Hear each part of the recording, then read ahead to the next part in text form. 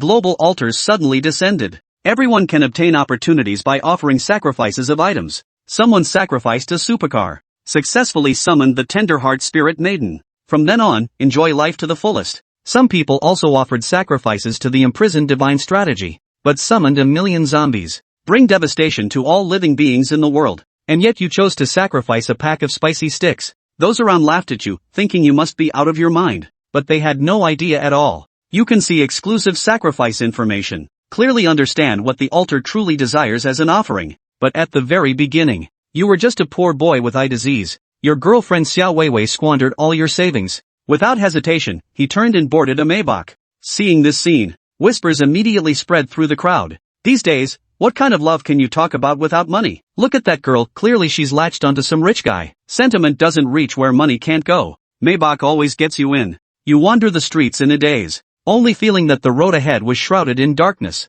But suddenly, you looked up, the sky was unnaturally dark. At that very moment, a deafening explosion erupted. An altar smashed violently into the center of the square. Everyone was stunned on the spot, and someone couldn't help but exclaim, "Wow, is this something from aliens?" In the chaos, a fat otaku tentatively threw the piece of bread in his hand into the center of the altar. The next second, a beam of white light shone from the altar. A fruit appeared out of thin air in front of the otaku. He hesitated for a moment. He still fiercely shoved the fruit into his mouth. Immediately afterward, a furious roar erupted. The fat on his body visibly shrank at a rapid pace. In the blink of an eye, he transformed into a muscular hunk. At this sight, everyone erupted in exclamations of astonishment. It's true. Sacrifice really works. Someone immediately shouted, "Take my Patek Philippe watch." Another person raised their bag and yelled, "My Hermes bag is also offered for sacrifice." But just at that moment, a sharp pain suddenly shot through your eyes. When you open your eyes again, only you could see the words that appeared on the altar.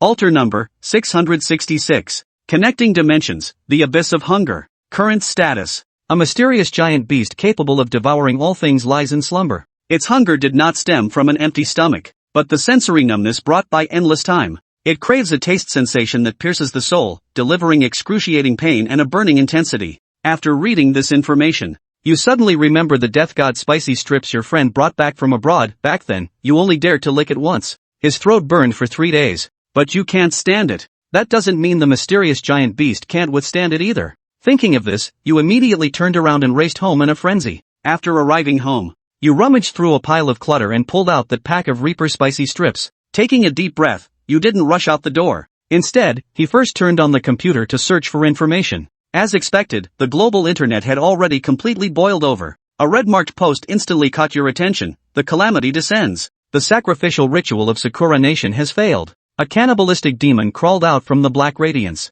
The post mentioned that a swordsmanship master from Sakura country sacrificed the ancient sword heirloomed in the family as if it were your life to the altar. The outcome was not fortune, but an abyss. A demon crawled out of the altar, killing everyone it encountered. The casualties on the scene were severe. The military has intervened, but the situation remains out of control. After reading this message, you gasped in shock. Never did you imagine the consequences of a failed sacrifice could be so horrifying. It seems, whether one can accurately offer what the altar desires, the key lies in whether one can seize the opportunity. If you overreach, it will only backfire, even at the cost of one's life. Soon, another piece of information caught your attention. Blue divine light. A Middle Eastern sheik sacrificed a cart of gold and gained extraordinary powers, summoning vines out of thin air. This sounds much better than that physical enhancement. It seems that different colors represent different qualities. Other than that, the rewards from different altars can vary greatly. At this moment, an official notification popped up. Urgent announcement from the Dragon Nation government.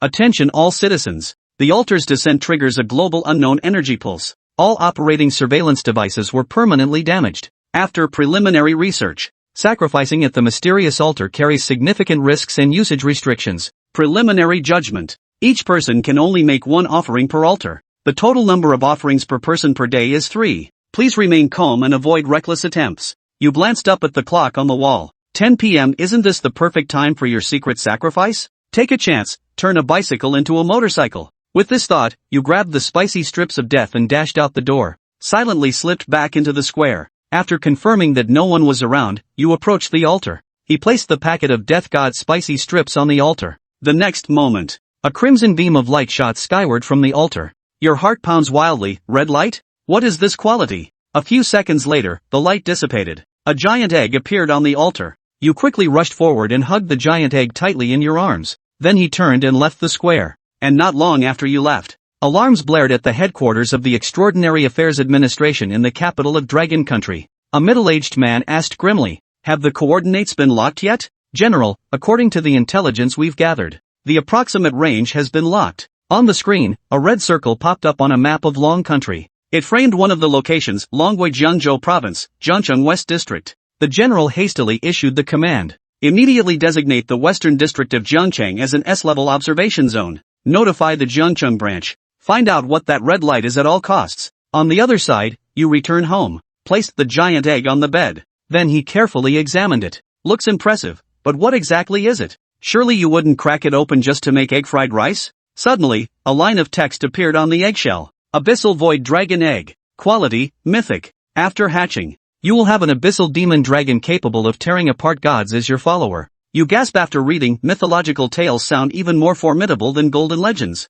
But how exactly should it be hatched? Wait, my eyes. You rushed to the mirror and looked into your own eyes in the reflection. 2 lines of golden text actually appeared. Eye of Truth, supernatural ability. Perceive all things, annotate causality. The altar reveals its connected planes and requirements. Altar-related items display their names, qualities, and functions. You look pleasantly surprised after reading it. This golden finger belongs to me alone. Then you glanced at the wall clock again. 10 p.m. 30, only 1.5 hours left until the sacrifice count resets. But where should we go to find a new altar? Suddenly, a flash of inspiration struck you, the abandoned industrial zone in the west of the city. It was the perfect place for hiding and taking action. Then you stuffed a bunch of things into your backpack. Before going out, you saw Xiao Weiwei's photo on the desk, stared for a few seconds. Then he decisively folded it in half and stuffed it into his backpack. This thing might be worth exchanging for something. The moment you opened the door, Xiao Weiwei called. You hung up, deleted, and blocked her. At the same time, Xiao Weiwei leaned smugly against Zhang Yang, wearing a proud expression. That Su Ming must still be like a pathetic dog, holed up in that shabby rented room, wallowing in misery over today's breakup. The next second, the smile vanished from Xiao Weiwei's face. How dare he hang up on me? Zhang Yang noticed the woman's mood beside him and asked, "What's wrong, baby?" Xiao Weiwei quickly changed her expression. "It's nothing. I just suddenly realized how foolish I was before. Wasted so many years of youth for a useless piece of trash." She looked at the man before her, someone who could casually pull out a bag worth tens of thousands and a watch worth hundreds of thousands. And these, in this brand new era, all are the finest offerings. She recalled her 3 offerings that day. The first time, she sacrificed the Dior handbag Su Ming had given her. Green light. The next 2 times, it was still that dazzling green light. The gazes of those around her brimmed with envy, jealousy, even awe. All of which proves beyond doubt that she was the chosen one of this era. Meanwhile, Zhang Yang, this true heir to a fortune, tossed a watch worth hundreds of thousands onto the altar. All he received in return was a plain, ordinary white light. Oomph. How could Su Ming possibly match her excellence? A useless burden who only holds her back. A burden who couldn't even produce a decent offering. Leaving him was the best thing that ever happened to him. And he actually dared to hang up on her and block her? Don't let me ever see you again. Zhang Yang seemed to relish Xiao Weiwei's initiative, his hands beginning to wander disreputably. Yet deep in his eyes lay a calculating glint. He'd only intended to spend a little money on this woman, treating her as a passing diversion to be discarded when boredom struck. But he never imagined her luck would be so outrageously good she sacrificed green light 3 times in a row. With that thought, Zhang Yang pressed Xiao Weiwei's head down. "Baby, forget about that loser. The night is still young. Soon." The luxurious room echoed only with heavy breathing and sultry moans. Meanwhile, Su Ming moved like a ghost through the intricate maze of alleys, silent and stealthy. Following a pre-planned route, he sped toward the abandoned industrial zone in the western part of the city. The shrill wail of sirens drew near, then faded into the distance, as if warning all hunters and prey in the night. But he had no choice. He had to find 2 altars worth his bet before midnight. After about 10 minutes, Su Ming halted his steps. Ahead lay an altar. Altar ID 18472. Linked landmark, dried up pond. Karma overview, a carp spirit, nearly dying of thirst, yearns for just one more sip of pure, sweet freshwater. A carp spirit? Water? He happened to have an unopened bottle of mineral water in his backpack. But he merely glanced at it before averting his gaze. Without pausing, he swiftly circled around to the other side. The reward was too low. A carp spirit nearly dying of thirst, no matter how good it was, what could it possibly offer? Not that it was useless. It was simply not worth his while, possessing the Eye of Truth. As he continued onward, the path grew increasingly remote. After crossing 2 more streets, Su Ming halted beneath a derelict building. He saw the third altar. Altar ID 25091. Link marker, Scrap Mechanics Realm. Karma summary, a weak mechanical imp that finds joy in collecting trash, harboring an almost obsessive fixation on bottle caps. Su Ming shook his head again. Still not quite right. He grew increasingly certain that the altar number 666 he encountered that evening was truly one in a million. The more unique or advanced the number, the more powerful the connected plane. The waymark it had connected to back then? A mysterious colossal beast from the abyss of no return sounded utterly formidable.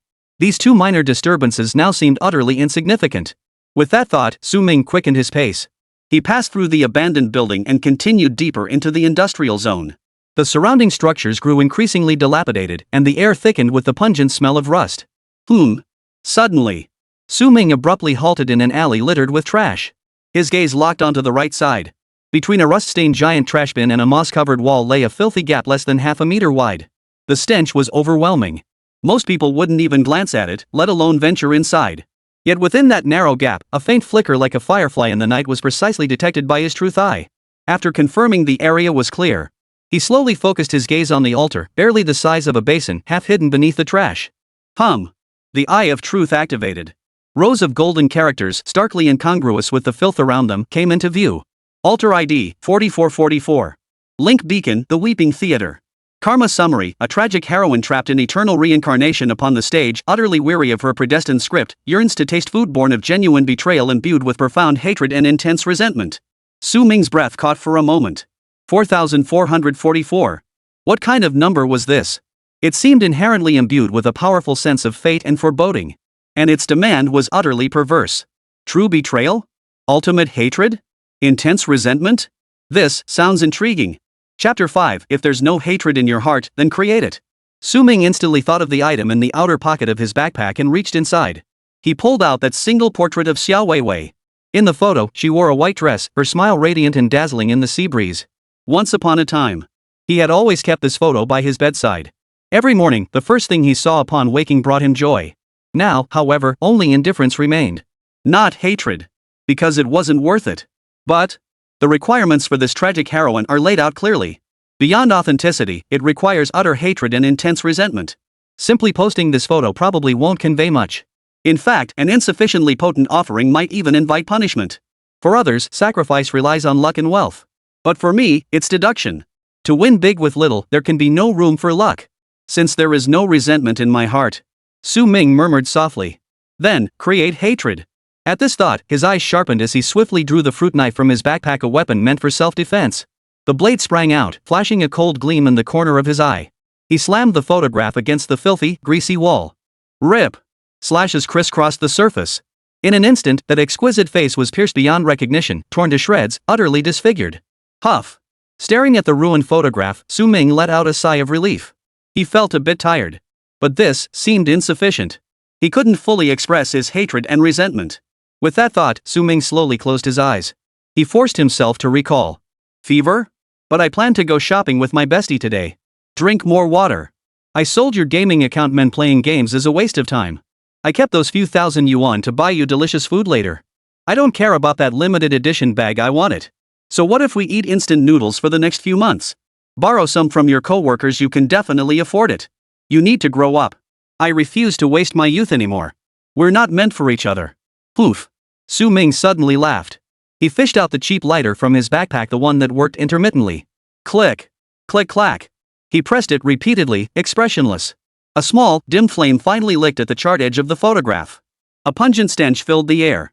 Phew. Seeing it was done, Su Ming blew out the flame. That's the spirit. Now, only the final step remained. Put. A spit landed precisely in the center of the photograph. In that instant, Su Ming's thoughts became crystal clear. This was his final tribute to that love. Not bad, not bad. Su Ming gently placed the freshly prepared offering upon the altar. He stepped back, waiting. He had a premonition. This time, the reward should not disappoint him. A demonic purple pillar of light erupted violently from the altar.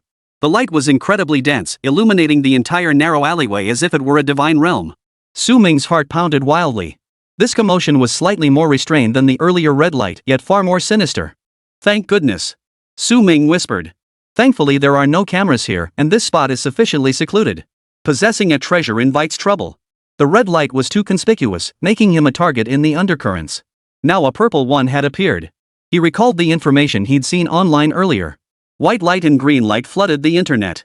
Blue light could trend on social media, hailed as divine light. So what level is this purple light? Why is there no mention of it online? It's simple. Those who've witnessed purple light have all chosen silence. No one here is a little cutie. In this chaotic early stage, if you don't have the strength to match, whoever jumps the highest will fall the hardest. The glow faded. On the altar lay 5 ancient tickets, their edges charred and stained with dark crimson blood. Su Ming strode forward and snatched them up. Eye of Truth instantly analyzed. Name, 4th Act admission ticket set item. Quality, epic. Function, single-use consumable. When used on a target, it forcibly awakens their deepest fear or most painful memory, causing mental collapse and rendering them unconscious for 3 seconds. Su Ming's pupils suddenly contracted. Epic. Though far from mythic, it's still 1 in 10,000. 3 seconds of hard control. These are 5 life-saving talismans, yet also deadly weapons for murder and plunder. 3 seconds of disorientation could decide life or death in battle. Su Ming tucked the 5 cold tickets into his innermost pocket, finally feeling a glimmer of confidence. The true sight, I just said these are part of a series. Act 4? What about the previous 3 acts? What would happen if they were all gathered? Deep down, he sensed he'd stumbled upon an extraordinarily significant clue. No time for idle thoughts. This is my last chance, I must use it wisely. He looked up toward the distance. The outline of the abandoned industrial zone flickered in and out of view against the night sky. Only half an hour left until midnight. Charge. Abandoned industrial zone. Su Ming navigated the steel ruins, his eye of truth scanning every corner. Altar ID 7551. Connection waymark, crossroads of confusion.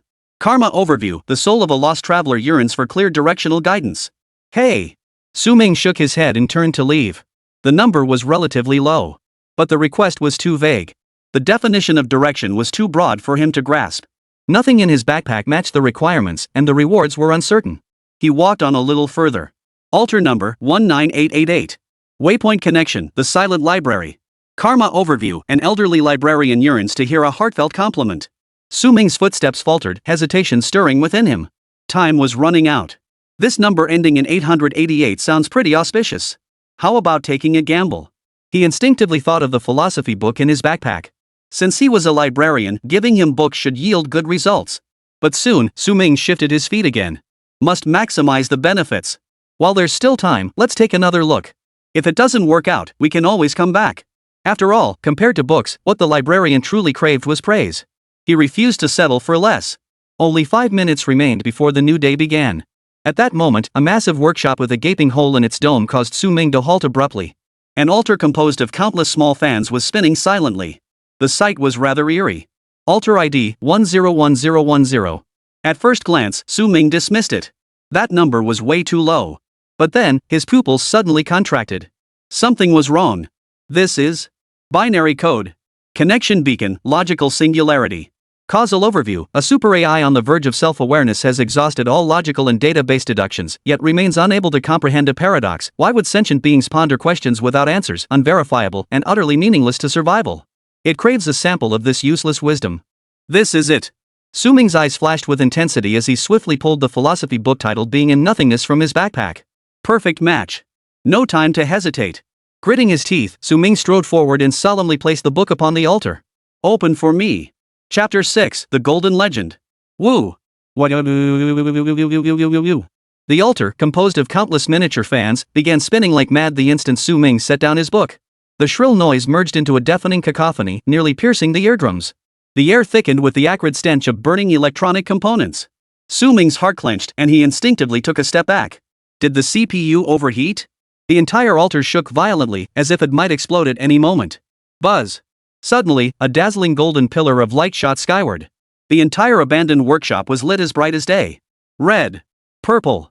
Gold. Within a single day, he had unleashed 3 types of light, each so rare they were virtually unheard of online all by himself.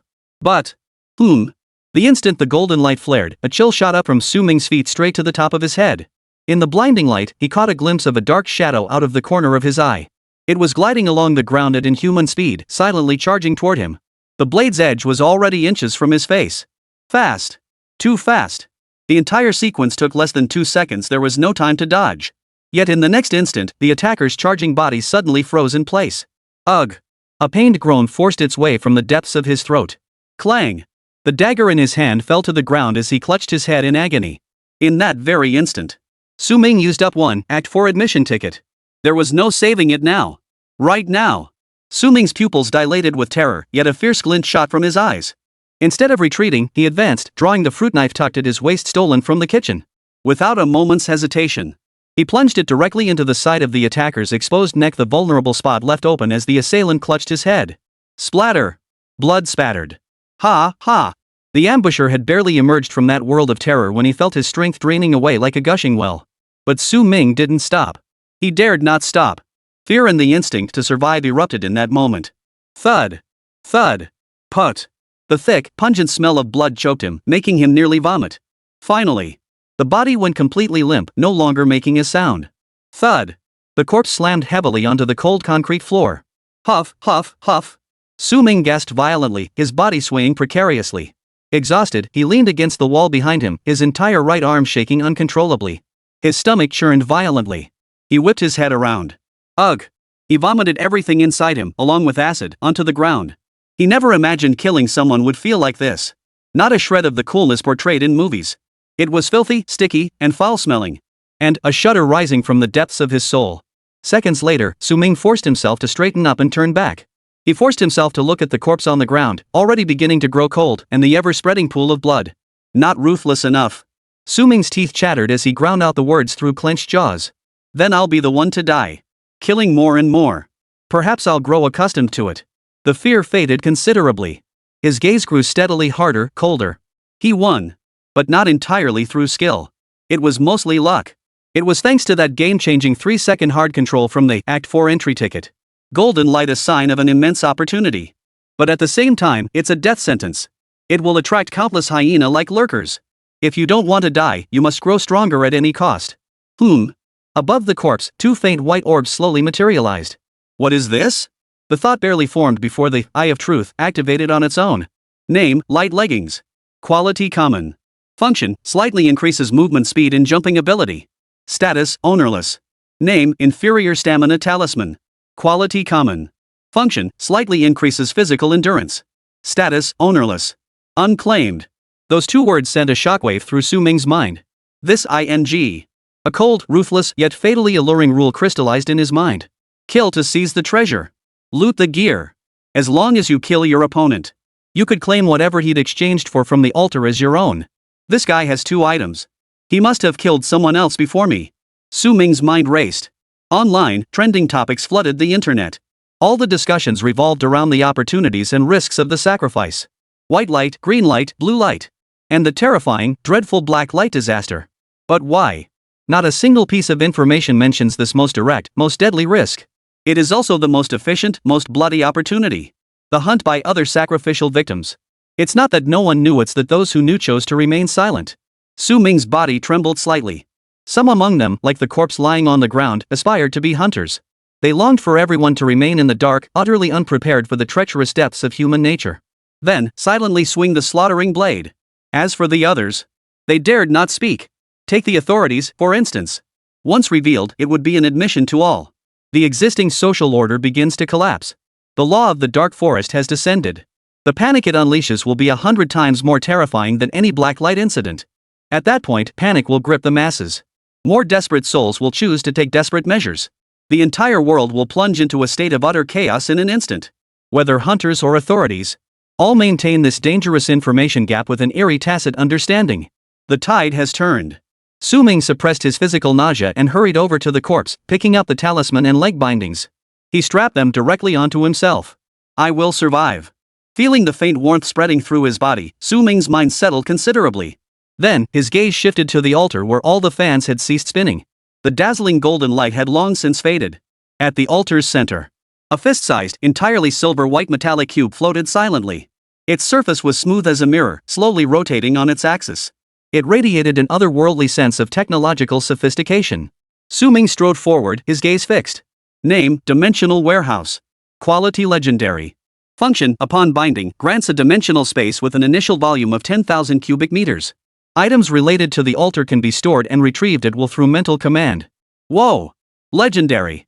Another unheard of quality. Golden light signifies legend. Red light signifies myth. Su Ming's mind instantly flashed back to the Abyssal Dragon Egg he had carefully hidden beneath his blanket.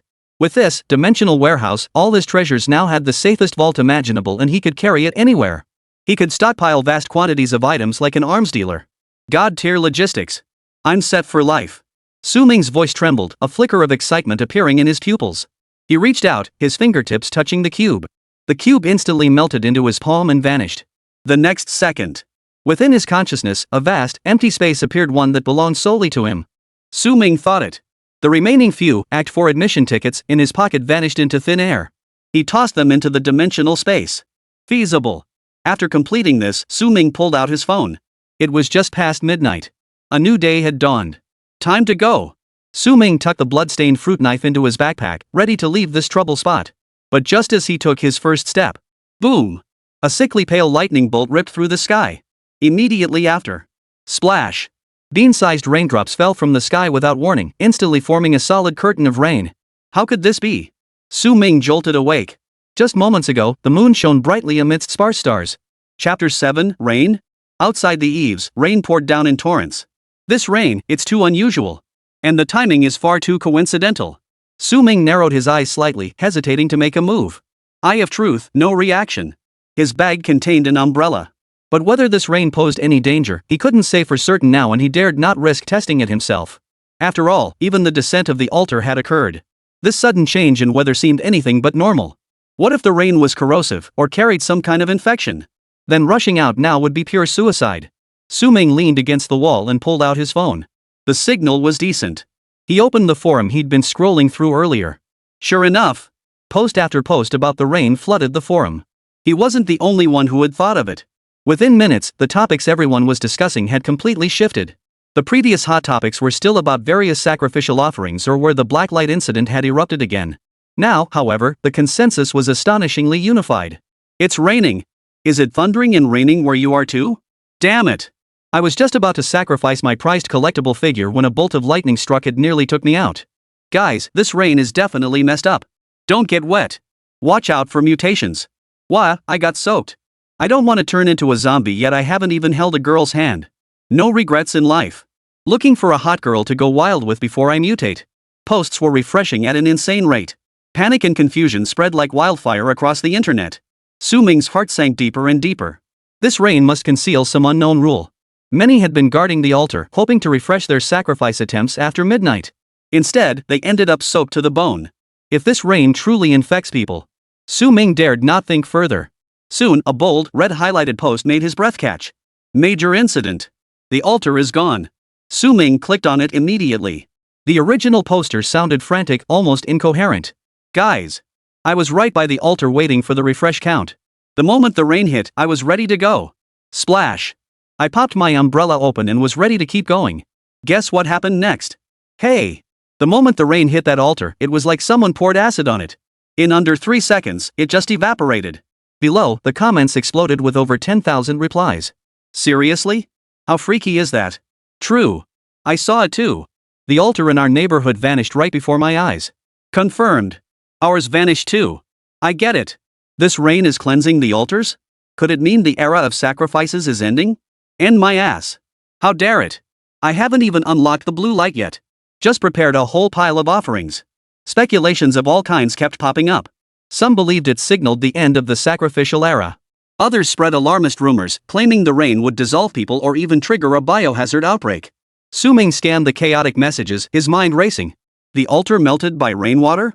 He instinctively turned his head, gazing toward the center of the workshop. There, it was empty. The altar, once composed of countless small fans, had vanished without a trace. But that spot couldn't possibly get wet. Could it be that it wasn't the rain that made the altar vanish? Su Ming's pupils contracted. But rather, every night after midnight, this altar simply resets itself. The rain was merely a coincidental phenomenon? A decoy? A signal meant to deceive everyone? Still doesn't feel quite right. Su Ming shook his head. This decoy seemed to have no real purpose. But suddenly, every hair on Su Ming's body stood on end. Where was that thing? The corpse that should have been lying in a pool of blood. Vanished without a trace. As if it had never been there at all. Su Ming's mind went blank. He was certain no one had come in just now.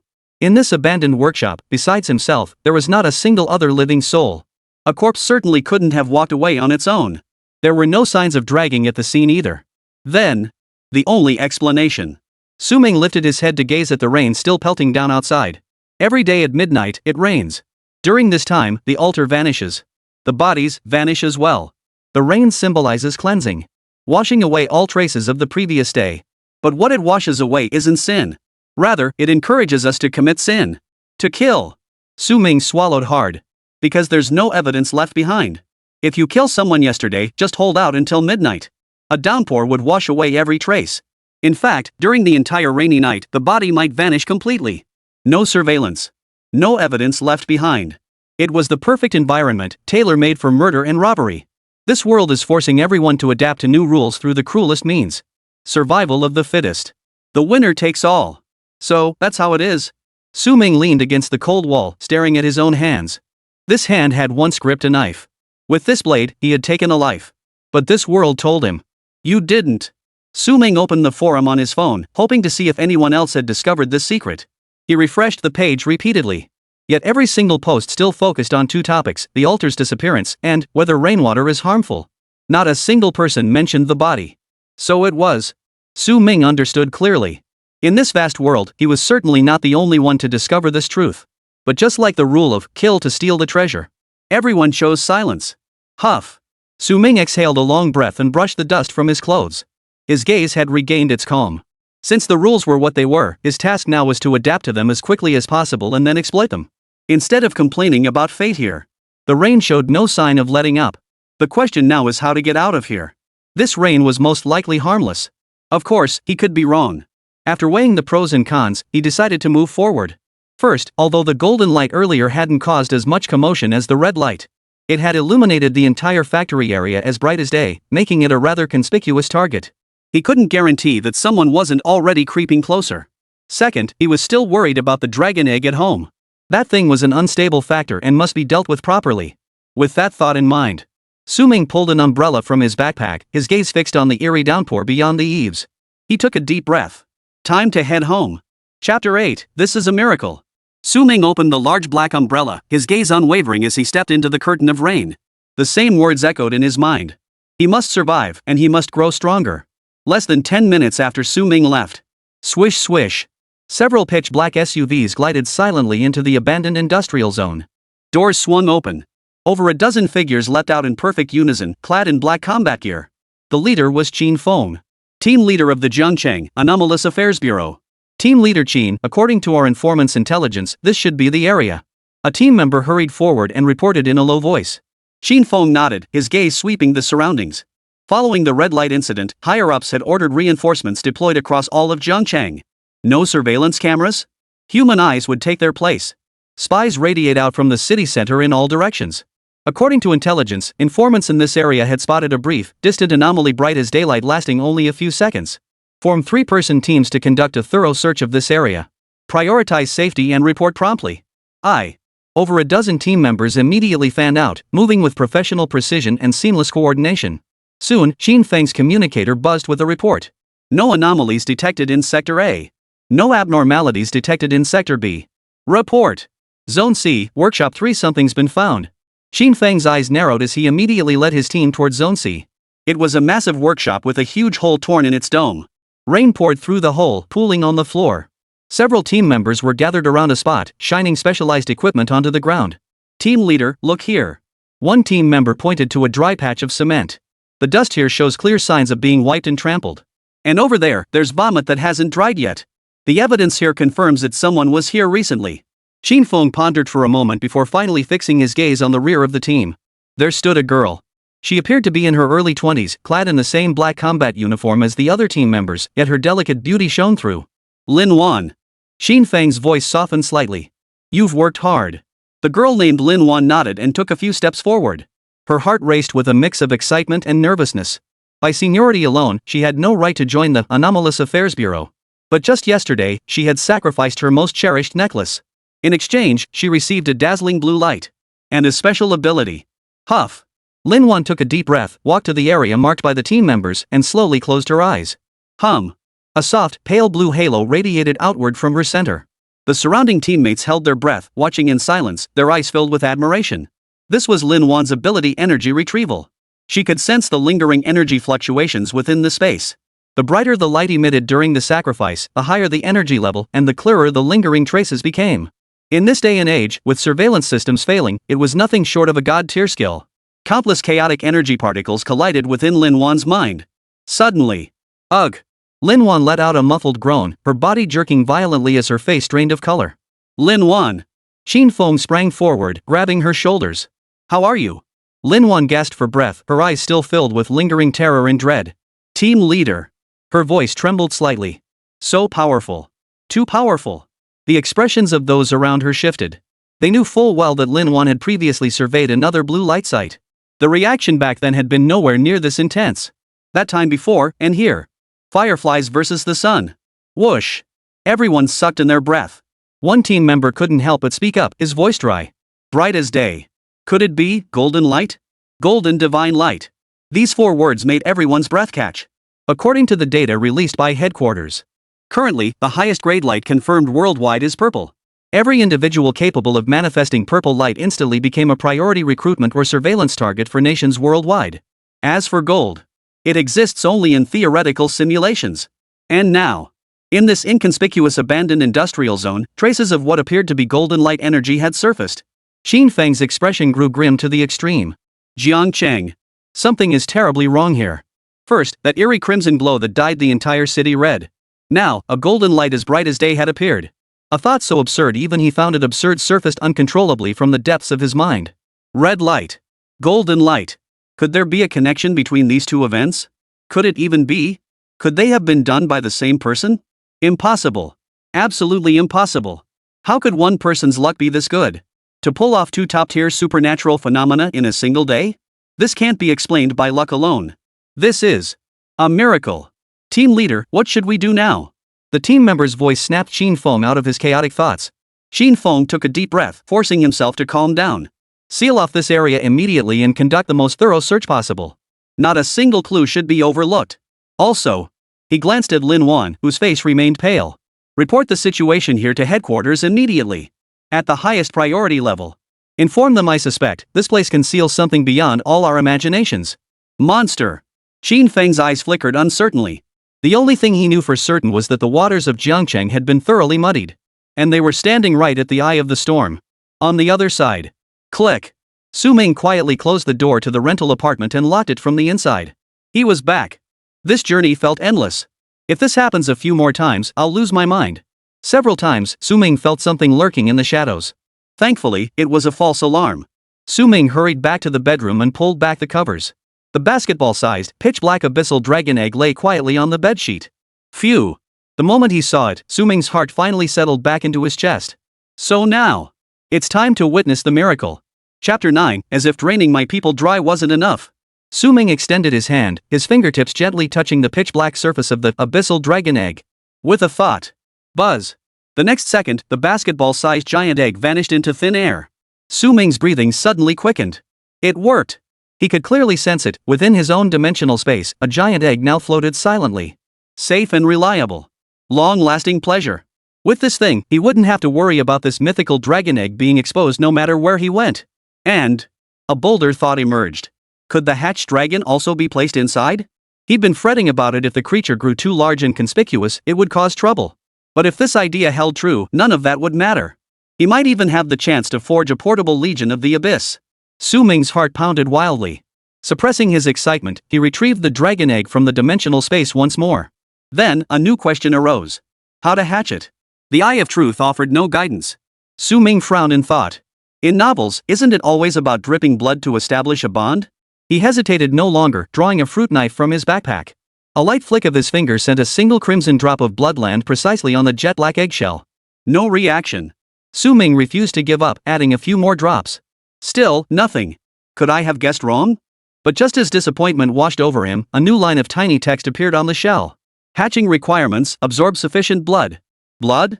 Su Ming's pupils contracted. It wasn't too far off from what he'd imagined. But how much is sufficient? The drops he'd administered hadn't elicited the slightest reaction. I'm afraid even draining my entire body wouldn't be nearly enough.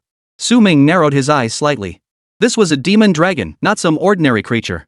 So, we need to collect enough blood for it in the coming days. Pigs. cows, chickens, ducks, even.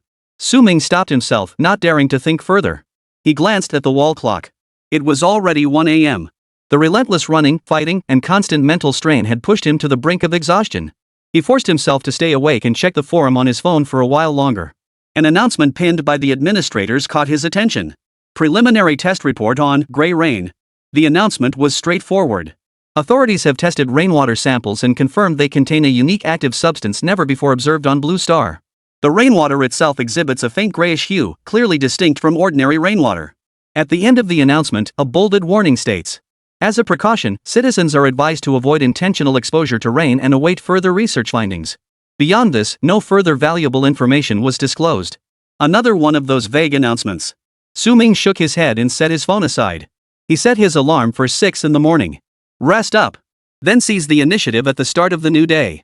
Soon, Su Ming drifted into a deep sleep. 5 in the morning. The sky was still dark. Beep. Beep beep beep. A piercing car alarm suddenly shattered the dawn. Car alarms throughout the entire neighborhood seemed to detonate simultaneously, erupting into a deafening chorus. Ha! Su Ming, still half asleep, shot upright from his bed the instant the alarms began. He dashed to the window in one swift stride, muscles taut, cautiously peeking through a corner of the curtain. Outside remained pitch black. The rain seemed to have stopped. The wet pavement glistened faintly under the dim streetlights. That noise. Su Ming's heart pounded wildly. It was exactly the same as the commotion when the altar descended yesterday evening. He immediately grabbed his phone and opened that forum. Sure enough, post after post, filled with shock and excitement, was frantically refreshing. The rain stopped.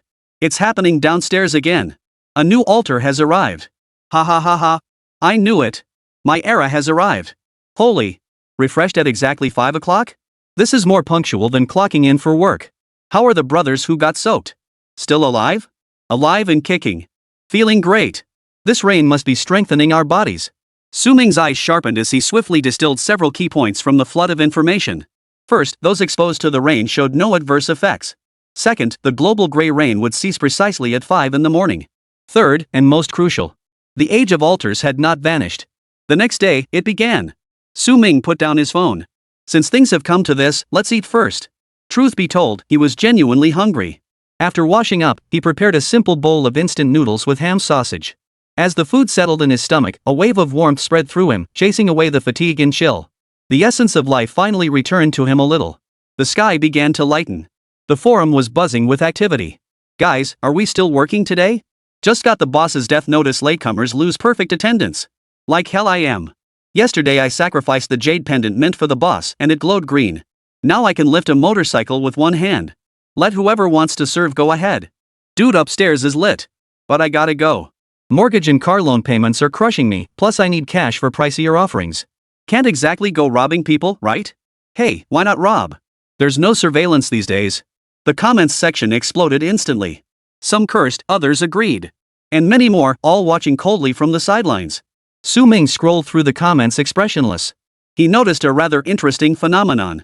Most people were still trying to cling to their old routines. Work, commute, complain, pay off loans. Now, they'd added buying offerings to the list. They treated these altars like a nationwide lottery frenzy. As long as they pretend nothing has changed, the world truly won't change. Still too naive. Su Ming murmured to himself. Order is like a condom. Before it's torn, it certainly looks the part and brings a sense of security. But if even a tiny crack appears? The authorities' response was already swift. They issued statements, moderated comments, and dispatched teams across the city. But can their corrective speed truly match the speed of collapse? He didn't believe it. If even our dragon nation is like this, what about those other places? They'd be in complete chaos by now. But Su Ming's eyes flickered. This superficial maintenance of order was actually beneficial to him. Before he had sufficient means to protect himself, this fragile facade shielded him from most unnecessary trouble. At the very least, those people wouldn't dare turn the entire city upside down in broad daylight. Cherish the moment while it lasts. With a flick of his thoughts, Su Ming retrieved the pitch-black giant egg from the dimensional warehouse. It looked exactly the same as yesterday. Sufficient quantity. Su Ming tapped the eggshell lightly with his finger. Where's the blood? The hospital? A disaster site? The thought barely surfaced before he dismissed it. During this critical period, such places were undoubtedly under heavy official surveillance. It would be far too easy to attract unwanted attention. We must stay hidden. And we need enough of them. Su Ming leaned back in his chair, his mind racing. One plan after another surfaced in his mind, only to be swiftly dismissed by himself. Ugh. Su Ming scratched his head in frustration. Still no clue. Sure enough, sitting at home and imagining things out of thin air wouldn't solve the problem. Practice is the sole criterion for testing truth. Su Ming stood up, deciding to go out and take a look. The answer might just be out on the street. Chapter 10. So what do you call this? The troubles of the rich? Su Ming opened the door and stepped straight into the damp, chilly air after the rain. The sky hung gray and heavy, like a dirty rag that hadn't been wrung out. A few figures were already visible on the street. Some hurried to catch the first bus, heading to monotonous jobs unchanged by the era's upheaval. Others gathered in small groups around the freshly painted altar at the community gate, murmuring quietly. The order of the old and new eras intertwined in an eerie way. Su Ming kept his hands in his pockets, his expression unchanged. His goal for today was crystal clear. Blood. A vast amount of blood. As long as he could feed that mythical dragon egg, his combat power would skyrocket for sure. Su Ming crossed an intersection. In the center of the road, a brand new iron anchor-shaped altar stood silently. Altar ID 38435. Linked waymark, Lost Sea. Karma summary, a ghost ship's crewman lost his beloved pipe and was heartbroken. Trash. Su Ming didn't linger for even half a second, immediately withdrawing his gaze. His 3 chances couldn't be wasted on such a low-grade altar. However, these newly spawned altars seemed slightly more tangible in form. Take this iron anchor before him, for instance, it connected to an entire sea. Perhaps in the future, a master could simply infer the direction of the sacrifice based on the altar's shape alone. Of course, it could also backfire spectacularly and lead to disaster. My eyesight is still the best. As he walked, Su Ming halted once more. His gaze fell upon a half-full trash bin by the roadside. A sanitation worker was struggling to pull out a tightly packed black trash bag. The bag wasn't tied tightly, and some items spilled out. Sanitary pads. As Su Ming watched the items spill out, an absurd thought surged uncontrollably through his mind. Blood. There's blood on this too, isn't there? But the next second, Su Ming shook his head vigorously, banishing the absurd notion from his mind. I must be completely insane. What a joke. Because of a tiny speck of blood on it? He'd probably be arrested as a pervert before he even managed to feed the dragon egg properly. So what do you call this? The troubles of the rich? Su Ming sighed and kept walking. Up ahead lay an old, run-down vegetable market. Even the air was thick with the pungent smell of fish. If all else fails, I'll just have to buy some pig's blood or duck blood to tide it over. Just then, a piercing scream erupted from within the market. Immediately, chaos erupted. Monster! There's a monster! Someone's dead! Run! Chaos and panic erupted like a plague. Dozens of elderly men and women, clutching their vegetable baskets, scrambled and tumbled out of the market. Their faces bore the terror of having narrowly escaped death. Su Ming's footsteps faltered, his body instinctively tensing, ready to retreat. But the next second, his pupils suddenly contracted. A monster? The black light incident. A mad thought instantly seized his mind.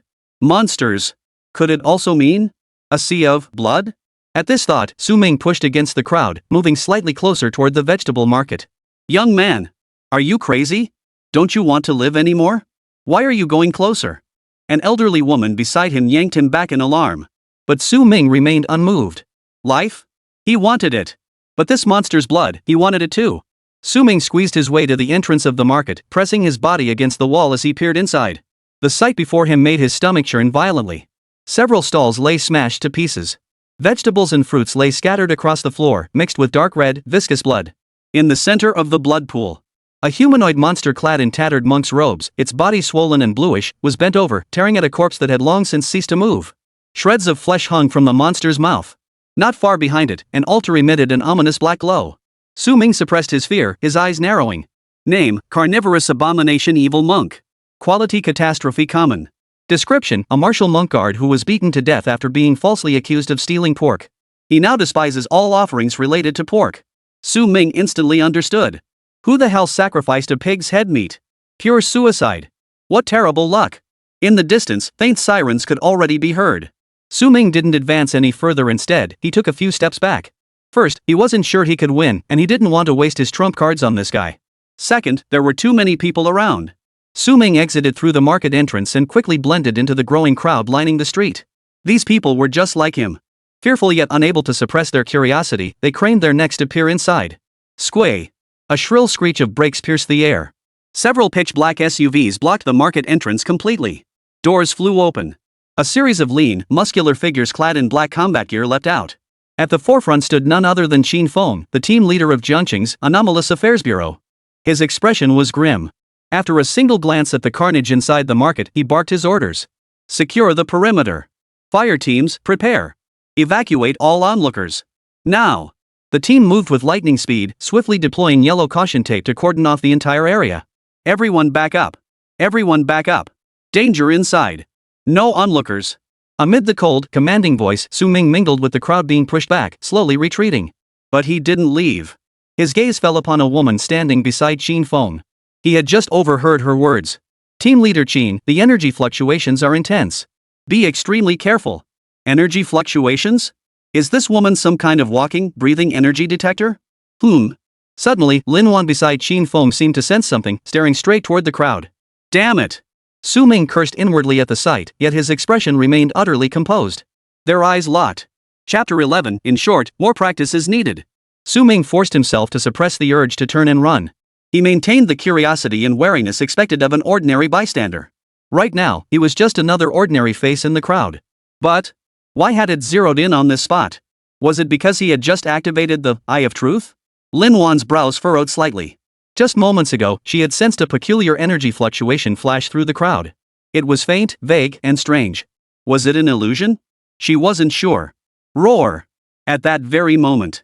Inside the market, the monster let out a roar, violently tearing the mangled corpse beneath its claws in two. Flesh and blood flew everywhere. Fire! Qin Feng's furious shout instantly snapped everyone's attention back. Rat-a-tat-tat-tat. The shrill gunfire erupted abruptly. Several members of the fire team, taking cover behind barriers, unleashed relentless suppressive fire upon the monsters within the market. At this critical moment, no one held back, abandoning any notion of protecting civilians. Bullets poured into the swollen body of the evil monk, spilling out pools of dark blue-black fluid. Yet the monster merely staggered slightly, its movements barely affected. High physical resistance. A team member bellowed over the communicator. Team 2, advance. Qin Feng commanded calmly. Before his words faded, two figures burst from the flanks at superhuman speed, one on the left, one on the right. One moved like a phantom, leaving trails of afterimages on the ground as his tactical knife lunged toward the evil monk's neck. The other charged like a raging bull, smashing through a fruit stall. He hoisted the massive metal rack with one arm, swinging it through the air with a whistling roar, and brought it crashing down toward the evil monk's head. Ming watched it all unfold clearly from behind the crowd. His pupils contracted violently. Speed boost. Strength boost. These people. They too had gained benefits from the altar. Moreover, their coordination was flawless, attacking, covering, distracting. Like a high-speed, precision killing machine. Ming's mind raced, rapidly assessing the combat strength of both sides. If I were targeted by this squad, even if I used all 4 remaining Act 4 admission tickets, I'd still have no chance of winning. Ming swallowed hard. 3 seconds of control might let him take out 1 or 2. But immediately after, the rest would tear him to shreds in an instant. Individual strength remained utterly fragile against an organized machine of violence. In short, he still needed to train. The battle ended faster than anyone had imagined. Under the relentless assault of the two enhanced fighters, the evil monk's movements revealed a fatal flaw. Qin Feng seized the opportunity and stepped into the fray himself. The long sword in his hand was instantly enveloped in blinding lightning. With a single stroke, he severed the evil monk's head. Dark blue blood spurted forth. The massive body crashed to the ground. From engagement to conclusion, it took but a few short minutes, not a single casualty. Huff. Ming exhaled deeply. He hadn't even dared to activate the Eye of Truth to determine the grade of that electric blade. Because that woman with the jaw-dropping figure was still standing there. Soon after, logistics personnel rushed forward. They placed the corpse and severed head of the evil monk into a large, specially designed body bag. It seemed they intended to transport it back for study. Blood. Ming's gaze fell upon the pool of blood being swiftly cleaned up. What a pity. Such a waste. Such a large pool of high-quality blood, wasted like this. He shook his head and looked away. This was no place for him to linger. That blood, he couldn't touch it. Ming turned silently, squeezing through the still chattering crowd, and soon vanished around the corner. He didn't notice. The instant he turned away, the girl named Lin Wan, as if sensing something, glanced once more in the direction he had departed. Her delicate brows furrowed even deeper. Ming didn't go home. The overwhelming battle at the market entrance had sounded a warning bell for him. The power of the authorities proved far stronger and more efficient than he had imagined. Perhaps the order on the surface can endure far longer than I imagined. Going head-to-head with the authorities? That would be pure suicide. He needed time. He needed to develop stealthily. In the days that followed, Su Ming drifted between various altars. Yet almost none of them piqued his interest. At noon, Su Ming found a nearly full restaurant and ordered a bowl of noodles. After sitting down, he opened the forum app on his phone once more. Noisy. The entire forum was even more boisterous than the restaurant. Everywhere were frenzied comments and fantasies of overnight riches.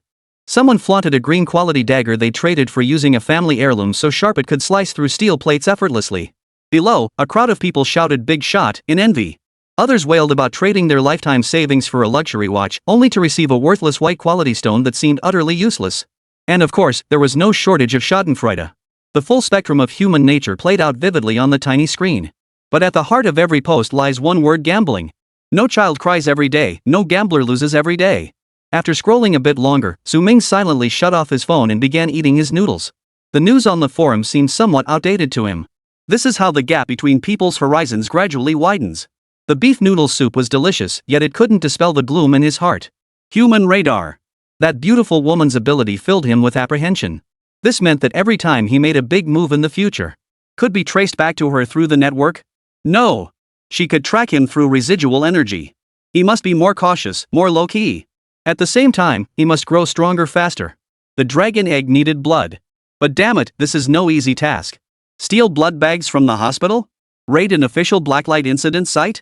The facts he'd witnessed firsthand made it clear those were suicide missions. Slurp. Su Ming silently slurped his noodles, his mind filled with irritation. Just then, a conversation between two middle-aged men at the next table reached his ears in their coarse voices. I'm telling you, Oldly, your thinking is way too rigid. A man with thinning hair slammed his hand on the table, making the vinegar bottle rattle 3 times. This is a new era. A once-in-a-century no, once-in-a-millennium transformation. I feel like that ambition of mine, dormant for 20 years, is damn well seeping back out of my bones. The man in the work uniform, known as Oldly, sneered dismissively. Keep dreaming, you're just blowing smoke. What get-rich-quick scheme have you concocted today? Zhang Niupai's face flushed, then he lowered his voice, his expression turning mysterious. You just don't get it. Times have changed. I've finally seen it clearly. People today have gone mad. Completely and utterly mad. Look at those people outside. What are they doing? Selling houses. Selling cars. Selling stocks. Trading their hard-earned life savings for these ephemeral trifles. And then what? They take those ridiculously expensive luxury goods, antiques, and jade artifacts, and throw them onto the altar like gamblers. 9 times out of 10, it's all down the drain. Even if you get lucky and pull out some green light or blue light, can you eat that? These fools have all forgotten that people need to eat. As long as this social order hasn't completely collapsed, the basics of life, rice, oil, salt, and daily necessities will always be essential needs. Su Ming paused in his movements. His gaze drifted past the steaming bowl of noodles before him, landing on the animated man gesturing wildly at the neighboring table. This man, Zhang Niupi, spoke crudely, his logic simplistic. His words sounded rather short-sighted.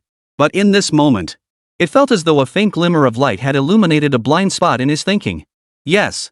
These days, most people are focused on how to up the ante, how to trade more valuable things for opportunities, how to gamble on the future. But what if one switched tracks and took the opposite approach? Chapter 12, He is the king there. Oldly clearly didn't get it, waving his hand impatiently.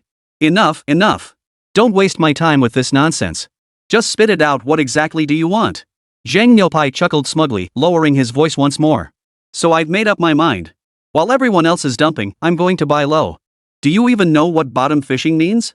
It's picking up bargains. He tapped his finger on the table. Right now, those unwanted physical industries, especially the ones that look dirty and exhausting, their prices have plummeted to rock bottom. Everyone's rushing to cash out and trade for those worthless trinkets. This is my chance. He paused, his eyes flashing with determination. I plan to take over a small food processing plant. Think about it. No matter how strong a person is, they still have to eat, right? Canned goods, sausages, instant meals, these are the real hard currency that fills stomachs. When those fools blow all their money, or some major crisis hits and food gets scarce when they're crying out for something to eat, the power to set prices will be in my hands. Then I'll be the food king of Zhongcheng. Food processing plant? Boom! A thunderclap exploded in Su Ming's mind. Food processing? Processing meat, what does it require? It requires livestock. Where does the livestock's meat come from? Slaughterhouses. What is the most abundant thing in a slaughterhouse? Blood. Pig blood. Cow blood.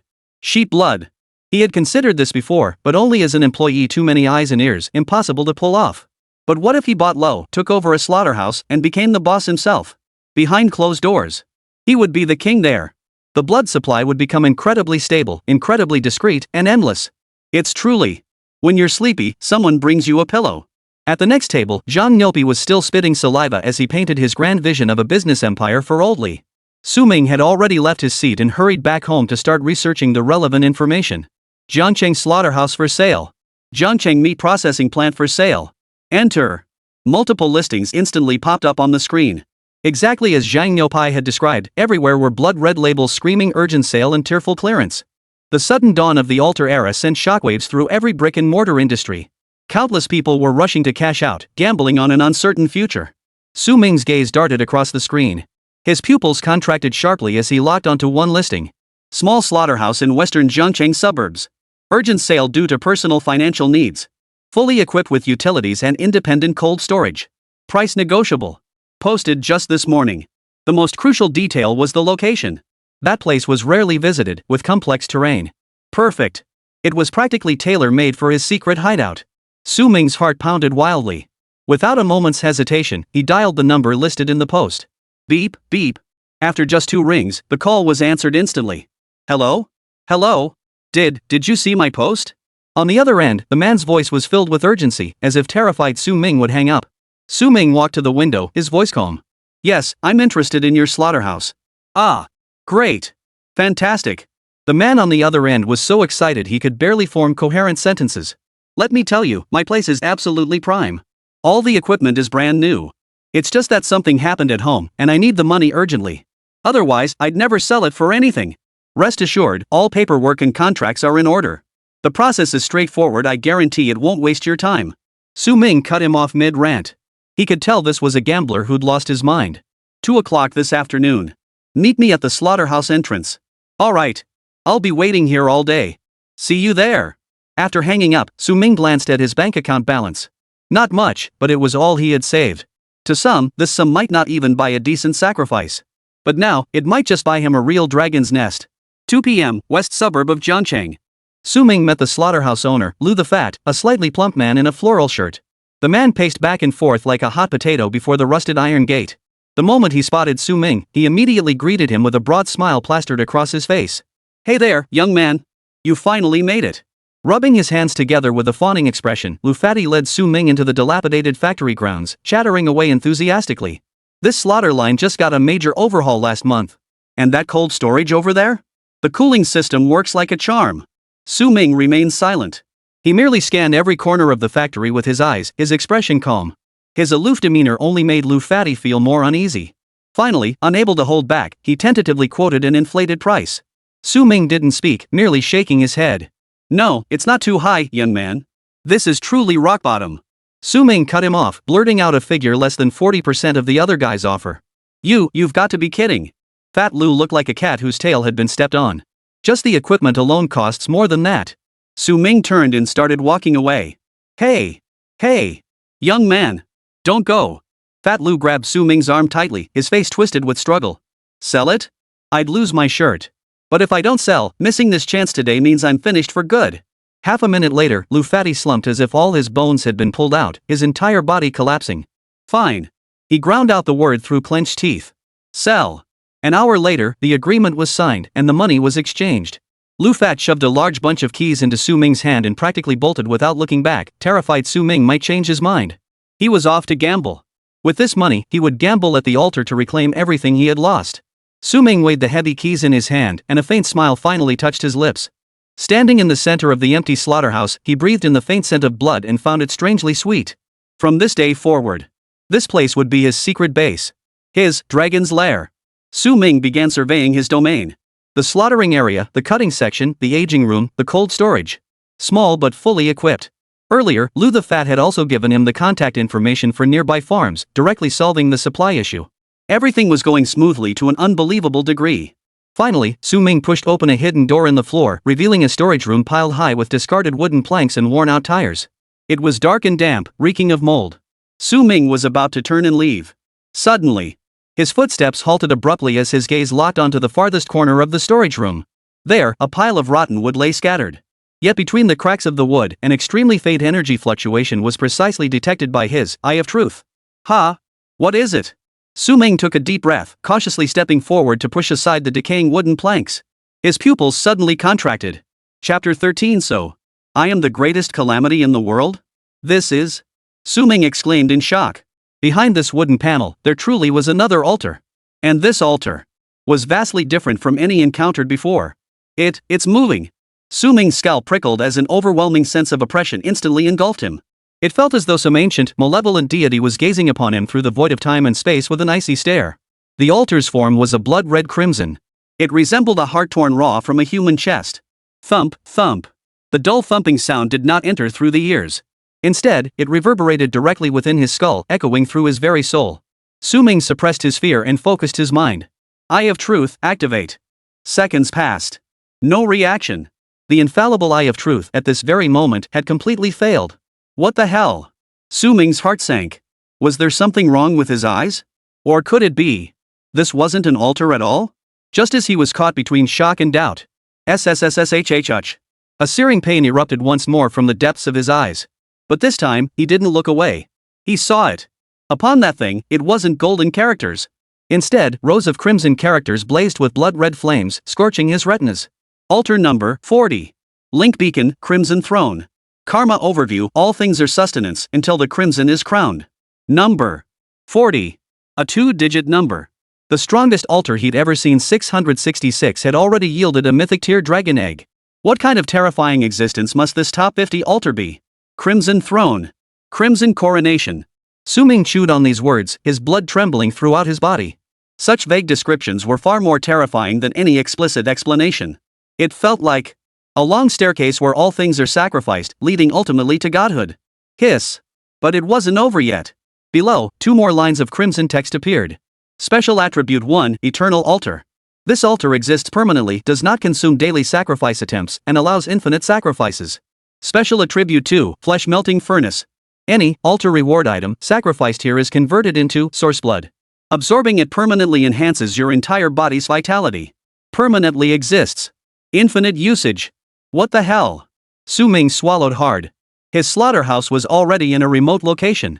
And this god-defying altar was hidden in a basement with secret compartments. If not for the truth eye detecting those faint altar fluctuations, this living altar would never have been discovered by anyone else. So, this is a private altar, entirely my own, serving only me. Su Ming's entire body trembled. This slaughterhouse. Was ing worth every penny? With this altar as a relay station, all those junk items could be directly split into source blood and converted into his own vital energy. It sounded downright demonic. Let's test it.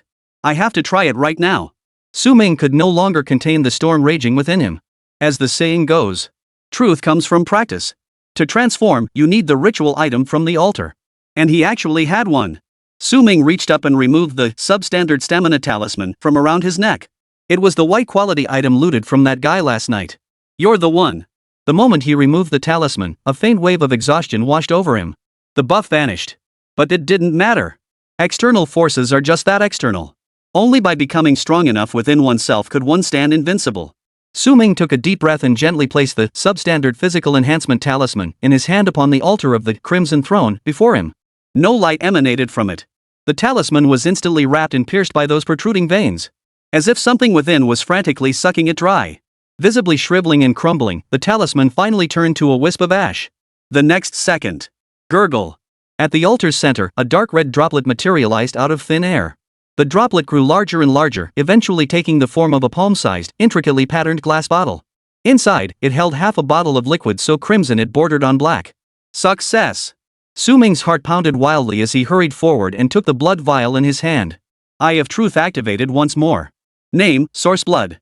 Quality, Common. Effect, upon absorption, slightly enhances overall vitality and blood energy, permanently solidified. Just as he thought. Exactly as he had imagined. Su Ming's hand trembled slightly as he held the vial of blood. Is it going to be hard to drink? Maybe. I should try it on that dragon egg first? The thought barely formed before he dismissed it. The master hasn't even gotten a good one yet. Why should that thing get to eat so well? Unlike that dragon egg, he couldn't just suck any blood. Damn it, screw it. Weakness is an original sin. Su Ming's eyes hardened. Without another moment's hesitation, he violently twisted off the cap. A thick, sweet, and bloody scent assaulted his nostrils. He tilted his head back and downed the entire half bottle of source blood in one gulp. Gulp! Su Ming's Adam's apple bobbed. He had braced himself for the repulsive, foul stench. But nothing. The expected taste never materialized. Instead, it was refreshingly crisp and sweet. Su Ming froze. Is that it? The thought barely formed. Boom! A searing wave of heat surged through every fiber of his being. Ugh! Su Ming let out a muffled groan. He could distinctly feel his muscles, bones, and every single cell greedily absorbing this energy. Hot vapor even rose from his pores. This feeling. Amazing. After a long moment, Su Ming exhaled a long stream of scorching white breath, staring at his flushed hands. Is this what it feels like to be brimming with vitality? This enhancement felt completely different from wearing the low-grade physical endurance talisman before. The talisman felt like a temporary buff overlaid on his body. But now, this power was truly growing from his own flesh and blood. Let's test it out. Su Ming covered the altar with wooden planks once more, then strode swiftly out of the basement into the empty slaughterhouse workshop. His gaze fell upon a half-pig carcass hanging nearby. It was left behind by the previous owner, Fat Lu, and hadn't been processed yet. Su Ming didn't take a running start or build up power. He simply swung his fist out. Thud. A dull thud. That half-side of pork, weighing over 100 pounds, was sent crashing into the far wall by a single punch. The thick pork rind, along with the fat and lean meat beneath, caved in, leaving a clear imprint of his fist. Whoa! Su Ming sucked in a sharp breath, staring at his fist. This power. It was far more terrifying than he had imagined. And this was after absorbing just one bottle of ordinary source blood. What if he used green, blue, or even purple and gold artifacts for conversion? Terrifying indeed, terrifying indeed. Su Ming swallowed hard. Attaining physical divinity, just the sound of it was exhilarating. So, am I the greatest calamity in existence? Chapter 14, he's just an ordinary trash collector. It took Su Ming a long while to suppress the wild excitement surging within him, his gaze gradually hardening into cold resolve. It's not enough. Far from enough. He was only slightly stronger than an ordinary person now. Facing the state's violent machinery, he was still like an egg hitting a stone. He needed more nourishment. I still have a pair of lightweight leggings on me. How about converting that too? Su Ming touched his calf. But he quickly shook his head. In martial arts, speed is the ultimate advantage. Qi and blood provide a comprehensive, balanced enhancement. But those leg bindings provided a significant boost to movement speed, a life-saving feature. They couldn't be touched for now. They also made travel easier. The immediate priority was to acquire more altar reward items. The more the better, we'll take whatever we can get. Su Ming sat down at the table and began organizing his plans. First, the dragon egg incubation must not stop. The reason he took over this slaughterhouse in the first place was because of that guy. Tomorrow, I'll use the remaining funds to purchase a batch of chickens. Second, I must rapidly enhance my own strength. The appearance of that Crimson Throne altar had shown him another path to rapid growth. To enhance my strength, I need more source blood. To obtain more source blood. Su Ming's eyes flickered. Collect trash. That's right, scavenging trash, becoming a trash collector. In the eyes of countless people, those high-quality items bought at great expense, items that seemed useless or of little value, were nothing but trash. Too good to throw away, yet useless to keep. And these were precisely his targets. Even the most worthless high-quality items could be converted into source blood to boost vitality. Gambling always carries risk. But scavenging trash? None. Every day online, countless people lament their terrible luck. Some want to sell, others want to trade. The entire market is in utter chaos. And this, too, is his opportunity. This matter must also be put on the agenda. 5 o'clock in the afternoon. Su Ming finally finished settling matters at the slaughterhouse and made contact with the farm owner. A new problem now loomed before him. Purchasing this slaughterhouse had nearly depleted all his savings. Bringing in that batch of chickens required money. Maintaining the slaughterhouse's daily utilities required money. Even acquiring those discarded white trash props that others deemed worthless required money. Although with the breakdown of order, the value of currency should be declining. But for now, it remained the lever that moved everything. Damn it, we're in a new era, why are we still so dependent on money? Su Ming muttered under his breath, slung his backpack over his shoulders, stepped out of the slaughterhouse, and locked the gate. The sky gradually darkened. It was time to get down to business. Rely on mountains, and they may crumble. Rely on people, and they may run away. In the end, you've got to rely on yourself. Be a trash collector. Su Ming did not head toward the city center. It turned out that the distribution of altars had little to do with population density. He strode purposefully in the opposite direction, deep into the more remote and desolate outskirts. Scavenging requires the mindset of a scavenger. No crowding into busy places. The night breeze grew chillier, ruffling the strands of hair at his forehead. Along the way, he spotted several more altars. But today, the overall quality of the altars seemed even poorer than on the first day. Su Ming didn't even pause his steps. These altars bore numbers that were far too mundane, and low the rewards were bound to be meager. It doesn't suit his status. Amidst the rubble and ruins, Su Ming abruptly halted his steps. His truth eye faintly detected a weak energy fluctuation emanating from the second floor of the ruined building ahead. Maybe, the loot's decent? Su Ming nimbly scaled a low wall and slipped inside without a sound. The interior was completely empty. He climbed the stairs step by step, ascending to the second floor. The source of the energy fluctuations finally revealed itself. Before him stood an altar, meticulously constructed from countless miniature brass gears, precisely meshed and layered. The gears varied in size and shape, yet together they formed a perfect sphere. They continued to turn silently, at an extremely slow yet constant pace. Something's up. Su Ming held his breath, focusing all his attention. Eye of Truth, activate. Buzz. Row upon row of familiar golden characters appeared upon the rotating gear altar. Altar ID, 1955. Link Beacon, Eternal Clock City. Karma Overview, a deity watchmaker obsessed with ultimate precision, trapped in eternal tedium and emptiness by his flawless, unchanging eternal clock, yearned for change. Su Ming stared at the text, his mouth opening and closing, unable to speak for a long while. What the hell? He couldn't help but mutter under his breath. The serial number was indeed quite low. But what the hell kind of absurd demand was this? Because it was too perfect, it actually made him feel uncomfortable? Why does it act just like that mysterious giant beast eating its fill then looking for trouble just for kicks?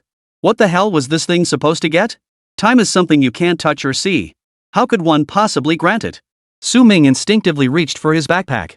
Inside were beef noodle soup, pickled cabbage noodles, and high-proof baijiu. Not a single penny's worth. Not even remotely related. Su Ming felt his mind was stuffed with a jumble of gibberish, utterly unable to make sense of it. Right now, he was like a man with a hammer seeing everything as a nail. But this thing right in front of him? It's a damn ball of cotton. You can't make a silk purse out of a sow's ear. 1955, time. Su Ming murmured softly, a sharp gleam flickering in his eyes. Could this 1955 be related to the time frame? The thought struck him, and he pulled out his phone to search. In 1955, the world's first cesium atomic clock was developed. This clock, based on the ultra-precise energy level transitions of cesium atoms, has an error margin of only 1 second every 3 million years. This odd piece of knowledge suddenly popped into his mind. So? Su Ming raised an eyebrow. Change? Use other types of timepieces? Like an electronic clock or a mechanical clock? It probably isn't that simple. I don't have any relevant gadgets on me right now either. Let's try one first. If it doesn't work, we'll come back. Su Ming decisively gave up, without a trace of lingering regret, and turned to leave. Time? He knew only that time was money.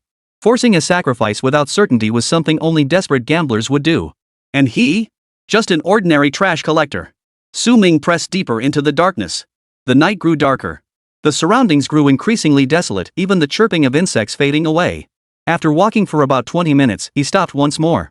Whoa! Chapter 15, Snowy Night Street Corner, Little Match Girl? That altar in the corner ahead was just a tad bit prettier. Spider webs wove into the shape of a cradle. In the deep night, it glowed with a dreamlike soft light. It stands out starkly from its surroundings, a true work of art. Looks pretty flashy. Must be pretty powerful, huh? Su Ming muttered to himself, refocusing his attention. Altar ID, 37112. Link Beacon, Spider Demon Lair. Karma Summary, a spider demon mother who lost her voice. Her only child cries nightly from terrifying nightmares, unable to sleep. She longs to sing her race's lullaby one last time to soothe her child.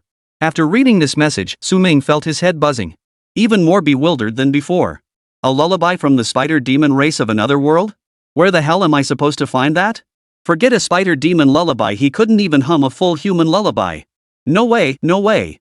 Su Ming felt a headache coming on and turned to leave. 2 consecutive rejections left him feeling slightly flustered. Time waits for no one.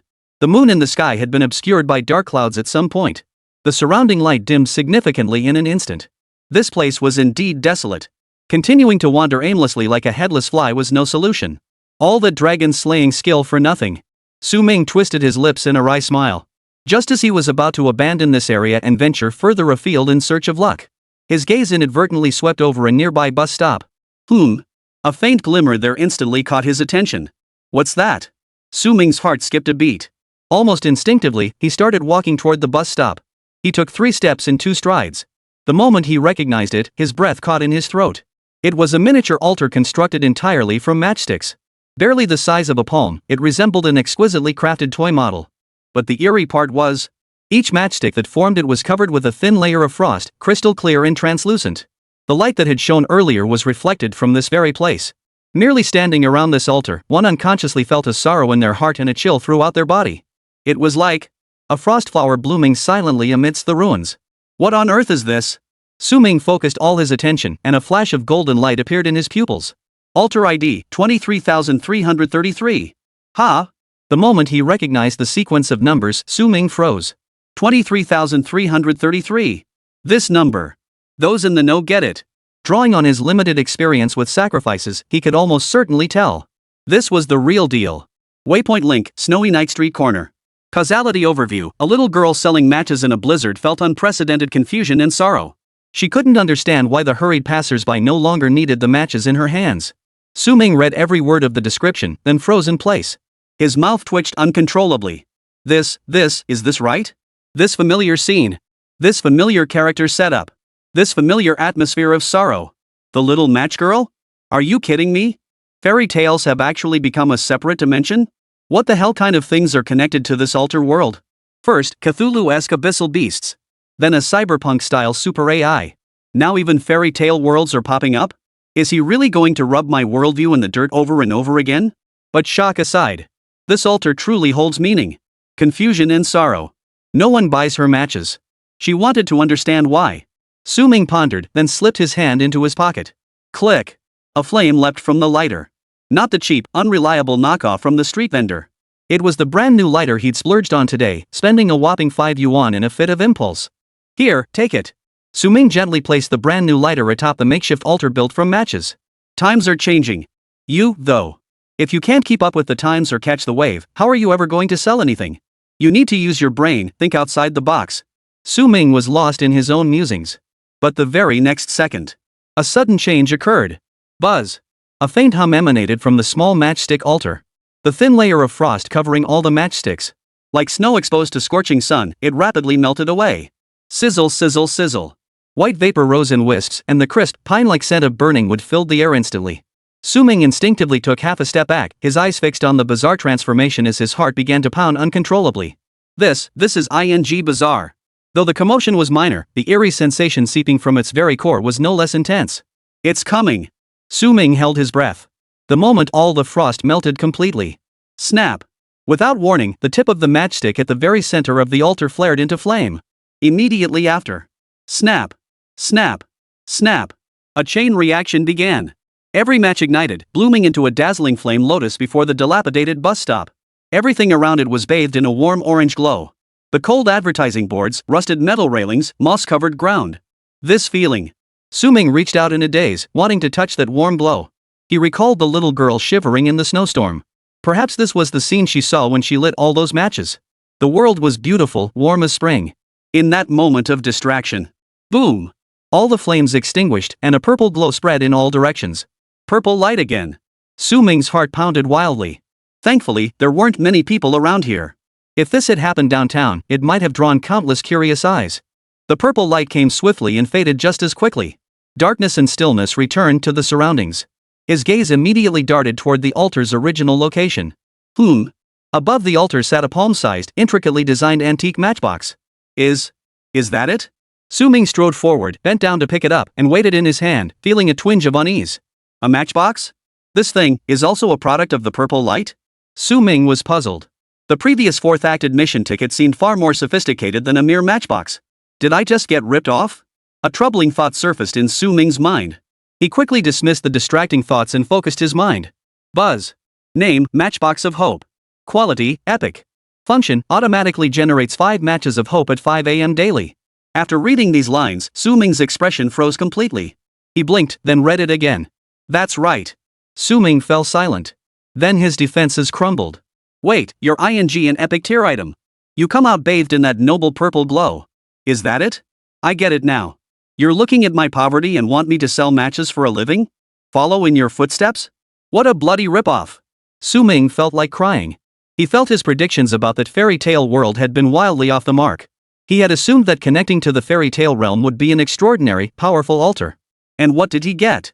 23,333. The joke was on him. Lost in thought, Su Ming slid the inner box of the matchbox out.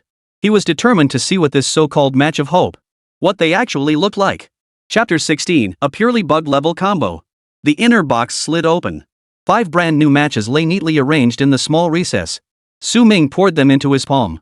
They looked identical except for the superior material. Sigh. Su Ming sighed, having completely given up hope.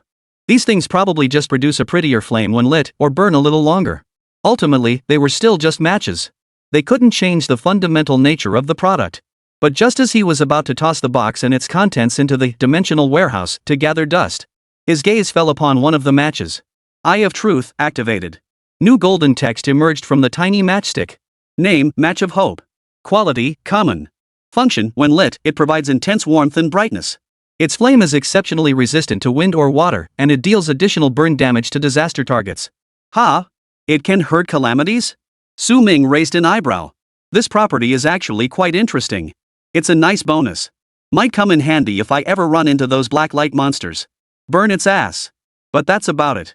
5 disposable, super tiny fire sticks per day? Still kinda useless. Su Ming pursed his lips, his disappointment barely lessened. How could this box possibly match the epic quality? However, just as Su Ming was about to stow it away in his dimensional space, his gaze suddenly froze. Quality, common. Quality? Quality. Boom! A bolt of lightning struck through Su Ming's mind, leaving him gasping for breath. Oh no! I think I misjudged this box. Every single match was a common quality. An altar reward item? And this matchbox automatically generates 5 matches every day. Su Ming stared intently at the match in his hand, his body trembling more and more violently. This isn't just a matchbox and a few sticks of matches. This is the key to the gateway of a new world. Each matchstick was the lowest tier altar reward recognized by the rules of the Crimson Throne. That altar. If it could truly consume matches. Whoa! The mere thought of this possibility sent goosebumps crawling across Su Ming's entire body. If his guess was correct, then this matchbox of hope wasn't some useless epic tier junk at all. This damn thing. A factory churning out source blood to endlessly nourish the Crimson Throne. A perpetual motion machine. Su Ming could no longer contain the storm raging within him, letting out a low curse. No way around it. He was just a trash collector utterly unworldly. The sheer impact of this discovery was utterly terrifying. On its own, it was useless. But when combined with the Scarlet Throne Altar, it undergoes a complete transformation. 1 + 1 becomes far greater than 2. If feasible, it creates a perfect cycle risk-free, delivering stable, continuous, and terrifying returns. Daily check-ins, scheduled payouts. Verify. Must verify immediately. This thought instantly consumed Su Ming's entire mind. Nothing else mattered. Nothing mattered more than verifying this hypothesis. Su Ming spun around abruptly, without a moment's hesitation, and sprinted toward the slaughterhouse. Wasting time? Not a chance. If it worked, his combat power would skyrocket, allowing him to act bolder. More composed. Hurry. Faster. 20 minutes later, Su Ming slammed on the brakes and came to a halt before the iron gate. Panting heavily, he confirmed the area was clear before opening the gate and returning to the slaughterhouse. He then dashed straight to the basement, pushing aside the rotting planks used as cover. The crimson, scarlet throne once again appeared before his eyes. Thump, thump.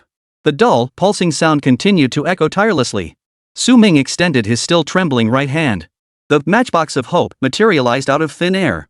Then, he opened it and drew out a match of hope. Here we go. Su Ming let go, holding his breath. Success or failure hinged on this single moment. The next second, those crimson tentacles, like veins, stirred. In an instant, they pierced, enveloped, and devoured the tiny match. The entire process unfolded with extreme speed. Gulp. A familiar scene unfolded. A single drop of dark red liquid, identical in size to the one that had transformed the substandard physical protection talisman before, materialized out of thin air at the altar's center. It was none other than the source blood. It worked! Su Ming's eyes flashed with wild joy. The matchbox of hope, combined with the Crimson Throne, a pure, bug-level combo. Su Ming took the vial, uncorked it, and drank the source blood straight down. A familiar warmth instantly surged through his entire body. Power. A palpable sensation of raw power. Then, Su Ming turned his gaze back to the matchbox in his hand, his eyes burning with fervor. 4 more. Keep going. Take off. Sizzle. Sizzle. Sizzle. Sizzle. 4 matches of common quality transformed into 4 bottles of source blood. Gulp. The viscous liquid slid down his throat and into his stomach. Ha! Refreshing. His entire body was filled with heat, his blood boiling. Several full minutes passed before Su Ming finally adjusted to his new body. His physical prowess had surged in every dimension, leaving him dizzy with power. Now, he could kill a bull with a single punch.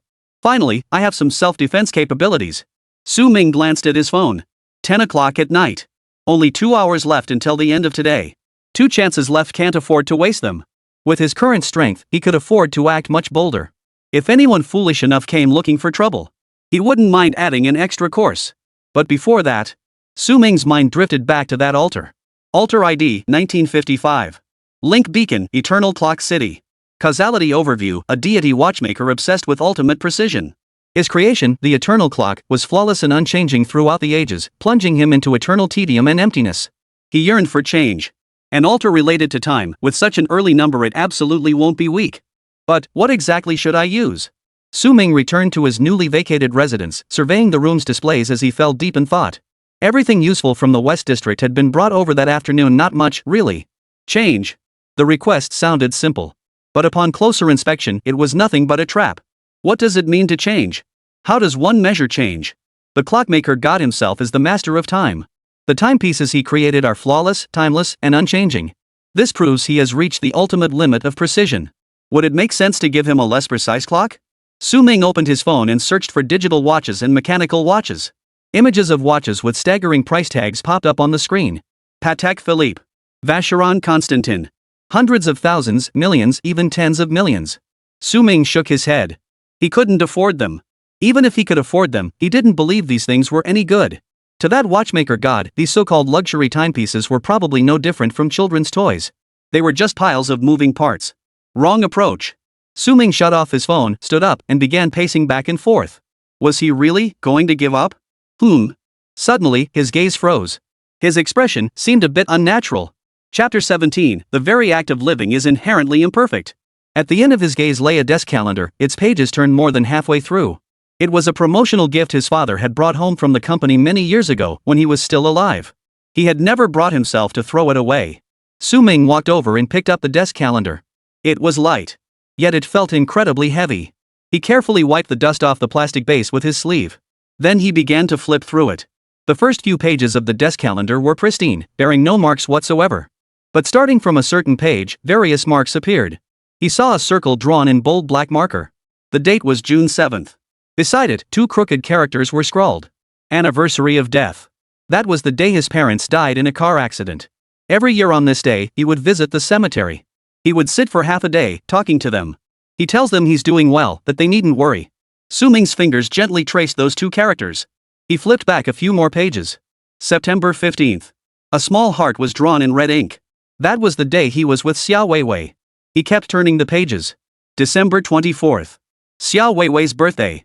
He bought her a full set of expensive cosmetics, only to hear her say, "You're so sweet." The desk calendar bore many other markings. Payday. Credit card payment. Classmates' wedding. Watching opera performances. Dense and varied, with both good and bad. Some brought joy, others brought worries. These marks, like deep gouges, etched themselves onto this desk calendar. A cheap trinket, yet a unique map charting his life's journey. Each step he took, every footprint he left behind. Su Ming flipped to today. Nothing. These past 2 days, due to sudden upheavals, he hadn't even had time to mark the dates. Snap. Su Ming closed the desk calendar and remained silent for a long time. Yet in his mind, the thought of the altar, 1955, grew clearer and clearer. Why did the clockmaker God feel boredom and emptiness? Because the time he created was perfect. Absolutely precise, without the slightest deviation. In such a world, time was a straight line. Stretching from the past into the future, unchanging and eternal. No surprises, no accidents. No pain, no joy. Such a world is dead. And what does this desk calendar in his hands represent? It represents the traces of an ordinary person's struggle to survive in an imperfect world. The time within it was twisted, chaotic, and filled with uncertainty. It was alive. Su Ming's heart began to race uncontrollably. He felt as though he had grasped something. Perfect time is dead time. The time of living is, by its very nature, imperfect. A bold idea took shape in his mind.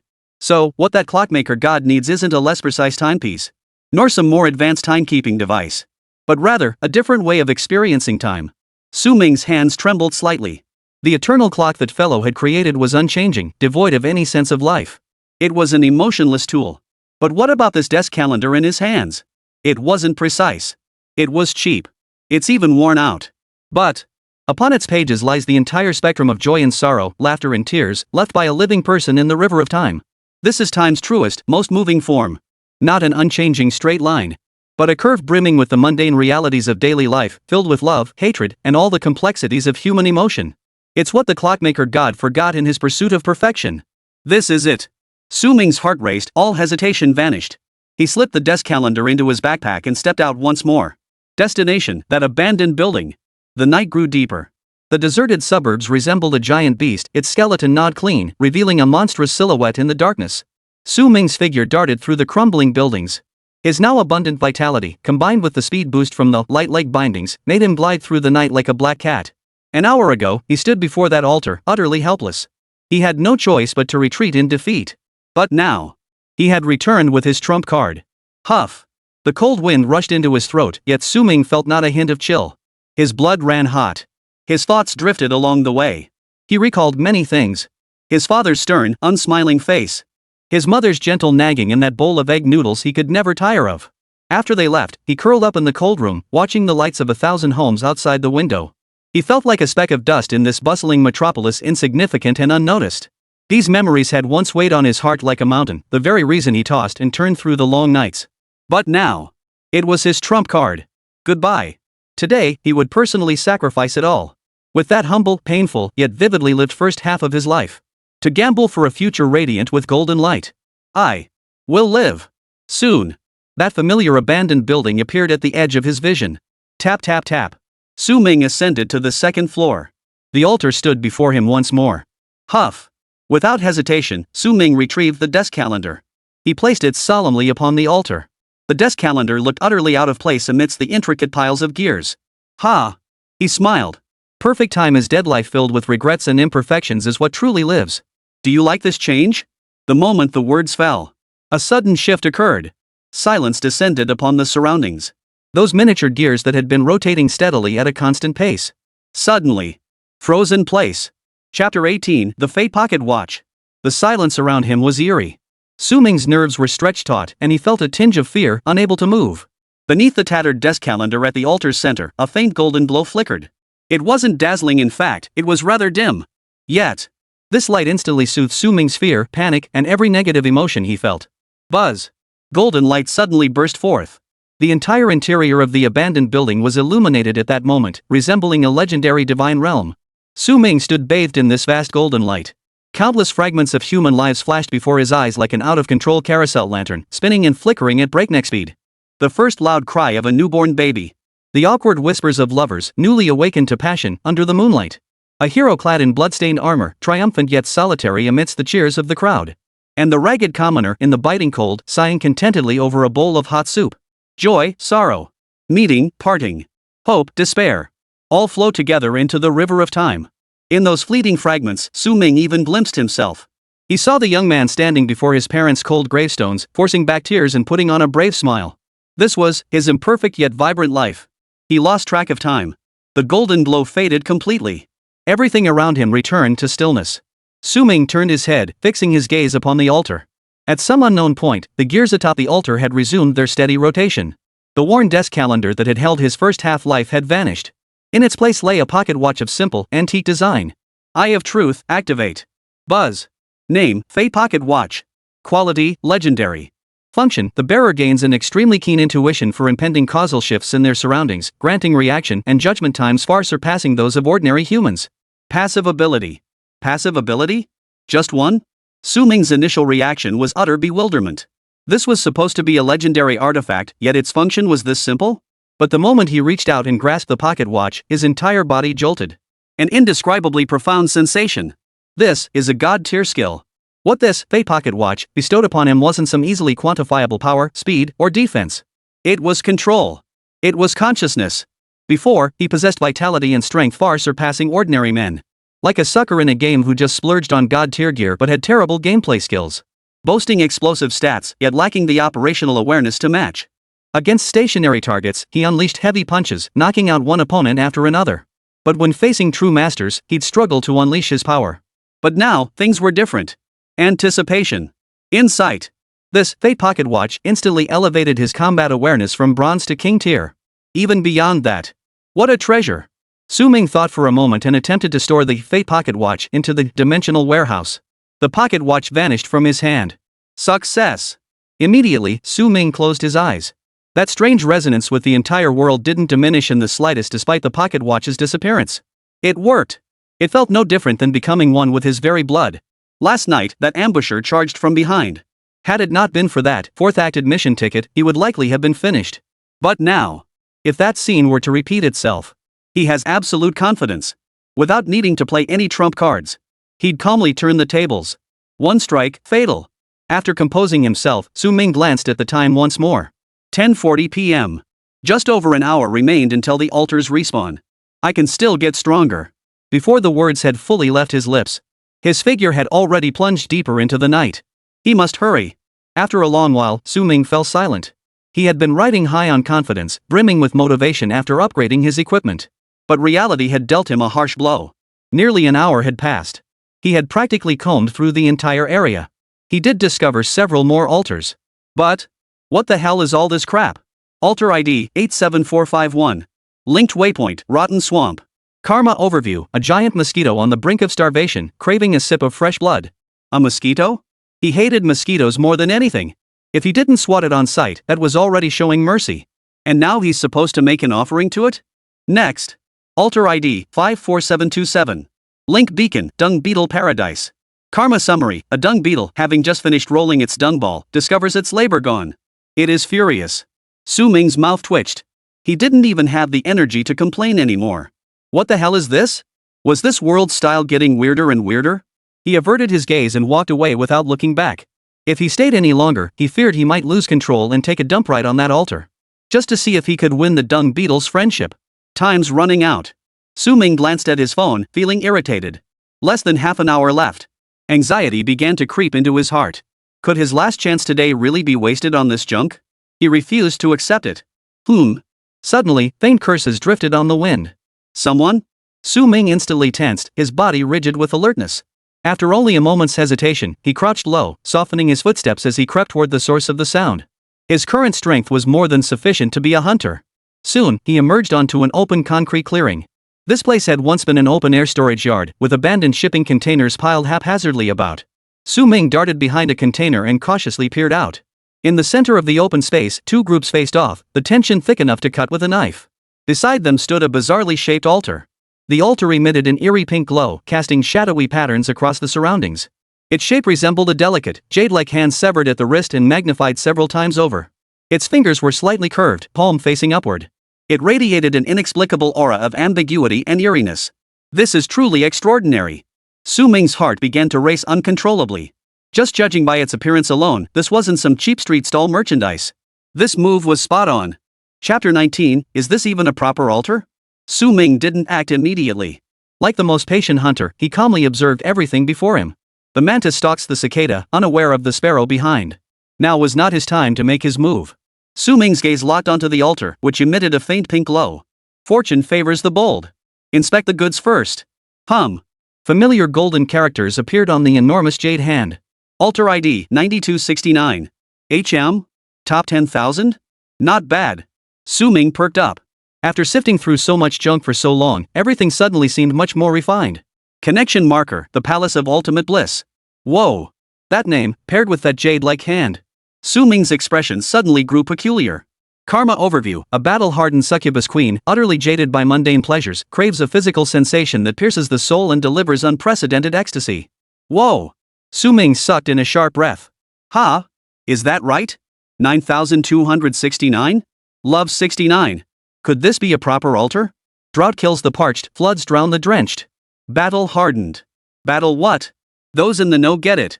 As a man of integrity, how could I possibly know such things? Su Ming instinctively reached for his backpack, but his hand froze mid-motion.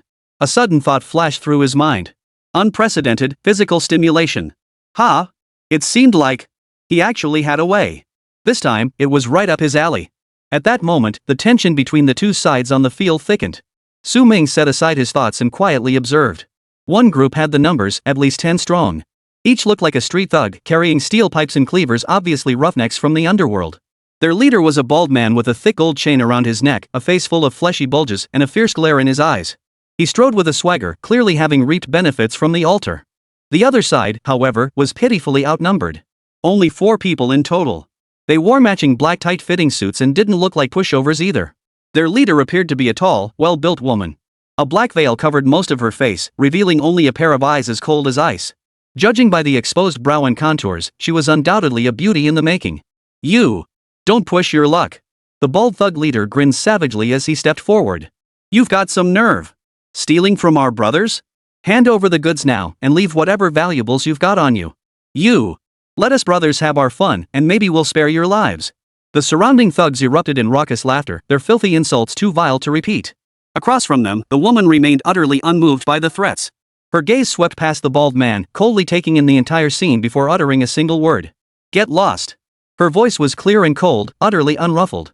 The bald man's grin froze instantly on his face. Oh, blackmailing blackmailers. Su Ming, lurking in the shadows, finally began to see through the scheme. Neither of them was any good. Judging by the situation, it was most likely this woman's 4-person team who had snatched something from the thugs first. Then the thugs called for backup and came chasing after them. He'd initially assumed it was the usual story, a mob bullying the outnumbered, bullies preying on innocent women. But it turned out the woman's side was the one who struck first. Neither side is a pushover. These days, it seems like people like them are actually living it up. Su Ming narrowed his eyes. The situation on the scene instantly deteriorated. They're showing no gratitude. Brothers, attack. The bald man, humiliated in public, flew into a rage and swung his arm violently. Kill the men. Take the women alive. I'll show her some love tonight. Let's go. A dozen thugs, like hyenas smelling blood, let out savage cries and charged forward. Steel pipes and machetes glinted with chilling coldness under the moonlight. The battle was about to erupt. At the scene, Su Ming gripped the fruit knife in his hand, unmoved. Let the chaos begin. The more chaos, the better. The thugs, relying on their numbers, swarmed forward with fierce momentum. But the 4 women weren't pushovers. They worked in perfect sync, standing back to back and instantly forming a compact defensive formation. SSSH. The woman's movements were lightning fast. Instead of retreating, she charged straight at the thug leading the charge. The short dagger in her hand traced a silver arc through the night sky, slicing cleanly through the thug's wrist. The thug let out a piercing scream, clutching his bleeding wrist as he stumbled backward. Seizing the advantage, the woman moved like a nimble cat, weaving through the gaps in the crowd. Each strike was ruthless and precise, targeting joints and vital points. In the blink of an eye, 2 thugs lay sprawled on the ground, wailing in agony. Her 3 companions proved formidable as well. A burly brute swung a steel pipe with thunderous force, sending the thugs wailing in pain. The other 2 moved around providing support, focusing their attacks on the lower body. Despite their numerical advantage, the thugs were driven back step by step. Useless. A bunch of useless trash. The bald thug leader was furious. He never imagined these few would be such a handful. He roared with rage and charged into the fray himself. Get out of the way. Watch this. The bald man charged forward with astonishing speed. His kick landed squarely on the chest of the burly, muscular man. Thud. A dull thud echoed as the burly man was struck as if by lightning. He flew backward 2 or 3 meters, spitting blood, unable to get up for a long time. Whoa! What incredible strength! Su Ming watched clearly from the shadows. This bald guy was definitely enhanced. And he was clearly a trained fighter in his daily life too. The bald man's arrival instantly shattered the balance. Thud! One of the woman's companions couldn't dodge in time. A thug charging from the side slashed her across the back with a knife. She screamed and collapsed to the ground. In an instant, 7 or 8 blades came crashing down. Away! The woman's companion's eyes bulged with fury as he tried to rush to her aid, but he was immediately surrounded by more thugs. The situation took a sudden turn for the worse. Soon, another companion was cut down, their fate unknown.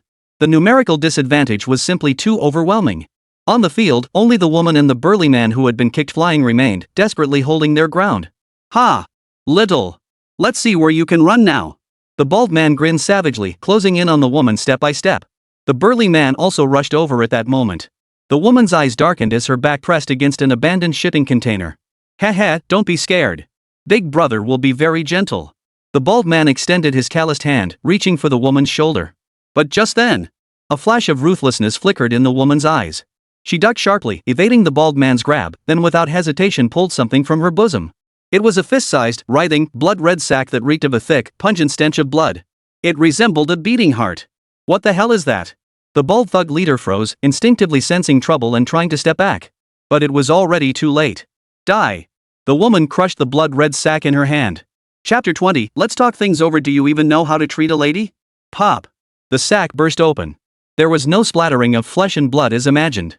A thick, indelible cloud of black-red mist instantly engulfed the entire scene. Roar!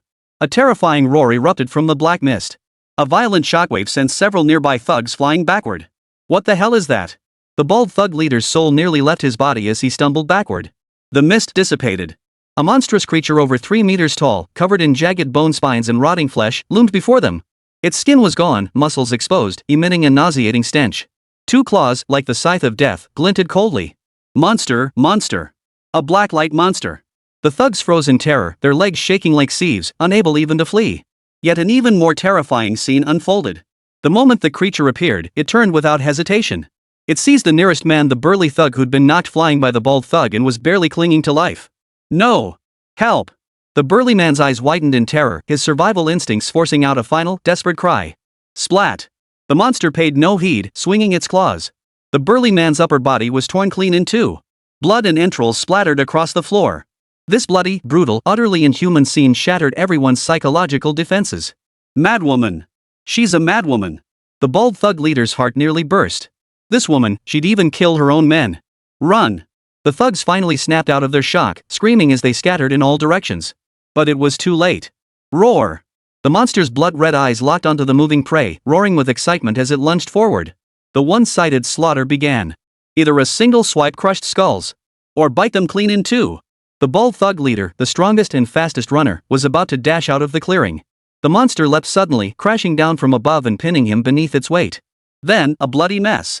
As for the woman who had provoked all this, the instant she crushed the flesh sack, she executed a swift roll, vanishing behind a massive concrete pillar in the distance. Clearly, she possessed a clear understanding and guarded against the very thing she had summoned. In mere minutes, the open space transformed into a hellscape of flesh and blood. Over a dozen living people, including her own 3 companions, were all reduced to minced meat in the monster's jaws. The thick, suffocating stench of blood was almost unbearable. Su Ming watched it all unfold from the shadows, expressionless. A ruthless man, he thought to himself. Capable of showing no mercy even to his own men, willing to drag everyone down to hell just to save himself. Such a man was a walking time bomb. Leaving him alive would only spell disaster. After devouring every corpse, the monster did not vanish. Covered in blood, it paced restlessly back and forth in the clearing. Occasionally, it let out a low growl, seemingly searching for its next target. The woman hid behind a pillar, holding her breath. She dared not approach the pink altar for the time being. This can't go on. Su Ming frowned and glanced at his phone. 11:50 p.m. He couldn't wait any longer. If he didn't act now, today's final opportunity would be utterly wasted here. With that thought, he took a deep breath, his eyes flashing with murderous intent. The target. That madwoman. Su Ming no longer concealed himself. He burst out from behind the container like an arrow released from its string, charging straight toward the concrete pillar. Quick! In the blink of an eye, he covered dozens of meters. Who? The woman hiding behind the pillar reacted just as swiftly. The moment Su Ming appeared, she sensed him, her body tensing. The short dagger in her hand was already gripped in reverse. The woman moved. She didn't choose to flee, but instead launched a fierce counterattack. With a sidestep, she lunged forward, thrusting the dagger at an impossibly sharp angle, aiming straight for Su Ming's heart. Fast. Accurate. Deadly. The Su Ming of before, even with the enhancement of source blood, would have struggled to dodge the strike. But now, the trajectory of that blade was laughably clear. He could even anticipate the woman's next move if he dodged. The fate pocket watch was terrifying. Too slow. Su Ming sneered inwardly. The dagger sliced past the hem of his robe, trailing a gust of wind. Yet it didn't even graze a single hair on his body. The woman's pupils suddenly contracted. This was the first time she'd ever seen someone evade her fatal strike so effortlessly. Before she could change her attack, Su Ming's counterattack struck first. The woman recoiled in shock, attempting to retreat and block. But her movements had long been read by Su Ming. With a flick of his wrist, Su Ming's blade shifted in an uncanny arc, sidestepping her guard and slicing precisely across her arm. SSS-grade. Blood spattered. The woman let out a muffled groan as the dagger clattered to the ground, terror filling her eyes. This man was too powerful. Who the hell are you? Before she could finish, Su Ming's second strike was already upon her. Too fast for her to react. SSSSH. Another slash, this time across her other hand. 2 exchanges. Su Ming remained unscathed. But this woman both hands rendered useless. We could have talked this out.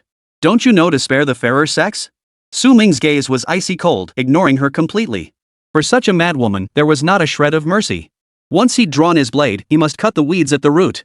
Without hesitation, he lunged forward. The fruit knife in his hand, driven by a fierce killing intent, aimed straight for the woman's throat.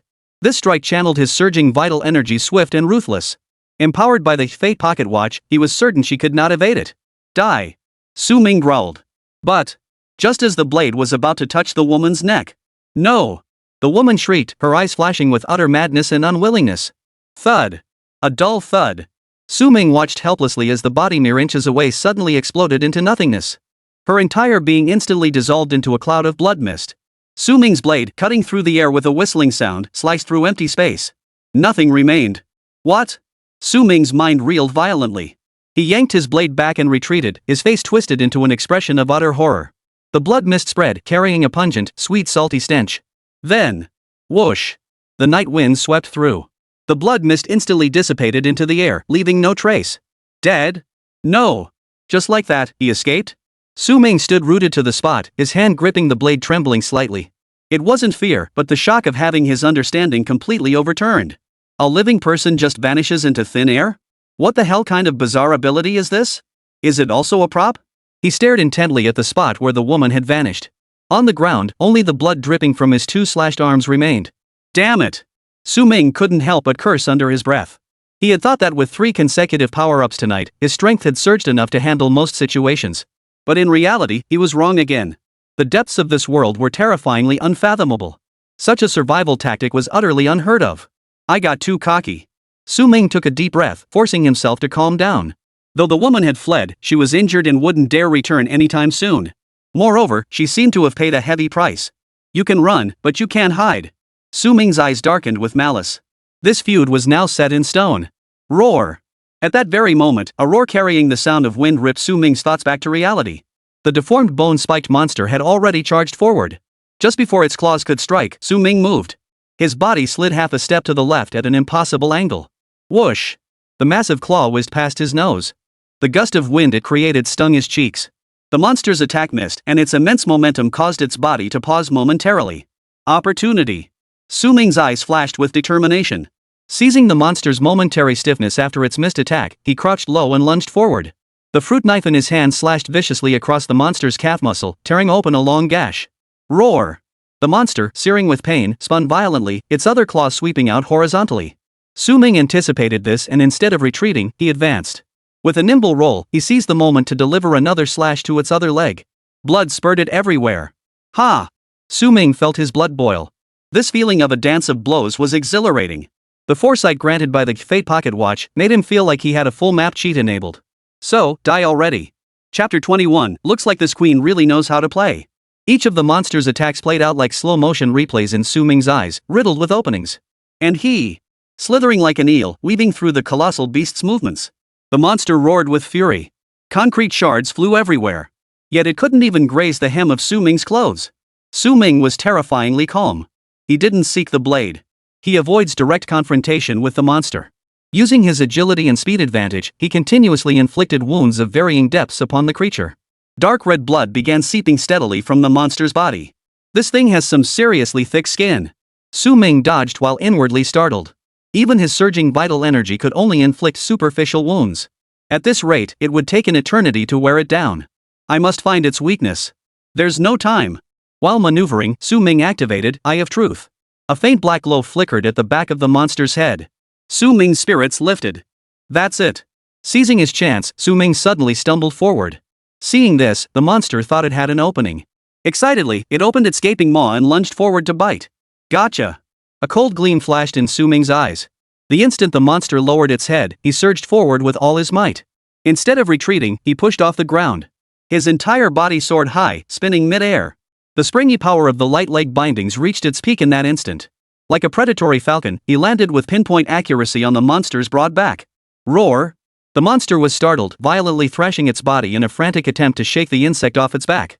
But it was too late. Su Ming clung tightly to the monster's bony spines, steadying his position. Goodbye, ugly thing. The fruit knife in his hand shifted direction. With every ounce of strength, he plunged it into the monster's back of the head. Thud! The blade sank in, handle and all. Roar! The monster let out an earth-shattering scream. It violently shook its head, trying to fling Su Ming away. But Su Ming gripped the hilt with deathly force, twisting it violently. Snap! The monster's movements abruptly halted. Its massive body convulsed violently. Then, crash! The 3-meter-tall body crashed to the ground, kicking up a cloud of dust. Dead! Phew! Su Ming leapt off the monster's back and let out a long sigh of relief. The dust settled. He dared not linger for a moment, scanning his surroundings warily. After confirming the eerie woman hadn't returned and no one else was nearby, a flash of fervor lit his eyes. Time to get down to business. A large pool of thick, black blood had gathered beside the monster's massive corpse. This was a supreme tonic. Su Ming's mind raced. He retrieved the black egg from the dimensional warehouse. Dinner's served, baby.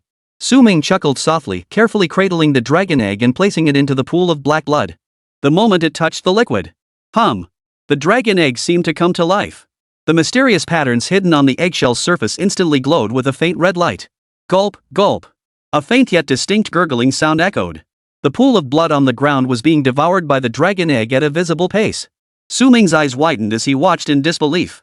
This was the blood of a calamity monster. The energy it contained was absolutely incomparable to the blood of ordinary livestock from the market. Soon, the large pool of blood on the ground was sucked dry. Su Ming wasn't satisfied yet. He clutched the dragon egg and approached the massive wound at the back of the monster's head, pressing the egg firmly against it. Suck. Suck it all up. The dragon egg accepted without hesitation, greedily sucking up the last drops of blood within the monster's body. For the first time, a faint, eerie crimson glow flickered across the eggshell surface. Minutes later, the monster's corpse shriveled completely. Every last drop of blood had been drained. A line of blood-red text materialized on the dragon gallbladder. Incubation progress, 2%. Holy! It's moving! It's really moving! Su Ming's heart raced with excitement. A progress bar appeared. This signified that his cultivation path had taken its first solid step forward. A mythical tier pet. The future looked bright. Suppressing his wild excitement, Su Ming hurried to the altar. The blood spilled by the previous combatants had begun to be absorbed by the dragon egg. It couldn't be wasted. Scattered white orbs of light burst forth beside the corpses. The Eye of Truth scanned them, but none seemed particularly useful to him. But no problem. He tossed them all into the dimensional warehouse. Back at the lab, they'd be converted into source blood. What a bountiful haul. After finishing all this, Su Ming abruptly looked up, fixing his gaze on the altar. That enormous jade hand appeared even more bewitching in the night's darkness. Succubus Queen. Craving excitement. Su Ming's hand slipped into the small side pocket of his backpack. He felt the cool, small green glass vial. A mad grin curled at the corners of his mouth. When it comes to thrills, I'm a pro. Wind oil. Alright, you're the one I've chosen. Su Ming didn't hesitate for a moment. He unscrewed the cap, and an overpowering, pungent blend of mint and camphor instantly exploded into the air. That's the scent. Whoa! Su Ming couldn't help but suck in a sharp breath, his eyes stinging and watering. That's potent. Then he applied the tiger balm to that hand. Get the dual sensation of ice and fire. 1 second. 2 seconds. No reaction? The thought barely crossed Su Ming's mind. Buzz. The next instant, the jade-like hand seemed to come alive, its fingers clenching tightly and trembling slightly. Boom! An eerie purple light swiftly enveloped Su Ming. Is that it? Purple? I thought the intensity would at least be a red light myth. Su Ming shook his head, feeling a bit disappointed. Seems like this queen is just too much of a thrill seeker in her everyday life. But the next second, the altar underwent another transformation. The pure purple energy did not dissipate as quickly as before. Instead, it gathered at the altar's mouth, taking shape. A vague human silhouette slowly emerged from the glow. Ha! This feedback, what the hell is this?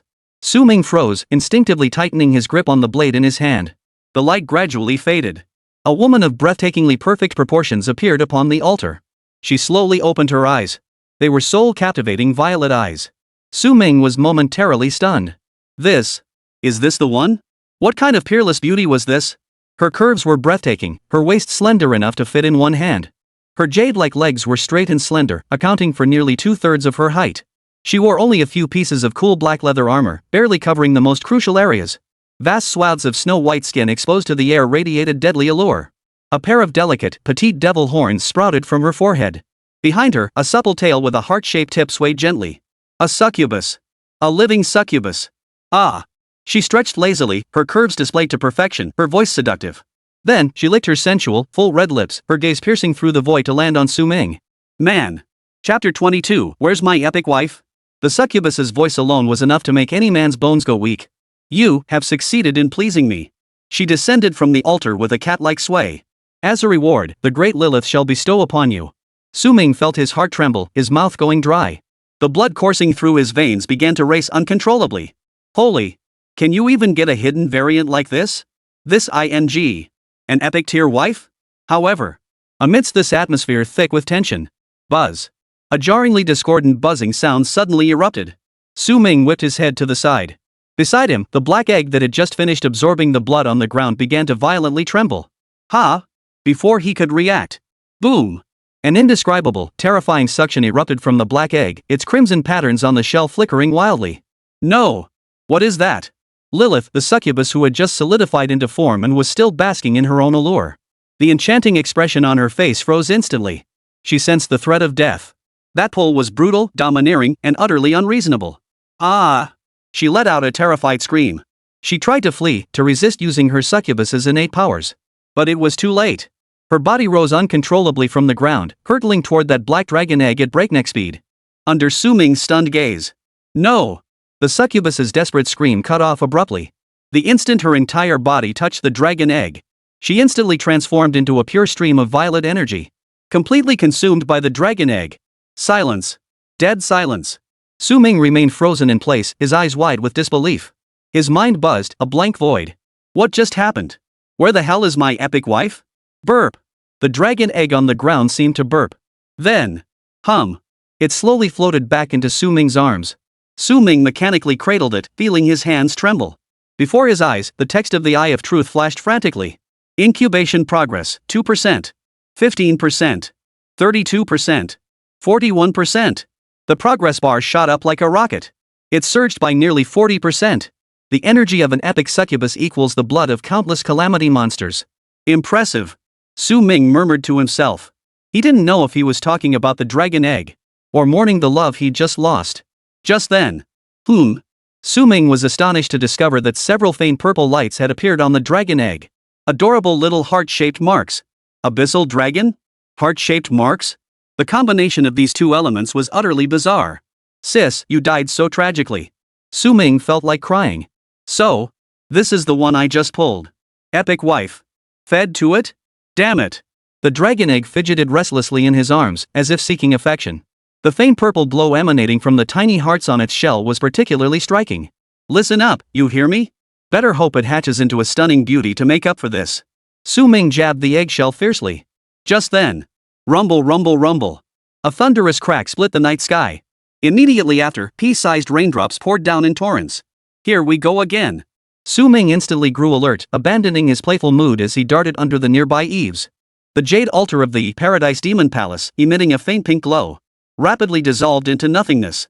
The withered corpse of the deformed monster on the ground, along with the severed limbs of the dead, evaporated rapidly in the gray rain. Bloodstains were washed clean, leaving not even a trace of the foul stench behind. The entire clearing, save for the traces of destruction, seemed untouched by any disturbance. Cleanup, truly thorough. Disposing of the bodies and covering the tracks all done for free. This ash rain was tailor-made as a protective umbrella for the hunter. But, what secrets does this damn weather still hold? Su Ming narrowed his eyes, deep in thought.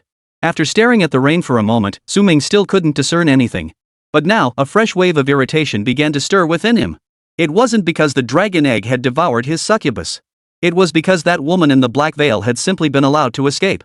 That woman, she's a venomous snake lurking in the shadows. If I don't kill her today, I won't rest easy. Su Ming's eyes grew icy. Empowered by the fate pocket watch, that madwoman who seemed terrifyingly strong to others now appeared weak as a joke. Every movement, every breath, even her next intent all lay exposed to his scrutiny. Yet that final, bizarre blood escape had caused him to slip up. That life-saving trump card can't be used endlessly. Su Ming stared intently at the spot where the woman had vanished. Will she come back? There's a saying, revenge is a dish best served cold. So he believed there was still a chance that bastard would make a comeback.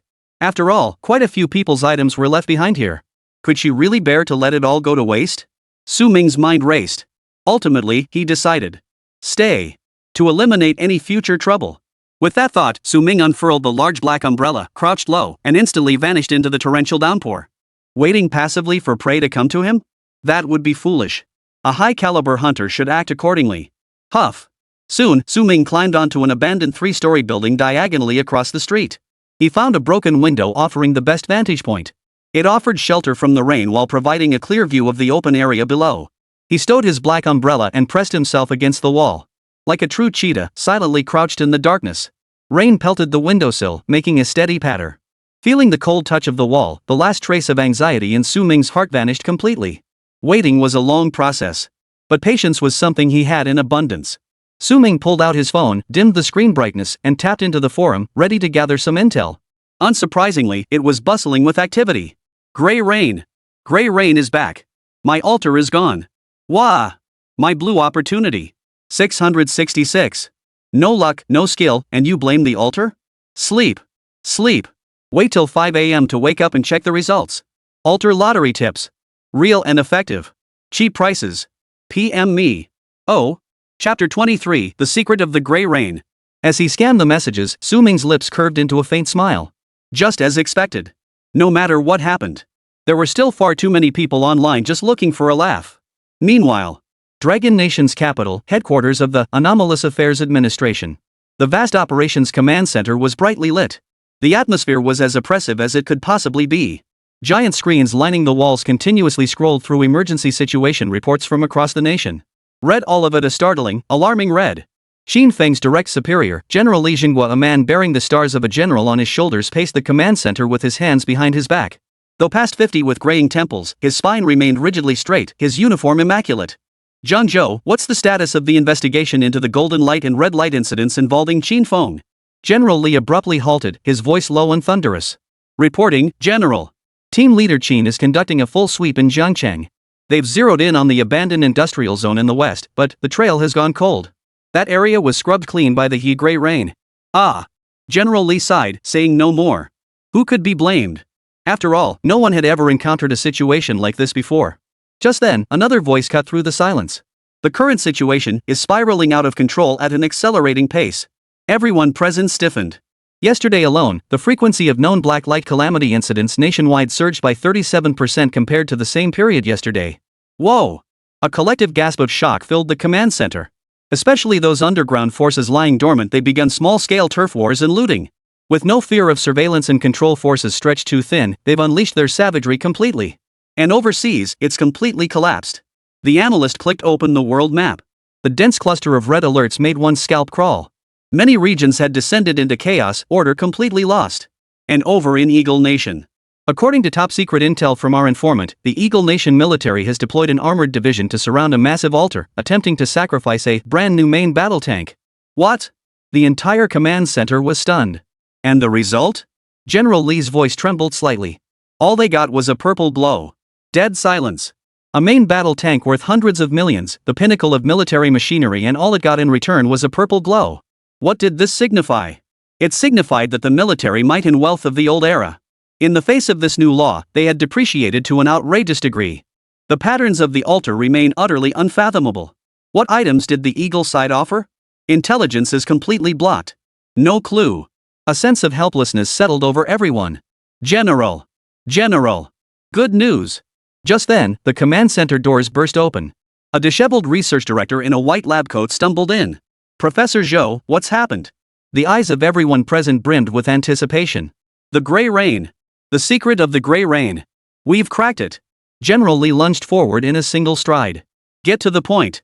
We conducted an emergency analysis of the unknown active substance in the rainwater. Professor Zhou took a deep breath. It poses no harm to humans. But it possesses an extremely potent formatting effect on all extraordinary energy. Formatting? Yes. Any sacrificial offering drenched by this rain, the blessings, artifacts, and abilities they gained from the altar all become temporarily nullified. As if shielded. What? General Li froze. Every high-ranking officer in the command center wore expressions of utter disbelief. The abilities won't return until the rainwater on their bodies or items completely evaporates and dries. Professor Zhou waved his arms emphatically, spittle flying. What does this mean? It means that between midnight and 5 a.m., those arrogant, overconfident, powerful sacrificers who think they're invincible once they get wet with rainwater will all be reduced to their true forms. Turned into ordinary people. Boom! The word struck like a thunderclap from a clear sky. Excellent! What a brilliant format! General Li slammed his fist on the table, his eyes flashing with sharp intensity. His earlier frustration was somewhat suppressed. If this were indeed the case, they could seize the opportunity of the stormy night to apprehend those who had slipped beyond their control. Those bastards would think twice. And there's more. Professor Zhou added.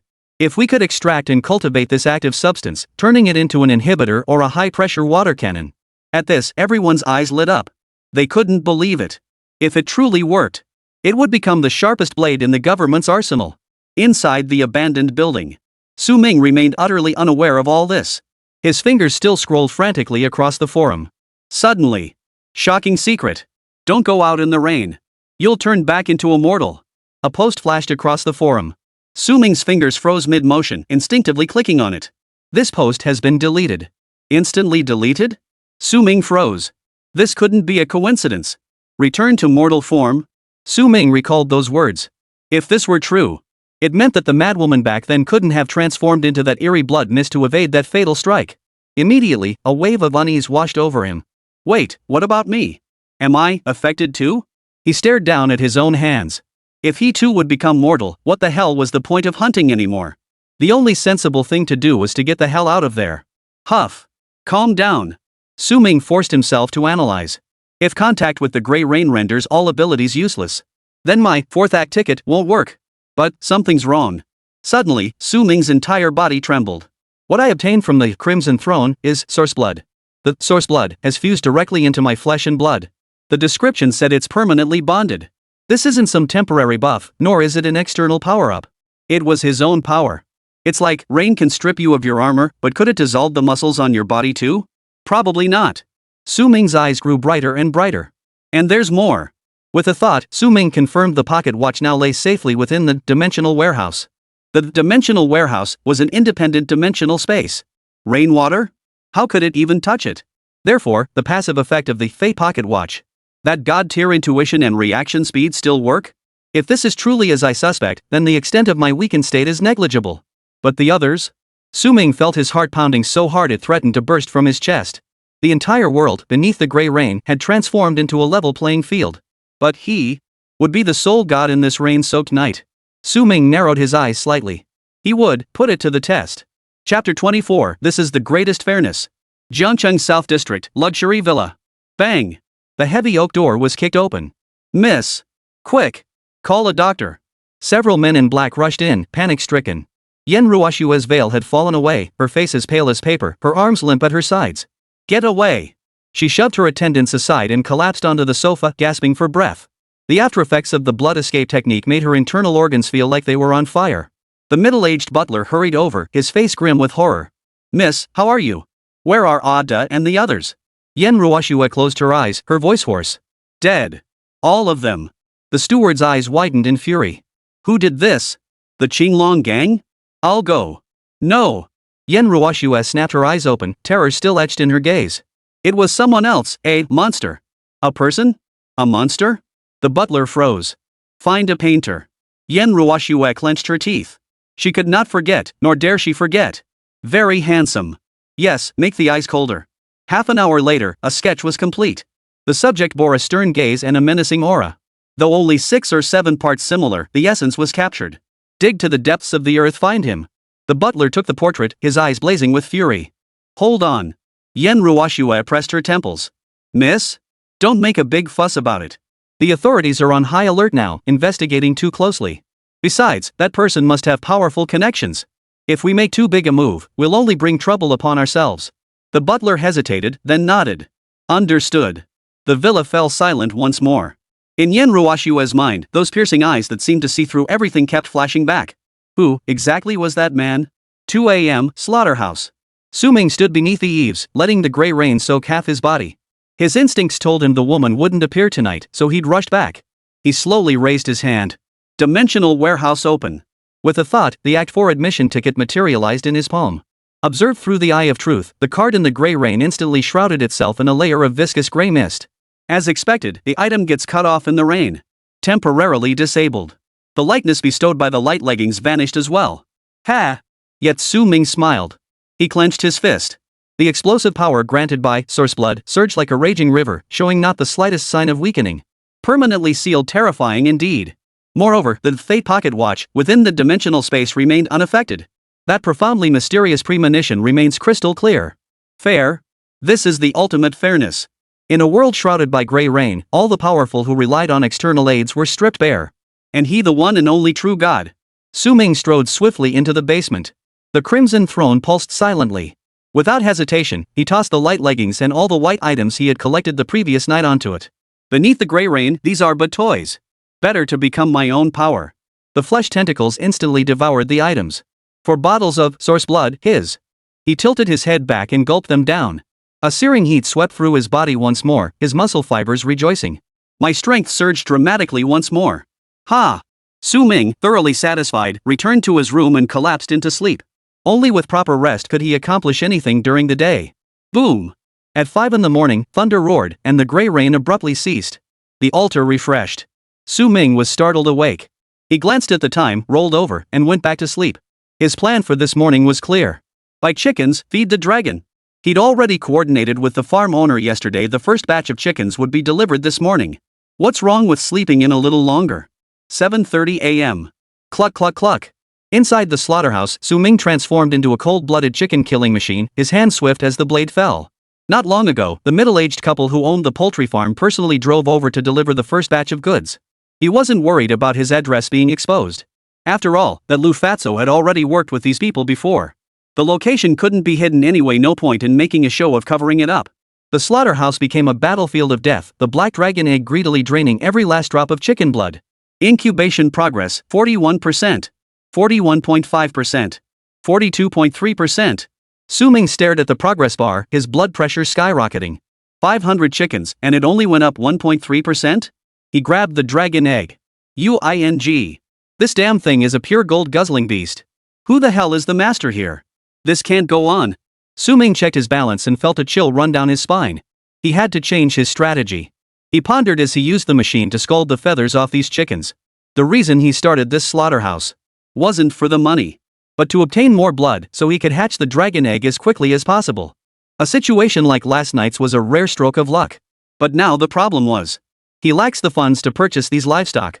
Nor does he have the time to process the livestock, contact buyers, and wait for payment. It was a vicious cycle.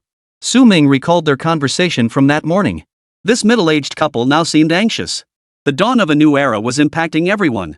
They tended to their flocks of chickens and ducks, yet had no idea what tomorrow would bring. Unlike me, what they lack isn't livestock, it's sales channels and a sense of security. Su Ming narrowed his eyes as a bold idea took shape. I'll provide the space, the expertise, and the market access. Then why pay for it? Why not create a middleman platform? Process their livestock for them, then let them sell it themselves. He'd only earn processing fees, while letting the dragon egg siphon energy. A perfect closed loop. No time to waste. Su Ming pulled out his phone and scrolled to find the breeder's number. Beep, beep. After 2 rings, the call connected. Hello? Mr. Wang, it's me. Su Ming got straight to the point and shared his idea. On the other end, Mr. Wang and his wife exchanged a glance, their breathing quickening. The temptation was overwhelming. They could bypass the dirtiest, most labor-intensive steps and access the end market directly, doubling their profits. Most crucially, at this critical juncture, they were struggling to move their inventory. Mr. Su, what are you after? Mr. Wang's voice trembled. Stability. With all the chaos outside, I need a stable supply. Su Ming had his lines rehearsed. In or out? Yes. Absolutely yes. Good. Starting tomorrow, whatever I need, you find a way to deliver it. Absolute efficiency. Perfect closed loop achieved. Over the next period, Su Ming worked up a sweat. He placed the scalded chickens into the automatic plucking machine. Su Ming shot a resentful glance at the black dragon egg lying quietly beside him, its purple heart pattern pulsing faintly. Do you have any idea how much I've done for you, huh? Once you're out, if you don't prove yourself worthy, I'll stew you right up. Su Ming wiped his sweat and narrowed his eyes slightly. Relying solely on these methods was still too slow. He needs bigger prey. Chapter 25, even stronger. Wait until night falls and the wind howls, maybe I'll get a chance to give the dragon egg a little extra snack. Su Ming shook his head and turned back to his work. He had come to realize, compared to this dragon egg, he was nothing but a slave. Noon, bright sunshine. Huff. Su Ming stood bare-chested, his well-defined muscles glistening with sweat. He grabbed a towel nearby and wiped his face, finally breaking into a smile. The first batch of full 500 chickens had been processed from start to finish. In the past, he would have collapsed from exhaustion before finishing this much work. But now? Su Ming flexed his shoulders, feeling the explosive power surging within him. Awesome. The first thing he did after waking up this morning was place the new match of hope into the Crimson Throne. 5 bottles of source blood down in one gulp. That sensation of scalding heat exploding through his limbs and bones was more addictive than alcohol. Gulp. Su Ming's stomach suddenly growled uncontrollably. Food is fuel for the body. Skip a meal and you'll see stars. With that thought, Su Ming decided to treat himself. Ham sausage, braised eggs, greens. Soon, a large bowl of steaming hot, fragrant noodles was placed on the table. Slurp, slurp. The scalding broth slid down his throat, pure bliss. Is my life really this lackluster? Eating this stuff every day, I'm not getting enough nutrition either? Su Ming pondered as he ate. Now that the immediate crisis was resolved, it was time to improve his own living conditions. He couldn't keep living like an ascetic forever, could he? After finishing his meal, Su Ming wiped his mouth and glanced at the time again. It was just past 12:30 in the afternoon. So, what should I do this afternoon? Staring at the empty workshop, an inexplicable feeling suddenly welled up inside him. Emptiness. That feeling of swift action and complete control. Once he stopped, it actually felt a bit strange. Have I become addicted to killing? Su Ming chuckled wryly. After a moment's thought, he pulled out his phone and dialed Boss Wang's number. Time is money. Suffer today to rise above tomorrow. Damn it. Let's do this. The call connected. Mr. Wang's voice sounded slightly surprised. He was genuinely afraid Su Ming might suddenly change his mind. Su, is there a problem with this morning's shipment? No issues. Su Ming's tone was calm as he quickly stated his request. Do you have any more stock this afternoon? Once I've finished processing this batch, you can come pick it up on your way. Ha? This afternoon? Mr. Wang froze. He had just delivered 500 chickens that morning. Based on past experience, he assumed it wouldn't be until tomorrow at the earliest. But young people sure get things done fast. Yes. Mr. Wang snapped to attention, his voice cracking with excitement. Mr. Su, you're truly, incredibly efficient. I'll make arrangements immediately. I'll get another 500 over there for you. Just hold on a moment. Alright, hurry up. After hanging up, Su Ming flexed his wrists, a flicker of excitement in his eyes. What was this? This is called building up strength for a decisive breakthrough. The day he emerges from obscurity will be the day he soars to great heights. At 2 in the afternoon, the sun was at its most scorching. Rumble. Creak. A beat-up truck pulled up right on time at the slaughterhouse entrance. Sweat pouring down his face, Boss Wang jumped out and dashed over to Su Ming. Mr. Su. The second batch is here.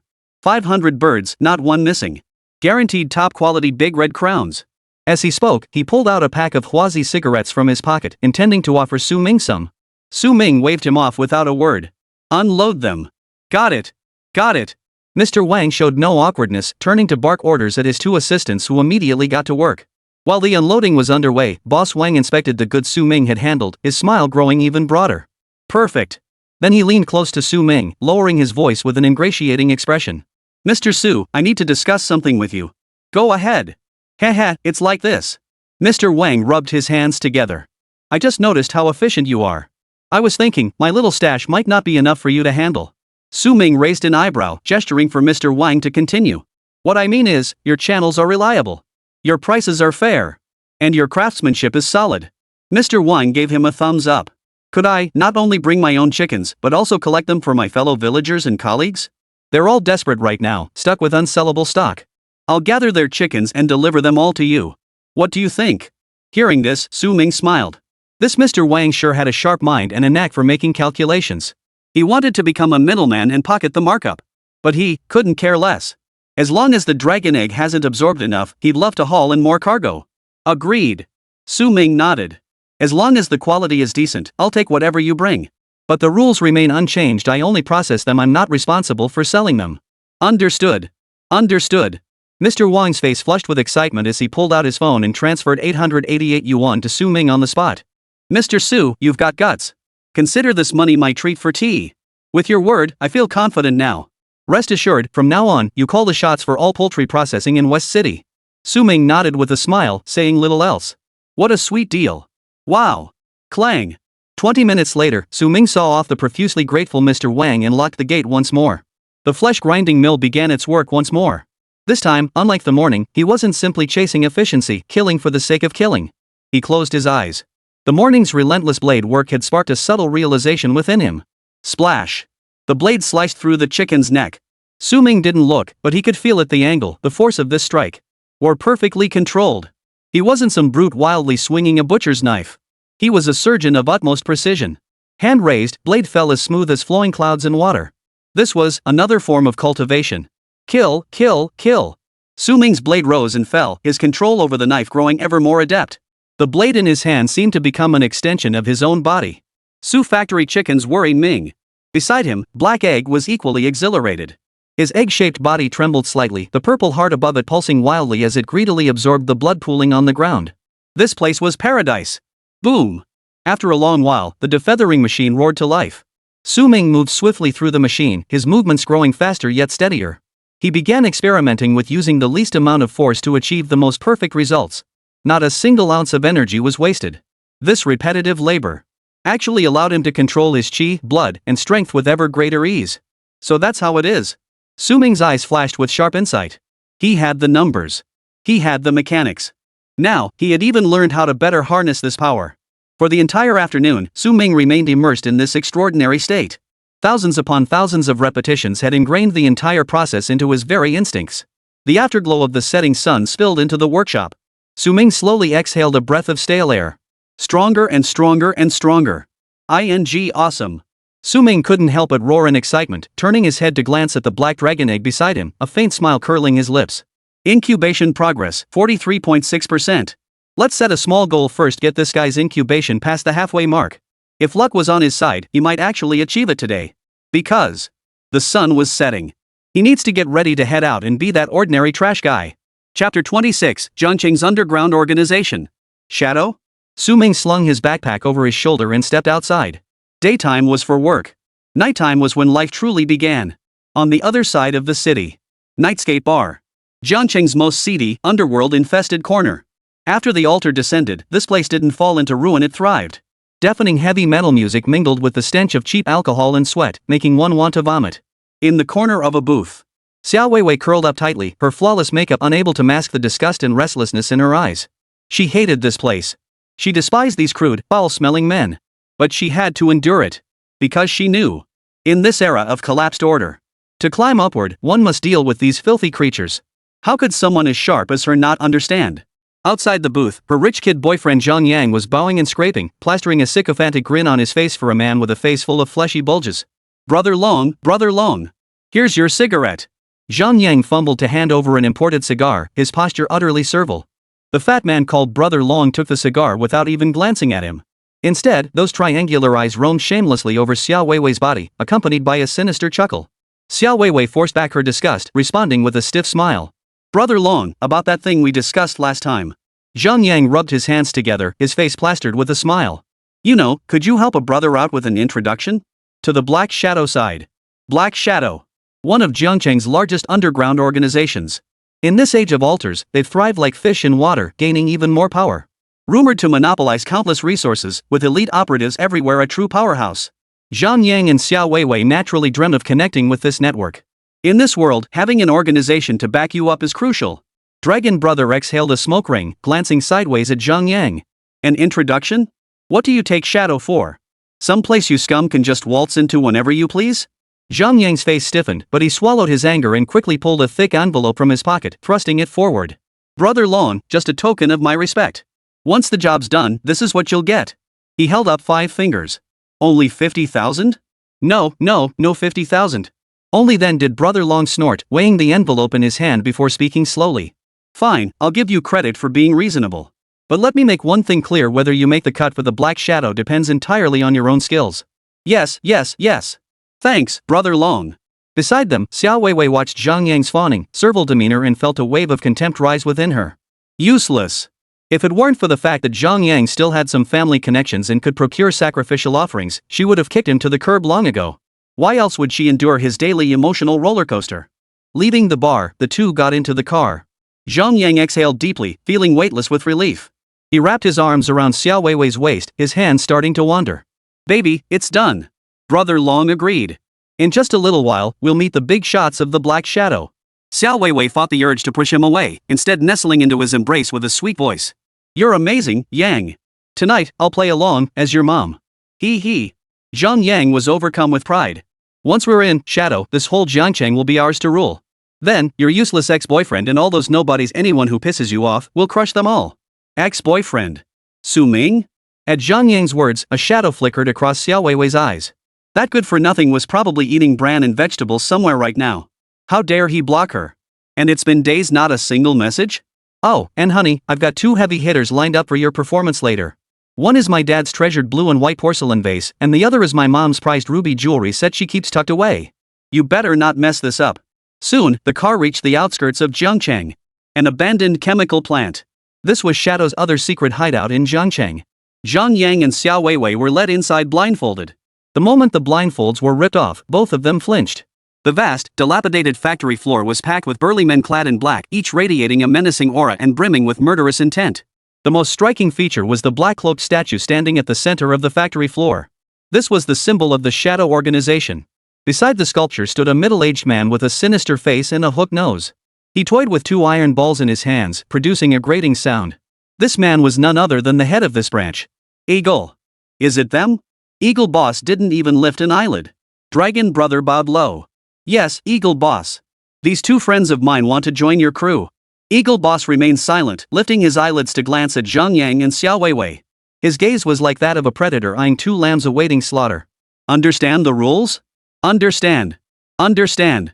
Zhang Yang hurriedly pulled a faintly glowing piece of wood from his bag. It was the very item Xiao Weiwei had retrieved from the altar. Eagle Boss, this is our pledge of loyalty. No kidding.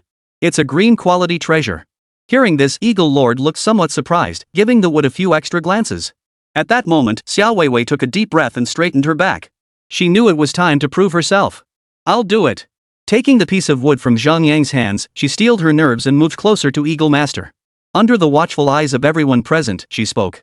Eagle Master, is there an altar here? I demand a sacrifice right here. The surrounding crowd gasped in unison. What did this mean? Did she feel her offerings weren't sufficient and wanted to submit more items to secure a spot? Eagle Lord glanced at Xiao Weiwei, said nothing, and merely waved his hand. Immediately, someone stepped forward, leading the 2 toward the altar. Every day, they assigned dedicated personnel to mark nearby altars. Whenever an altar promising good loot was discovered, everyone would choose to bid together. A very practical technique. Soon, the group moved to the first area. Xiao Weiwei took a deep breath and removed a ruby necklace from around her neck. It was the one Zhang Yang had given her in the car. Buzz. After a brief silence, an intense green light shot skyward. Green light. Whoosh. A collective gasp echoed around them. This woman really has some luck, doesn't she?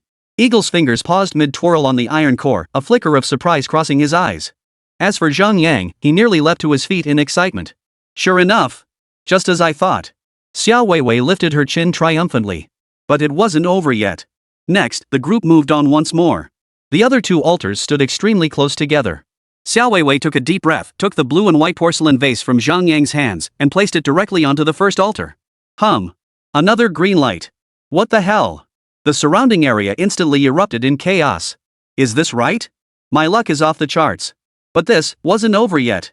Under everyone's gaze, Xiao Weiwei directly removed the diamond ring from her finger and tossed it into another altar. The third green light. The entire venue fell silent. 3 consecutive green lights. What did this signify?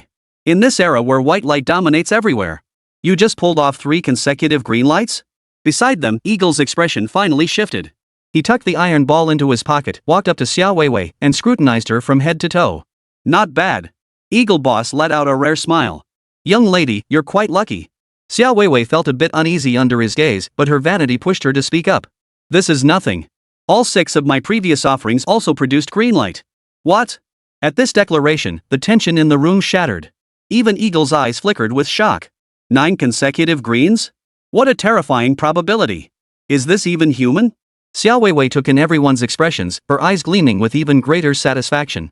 Suddenly, she felt that this so-called shadow was nothing special. But just then, a figure slowly emerged from the shadows. Chapter 27. It's not that. You're too weak. You'll shatter at the slightest touch. 9 in a row green?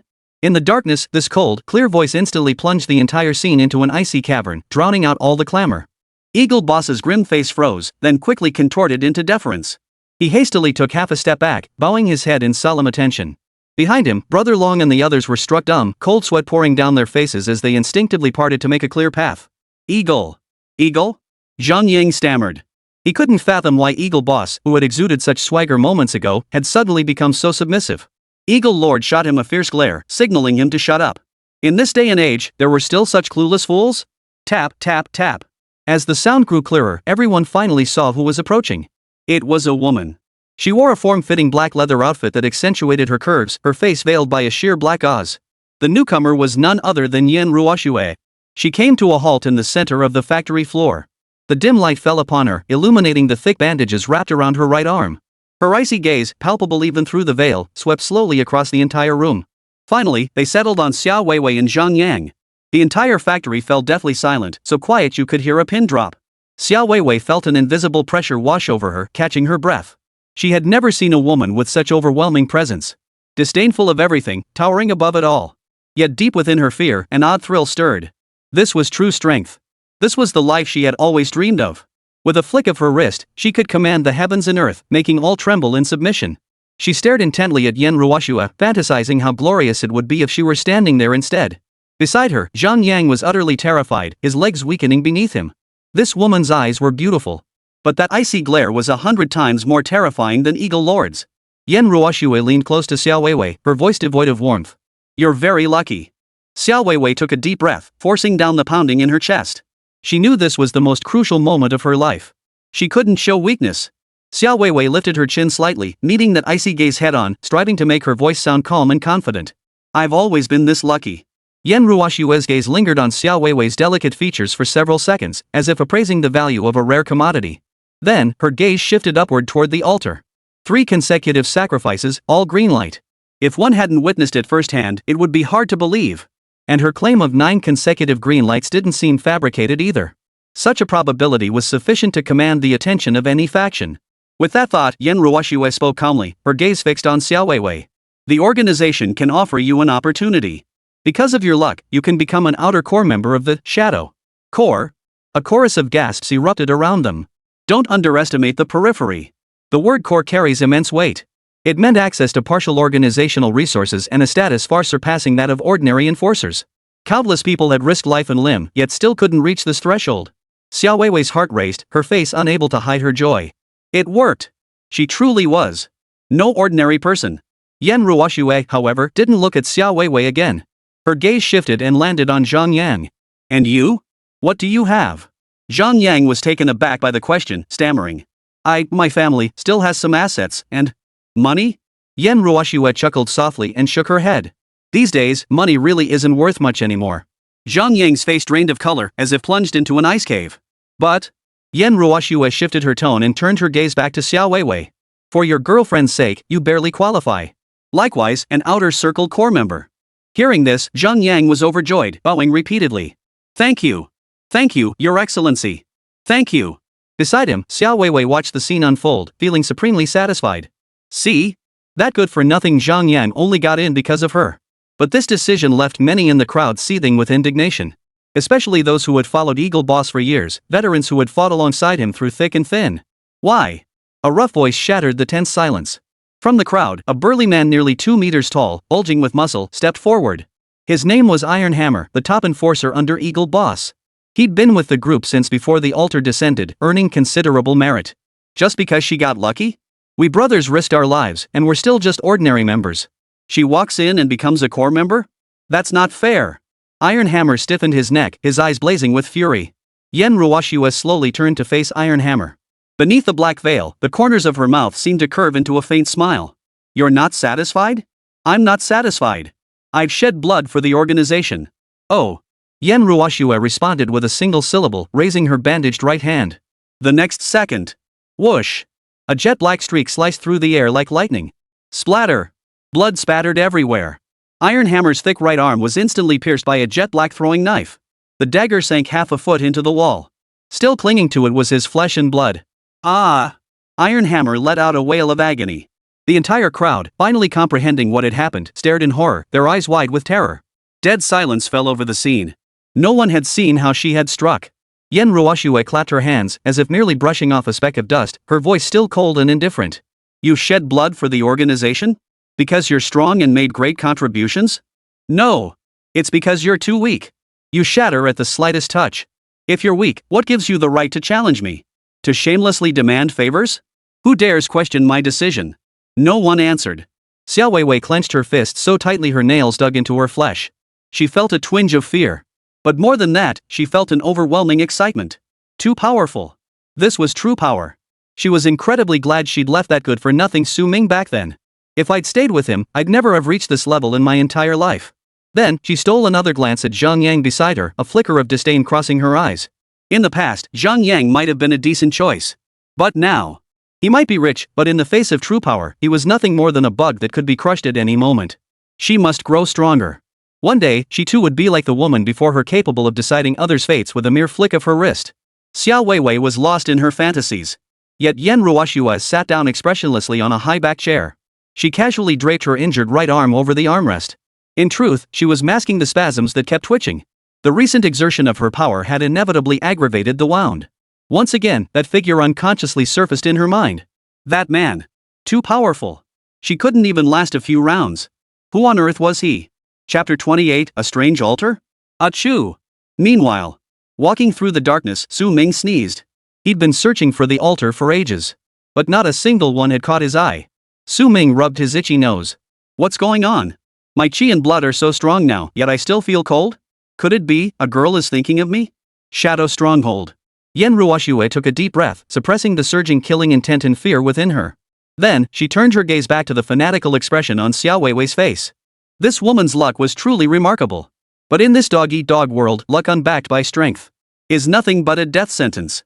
Therefore, before this woman dies, we must squeeze every last drop of value from her. If we harness this streak of good fortune wisely, it might just carve a bloody path for the organization. With this thought, Yen Ruoxue spoke, her tone softening slightly. Keep this wood for yourself. No need to turn it in. Xiao Weiwei froze, then realized what she meant. The woman was referring to the green artifact they had intended to use as a pledge of loyalty.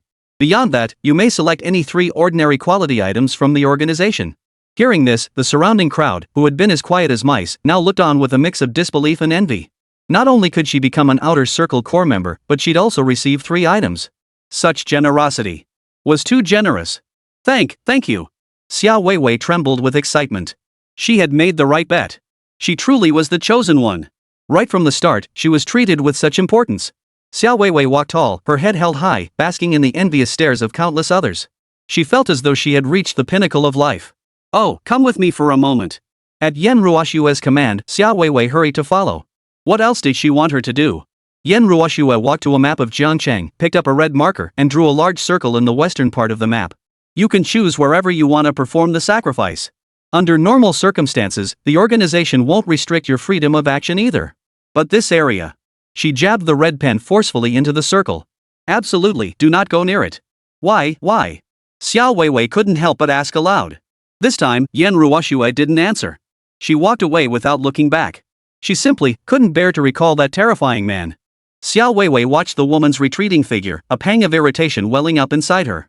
Still, she lowered her head to look at the red circle on the map. That area should be the western suburbs of the city, usually quite desolate.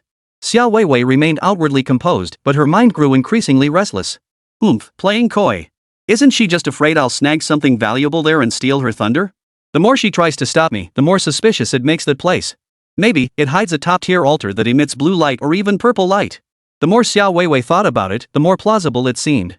That woman sensed her potential, so she feared her and tried every trick to suppress her. Just wait until I get my hands on some high-level gear. Then we'll see how she keeps putting on airs in front of me. Xiao Weiwei's ambition grew like wild grass. I, Xiao Weiwei, am the true chosen one. Meanwhile, under the night sky, Su Ming's face was grim. Just moments ago, he had experienced the darkest hour of his life. For the first time in his life, he'd only managed to open a blue quality item from the altar. Ugh. Su Ming stared at the Windrunner's boots in his hands, sighing repeatedly. The boots' function was simple. They drastically increased movement speed. The effect was especially pronounced when moving with the wind. Su Ming slipped the boots onto his feet. The speed was indeed astonishingly fast. But, for him, it was just that. It did little to ease his dissatisfaction. It's easy to go from frugality to extravagance, but hard to go from extravagance back to frugality. It's ultimately an external force. In a rainstorm, it won't do a thing. For others, this might be a game changer, a true game changer. But for me, it's merely icing on the cake. Su Ming narrowed his eyes slightly, quickly making up his mind. Upon returning, he would present these boots directly to the Crimson Throne. Perfect for an experiment. He wanted to see for himself what kind of source blood a blue quality item could transform into. To see if it was worth the effort. No more thinking. There's not much time left. Su Ming pushed aside his jumbled thoughts and quickened his pace. The sky was growing darker by the minute. Wasting time here served no purpose. The moon hung high overhead. Soon, it was past 11 at night. This isn't looking good. Su Ming felt a growing sense of urgency. It wasn't that he hadn't seen other altars. But none of them were truly satisfying to him at this moment. Gurgle gurgle. The sound of flowing water gradually reached his ears ahead. He had reached the banks of a river. Suddenly, Su Ming narrowed his eyes slightly. Something seemed to be glinting in the moonlight by the riverbank. Su Ming's thoughts stirred, and he quickened his pace toward it. Ha! The altar before him looked quite unusual. It wasn't because of the faint glow emanating from it. Rather, it was the stark contrast in color and form between its left and right sides. The left side radiated a fiery red glow, intricately carved with a lifelike phoenix. The right side, however, was covered in cracks and emitted a dull black glow, bearing a heavy, massive ruler. This is seriously high-end? Looks seriously impressive. Su Ming activated his Eye of Truth, his expression shifting in surprise. Whoa! Something's wrong. This isn't just an altar with a unique design. Instead, the two altars on either side were connected, held together by a faint, barely perceptible energy thread. What? Twin altars? How could such a thing even exist? Chapter 29, Can a phoenix ever associate with sparrows? Something's wrong, really wrong.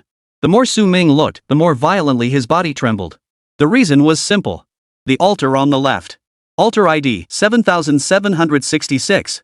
Linked realm, 9 heavens immortal domain. Karma, Nalan Ranran, the heavenly darling, was deeply troubled. 3 years ago, her fiancé Xiao Hua's cultivation regressed.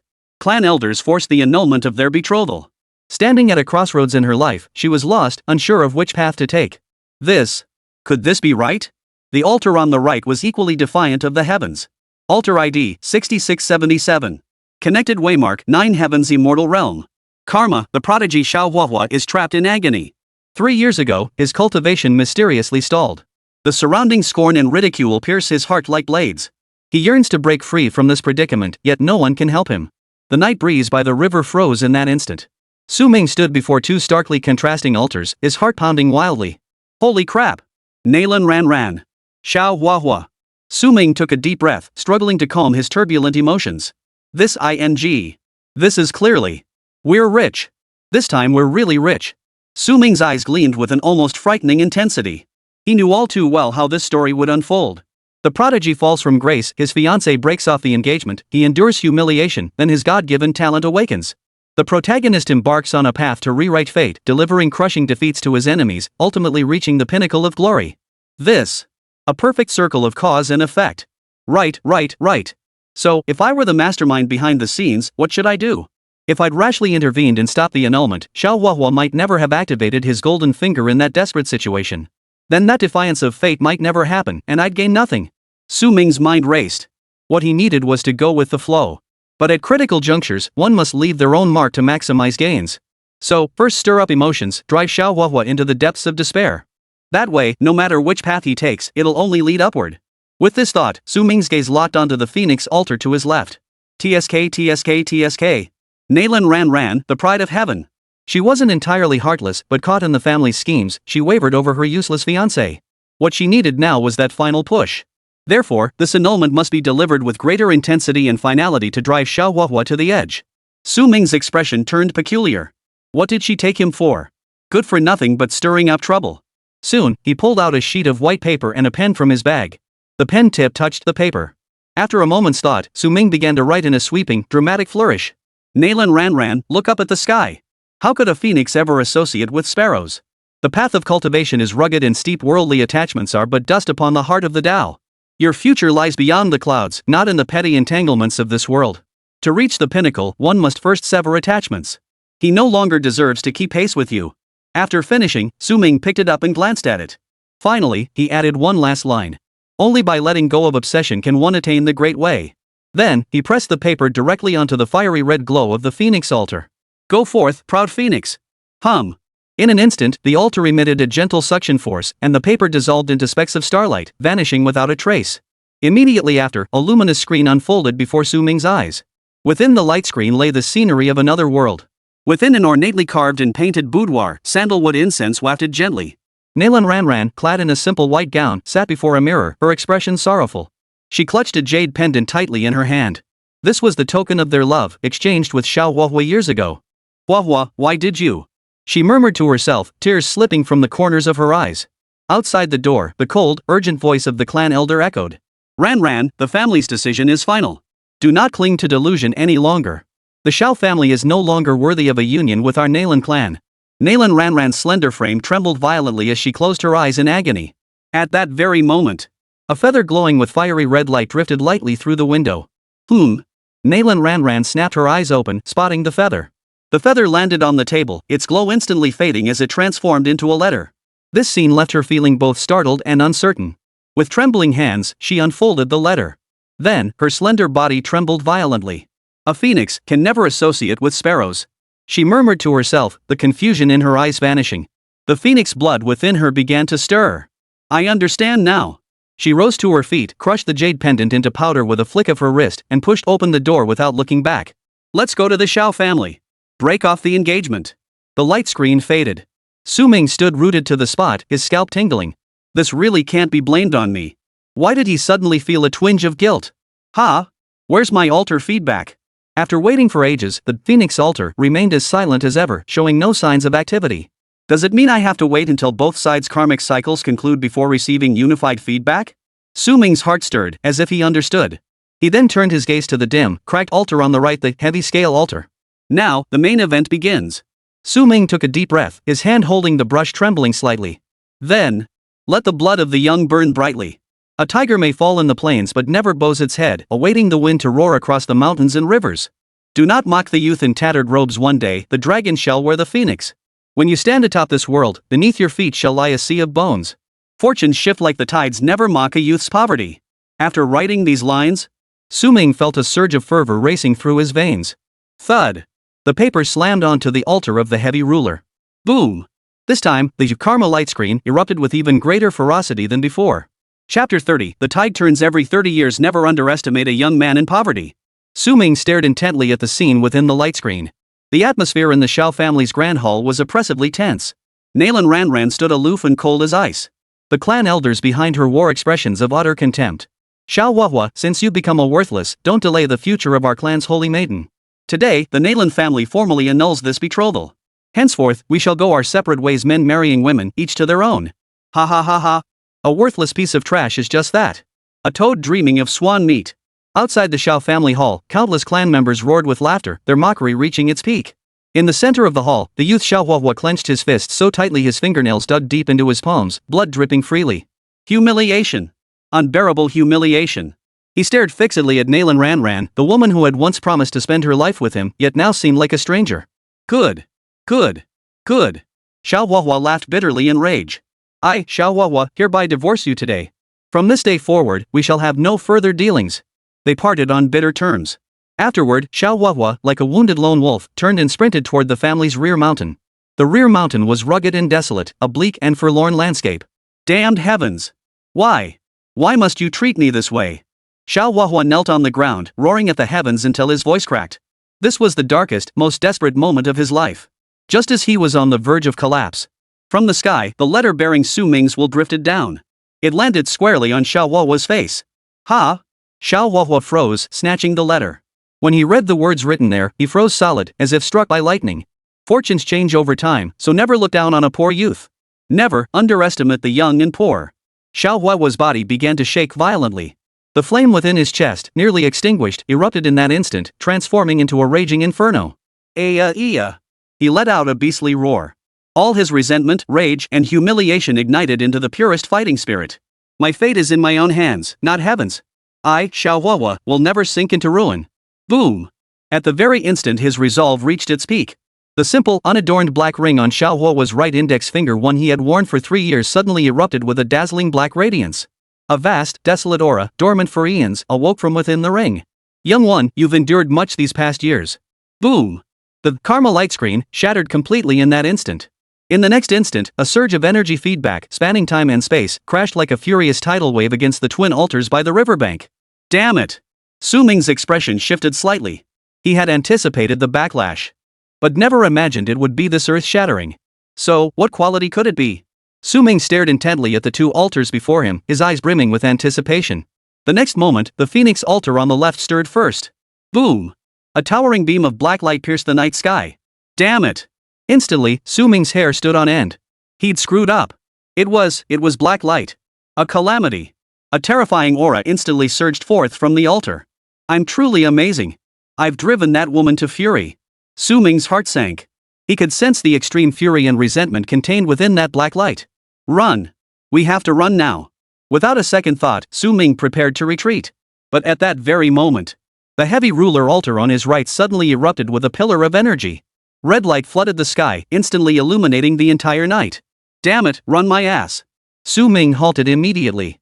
He spun around without even glancing at the item's attributes emerging from the crimson light, lunging forward to snatch it. It was a dagger radiating black mist. At the same time, the ground beneath Su Ming's feet shook violently. Within the blacklight altar, a blurred human figure slowly coalesced. Emaciated in form, with hollow eyes, its features bore a striking resemblance to Nalan Ranran. Yet at the corners of its mouth, a maniacal smile curled. You made me lose him. The voice, saturated with utter hatred, pierced the soul. Su Ming's Eye of Truth raced into overdrive. Name, Nalan Ranan's Heart Demon Wraith. Quality, Cataclysmic Epic. Description, a vengeful entity born from twisted karma, sharing Nalan Ranan's bloodline and possessing a fanatical, deranged nature. Damn it! Su Ming turned and ran. This ING thing was a purple tear catastrophe. The vengeful spirit uttered no further words, radiating only pure, unadulterated killing intent. She raised her arm and grasped at the void. Whoosh! A colossal wave of resentment crashed toward him, leaving Su Ming no chance to dodge. Boom! The force slammed squarely into his chest. His formidable physique, tempered countless times by source blood, and as resilient as steel, felt as fragile as a withered branch in that instant. Put! Su Ming spat out a mouthful of blood and flew backward. Boulders along his path shattered into dust. Damn it, how am I supposed to handle this? Su Ming stared in horror at the vengeful spirit. If he didn't have so much source blood bolstering him, this single blow would absolutely pulverize him into mincemeat. No time for further thought. The vengeful spirit transformed into a jet-black smoke, closing the distance in an instant. Its claws, sharp as hooks, aimed straight for Su Ming's throat. The Fate pocket watch sounded a frantic alarm, reaching its peak alert. Su Ming's eyes bulged as he rolled sideways, swinging his blade in a backhand strike toward the vengeful spirit's calf. He braced himself for the dagger to be blocked. After all, the gap in their strength was simply too vast. Yet, SSS-grade. The dagger sliced through like a red-hot knife cutting through butter, meeting not the slightest resistance. What kind of terrifying thing is this? Su Ming's eyes flashed with intense light. This was the body of an epic-level calamity. The vengeful spirit shrieked in fury, seemingly terrified of the dagger, refusing to close in. It then spread its fingers wide, gathering a ball of ink-black flame in its palm before slamming it down. Su Ming rolled sideways just in time to dodge. Sizzle! The black flame struck the riverbank, instantly corroding a gaping hole in the hard rock. Don't let it touch you. And I can't outrun it. Su Ming's scalp tingled, but his eyes hardened. He pushed the Windrunner boots to their absolute limit, transforming into a blur as he launched his attack. Since this dagger could so easily pierce defenses, then he had a chance to turn the tables. Eye of Truth. Moving at high speed, Su Ming locked onto the vengeful spirit's weak point. Her abdomen. There, a faint black light flickered. Under the moonlight, Su Ming crouched low and closed in, thrusting his dagger straight at the weak spot. The vengeful spirit reacted with lightning speed, raising its hand to block. But Su Ming had been waiting for this very moment. Using the momentum of his charge, he slammed his left shoulder into the vengeful spirit's chest. Simultaneously, he redirected the dagger in his right hand, precisely slicing open a gash in the vengeful spirit's abdomen. The vengeful spirit, struck by pain, lashed out with the claw. Snap! Su Ming had no time to defend, and his left arm was swept by the sharp claw. An excruciating pain of shattered bone shot through him instantly, and his entire arm went limp. Wound for wound. Gah! Ignoring the pain, Su Ming used the force to leap backward. Blood trickled from the corner of his mouth, yet his gaze grew even more ferocious. He could clearly see the core light in the vengeful spirit's abdomen dim slightly. This dagger was too powerful. Damn it, come again. Chapter 31, Red Light Fills the Sky Again? Su Ming completely abandoned defense. The principle couldn't be simpler. Against absolute power, defense was nothing but suicide. The only chance lay in shattering that weakness. The vengeful spirit was utterly enraged, its assault raging like a storm. She transformed into a dark shadow and lunged forward. Instead of retreating, Su Ming advanced, still using his own body to collide with hers, creating an opening. Thud! Su Ming was knocked back, blood spurting from his mouth once more, but the dagger in his hand plunged deep into the vengeful spirit's abdomen. The vengeful spirit seemed to wince in pain, wildly flailing its arms. Unable to dodge in time, Su Ming was struck in the waist by a whipping kick, sending him flying sideways and crashing heavily into the mud. Cough, cough. Struggling to his feet, Su Ming felt as though his spine might snap. But the vengeful spirit across from him. The black light at its abdominal weak point was nearly gone. The vengeful spirit seemed to sense the danger, gathering all its remaining resentment. She flashed swiftly to Su Ming's side, hands pressed together. A massive black blade, solidified from pure resentment, abruptly materialized and came crashing down. This strike left Su Ming with no way to dodge. But this was the moment he had been waiting for. With a savage grin, Su Ming flung a fourth-act admission ticket from his dimensional space. The ticket instantly vanished into the vengeful spirit's body. The vengeful spirit's fatal strike halted abruptly, leaving it frozen in place. I missed it.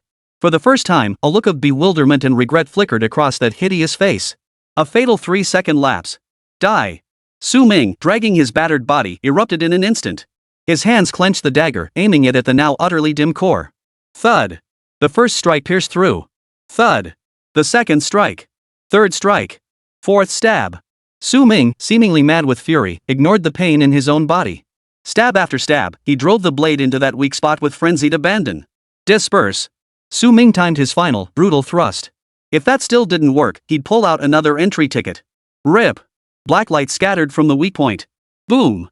The vengeful spirit's body crashed to the ground, motionless. The battle ended. Pant, pant. On the icy riverbank, Su Ming lay gasping for breath like a beached fish. Every inch of his body ached. His left arm hung limply at an unnatural angle. With every breath, his broken ribs felt like they were slicing through his insides. But none of that mattered anymore. Victory was all that mattered. He had ground down the epic-level calamity to dust through the most brutal means possible. Su Ming struggled to regain a sliver of clarity. Dinner's served, baby. He retrieved the Abyssal Dragon Egg from the dimensional warehouse. Purple hearts began blinking wildly on the eggshell. Then, it began frantically absorbing the black blood on the ground. Incubation progress, 43.6%. 45%. 48%. 49.6%. The progress bar shot up sharply, only to stall at 49.6%. Su Ming watched as the black egg greedily devoured the blood yet showed no interest in the blood flowing from his own body, even actively avoiding it. Quite the picky eater. Su Ming twisted his lips into a wry smile, finding humor in the grim situation. At least you have some conscience.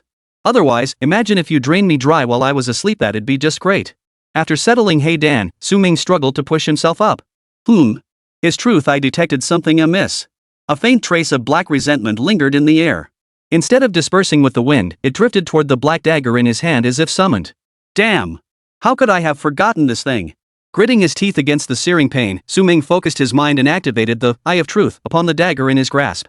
Name, Soul Dagger Basic. Quality, Mythical Growth Type. Function, feeds on slaughter, devouring souls, resentment, and fear to nourish itself. Grants the wielder significant resistance to mental corruption. Growth progress, 97-1000. Mythical. Growth type. A flicker of delight crossed Su Ming's eyes. Though the cost was steep, it was worth it. Significantly resist mental corruption? Su Ming pondered the meaning behind those words. He thought of his ticket to the fourth act. Once activated, it could forcibly awaken the deepest fears or most agonizing memories within a person. So this dagger also has the ability to defend against mental attacks? This was exactly what he needed. Otherwise, with all these stats to waste, he'd be manipulated into a helpless little pet, slowly ground down. It's utterly agonizing. Besides, a dagger suits me perfectly.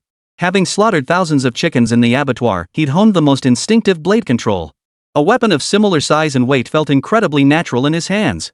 Long swords, spears. Though they looked formidable and were a sight to behold when wielded. But mastering them demands enormous time and energy. What he wanted was simplicity. Directness. Brutality. Huff.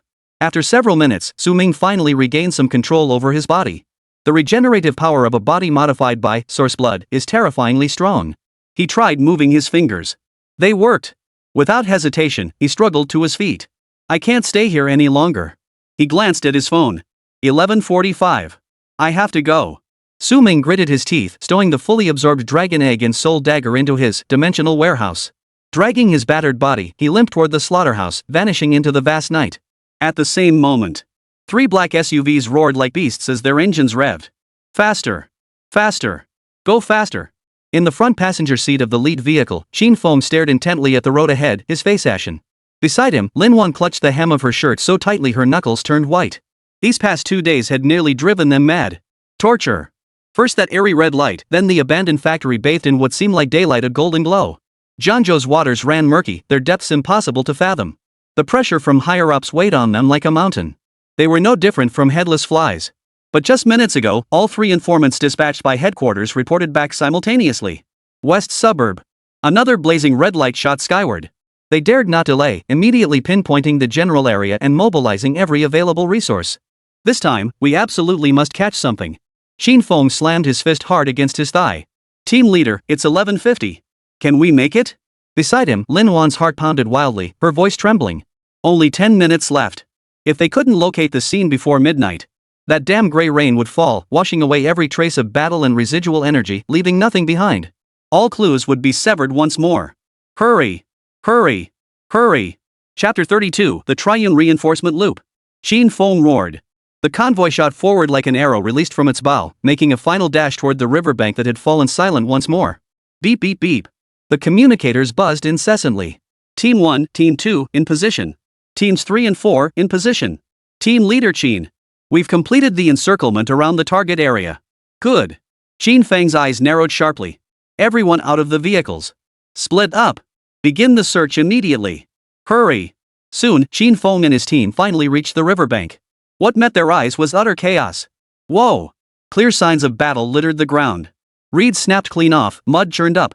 And there lay a body, neither quite human nor quite ghost. Beside it stood an oddly shaped altar. The left and right sides were strikingly different. Qin Feng made a split-second decision. Quick! Document the scene. Collect blood samples. Lin Wan, use energy retrospection. Lin Wan nodded, equally unwilling to delay. She closed her eyes, her unease growing ever more intense. A soft blue aura radiated outward from her center. But the next second. Put! Her slender body jerked violently as blood spurted forth. Her already haggard complexion instantly turned as pale as paper. She collapsed backward, unconscious. Lin Wan! Xin Feng gasped in alarm, catching her by the arm. Quick, the team doctor! Drip, drip! Raindrops began falling from the sky. Rumble! A bolt of lightning split the sky. It's raining! Xin Feng murmured to himself. The clock struck 12. Beads of rain as big as beans instantly formed a curtain of rain. Damn it!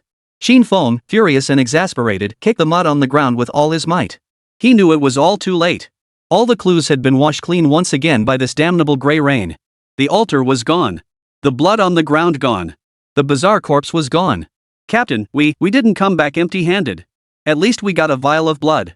And we captured footage of the scene and that bizarre altar. Xin Feng gritted his teeth. Report to headquarters. And work overtime.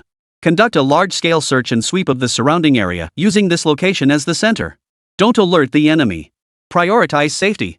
He looked up at the night sky illuminated by lightning. This job is damn hard. Who the hell is responsible for this? 2:15 a.m. Creak. The slaughterhouse's iron gate creaked open as a hand slowly pushed it. Su Ming practically crawled inside. Just 2 days ago, the journey would have taken him no more than an hour. This time, it took him over 2 hours. First, his injuries slowed him down. Second, in his current state, he dared not take the main roads. The gray rain could wash away traces. No one could be certain if other hunters lurked in the rain-drenched night. Su Ming dragged his crippled body straight into the basement. Thump, thump. The heartbeat of the Scarlet Throne sounded unusually clear at that moment. It seemed to welcome his return. Gritting his teeth against the excruciating pain, Su Ming tore off the tattered t-shirt that had long since lost its original shape. His entire body was covered in wounds, a sight that was truly horrifying. Su Ming removed the Windrunner's boots. Relying on external objects was ultimately a path to death. Only power forged into one's very bones and blood is eternal. Farewell. Su Ming solemnly placed the blue boots at the center of the altar. SSS-grade. The flesh tentacles on the altar instantly sprang to life. Like starving leeches, they frantically burrowed into the boots. The blue light flickered violently several times before being completely engulfed by crimson. At the altar's center, a pristine glass vial slowly solidified. Su Ming trembled as he reached out his right hand and grasped it. The liquid inside was now countless times thicker than before. Name, source blood. Quality, excellent.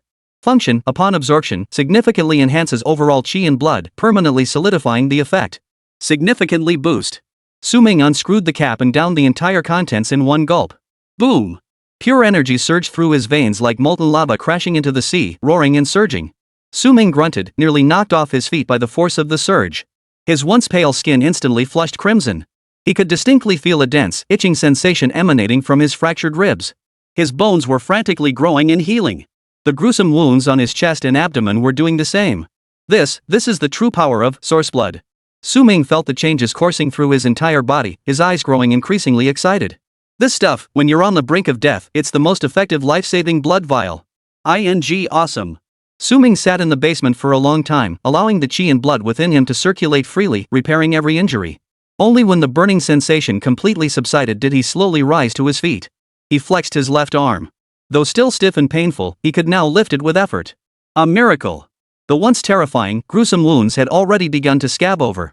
The regenerative power of a body modified by source blood is insane. Ming marveled inwardly, then with a flick of his thoughts, grasped the soul dagger once more. With the dagger in his grasp, his mind grew strangely calm. Tonight's brush with death had forged a deeper bond between him and this weapon.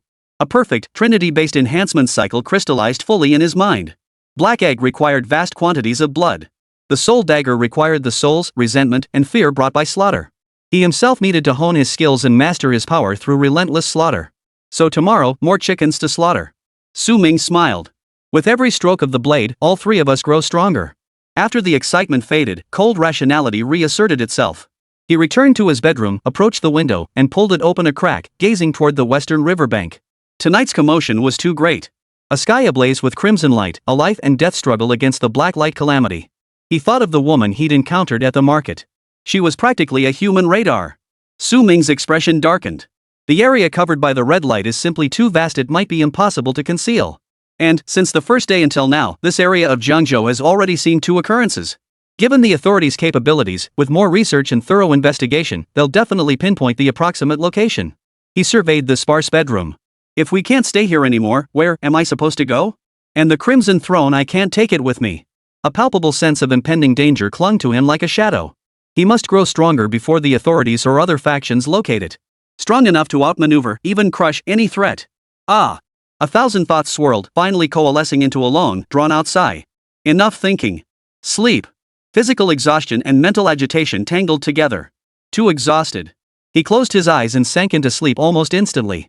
But the undercurrents of this city were only just beginning to accelerate. Chapter 33, You Better Hatch Me a Little Dragon Girl, Wha? A new day dawned, bright and clear. Jiangzhou, Anomalous Affairs Administration. Inside the command center, the air was thick and heavy, ashtrays overflowing with cigarette butts. Xinfeng leaned back in his chair, eyes closed in rest.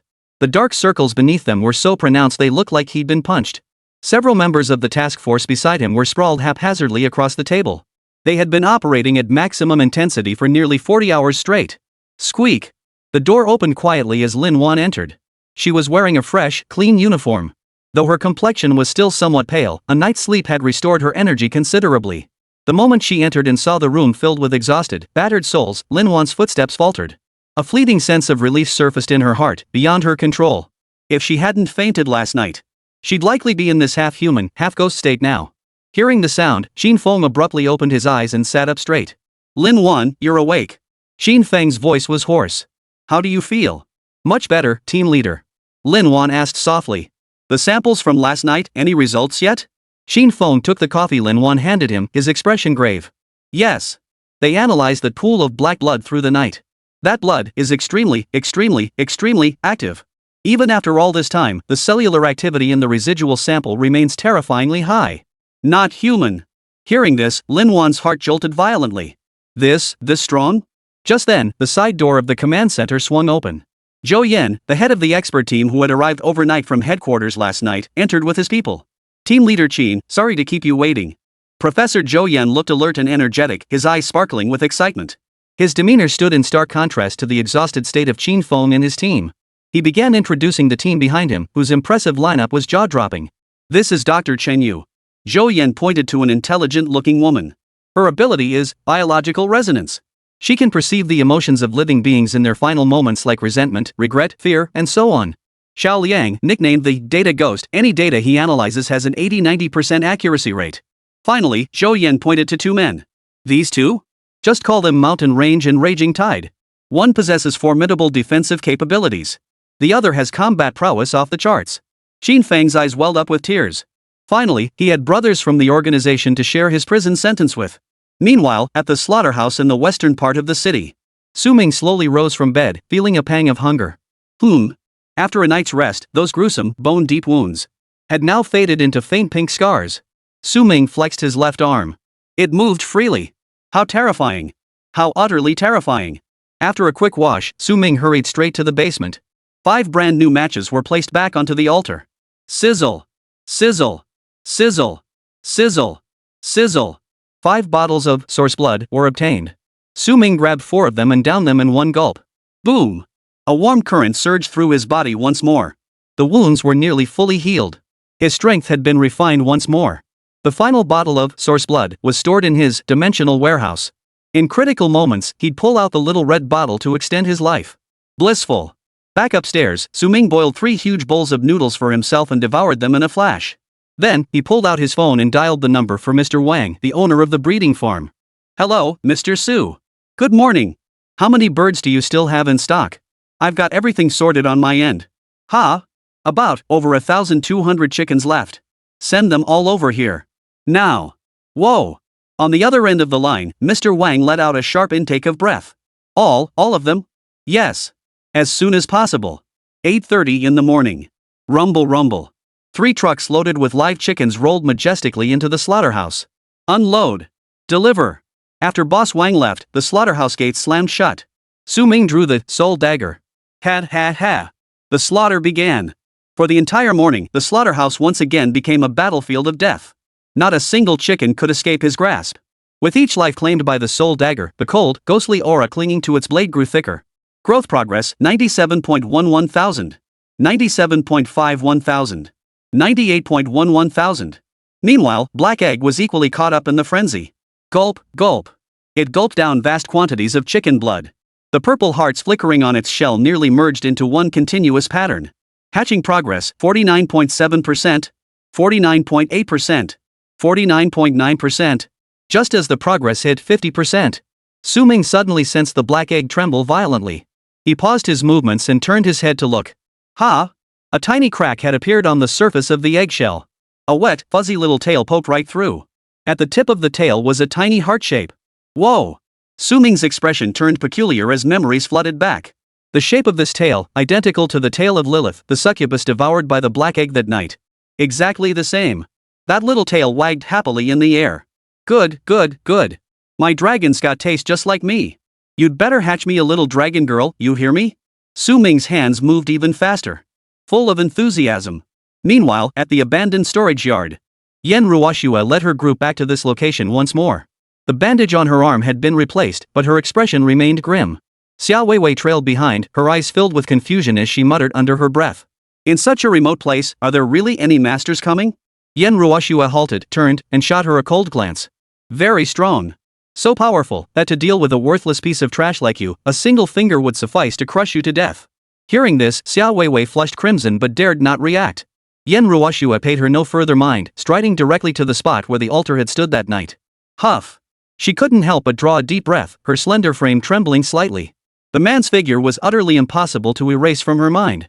If it weren't for the informant mentioning that a red glow had been spotted in this entire area last night, she would never have chosen to come investigate at this hour. However, on the top floor of an unfinished building nearby, a figure silently observed the situation below, blue light flickering in its pupils. Reporting to the Investigation Bureau. Suspicious targets detected. 5 males, 2 females spotted at the abandoned warehouse in the western suburbs. Repeat. Jiangzhou, Anomalous Affairs Investigation Bureau. Xin Feng listened to the incoming report, his expression darkening slightly as his gaze locked with that of Zhou Yan, the head of the expert team. We have a lead. Chapter 34, Back to the City. Containment? West City Slaughterhouse. 3 p.m. Huff. Su Ming stood in the center of the empty factory floor, exhaling a long, heavy breath. Over 1,000 chickens, all processed. He lowered his gaze, activating the Eye of Truth to examine the soul dagger in his hand. Black mist swirled around its entire body, radiating an aura of immense power. Growth progress 1971000. About to break through the 200 mark.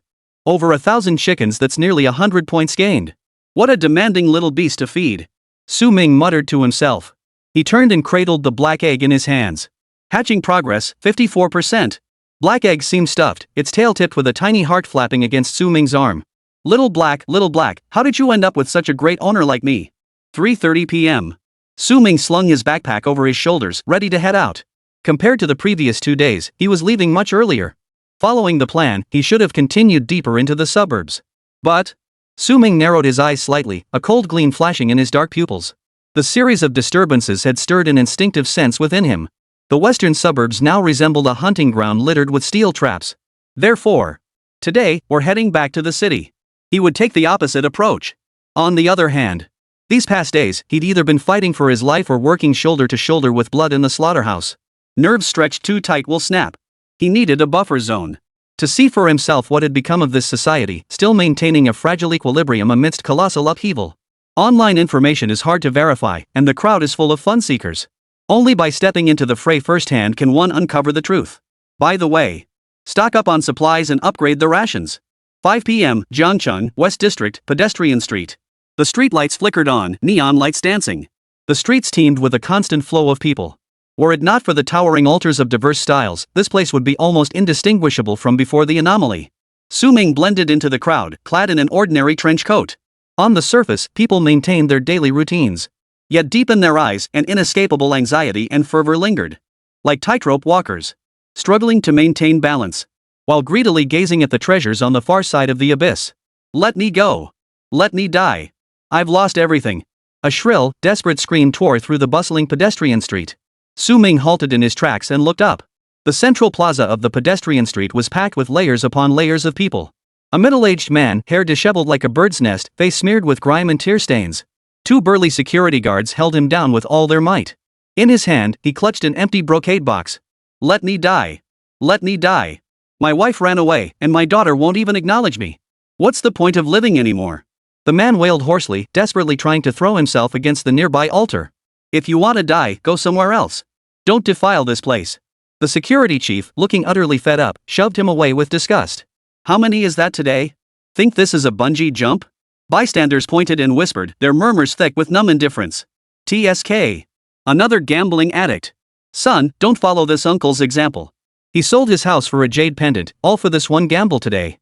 And what did he get? Just a flash of white light. They say it was a hard-as-nails rod, utterly useless. Serves him right. Greed is a snake swallowing an elephant. I know the answer to this one. Win, and you get a clubhouse model. Lose, and you're off to work in the sea. Eating, drinking, and whoring are all losses, only gambling brings returns. Ming paid no heed to the murmurs. His gaze settled upon the altar that had sparked the tragedy.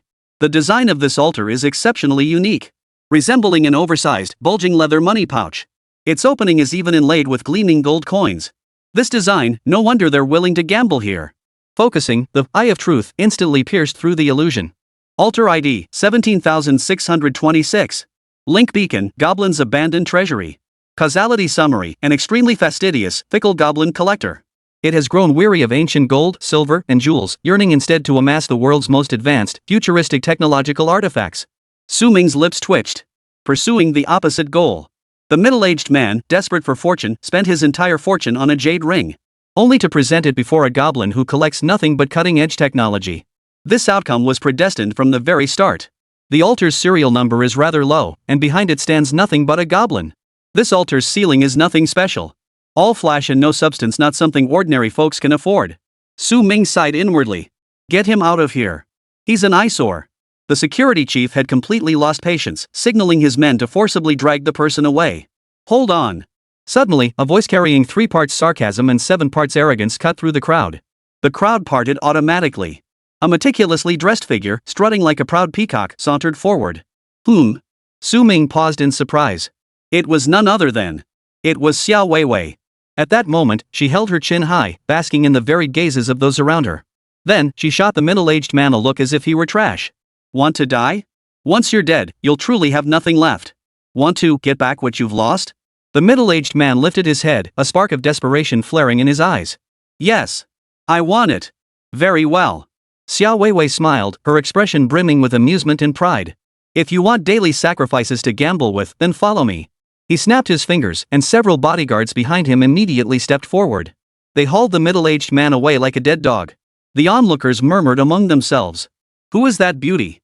She's so kind-hearted. Is she doing charity work? Wait, is this even right?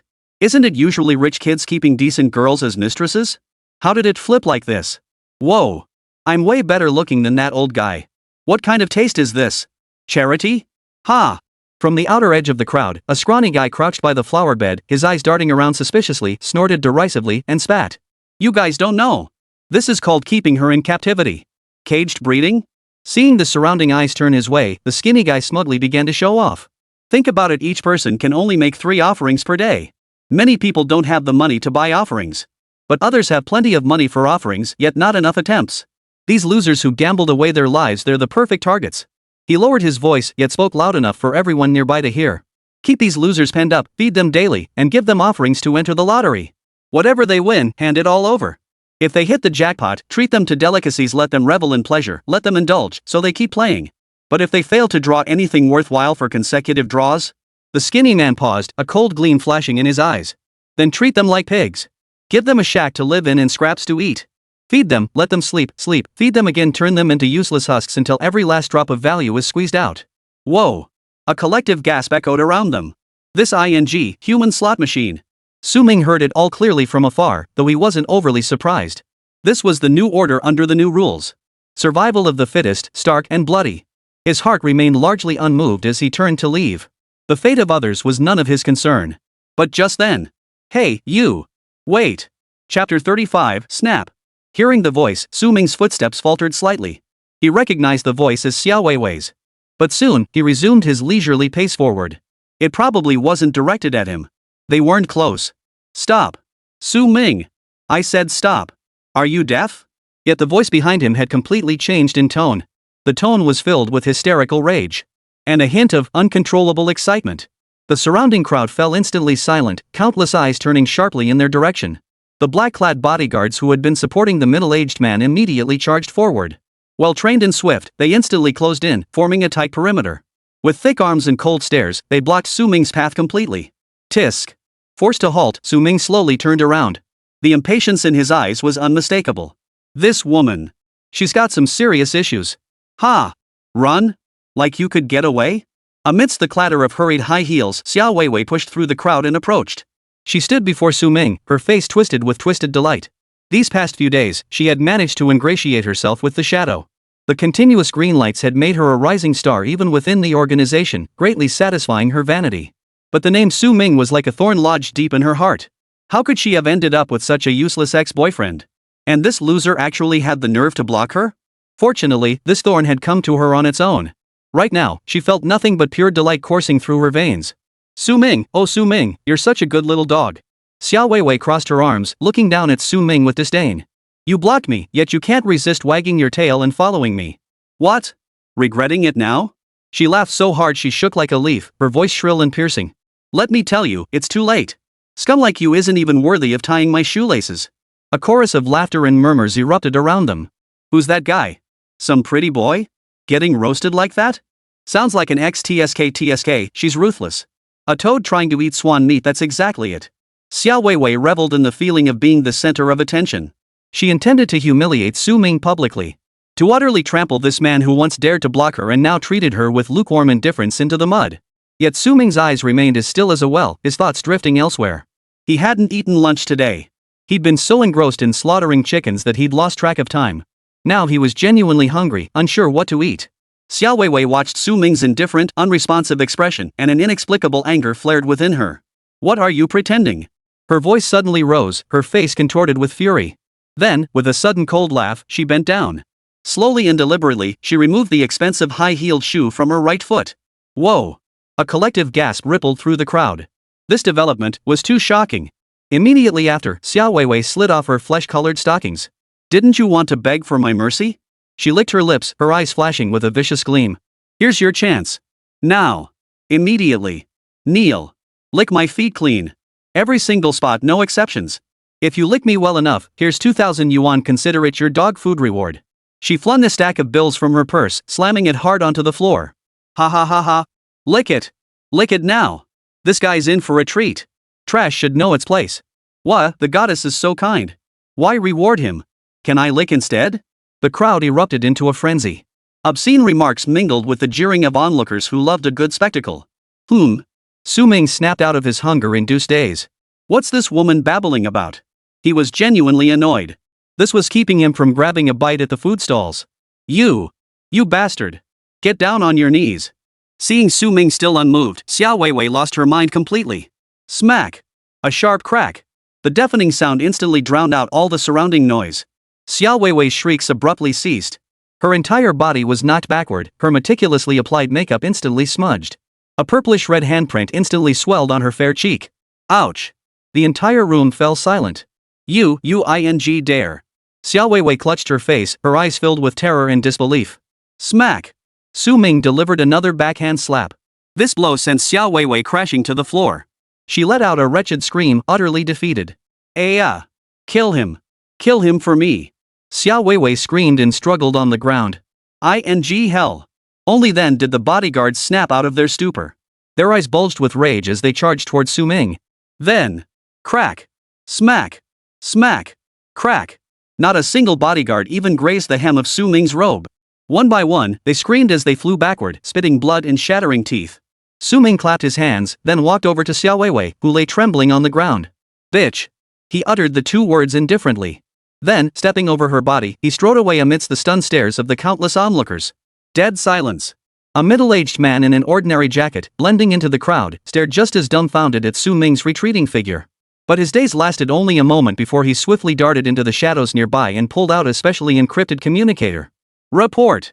Target, Peacock, engaged in violent confrontation on West District Pedestrian Street. Ever since Yan Ruoxue, Xiao Weiwei, and their group appeared at the abandoned warehouse this morning, they had been under surveillance by the Anomalous Affairs Bureau, covert operatives. The codename, Peacock, naturally referred to Xiao Weiwei. Far too conspicuous. The Bureau is currently understaffed. But dealing with someone like Xiao Weiwei requires little effort. She acted with such flair, so arrogant and overbearing, practically craving everyone's attention. Following her around couldn't be easier. The guy seems to be her ex-boyfriend, but he's got some serious skills. He made short work of those bodyguards. Jiangzhou, Anomalous Affairs Administration. Qin Feng was poring over a map of Jiangchang, utterly overwhelmed, as several more cigarette butts landed in the ashtray. Got it. After hearing the report, he merely rubbed his temples. It's likely just a minor skirmish. Log it and keep monitoring. We don't have the bandwidth to deal with trivial matters right now. Wait, hold on. Lin Wan, who had been studying documents nearby, suddenly spoke up. Her eyes were fixed on the on-site snapshot sent back by the informant. The image was slightly blurred, capturing the moment Su Ming turned sideways and walked away. Lin Wan frowned slightly. It wasn't that she thought the man in the photo had acted with particular ruthlessness. But, staring at that profile, an inexplicable sense of unease welled up within her. This man. Lin Wan enlarged the photo. I feel like I've seen you somewhere before? Chapter 36, The Cup of Tranquility. Upon hearing Lin Wan's words, Qin Feng, Zhou Yan, and the others all paused their work and turned to look. Are you sure? Where? Lin Wan strained to recall. But in the end, she shook her head, looking somewhat defeated. Maybe. I'm just being overly sensitive. The pressure's been too much lately. She turned off the screen. However, Qin Feng's eyes flickered as he studied Lin Wan's profile. Better safe than sorry. After a moment's thought, he instructed his deputy beside him. Assign 2 people to discreetly investigate Xiao Weiwei's ex-boyfriend. Do it properly. If he can take down several bodyguards in an instant, he must have gained some real benefits from the altar. Meanwhile, Su Ming blended back into the bustling crowd. The night breeze felt refreshingly invigorating. He crossed 2 streets, heading toward the old Wang's food stall, he remembered. Before he even reached it, that familiar, earthy aroma, a blend of cumin, chili oil, and beer foam, was already wafting toward him. Ah, that's the smell. A smile touched Su Ming's lips. The food stall was still bustling, filled with the clamor of voices and the vibrant energy of everyday life. Hey, boss. 2 more bottles of ice-cold beer. Coming right up. Table 5, your grilled kidneys are ready. Here, it seemed as though no catastrophe had ever struck. Even if tomorrow remained uncertain, it didn't stop people from freely expressing their longing for life. Su Ming found an empty spot in a corner and sat down, ordering a few of his favorite dishes. At the next table sat a group of shirtless men, their faces flushed red. They were drunk out of their minds, spitting as they bragged wildly. That's nothing. A man with a bushy beard slammed his fist on the table, belching loudly. Listen up, yesterday I tossed the keys to my 8-year-old beat-up Jetta, burp, into the river. Damn. Can't you get your story straight? Thought you got high and sacrificed the car. Oh? What came out? Green or blue? His buddies started teasing him. White. The man with the bushy beard pulled a blackened shovel from under the table with a smug grin. Ta-da. Let me tell you. This spatula works like a charm. My wife fried eggs this morning, not a single one cracked. Ha ha ha ha. Put. That's it? You don't know. This is what quality of life looks like. Su Ming listened to the banter from the next table, feeling a pang of emotion. Life. It's finding joy in the smallest of things. Just then, a timid figure pushed through the noisy crowd. It was a middle-aged man in his 40s. He wore a faded old jacket, his hair streaked with gray, his face gaunt and sallow. In his hands, he cradled an object wrapped in faded red cloth, weaving between the drinking tables. His expression was tense and uneasy, reminiscent of a peddler hawking counterfeit goods door to door in bygone eras. After a long moment, he gathered his courage and approached the group of men playing rock paper scissors at the table next to Su Ming. "Gentlemen, excuse me." The middle-aged man smiled apologetically as he carefully unwrapped layer after layer of the red cloth. Inside lay an unremarkable, even slightly dusty blue and white porcelain teacup. "Brother, care to take a look? I just got this today, a blue glow prop." The middle-aged man lowered his voice, fearing others might overhear, his face flushing crimson. "Blue light?" The bearded men paused, halting their rock-paper-scissors game. They took the teacup with curiosity, examining it from every angle. They even turned on their phone flashlights to shine light on the bottom. "It's just a crappy teacup. You can get one for $2 on the next street over. If it doesn't open, it's not worth a steamed bun. Honestly. Why would I lie to you?" The middle-aged man grew impatient. "That light, it just shot up in a flash. It was so beautiful." Fine. The man with the bushy beard waved his hand impatiently. "So what if you're blue? What's the point? How much? Spit it out." The middle-aged man gritted his teeth as if summoning immense resolve and held up 3 fingers. "I don't even know what it's for. 30,000. Put." The man with the bushy beard spit his beer all over the table, then flew into a rage. 30,000? Are you out of your mind? You don't even know what it's for and you're trying to rip me off? Get out. Get out. Get out. You damn con artist. Trying to swindle money with a broken cup? Exactly. Just the other day, someone tried to pass off a rotten straw sandal as purple light. Have you all gone gambling mad? These scammers nowadays deserve to be wiped out by the blacklight calamity. They're nothing but trouble. The middle-aged man hung his head in shame, his face flushed crimson. He stammered, trying to explain, but was shoved aside without mercy. He clutched the teacup tightly, standing alone in the center of the brightly lit food stall. He looked utterly out of place, as helpless as could be. Su Ming watched it all unfold from a short distance away. Blue light? His mind sharpened and the eye of truth activated instantly. Buzz. His gaze settled upon the unassuming teacup. Name, cup of tranquility. Quality, excellent. Function, can hold ash rain. Whoa. Su Ming instantly sucked in a breath of cold air. It's actually a blue quality item. And absolutely top tier stuff. Though its function was described in just 4 simple words, its significance was immense. No wonder ordinary people couldn't spot the issue. In every other way, this cup has nothing remarkable about it. But, if used right, this thing is a god-tier artifact. Gathering the gray rain, what does that even mean? Now, many have come to understand the purpose of that ash rain. Some have tried storing the ash rain. But come 5 a.m., whether stored in buckets or frozen in the freezer, that ash rain vanishes without a trace. But this cup can hold it. Though its capacity isn't large, it can't hold much ash rain at once. It doesn't mean it's not powerful. A single splash could take down a super-powered big shot in no time. Hey, you over there. Come here. With that thought, Su Ming discreetly beckoned to the middle-aged man. The man froze, then hurried over with a bow and scrape. Sir, would you like to take a look? I swear it's genuine blue light. This commotion immediately drew the attention of nearby diners. The bushy-bearded man at the next table kindly warned him. Young man. Don't be foolish. That guy's clearly a seasoned con artist. Watch out, or he'll swindle you down to your underwear. Real blue light equipment? You think you can buy it for a few thousand? Dream on. No such thing as a free lunch, don't try to get a bargain. Su Ming smiled and nodded, but said nothing more. Seeing this, the others left him be. Respect others' choices. People like that deserve to get scammed. Su Ming turned to the fidgeting man and gestured toward the plastic stool across from him. Sit. The man sat down cautiously, still clutching the teacup tightly in his hand. Boss, I really didn't deceive anyone. The man began explaining urgently, his voice breaking into a sob. My daughter has a serious illness and needs money for surgery. I had no other choice but to sell it. Please, have mercy. Su Ming heard this and his mouth twitched. In this day and age, such words sounded just like a con artist. But he knew. The man before him was likely telling the truth. Boss. Su Ming called out loudly. Bring 2 more chicken drumsticks and a large bowl of beef fried noodles for him loaded up with extra meat. Across the table, the middle-aged man froze. He hadn't expected. This young man across from him wasn't kicking him out, he was actually treating him to a meal? This kid looked harmless enough. But in reality, he wouldn't want to rip out his kidneys, would he? Chapter 37, Manpower can be built up gradually. At this thought, the middle-aged man hastily waved his hands. Boss, I'm not hungry. Eat first, then talk. Su Ming smiled, unmoved. The steaming hot meal was served, and the long mist aroma of meat filled his nostrils. The middle-aged man could no longer resist. He picked up his bowl and began to wolf down his food. But as he ate, tears welled up uncontrollably, falling into his bowl. Only after he'd devoured everything in a whirlwind and his emotions had settled did Su Ming speak. Brother, what's your name? I'm Zhao Gang. Uncle Zhao, I'll take that cup of yours. At the words, Zhao Gang trembled, hope instantly lighting his eyes. Well, I don't have that much cash on me. At those words, Zhao Gang's face drained of color. Come with me in a bit. I'll take you to get it. Well, okay.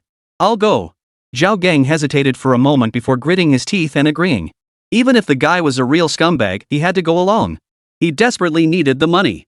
And he couldn't afford to wait. Here, eat some more. Finish it with me. During the meal, the two began chatting. Su Ming steered the conversation subtly. From their conversation, he learned. Zhao Gang had once been a senior analyst at a renowned investment firm.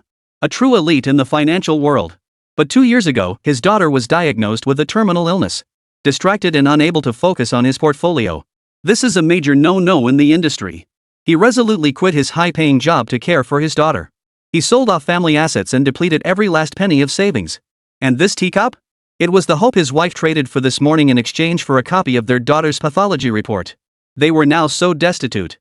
They have nothing left to sacrifice. Let's go, Uncle Zhao. We need to get the money.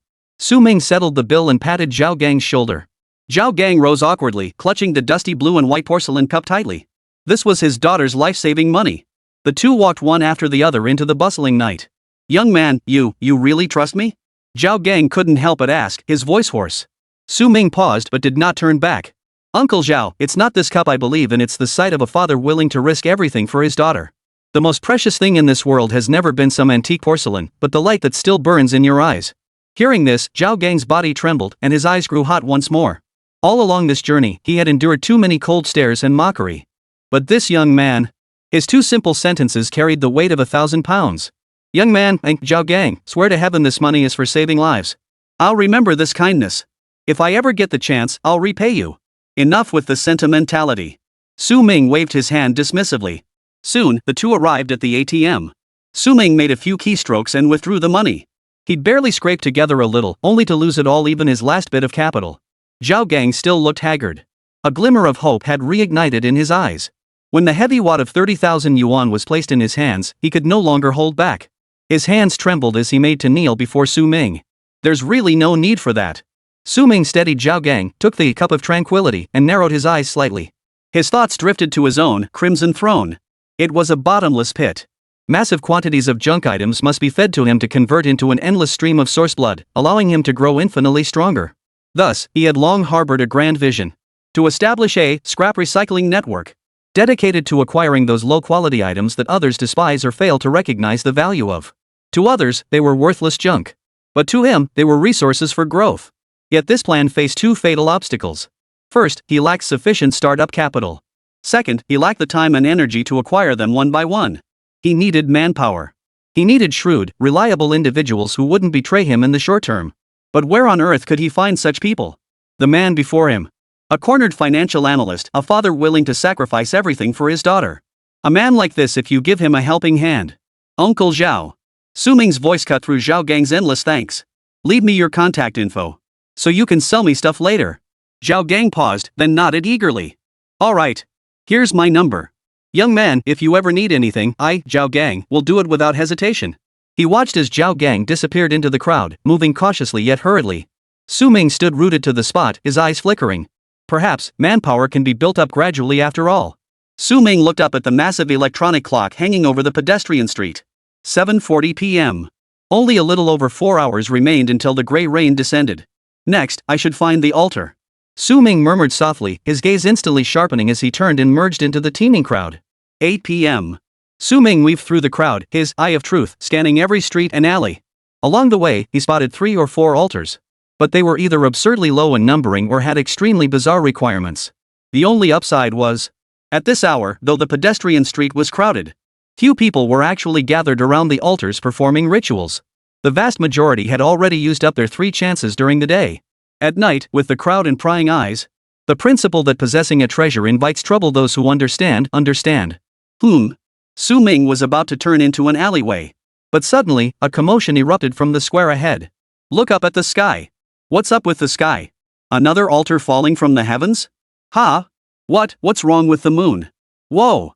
Exclamations of shock echoed in rapid succession, tinged with unmistakable terror. Su Ming halted in his tracks, instinctively looking up. In the sky, the once bright moon had, at some unknown moment, been enveloped in a faint crimson hue. At first, only its edges glowed crimson. But within mere seconds, that crimson hue spread like ink dropped into water, deepening at an astonishing pace. Is this a blood moon? Chapter 38, Blood Moon. Su Ming's heart jolted violently. He had played his share of games. He knew exactly what the appearance of a blood moon usually signified. Ominous. Cursed. Catastrophe. The atmosphere in the square grew increasingly grim. In just 2 short minutes, the full moon in the sky was completely drenched in a startling crimson red. Crimson moonlight poured down.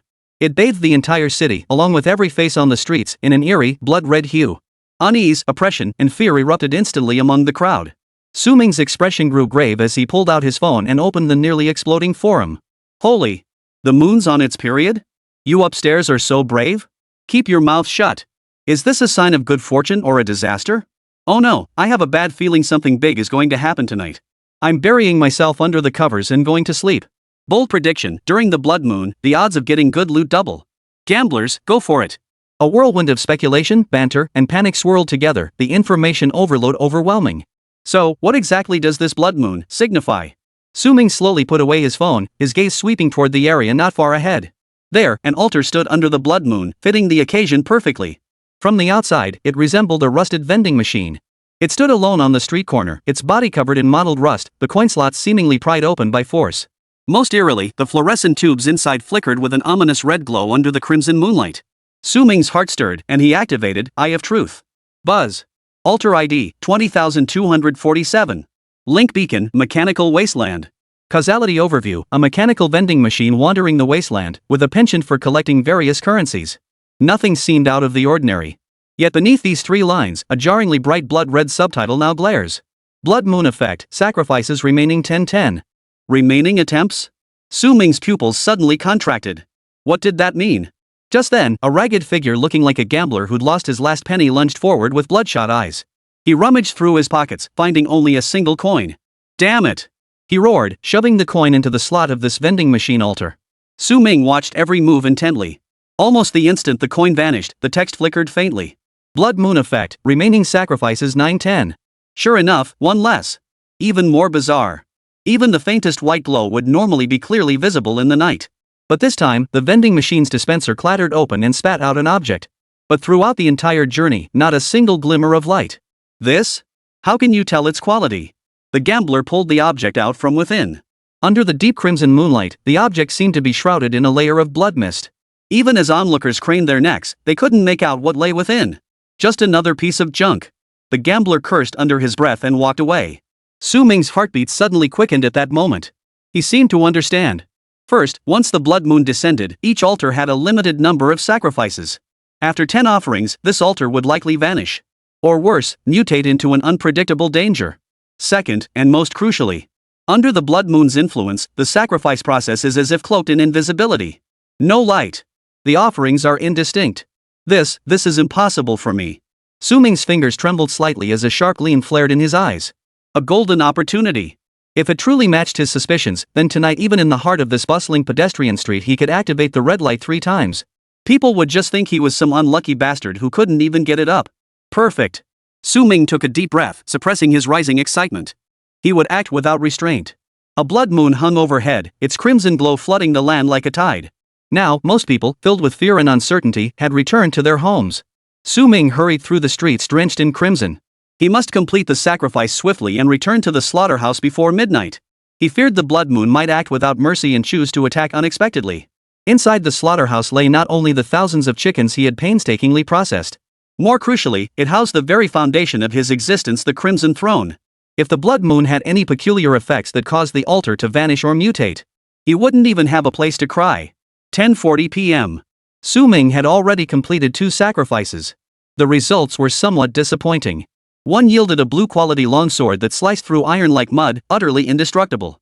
But he was a man wielding the mythical-grade soul dagger. Though the longsword was impressive, its ultimate fate was merely to serve as a supplement for the Crimson Throne. The other altar yielded purple-quality shoulder guards, named Fury of the Savage Beast. When equipped, it could be actively activated to unleash a surge of berserk power for a short time, followed by a prolonged period of weakness. After some deliberation, Su Ming likewise decided to convert it into source blood. Though valuable, they remain external possessions. True strength lies in oneself. An epic tier, source blood, he was eager to taste its essence. Tonight. Is that really how it's going to end? Su Ming glanced at his phone and turned into a relatively quiet side street. Even though he'd been efficient the entire time, not wasting a moment, it was now 11 p.m. Finally, at a small viewing platform on the corner, Su Ming came to a halt. If you didn't look closely, you'd think it was just part of the decor. The altar before him resembled a work of art, carved from white marble and shaped like a miniature observatory. Eye of Truth, activate. Altar ID, 1050. Connection beacon, lost star sea. Karma overview, an ancient stargazer lost at the edge of the starry sea. The light he pursued throughout his life has faded. He yearns to glimpse a ray of hope once more. Blood moon effect, remaining sacrifices 710. Whoosh. Su Ming's spirit stirred. It's here. 1050. So high up, and such an impressive number. 3 people have already sacrificed themselves? I wonder what they've produced. Longing to see another ray of hope. Su Ming frowned in thought. The first thing that came to mind was the matches inside that matchbox of hope. But he had already converted them all into source blood. As for ordinary matches, lighters, light bulbs, and such, seemed to lack the essence of hope. What exactly counts as hope? I don't seem to have anything fitting on me either. Su Ming instinctively reached into his pocket, his fingertips brushing against a slightly rough piece of paper. He pulled it out to look. It was the withdrawal slip printed when he'd just taken out 30,000 yuan from the ATM. Huh? Su Ming stared at the paper, momentarily stunned. This withdrawal slip meant he'd have to skip countless meals at the street food stalls. But for Zhao Gang, it was his daughter's hope for survival. Hope. On such a broken, cold night, a stranger extended a helping hand to another stranger. It seemed like the faintest, yet never fading light of humanity. Scene after scene flashed through Su Ming's mind. When Zhao Gang took the money back then, his eyes lit up once more. That figure rushing toward the hospital, toward his daughter, was hope itself. Let's try it. Su Ming took a deep breath. He solemnly placed the withdrawal slip, bearing that hope, at the center of the altar. When one holds fast to what matters most and acts with unwavering conviction, even in the most insignificant place, a glimmer of light will shine. This glimmer of light within the heart that is hope. Chapter 39, The Star of Hope. Su Ming held her breath, her heart pounding with nervous anticipation. Buzz. A faint humming sound echoed. No light appeared. Yet in Su Ming's ears, it seemed as though a sigh from the distant starry seas had echoed, filled with comfort. Got it. Su Ming felt a surge of emotion. Upon the altar, a faintly glowing pentagram materialized out of thin air. Eye of Truth activated. Name, Star of Hope. Quality, legendary. Function, single-use consumable. Upon the bearer's death, this item activates automatically, unleashing hope in the face of despair. It reshapes the bearer's flesh and soul, resurrecting them at full health. Holy. Su Ming cursed under his breath, completely stunned. This effect. A true second life. Resurrection coin. This is a resurrection coin. After calming down, Su Ming swallowed hard. The value of this item could no longer be measured by any offering. It was a true life-saving trump card. A mechanism so precious that no amount of source blood could ever match it. Victory. A perfect finish. Su Ming cast one final glance at the altar before stowing the Star of Hope into his dimensional space. Without further delay, he quickened his pace. The crimson blood moon hanging overhead seemed to grow even redder. On his way home, Su Ming moved with the speed of the wind, yet his hands were far from idle. He swiftly scrolled through the latest updates on the forum. The blood moon's appearance had completely ignited the internet. Is the blood moon the beginning of disaster, or an opportunity for evolution? Clicking on a highly upvoted post, he found many users earnestly analyzing the phenomenon. Based on my observations, this is likely the next phase following the gray rain. Or maybe 3 or 4 days of gray rain, followed by a blood moon cycle? Guys, this is a game update. Below, countless people shared their opinions. Bull. You think this is a video game? Screw the devs. Location, Sanchuan West District. A popular altar here just blew up after someone kept sacrificing people. Attached below the post was a blurry photo. Under the blood-red moonlight, what was once an intact altar now lay reduced to a pile of rubble. The comments section erupted. Holy. It really shattered. Data's in. It seems to break after 10 sacrifices. We've got people tracking this specifically. The altar just blew up? Is this good or bad? Of course it's good. Out with the old, in with the new. Destroy all the altars, maybe better ones will appear. You're brain dead. What if the altar shatters and a blood moon shines on it, spawning even more terrifying black light monsters? You're unleashing calamity. Bull. Where's the disaster? I'll punch it to death. The two factions argued fiercely. Meanwhile, the authorities remained completely silent. Looks like even the higher-ups were caught off guard by this sudden turn of events. Su Ming's thoughts raced as he pushed his speed to the absolute limit. Regardless, it proved one thing. The blood moon was no ordinary phenomenon. The shattering of the altar, whether it was a blessing or a curse, remained to be seen. His wisest course now was to return to his own territory before the full chaos erupted. He must convert every piece of newly acquired gear into tangible power. Along the way, he passed several altars situated at the outskirts of the suburbs. Eye of Truth scanned. Blood moon effect, remaining sacrifices 10-10. Good. There really aren't many people around here. But Su Ming couldn't help but glance at them a few more times. Bathed in crimson light, these altars seemed to grow increasingly eerie. Phew. 11:50 p.m. Su Ming finally shut the slaughterhouse door with a heavy sigh and descended into the basement. Thump, thump. Hearing the heartbeat of the Crimson Throne actually calmed him considerably. It was still there. Without hesitation, Su Ming placed the blue-quality longsword directly onto it. The altar's flesh tentacles instantly engulfed it, and a bottle of excellent grade, source blood, rapidly solidified. Downed it in one gulp. Next, he pulled out the epic grade, Fury of the Savage Beast, shoulder pads. Go on, baby. The moment the shoulder pads touched the altar, the Crimson Throne seemed to surge with excitement, pulsing violently. Gulp, gulp. This time, the altar took nearly a full minute to digest the item before condensing a vial of liquid. No longer crimson, but purplish red. Name, source blood. Quality, epic. Effect, upon absorption, drastically enhances overall chi in blood. Significantly. How should we describe sacrificing a golden legend in the future? Super duper massively? Su Ming muttered a complaint before popping the cap and downing the entire bottle in one gulp. Boom! If the previous premium, source blood, was like lava pouring into the sea, then this bottle of epic, source blood, was nothing short of a nuclear explosion. Terrifying energy exploded within his body in an instant. Ugh! Su Ming's eyes widened, veins bulging on his forehead. Every muscle in his body swelled and restructured under the force of this surge. Power. Explosive power. He felt his blood burning. As if a primordial beast had awakened within him. Just how strong am I now? A single punch from him could now punch through the basement wall. Feels kind of invincible. Su Ming steadied his breathing, then strode out of the basement into the slaughterhouse's vast, empty hall. He looked up at the eerie blood moon outside the window. The time on his phone had already jumped to 11:59 p.m. Less than a minute remained until the new day. Wait, will the ash rain fall again? Will this blood moon fade away? What will happen to those altars? Midnight. Here it comes. Chapter 40, Citizens, stay indoors. Proceed with caution. The new day dawned punctually, and Su Ming's breath caught. Then, nothing happened. The night sky remained an eerie crimson, as if drenched in blood. Not even the ash rain came. He had thought this blood moon would be like a major game update. First, they'd drop an absolutely mind-blowing CG. Now it seemed he'd been overthinking it. Immediately afterward, Su Ming lowered his head, fixing his gaze on his phone screen. Just moments ago, he had clicked into a live stream. Urgent. Live updates on new day changes. The live feed was drenched in blood-red hues. A middle-aged man stood before an altar of peculiar design. This altar resembled a food stall cobbled together from assorted dishes. Guys, this blood moon isn't working either. It's a brand new day, and still nothing's changed. I was hoping this food altar would drop me some giant lobsters or something. The man watched the surging traffic, a smirk spreading across his face as he cracked jokes wildly, spit flying everywhere. Hold on, everyone. Let me prove to you if this altar that hasn't vanished can actually be sacrificed to. With that, he reached into his pocket, ready to pull out the offering he'd prepared long ago. But suddenly, the altar began to shake violently. Roar!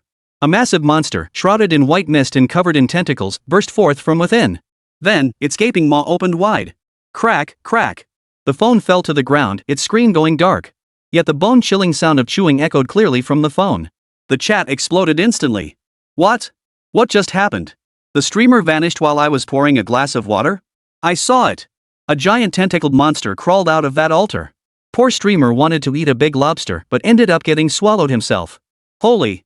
A monster that looks just like the alien from the movies crawled out of the altar downstairs. Ha ha. You guys are so unlucky. Wait. Mine too. And there's more than one. Where's the admin? Help us out. Within minutes, the forum exploded. Immediately, a striking blood-red announcement shot to the top of the forum. Dragon Nation official emergency notice. During the blood moon period, the altar has undergone an anomaly. Citizens are advised to stay indoors. Exercise extreme caution. We are taking action. Powerful sacrificers may join disaster relief efforts while ensuring their own safety. Su Ming read it and felt a slight sinking in his heart. The scrolling messages instantly crystallized his judgment. This blood moon was a key. Those altars that still hadn't completed 10 sacrifices by the new day would be unlocked by this key. But what emerged from behind those doors Was not hope or deities, but despair. The calamity of the corresponding plane. I finally understand. Su Ming shut off his phone and lifted his head, his gaze growing sharp. Under the crimson moonlight, the contours of his face seemed carved by a blade. Cool-headed, ruthless, and mad. Su Ming sensed the presence of the Star of Hope and the Fate Pocket Watch within the dimensional space. Then, he prepared to leave. I've slain an epic-level calamity and I've got all these treasures on me. Going out for a little adventure shouldn't be a problem. Besides, this is only the first blood moon. Those creatures escaping from other planes shouldn't be too powerful. Newbie protection period, anyone? Su Ming pushed open the slaughterhouse doors. The surroundings were desolate and barren. The night wind carried a faint scent of blood. Yet he felt the power within him begin to boil. It was stirring. As a law-abiding citizen, I must answer the call. Join the disaster relief effort. Su Ming's eyes burned with resolve. It absolutely wasn't to leech vitality and resentment from the Abyssal Dragon Egg and Soul Dagger for free. It's definitely not about speeding up progress. Su Ming chose a direction and charged straight ahead. Before long, his footsteps halted. A sacrificial altar stood directly ahead. Beside it stood a woman cloaked entirely in crimson. Su Ming activated Eye of Truth. Name, Witch. Quality, Common. As expected, her quality is low. Su Ming sneered coldly as he crept closer. In the air, one could almost hear the witch's faint wails, an eerie sound indeed. Enough with the charades, take her down. A cold gleam flashed in Su Ming's eyes as he moved like a ghost, striking in an instant. Black mist swirled around the soul dagger. One strike. From behind, it pierced precisely into the witch's heart. Ah! A piercing scream echoed through the night sky. The witch's body stiffened instantly, then dissolved into a pool of black blood. Ambush. Instant kill. Boom. At the same moment, the nearby altar could no longer withstand the pressure and exploded with a thunderous roar. Su Ming paused in surprise. Amidst the altar's ruins, a small, shimmering object seemed to catch his eye. Soon, Su Ming picked up the small object, activating the Eye of Truth once more. Name, Altar Fragment. Function, maintains the altar's operation. A straightforward description. So what exactly does this fragment do? After pondering for a moment, he came up with nothing. Might as well toss it into the dimensional space. Who cares if it's useful or not? Just stockpile it for now. Here we go, little buddy. Su Ming retrieved the black egg from the dimensional space. Gulp gulp. The black egg was thrilled, wagging its tail wildly as it gulped down the black blood whale on the ground. The incubation progress shot up from 54% to 55.8%. Su Ming's eyes lit up. Just as he thought. This is way faster than killing chickens. Not only that. The soul dagger in his hand absorbed all the black aura left behind by the witch. Growth progress, 214-1000. Good. Good. Good. Su Ming couldn't help but laugh out loud. What blood moon nonsense. This was clearly a high multiplier EXP dungeon. He was pumped to the max, feeling on top of the world. Tonight, all-nighter grinding. Su Ming shifted his stance, quickly locking onto his second target. It was an altar formed from rotting garbage piles, seemingly writhing. Upon closer inspection, a fleshball-like monster had appeared atop the altar. Name, Giant Garbage Monster. Quality, Common. My guess was right. This is only the first blood moon, so these monsters won't be too high tier. For the weak, it's a disaster. But on the contrary? If these calamities drop altar fragments when they die, then in a hunter's eyes, these are free resources. Su Ming's eyes flashed. Without hesitation, he charged forward. Boom! A fist slammed out, unleashing explosive force. Crack! The massive trash monster didn't even have time to react before Su Ming's fist shattered it. Beside him, the altar exploded with a thunderous roar. Amidst the ruins, another altar fragment glowed faintly. Just as I suspected. Su Ming's heart sank, his gaze growing even colder. If that's the case, someone was going to compete with him for the trash-picking business. Take life and death in stride. If you don't like it, fight it. Chapter 41, the max-level powerhouse slaughters the newbie village. The night wind howled as a blood moon hung overhead. Not long after, Su Ming halted once more. Up ahead. An EXP pack. Name, Mummified Corpse. Quality, Common. Sure enough, another common quality. Su Ming's lips curled into a mocking smile. The only tactic. Charge in recklessly. Boom.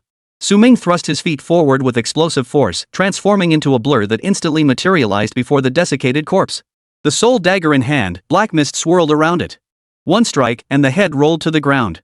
The ghostly glow on the soul dagger intensified. Progress 2341000. Awesome. The efficiency is off the charts. Su Ming transformed into a ruthless harvesting machine. Name, Giant Puppet. Quality, Common. Soul Dagger, /. Boom. The altar shattered, fragments in hand. Dragon Egg, incubation progress, 59.1%. Soul Dagger, growth progress, 2551000.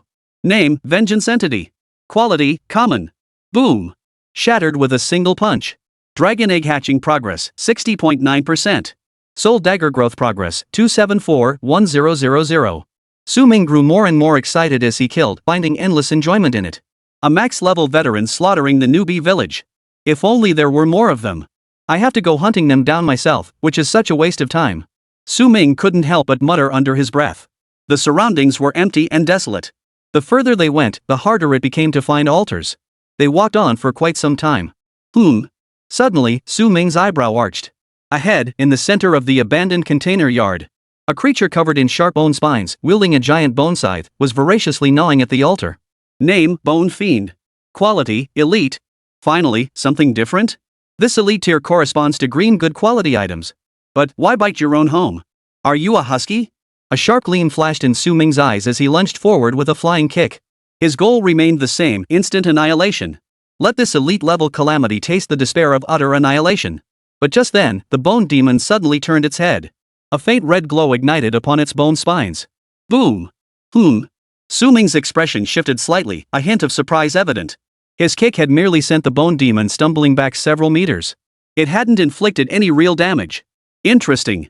Is that red glow some kind of invincibility frame? Su Ming licked his lips. Elite Catastrophe seemed to possess more than just higher stats compared to common catastrophe. It's the mechanics. Then, take another punch from me. At the same time, Dragon Nation, Southern Frontier, a dilapidated factory. Under the cover of night, a brother and sister huddled behind a dilapidated shipping container, trembling uncontrollably. They had intended to return home before the blood moon, but never expected. The monster's mutation had come even faster. Brother, do you think we can't escape? The young girl's voice trembled. Xiao Ro, don't be afraid. The man took a deep breath, peering slightly around the corner at the altar ahead. There, a creature that seemed to be cobbled together from scraps of flesh and bones. And this creature was now staggering toward them. Brother, it spotted us? And maybe? The man clenched his teeth, gripping the iron rod in his hand tightly. But in the next instant, the creature suddenly lunged forward, closing the distance in a single stride. Xiao Ro, run! The man shoved the girl away violently, roaring as he charged at the creature. The iron bar in his hand came down hard on the monster's arm.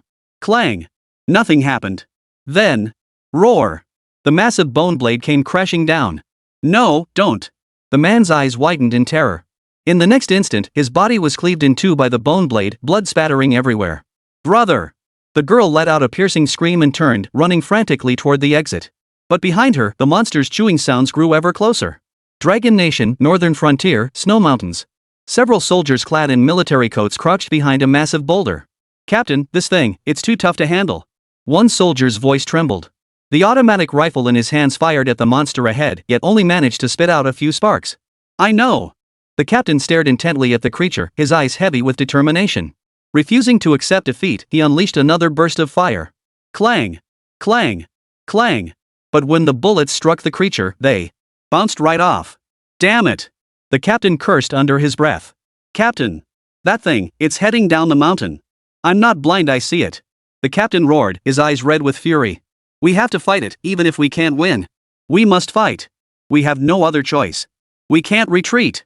If that thing gets down the mountain, those villages, they're all finished. Hold it off with our lives until help arrives.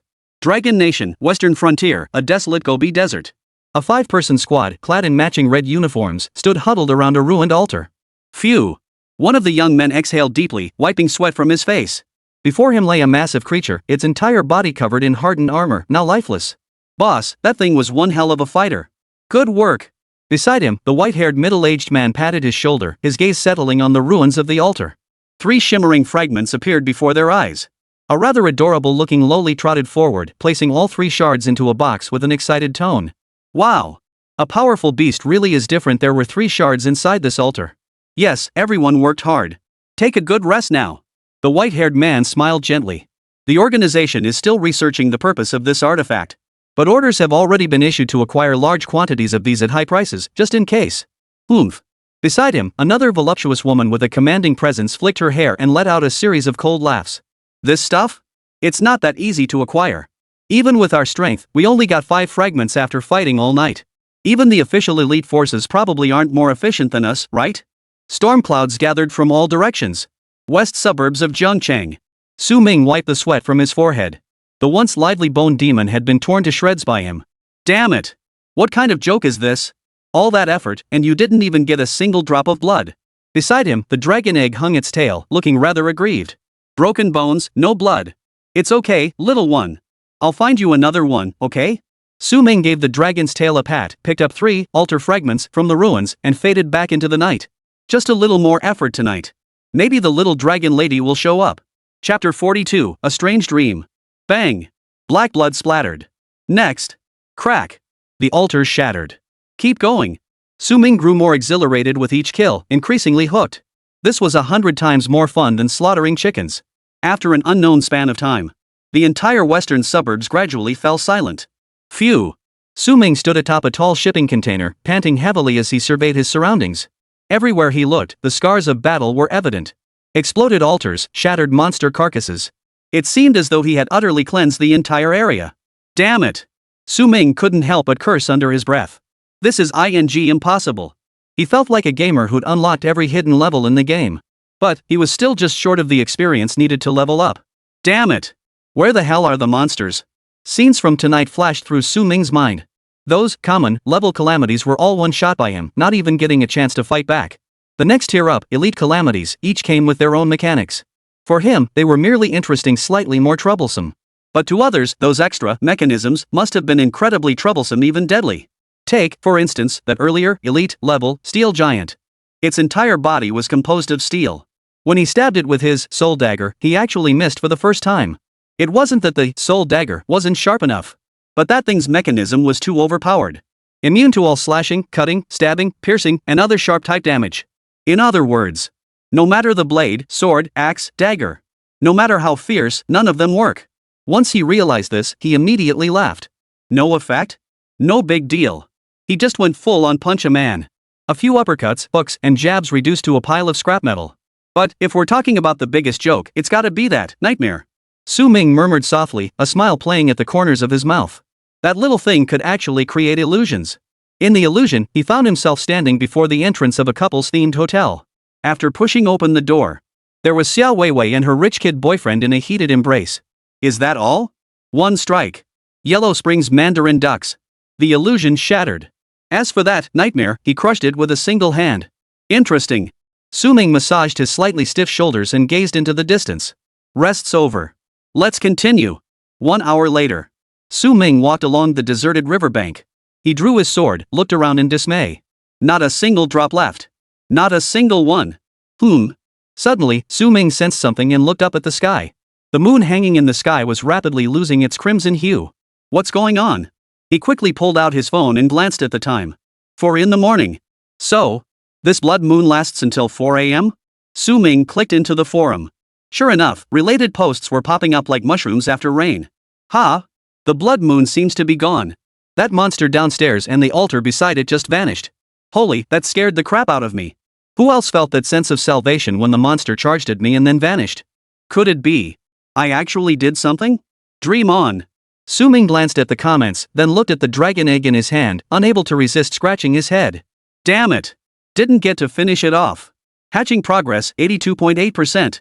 His dream of cuddling a little dragon girl to sleep tonight seemed utterly shattered. Immediately after, Su Ming inspected the soul dagger once more. Growth progress, 6471000. Not bad. His expectations for this dagger were equally high. It felt so comfortable in his hand. Moreover, he couldn't shake the feeling that a mythic tier weapon should possess far greater prestige than this. He couldn't wait. Just how powerful will it be once I max out its growth progress? Never mind. Let's just head home first. Su Ming rubbed his face, pushing the jumbled thoughts aside. There was nothing left to pick up now. Better to return and recuperate. At the same time, he counted the altar fragments in his dimensional space once more. A full 31 pieces. What the hell is this thing even for? At 5 a.m., Su Ming returned to the slaughterhouse. A faint tremor rippled through the surroundings. The new altar had refreshed. So, the blood moon has ended. Will the new day proceed as usual? So tonight, will the gray rain start again? Or will the blood moon return? Or even, some other new, unseen thing? Su Ming narrowed his eyes slightly. On the surface, everything had returned to calm. But he knew it wasn't that simple. This blood moon was like a detonator.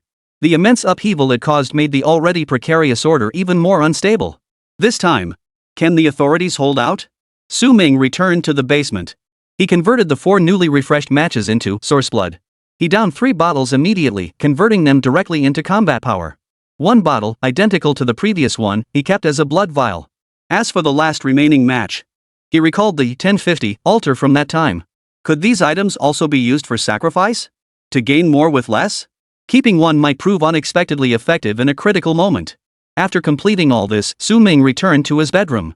After a moment of intense release came an endless void. Sleepiness washed over him. I'll sleep on it first. Su Ming had a very, very long dream. In the dream, he transformed into a giant ant. In the pitch-black underground passage, he raced forward frantically. Gurgle gurgle. Behind him, a colossal flesh-grinding mill churned. He couldn't stop. One stop, and he'd be crushed to death. Suddenly, a hill formed from countless severed limbs appeared ahead. At the summit, a gigantic eyeball rolled and rolled. Within the eye's reflection, a man's indistinct figure was mirrored. He was frantically devouring his own kind. Eat, eat. At that moment, a cold, eerie voice echoed in Su Ming's ear. Only by devouring them can you survive. Crunch, crunch. The sound of chewing was crystal clear. Damn it. Su Ming's eyes snapped open, his forehead drenched in sweat. Just a nightmare. He sat up, rubbing his aching temples. This dream was utterly absurd. But the consuming desire in the dream felt oddly real. He instinctively looked at his hands. Long, slender fingers, with clearly defined knuckles. It took him a while before Su Ming finally picked up the phone beside him. It was already 11 a.m. Outside the window, daylight flooded the sky. He habitually tapped into the forum. Then, his expression changed abruptly. What the hell? Chapter 43, Official Intervention. What the hell is going on here? The phone screen was flooded with blood-red posts. Its heat even overshadowed last night's blood moon phenomenon. Countless casualties in one night of the blood moon. Help! Old Wang next door died, and my wife is crying her eyes out. How do I comfort her? How about we guys comfort you first? Uncle Hat, listen to me. I was with her at the hotel because monsters were outside. We were just huddling together for warmth. Why did I take off my clothes? I was checking my wounds. Ugh. Now altars give me the creeps. Once bitten by a snake, you fear every rope for 10 years. Holy f-ing hell. Wails, curses, and banter. A whirlwind of emotions flooded every forum thread. Su Ming's eyes flickered, though he wasn't overly surprised. This world had entered a new era of survival of the fittest. Those who couldn't adapt were destined to be eliminated. But what truly made his pupils contract sharply was the top-posted, bright red announcement. Views had already surpassed 100 million. Official announcement from the Dragon Nation. In response to the changing landscape, relevant measures have now been released. 1. The official forum is now live. Designed to establish a safer, more efficient information hub. All citizens are required to register on the forum. 2. Dragon Guard recruitment. Citizens willing to contribute and possessing certain capabilities may apply through the designated forum section. Special personnel will contact you. 3. Altar fragment acquisition. Effective immediately, the government will purchase altar fragments at an unlimited rate. Price, 20,000 per fragment. Citizens. A new era brings new opportunities. Never give up, never abandon. This is truly explosive news. Dragon Guard? Su Ming's eyebrow shot up as he instantly grasped the government's strategy. They aim to consolidate the scattered forces among the populace and bring them under their control. After all, the tide of history swept all before it. After a moment's thought, Su Ming clicked into the official forum. Sacrifice Exchange Zone, Item Knowledge Zone, Disaster Response Zone. The sections were dazzlingly varied, overwhelming to take in. But the hottest topic, the one with the most discussion, was still the altar fragments. What are these fragments? 20,000 each? I feel like I'm back in business. I'm a damn graduate student making only 8,000 a month. Yeah, right? Ha! You probably won't live to see it. Only by defeating the calamity under the blood moon will the corresponding altar shatter and drop fragments. Oh, well, forget it. You guys go ahead. I'll just stick to my day job. So what the hell do these shards even do? Any inside scoop? Think I'd tell you? Dream on. A sharp gleam flashed in Su Ming's eyes. In his dimensional space lay a full 31 fragments. If sold at the official price. Last night's killings had netted him a staggering 620,000. In the past, even working for 10 years might not have saved him that much. The authorities are full of talented individuals. Perhaps they've already figured out the purpose of these fragments. Even if I don't have it, I'll never let any chance to grow stronger slip away. These things in my hands are my confidence. And, as people grow stronger, the altar fragments become harder to obtain later on. Too many wolves, not enough meat. Su Ming rose and walked straight into the basement. He retrieved a altar fragment from his dimensional space and placed it carefully upon the crimson throne. Thump, thump. The crimson throne's heartbeat pulsed with fierce intensity. But there was no further movement. TSK. Looks like it doesn't take to this thing. Forget it. Su Ming tucked away the shards, no longer dwelling on it. The urgent task at hand was to strengthen himself as quickly as possible. Everything else was trivial. With that thought, he pulled out his phone and dialed the farm owner's number. Mr. Wang, come take back all of yesterday's goods. And bring over another 800 chickens while you're at it. Got it. Mr. Wan's voice betrayed unmistakable excitement. Brother Su slaughtered every last one of his chickens, raking in a fortune. And now, it was time for the middlemen to rake in the profits. This was clearly their money tree. I'll contact the neighboring farm right away. Rest assured, I'll make it happen. We'll deliver the goods to you within an hour. Su Ming hung up the phone and returned to the bedroom. He pulled a bottle of ice-cold Coke from the fridge and downed it in one gulp. The icy liquid slid down his throat, washing away the last traces of fatigue. This afternoon, I'll go on another little killing spree. His hands were itching to kill again. He was truly addicted to the thrill. Last night's slaughter had ignited a more visceral craving for power. With power, everything flows smoothly. As for the official Dragon Guard recruitment, he had no immediate plans to join. Knowing it existed was enough. With the current situation uncertain, he preferred to stay hidden in the shadows, quietly growing stronger. Steady progress leads to greater glory. Will there be another blood moon tonight? If another wave comes, the dragon egg will hatch immediately and the soul dagger will advance to its second stage. He needed more experience packs. Gulp. After downing a bottle of cola, the emptiness in his stomach only grew more intense. Tisk. Su Ming glanced at the empty refrigerator. Back to instant noodles. Damn it. I've got 2 mythic tier items on me, and I'm still eating instant noodles? He'd actually gone into town yesterday intending to buy some ingredients. But what happened? First, he ran into Xiao Weiwei and wasted time. Then Uncle Zhao showed up. Finally, seamlessly transitioning into the blood moon.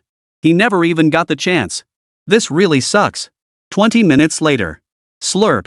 After slurping down the steaming hot noodles, Su Ming felt completely satisfied. 1 egg. 1 sausage. Damn, this is delicious. Just as Su Ming was lost in thought, his phone suddenly vibrated. The caller ID showed it was Zhao Gang. Su Ming answered the call. Su boss. Zhao Gang's voice carried a hint of restraint and a touch of unease. Is now a good time to talk? Sure, what's up? Nothing. I just wanted to let you know that my daughter's medication has been renewed. Zhao Gang's voice brimmed with gratitude. Su Ming's heart stirred. He had helped Zhao Gang. But Zhao Gang's hope, through a twist of fate, had granted him the legendary Star of Hope. Such is the way of cause and effect. Mr. Su, I'd like to ask you something else. Zhao Gang lowered his voice, a hint of embarrassment in his tone. My wife and I went to make an offering again today. I pulled a super bright light bulb white quality. My wife got an axe. We both know these are useless, but we're truly out of money, so... He seemed to muster every ounce of courage to finish the last sentence. Mr. Su, would you still take them? Just give us whatever you think is fair. On the other end of the line, Su Ming fell silent. One thing was now almost certain. Official agencies and other organizations genuinely looked down on these junk items. In this world, only his Scarlet Throne could put these worthless items to use. He was one of a kind. I'll take them. Su Ming spoke indifferently. Really? Zhao Gang's voice shot up several octaves, brimming with disbelief. Then, how much? Alright, I'll arrange a place tonight. We'll discuss it in person. Su Ming hung up the phone, his gaze deepening. A bold plan began to take shape in his mind. As he had said before, he wanted to be more than just a simple trash-picking scavenger. It was too inefficient. He wanted to become a behind-the-scenes boss, building a vast garbage recycling network. Before, he lacked both the resources and the right opportunity. But now, Su Ming's fingertips tapped lightly on the tabletop. Uncle Zhao, it all depends on whether you can rise to this challenge. Chapter 44, 500. Mr. Wang's delivery efficiency was extremely high. A truckload of Koan pigs arrived at the slaughterhouse just half an hour after the call. Su Ming transformed into chicken's worst nightmare, his hand rising and blade falling in one fluid motion. Cluck cluck cluck. Phew. At 4:30 p.m., Su Ming wiped the sweat from his brow. Done. The incubation progress of the Abyssal Dragon Egg finally reached 85%. The growth progress of the Soul Dagger had also risen to 7201000. The future looks promising. He glanced outside at the sky. Time to go out. 5:30 p.m. Jiangchang, West District, beneath an old residential building. Su Ming dialed Zhao Gang's number.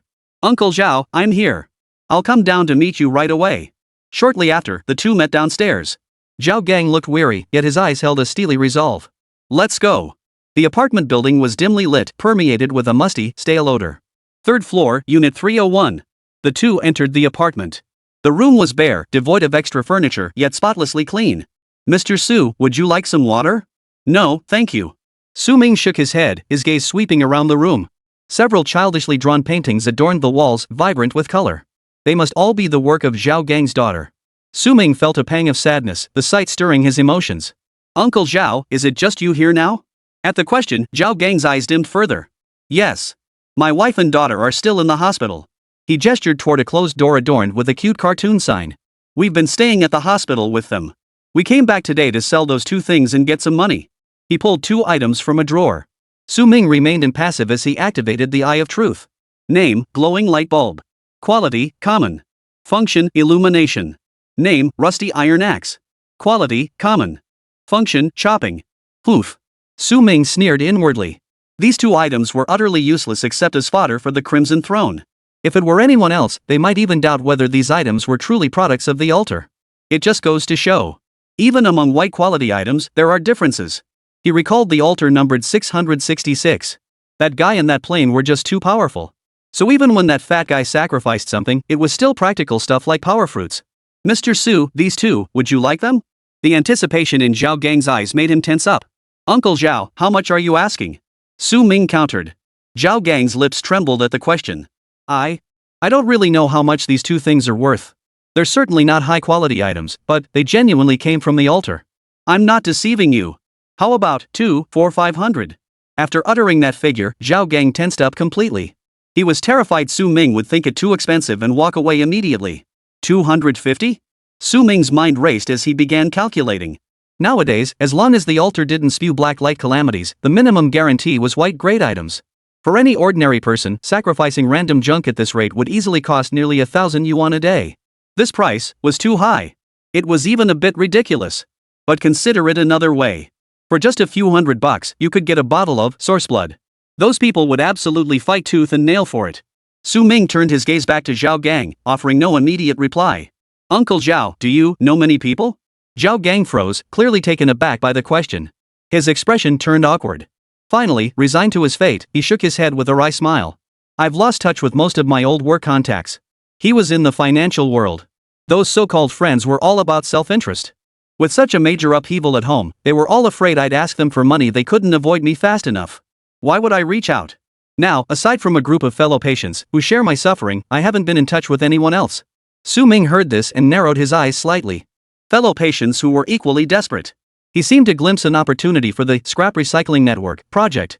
After a moment's contemplation, Su Ming pulled a altar fragment from his pocket. Uncle Zhao, do you recognize this thing? The moment Zhao Gang saw it, his pupils contracted and his body trembled. This. I know it. He swallowed hard. I saw it on the forum. Last night during the blood moon, killing monsters made the altar drop this thing. The official price is already set at 20,000 per piece. The look in his eyes as he gazed at Su Ming had shifted from gratitude to awe and shock. Unattainable. He'd even thought about it today. If tonight brought another blood moon, he would fight tooth and nail for his daughter. Mr. Su, you. He wanted to ask what Su Ming had gone through last night, if there were any techniques. But the words died on his lips. This is someone else's secret. He had no right to pry. Huff. Zhao Gang took a deep breath, trying to calm himself. Mr. Su, you want me to help you sell it? Though they hadn't interacted much, he could sense Mr. Su's temperament. Young, yet not hot-headed. Definitely not the type to flaunt things. Presenting this fragment to him now must carry profound meaning. Zhao Gang gritted his teeth and decided to volunteer. Mr. Su, I can help you sell it. I saw on the forum that someone's already posting high-price buyout offers. Higher than the official price. I'm willing to run errands for you. I don't want any money. As long as you'll buy any unwanted items from our family in the future. I'm willing to work for you. As he spoke, a glimmer of hope flickered in his eyes. He knew full well. Mr. Su's actions were far from simple. And now, opportunity lay right before him. He must seize this lifeline. Su Ming patted Zhao Gang on the shoulder. Uncle Zhao, I have a business proposal. Would you be interested in hearing it? Zhao Gang nodded eagerly. I'll give you this altar fragment. You take it and sell it. I don't care how much you sell it for or where you sell it, I just want 2,000 yuan from the proceeds. The rest is all yours. Zhao Gang snapped his head up, certain he'd misheard. But quickly, his expression shifted from wild elation to deep confusion. In this world, there's no such thing as a free lunch. Sure enough. Su Ming spoke again. You don't need to give me the money directly. I want you to do something else for me. Zhao Gang swallowed hard upon hearing this. Mr. Su, please tell me. As long as it's not murder, pillaging, or any heinous crime against heaven and humanity, I can handle it for you. I'll make sure it's done perfectly. Su Ming nodded. I want you to go to your fellow patients and collect some more props for me. I don't care how much you paid for them. But on my end, any white quality items you sell me. He shook his head and smiled. Not 200 each. I'll pay you 500 for each one. Hearing this, Zhao Gang's pupils suddenly contracted. Chapter 45, Through Fire and Water, I'll go. How much? Each white quality item is worth 500 yuan? The sheer magnitude of the figure left Zhao Gang feeling dizzy. His financial analyst instincts kicked in, completing the profit calculation in less than 0.1 seconds. This is insane. This is insane. In this day and age, what does the arrival of the altar mean for the common folk? It meant 3 chances a day to defy fate and rewrite destiny. And precisely because of this, many gambled away their entire fortunes to buy expensive items for the bet. But for his fellow patients, they're all in the same boat, with nowhere else to turn. Buying expensive offerings is out of the question. Every day, they scavenged discarded trash to offer as sacrifices, settling for the basic white-tier items. If it worked, they used it, if not, they set it aside. If he acted as a middleman, buying them from these people. At 200 each, he'd net 300. In a single day. From just one person. He could rake in 900. What about 10 people? What about 100 people? This isn't making money. It's printing money with junk. Gulp. Zhao Gang swallowed hard, his Adam's apple bobbing. His brain, nearly shut down from prolonged numbness and despair, was now racing. No. Something's wrong. There's absolutely no such thing as a free lunch in this world. This young man, this Mr. Su, what does he stand to gain? All under heaven throng for profit. The world throngs, all for profit. Which means, those things others look down upon are likely to hold value. Cold sweat instantly soaked Zhao Gang's back. His hunch was almost certainly correct. This wasn't like those scams with flashy packaging and promises of huge returns. Because he was too poor to have anything worth swindling. Su boss. Zhao Gang's voice was hoarse. You must have your reasons for doing this, right? He wasn't naive enough to press further. But he knew full well that behind such astronomical profits lay equally demanding or even harsher conditions. Ha! Su Ming chuckled. Dealing with smart people was effortless. Uncle Zhao. I'm giving you a chance. He walked to the window, watching the occasional passers-by below, his voice calm. My demands are simple. First, Su Ming held up one finger. No matter what price you sell the fragments for or buy the items at, you must never mention me throughout the entire process. That is, Su Ming must not exist from start to finish. What I want you to do is build your own trading network. Do you understand? Zhao Gang's heart sank abruptly. He understood. This was a gag order. This is the highest level of confidentiality agreement. Mr. Su intends to remain completely hidden behind the scenes. In other words, the secrets in his hands are likely so significant they could attract deadly threats. And I am the white glove pushed to the forefront. The firewall. This enormous stake. Want it? It comes with risks. Second. Su Ming's eyes locked onto Zhao Gang completely. I have my own methods for distinguishing genuine artifacts from fakes. If you receive counterfeits, you'll bear the consequences yourself. So, Uncle Zhao, keep your eyes peeled when choosing who to do business with. You must judge for yourself who's suitable for business and who's likely to bring trouble upon themselves. What I want is efficiency, stability, and a steady supply. Su Ming shifted his tone, a faint smile curling his lips. Of course, you can always choose not to do it. I'll take both of these items for 1,000 yuan. And that's where our paths part. The path is yours to choose. Dead silence. In the room, only Zhao Gang's heavy, bull-like breathing remained. This young man. The aura and pressure emanating from that superior being were overwhelming. But this only underscored the man before him. Following him offered a way out. Zhao Gang's mind wrestled between two choices. Choosing the former was like walking a tightrope. Choosing the latter offered temporary stability. But He truly didn't want to return to that desperate cycle of groveling for a few hundred yuan in medical fees. Only by dancing on the edge of a precipice could he give his daughter a glimpse of hope. "I'll do it." Zhao Gang snapped his head up, his bloodshot eyes blazing with the madness of staking everything on this gamble. "Mr. Su, rest assured. I may be down on my luck now, but back in the company, I managed over 100 people. What kind of shady characters haven't I seen? I know exactly what to do. As long as you're willing to give me this chance, I'll walk through fire and water, nothing will stop me." Zhao Gang's body trembled slightly. Not from fear, but from excitement. He had a premonition. This might be his only chance to turn the tables. "Very good." Su Ming nodded with satisfaction. He walked over and placed the 2 white props into his backpack. From start to finish, he hadn't activated his dimensional space in front of Zhao Gang. Though it said that those you doubt shouldn't be trusted, and those you trust shouldn't be doubted. But one must never be without a guarded heart. Take care of that fragment as soon as possible. Contact me once you've finished most of the work. Su Ming finished speaking, opened the door, and vanished into the dim hallway. Some things needn't be said at length. Stepping outside, Su Ming walked straight toward his residential complex. He suddenly realized his mindset had completely shifted at some point. At least in the past, he would never have handed over 20,000 yuan without a second thought. But now, a mere 20,000 yuan. If Zhao Gang couldn't resist such a small temptation and chose to run away for this trifling sum, it only proves he misjudged the man. Such a clown doesn't deserve to be the first link in his scrap recycling network. Or perhaps, after taking the fragments out, Zhao Gang was swindled or robbed. That too would prove he lacks the capability to harness this fortune, the capability to survive in this cutthroat world. Soon, Su Ming returned to his apartment in the residential complex and entered his parents' bedroom. He slipped their photo albums into his backpack and stepped out again. But the moment he stepped outside, a strange sensation suddenly washed over him. It felt as though a pair of invisible eyes were watching him from the shadows. Ever since his body had been repeatedly enhanced by the source blood, his senses had become exceptionally acute. Combined with the mysterious aura of the Fate Pocket Watch, this definitely wasn't just a figment of his imagination. "This is interesting." Su Ming remained impassive, following his original plan as he walked into a large shopping mall. It was just past 7 in the evening. The supermarket bustled with people at its liveliest hour. Bright lights, loud chatter. This was the perfect place to test the waters. Plus, it was the perfect place to go on a shopping spree. "I, Su, swear on my life, I will absolutely not eat instant noodles tomorrow." Chapter 46, Try touching me again? Su Ming bought quite a lot. Drinks, snacks, beef, prawns, fruit. Throughout the process, he also noticed something suspicious. A man in a gray jacket, wearing a baseball cap. A woman pushing an empty shopping cart. Each bore suspicious traits in their movements. "Oh, are you that unskilled at your job?" Su Ming sneered inwardly. Their stalking skills were clumsy. They lacked even the most basic counter-surveillance awareness. So, they probably aren't official agents. Official undercover agents would never make such a rookie mistake. Then, who could it be? Half an hour later, Su Ming's shopping cart was packed to the brim. Checkout, exit. Extra snacks tomorrow. Instant noodles? No way am I eating instant noodles for the rest of my life. Stepping out of the supermarket, the night had grown even darker. Su Ming carried bags of groceries, choosing to walk instead of hailing a cab. But the direction he headed wasn't toward the slaughterhouse in the western suburbs. The only similarity was this.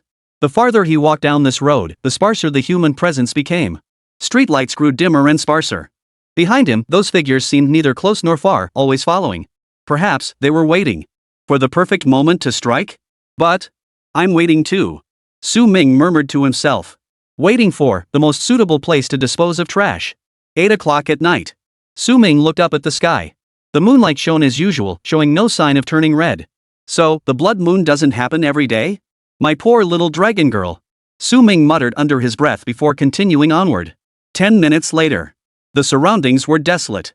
Not a soul in sight. Alright, this is the spot. He stopped in his tracks, casually setting down the large and small bags he was carrying. Then, he slowly turned around. He spoke softly toward the darkness. You've been following me this whole way. Aren't you tired? Silence. Dead silence. Rustle. The night wind swept through, stirring a few withered leaves on the ground. Rustling. Several figures slowly emerged from the shadows. 1, 2, 3. A full dozen men formed a semicircle, trapping Su Ming dead center. Each held a weapon of some sort. Steel pipes, cleavers, switchblades. Under the moonlight, they glinted with a sinister, chilling cold. Each face bore undisguised malice and savage grins. After all, they were hungry wolves about to feast. Staring down the lamb with nowhere left to run. Squeak creak. The screech of brakes pierced the night sky. A black sedan skidded to a halt by the roadside. The door opened. A foot clad in red high heels emerged first. It was Xiao Weiwei. She had changed into a form-fitting black leather skirt, her face adorned with heavy makeup. But even so, it couldn't completely conceal the lingering redness and swelling on her cheeks. Those slaps yesterday had been too hard. Su Ming. Xiao Weiwei's voice was filled with venomous resentment. And twisted satisfaction. You worthless piece of trash. You bastard. Didn't expect this, did you? We meet again so soon. She advanced step by step toward Su Ming, her high heels clicking on the concrete. But suddenly, as if struck by a thought, she halted in her tracks. Her face. She held out a finger from a distance. Weren't you acting all high and mighty yesterday on the pedestrian street? Didn't you dare hit me? And now? Go ahead and show me your toughness again. Try touching me again? He looked like a madman. The humiliation and terror of last night had now transformed into pure, vengeful ecstasy. She wanted to see Su Ming afraid. See his fear. See him regret it. Watch him kneel at her feet, wagging his tail like a dog, begging for mercy. Meanwhile, Su Ming picked his ear, his face brimming with impatience. You're like a ghost that won't go away. Eye of Truth activated instantly. Buzz. Countless characters materialized. He could see every single item on the people before him with crystal clarity. A pile of white quality junk. Oh, and a green quality piece of gear? Among these people, the strongest one on the surface was merely the scar-faced leader. His right arm was bound with a green quality, strength arm guard. Is that all? He was genuinely disappointed. He thought Xiao Weiwei might actually roll some serious heavy hitter. But just a bunch of clowns and rabble. Well, even a mosquito's leg is still meat. Su Ming shook his head silently, trying to console himself. Oh? What's this? Having second thoughts? Scared now? Seeing Su Ming silent, merely shaking his head, Xiao Weiwei's smug expression grew even broader. She was the kind of person who could make things happen. After returning yesterday, she'd immediately sought out Eagle Boss and brought over a dozen men back out. That was the power of her status. Su Ming, you probably don't even know who you've crossed, do you? She puffed out her chest as if showing off. Let me tell you straight. I, Xiao Weiwei, am now an outer core member of the Shadow organization. You probably don't even know what Shadow is, do you? Right, a useless piece of trash like you wouldn't have a clue. Xiao Weiwei laughed so hard she shook like a leaf. Every single one I brought today is a top-notch operative from the organization. And you? She looked Su Ming up and down with disdain, completely forgetting yesterday's humiliation. Nothing but a worthless piece of trash living at the very bottom of society. I dumped you, and instead of focusing on improving yourself, you harbored resentment and hit me? Today, I'll show you what a real gap looks like. Xiao Weiwei took a deep breath, her expression growing increasingly vicious. A mere firefly. How dare it compete with the bright moon? Attack! Break every bone in his limbs. I want him alive. Crawling on the ground like maggots. Got it. A group of burly men echoed in unison, their faces twisted into sinister grins. They couldn't wait any longer. The scar-faced leader charged forward first, his strength armband glowing brightly. His machete sliced through the air with a cold gleam. But Su Ming's reaction was as calm as could be. The Shadow Organization? Peripheral Core member? What an air of authority. Xiao Weiwei, you really haven't improved one bit. Looking for death. Scarface saw Su Ming neither dodging nor flinching, and his contempt grew even deeper. This fool actually dared to try blocking his blade head-on? Did he think he was just another useless bodyguard? This blade was a sharp cleaver forged by sacrificing a motorcycle that sliced through iron like mud. Plus the boost from his green tier strength armor. One swing. Forget a single person. Even a bull would be cleaved clean in two. However, the next second, the man with the scar's savage grin froze solid. That powerful, forceful machete was casually caught between the opponent's two fingers. Not budging an inch. What? Chapter 47, I find it disgusting. Boom. Before Scarface could process it, his entire body flew backward like a soccer ball struck by a speeding truck. Thud. His heavy body slammed into the rear wall. The wall caved in, cracks spreading across its surface. Then, his entire body slid to the floor, utterly silent. His sternum shattered completely, his internal organs reduced to pulp. One punch, instant kill. Dead silence. The dozen or so burly men who had been snarling like demons just moments before. Each felt as if roots had grown beneath their feet, halting their forward momentum. The ferocity vanished from their faces. Only terror remained. One punch. Just one ING punch. Scarface, whom they had regarded as a master, was gone, just like that? Monster. The blonde-haired guy closest to him was the first to snap out of it. Clang. Overwhelmed by terror, he instantly broke down, dropping his machete to the ground. His sanity snapped. Crawling and scrambling, he turned to flee for his life. This wasn't even a fight on the same level. To charge forward now would be pure suicide. Trying to run? A calm voice rang in his ear. The blonde's hair stood on end instantly. He whipped his head around, but his pupils only caught a fleeting afterimage. Too late. Thud. The blonde's body stiffened abruptly as he mechanically lowered his head. A bloody hole had appeared in his chest, seemingly out of nowhere. He opened his mouth as if to speak. Ha, ha.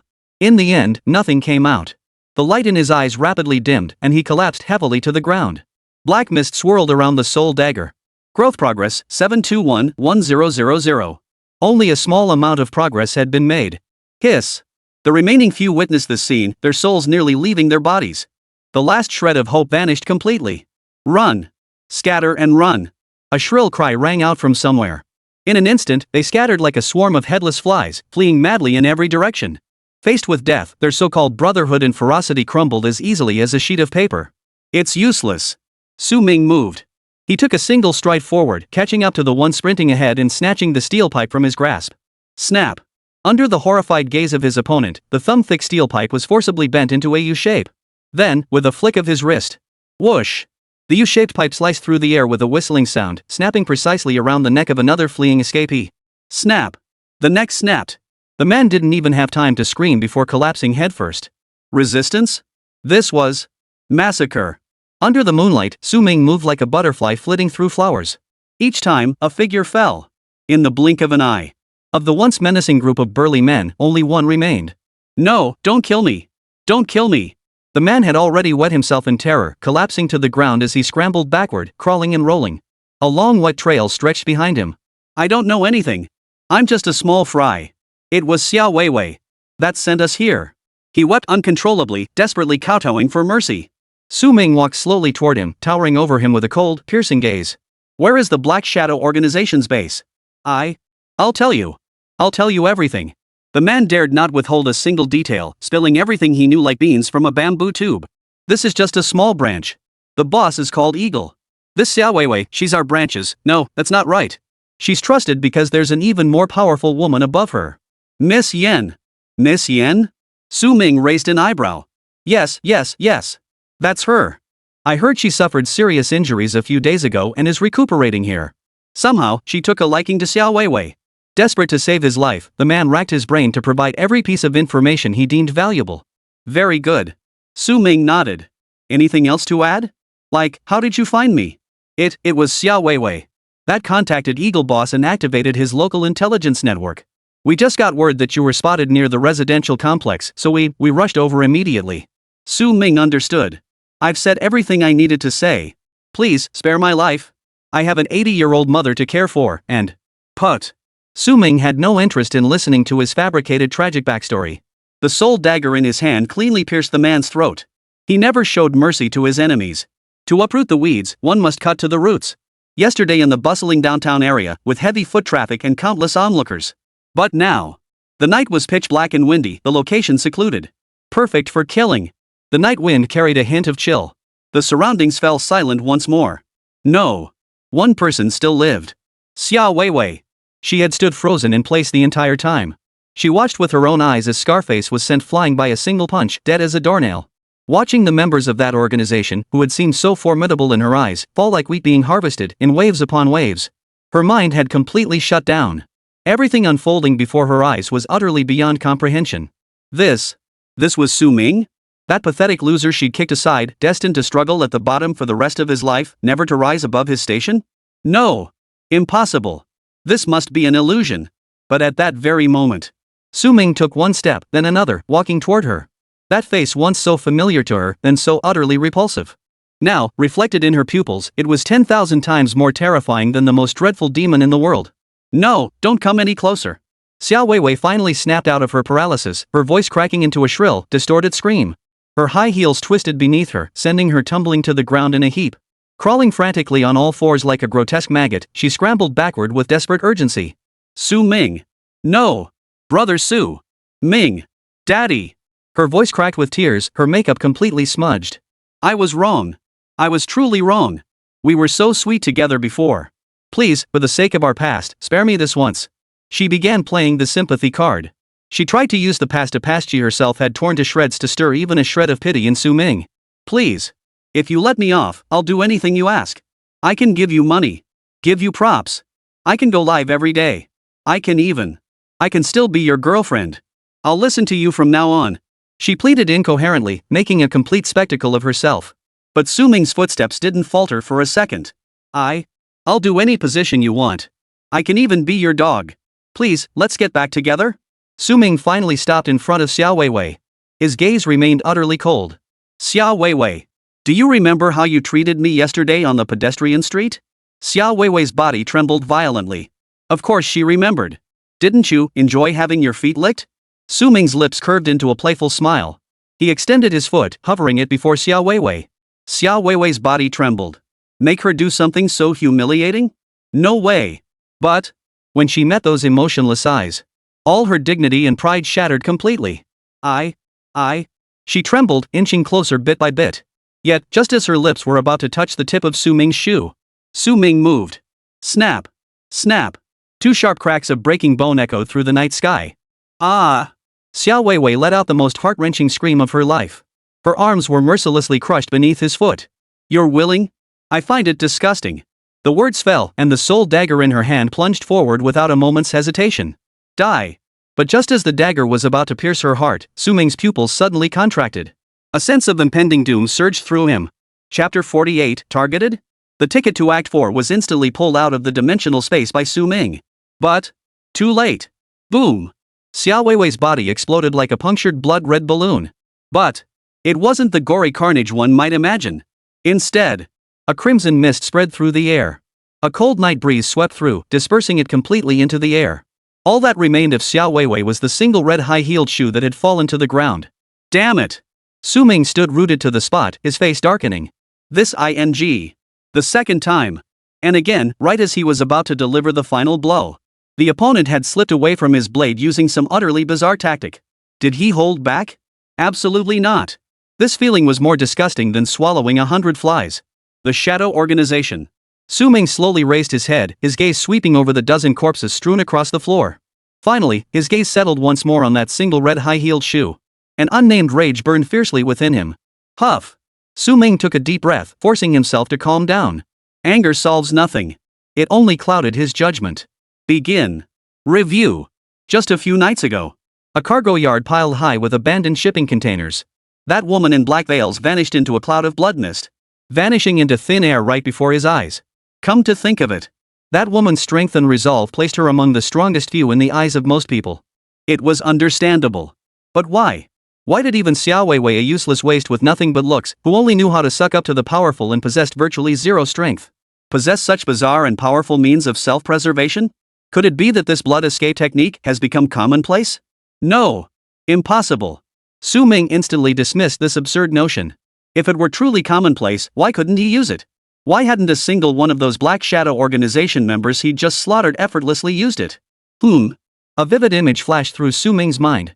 Minutes earlier, the last survivor, pleading desperately for mercy, revealed several crucial pieces of information. A high-ranking figure in the organization who suffered severe injuries a few days ago, Miss Yen. She holds Xiao Weiwei in high regard. So that's how it is. Su Ming narrowed his eyes slightly, murmuring softly. The woman in black from that day was none other than Miss Yen, a highly influential figure within the Shadow Organization. This bizarre life-saving method was most likely provided to Xiao Weiwei by her. Poof. Su Ming stood rooted to the spot, a cold, mocking curve slowly forming at the corners of his mouth. Well, what a coincidence. Shadow? He could now confirm this was a fledgling underground force, quietly taking root in the shadows. Then the solution was simple. Before they grow into a colossal threat, crush them all.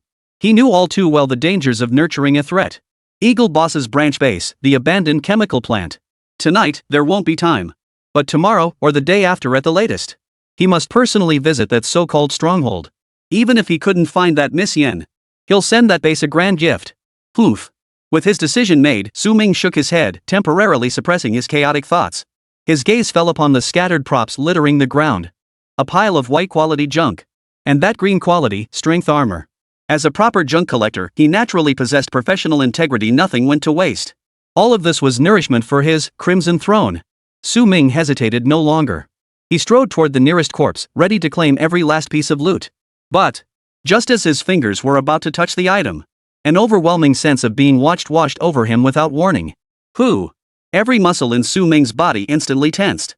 This feeling was entirely different from the prying eyes of these clumsy stalkers. Cool, restrained, scrutinizing. Most crucially, utterly concealed. Without the blessing of the Fate Pocket Watch, he would never have detected it. Which means a top-tier expert. Hidden in the shadows, observing everything that happened here. Damn it! Su Ming cursed inwardly, his killing intent flaring instantly. Regardless of who they are or what their motives might be, they would be treated as enemies first. When it came to enemies, he usually had only one way of dealing with them. Kill. Without a moment's hesitation, Su Ming stomped his foot down. Boom! A deep, muffled explosion echoed. The hard concrete floor cracked under his foot. Propelled by this terrifying burst of force, his entire body shot forward like an arrow released from a bowstring.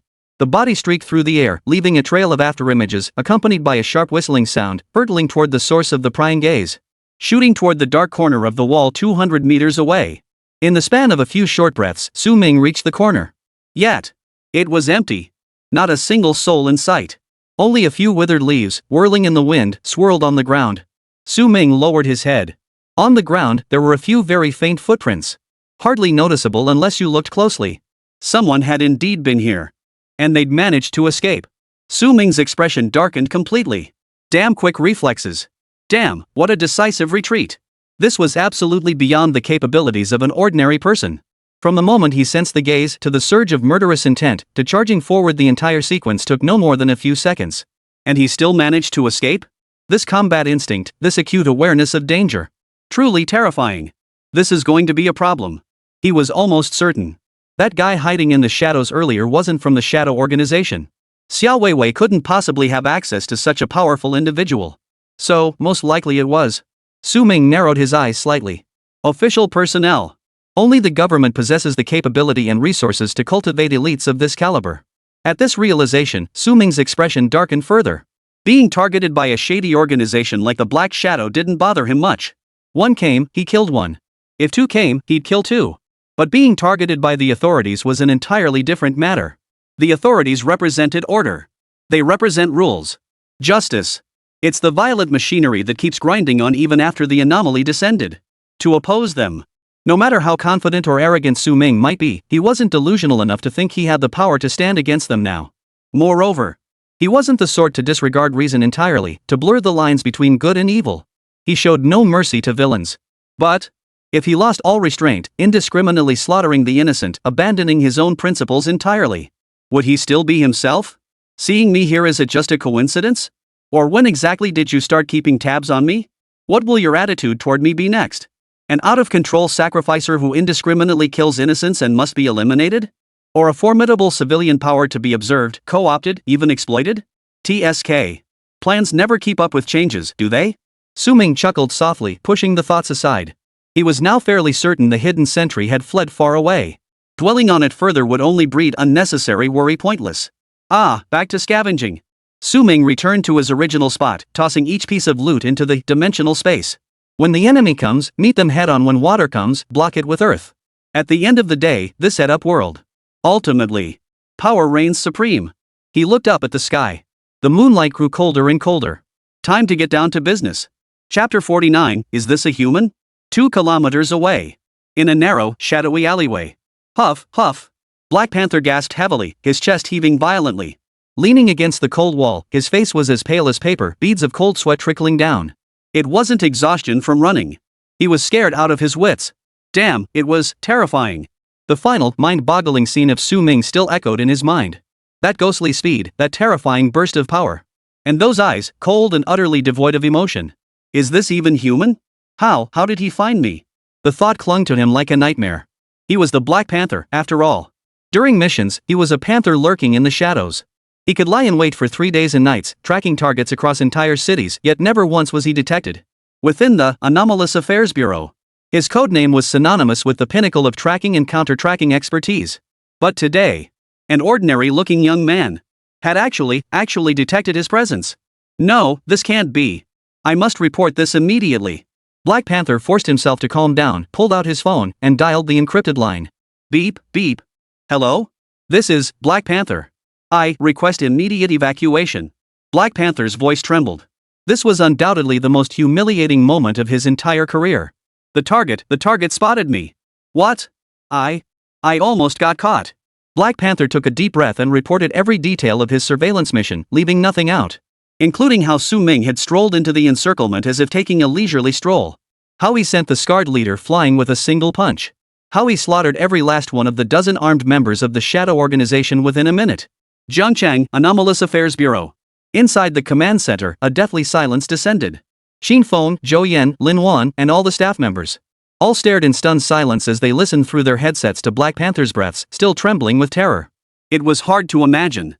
The usually cool, composed, even cold-hearted Black Panther would lose his composure to such an extent over a single target. I only got one photo. Take a look. Soon, the photo appeared on the large screen. It was still Su Ming. But this time, the angle was clear, no longer just a profile. Lin Wan stared intently at the screen, her pupils contracting. She sprang to her feet, gasping in shock. I remember now. It was him. At the market. Xin Feng frowned. What did you say? What market? It was, that day. Lin Wan's eyes lit up, her tone tinged with urgency. That day we dealt with the evil monk, disaster at the market, the abnormal energy fluctuations I sensed then? It must have been him. She paused, recalling the scene from that day. I thought it was a mistake, just residual energy from the evil monk. But now it's clear that energy fluctuation in the crowd, it was him. Hearing this, Xin Feng's expression grew grim as it could possibly be. Back then, had they been under the enemy's surveillance all along? He understood the capabilities of the Black Panther better than anyone. Before the altar incident, Black Panther was a specialized shadow sentinel dedicated to surveillance, an ace among aces with unparalleled expertise. After the altar era, they were even equipped with specialized gear. In terms of speed, stealth, and every other aspect, he was top tier. But this time, Captain. Suddenly, a faint voice echoed. Everyone turned to look. A female team member stood there, pointing at the screen with a peculiar expression. Could this be the person who triggered the golden light and red light incidents? Whoosh! The moment the words left her mouth, the command center filled with audible gasps. Several veteran analysts shook their heads, their faces etched with disbelief. Impossible, this is absurd. He looks far too young, and doesn't seem to have any notable background. In their minds, someone of that caliber were either ruthless, high-profile fugitives, or a hidden ace card stashed away by a military district, or a secret weapon cultivated by some major power with all its resources. A harmless-looking young man? Impossible. Xin Feng rubbed his face. He was at a loss. The world was changing too fast. So fast that even professionals like them couldn't keep up. But he also felt that the connection between these two incidents was probably minimal. They'd been running around non-stop these past few days, pouring all their resources into it, yet still hadn't uncovered many leads. Could it really be exposed because of some melodramatic love triangle? Impossible. Just as everyone was murmuring in disbelief, an investigator wearing gold-rimmed glasses and sporting a stern expression strode in. It was the expert from the task force. Data Ghost, Xiao Liang. Captain Qin, Professor Zhou. He held freshly organized files in his hands, his expression grave. We've completed the investigation into his detailed identity information and background. At these words, all eyes turned to him in unison, filled with anticipation. Finally, the truth would be revealed? Xin Feng took a deep breath, accepted the file, and flipped to the first page. Several core members immediately gathered around, holding their breath. The front page of the file displayed Su Ming's standard ID photo. The young man in the photo had clear eyes, and the corners of his mouth even held a hint of a sunny smile. Is this really the person described earlier? Someone couldn't help but whisper. The demonic being who had obliterated the scar-faced man with a single punch and instantly slaughtered over a dozen thugs. And this sunny smile before them, the quintessential next-door boy image. They're completely different people, right? Xin Feng said nothing, turning to the second page. Personal history. The resume was almost painfully detailed. Grew up in Jiangchang, excelled academically, and was a model student in the eyes of his teachers. He followed the standard path to Jiangzhou University, majoring in ordinary business administration. After graduation, he joined a medium-sized company as an administrative assistant. No abnormal records. No criminal record. No history of violent tendencies. This can't be possible? Lin Wan's eyes widened as she stared intently at every word on the file. Xin Feng's mind was equally in turmoil. If every word recorded here is true, how could that person have changed so drastically? Xin Feng flipped the file again. This page was titled, Family Relationships. Across the entire command center, countless pupils suddenly contracted. Father, Su Weigua. Status, deceased. Mother, Chen Jing. Status, deceased. Chapter 50, These waters run deep. Date of death, June 7th. Cause, car accident. Let me just say it straight, something seriously off here. Xiao Liang, who submitted the report, pushed his glasses up and looked grave. Captain Sheen, I've thoroughly reviewed the case files from that car accident back then. It's too suspicious. What do you mean? Sheen Feng furrowed his brow and pressed him in a low voice. Xiao Liang took a deep breath and pointed to the report. According to the investigation, an out-of-control dump truck ran a red light, causing a head-on collision that left no survivors. But the autopsy report on the dump truck driver shows his immediate cause of death doesn't appear to be from external force. He died of a sudden heart attack. According to the data I've gathered, every physical examination showed no issues with his heart whatsoever. Xiao Liang paused, taking in the expressions of everyone present. Secondly, the surveillance camera on that street happened to break down the day before and hadn't been repaired yet. What a coincidence! Moreover, a discarded witness statement mentioned, after the accident, an unlicensed black sedan sped away from the scene in reverse. And that witness broke his leg in an accident the very next day and changed his testimony. This is too deliberate. It's practically a manufactured problem. Lin Wan's face instantly drained of color as she gasped in shock. Beside her, Xin Feng's expression was equally grim, though he remained considerably more composed. Then what? Xiao Liang shook his head, his voice dropping even lower. Erasing. Every single clue was wiped clean by some powerful force. Also, an old detective who handled the case back then insisted on pursuing it further. The result, a month later, his entire family died in a gas poisoning accident. The command center fell deathly silent at this revelation. But, if it really was a frame-up, why would those people do this? What was their motive? Lin Wan asked in a trembling voice, struggling to comprehend. It was too cruel, too terrifying. Revenge. This time, Xiao Liang answered with unwavering certainty. He walked straight up to Qin Feng and flipped the file to its final page. There, recorded in detail, were the life stories of Su Ming's parents. His father, Su Weigua, former border reconnaissance soldier. He was honorably discharged after saving his entire squad and retrieving critical intelligence during an undisclosed overseas conflict, at the cost of severe injuries. His mother, Chen Jing, a top cardiac surgeon in the country. She participated in numerous humanitarian rescue missions, even risking her life to save an important figure from an allied nation. At some point, Xiao Liang's voice had grown tinged with sorrow and indignation. One a steel-willed soldier, the other a compassionate healer. The deaths of such heroic spouses deserve the highest attention. As the orphan of a martyr, Su Ming should receive the highest level of compensation and protection. But the reality is, this matter has been buried. He hasn't received a single penny in compensation, not a single public expression of condolence, as if the world had forgotten him. Alone and helpless. Ah! Lin Wan trembled at this, her eyes reddening. But she refused to give up, immediately pressing further. But, if there really was some hidden reason, why didn't he report it? Why didn't he seek help? The words fell. The entire command center fell silent, so quiet you could hear a pin drop. Everyone exchanged complex glances, their eyes lingering on her. In the end, she was still just a naive child. Snap. Xin Feng slowly pulled out a cigarette, lit it, and took a deep drag. Smoke swirled in the light, enveloping his face and obscuring his expression. A long moment passed. Xin Feng spoke, his voice hoarse. Xiao Lin. Do you think, a college student in his early 20s, whose parents suddenly died in an accident, and all the witnesses were also injured or killed in that accident, would he still dare to make a fuss? Dare to report it? Silence fell around him, no one answering. This kid probably understood from the very beginning. If he'd made a fuss, he might have become another casualty the very next day. He had no choice but to keep the peace, to live like a true orphan with his tail between his legs. That's how he's managed to survive this long. Beside them, Professor Zhou Yan pushed his glasses up his nose, his voice equally hoarse. These waters run deep indeed. Huff. Xin Feng crushed the cigarette butt into the ashtray with force. Everything discussed in the conference room tonight is strictly confidential. Xiao Liang, you'll have to put in extra effort. Dig into that old case from back then. Finally, suspend all action plans regarding Su Ming for now. We won't make any judgments until we uncover the truth. He is not the enemy, at least not yet. Xin Feng fixed his gaze on the files of Su Ming's parents. Everyone remember this. We cannot let them bleed and weep any longer. Every blade of grass, every tree, every loyal soul, every mountain, every stone, every monument. Never forget the martyrs who laid down their lives. This resolve endures through the ages. On the other side, the night grew ever darker. Su Ming had already completed 2 sacrifices. Both yielded purple-hued epic tier equipment. Perfect offerings for the Crimson Throne. I need to pick up the pace. Su Ming muttered under his breath, quickening his pace. He didn't want to linger too late today. The sudden series of events meant he needed to get back to the slaughterhouse as soon as possible to sort out his next plan. ID 78952.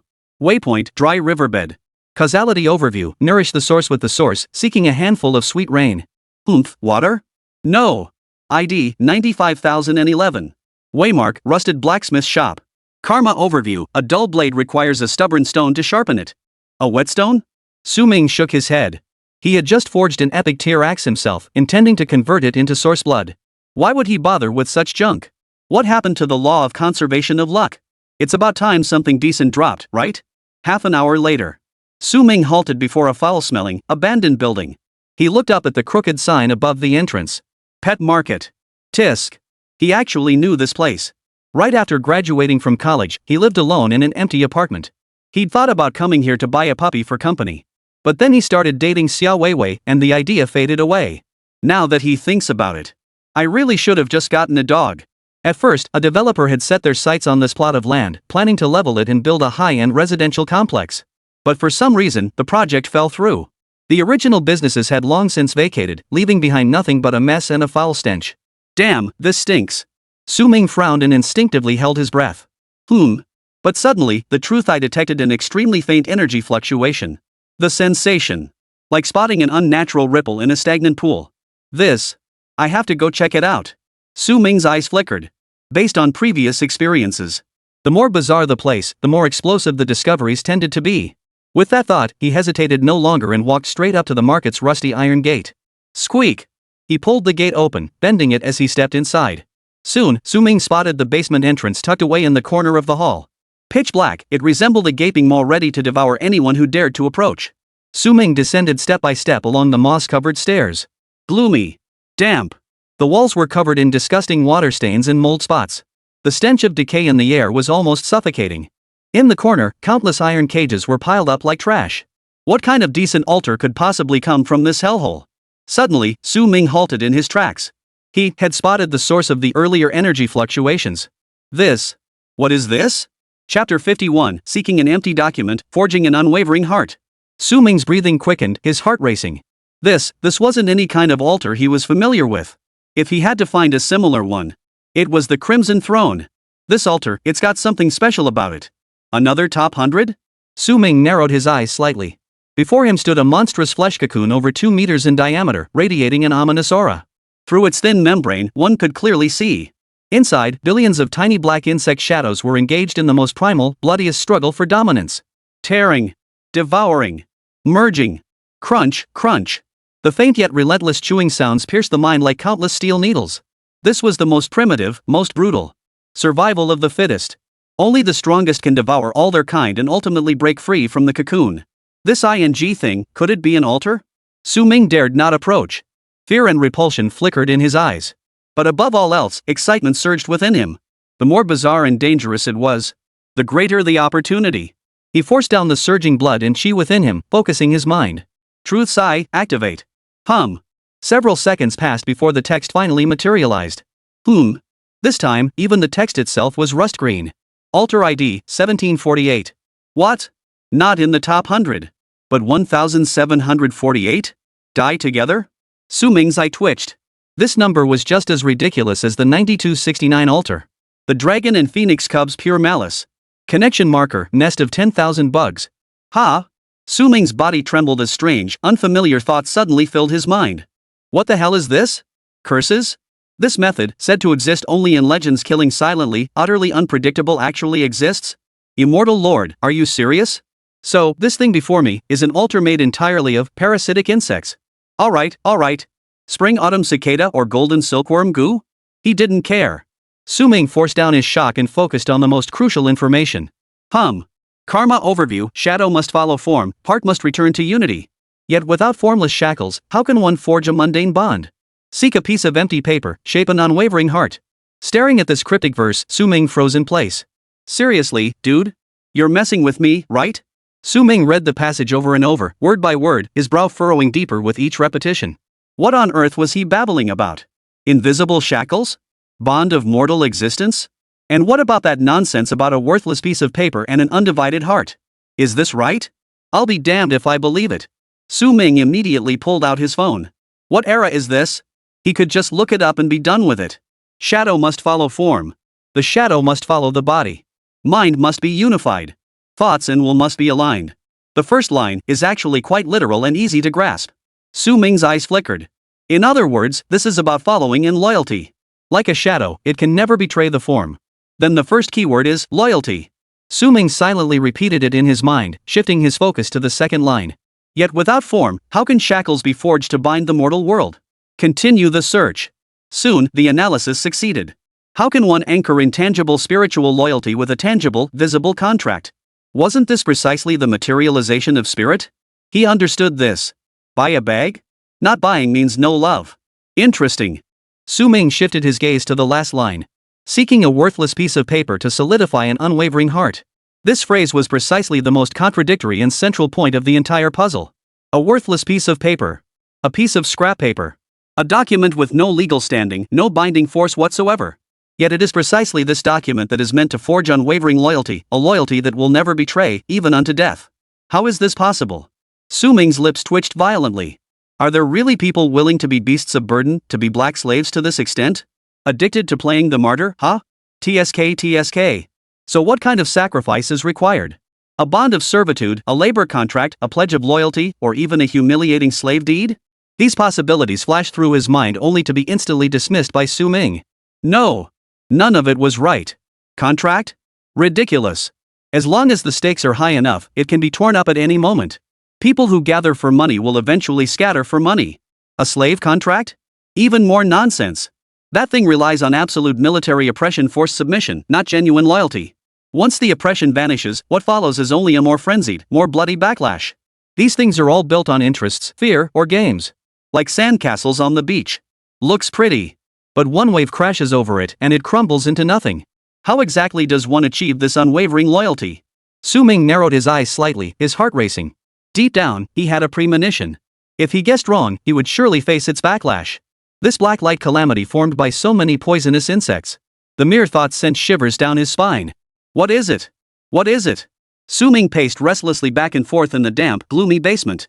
The chewing sounds from that enormous flesh cocoon kept disrupting his thoughts. The law has loopholes. Faith, too, can crumble. What could possibly make someone cling to it until death, willingly? That sense of belonging etched into one's very bones, is there truly anything that can achieve that? Ming felt trapped in a dead end. He had become attached to form. Chapter 52, Blood Oath as Covenant, I am the ancestor. It's merely a bit of frost and wind. Ming murmured to himself, taking an involuntary step forward. He wanted to see more clearly. But, no way. What the hell is it? He slammed his fist into the mold-covered wall, punching a hole straight through the solid surface. Stay calm, you must stay calm. Ming unstrapped the backpack from his shoulders and opened it. Suddenly, he froze. He saw the photo album of his parents that he had picked up when returning to the neighborhood today. The very first photo on the front page showed his father in a crisp military uniform, gently stroking his head. You little brat, remember this. Wherever we Sioux family members go, we never bend our backs. Your surname is a gift from our ancestors. Your blood comes from your parents. This is your roots. No one can take them away. Roots. Bloodline. Ming's body jerked violently. All the fog and restlessness in his mind shattered into pieces in that instant. He understood. What had run through the Dragon Nation for thousands of years was never some ethereal contract, nor some faith that could be betrayed at any moment. It was bloodline. It was the clan. No matter where a person was, no matter how high their achievements, he cannot sever his surname. They cannot deny the blood flowing through their veins. That is his root. The most fundamental identity imprinted upon them when they entered this world. And the clan. For a vast family. That thick genealogy book recording every clan member's name. That solemn ancestral hall enshrining the tablets of our forebears. Isn't it the most vivid and fitting embodiment of mere paper promises and worldly contracts? That's right. Ming's voice trembled. A family genealogy is, at its core, nothing more than a stack of paper with writing on it.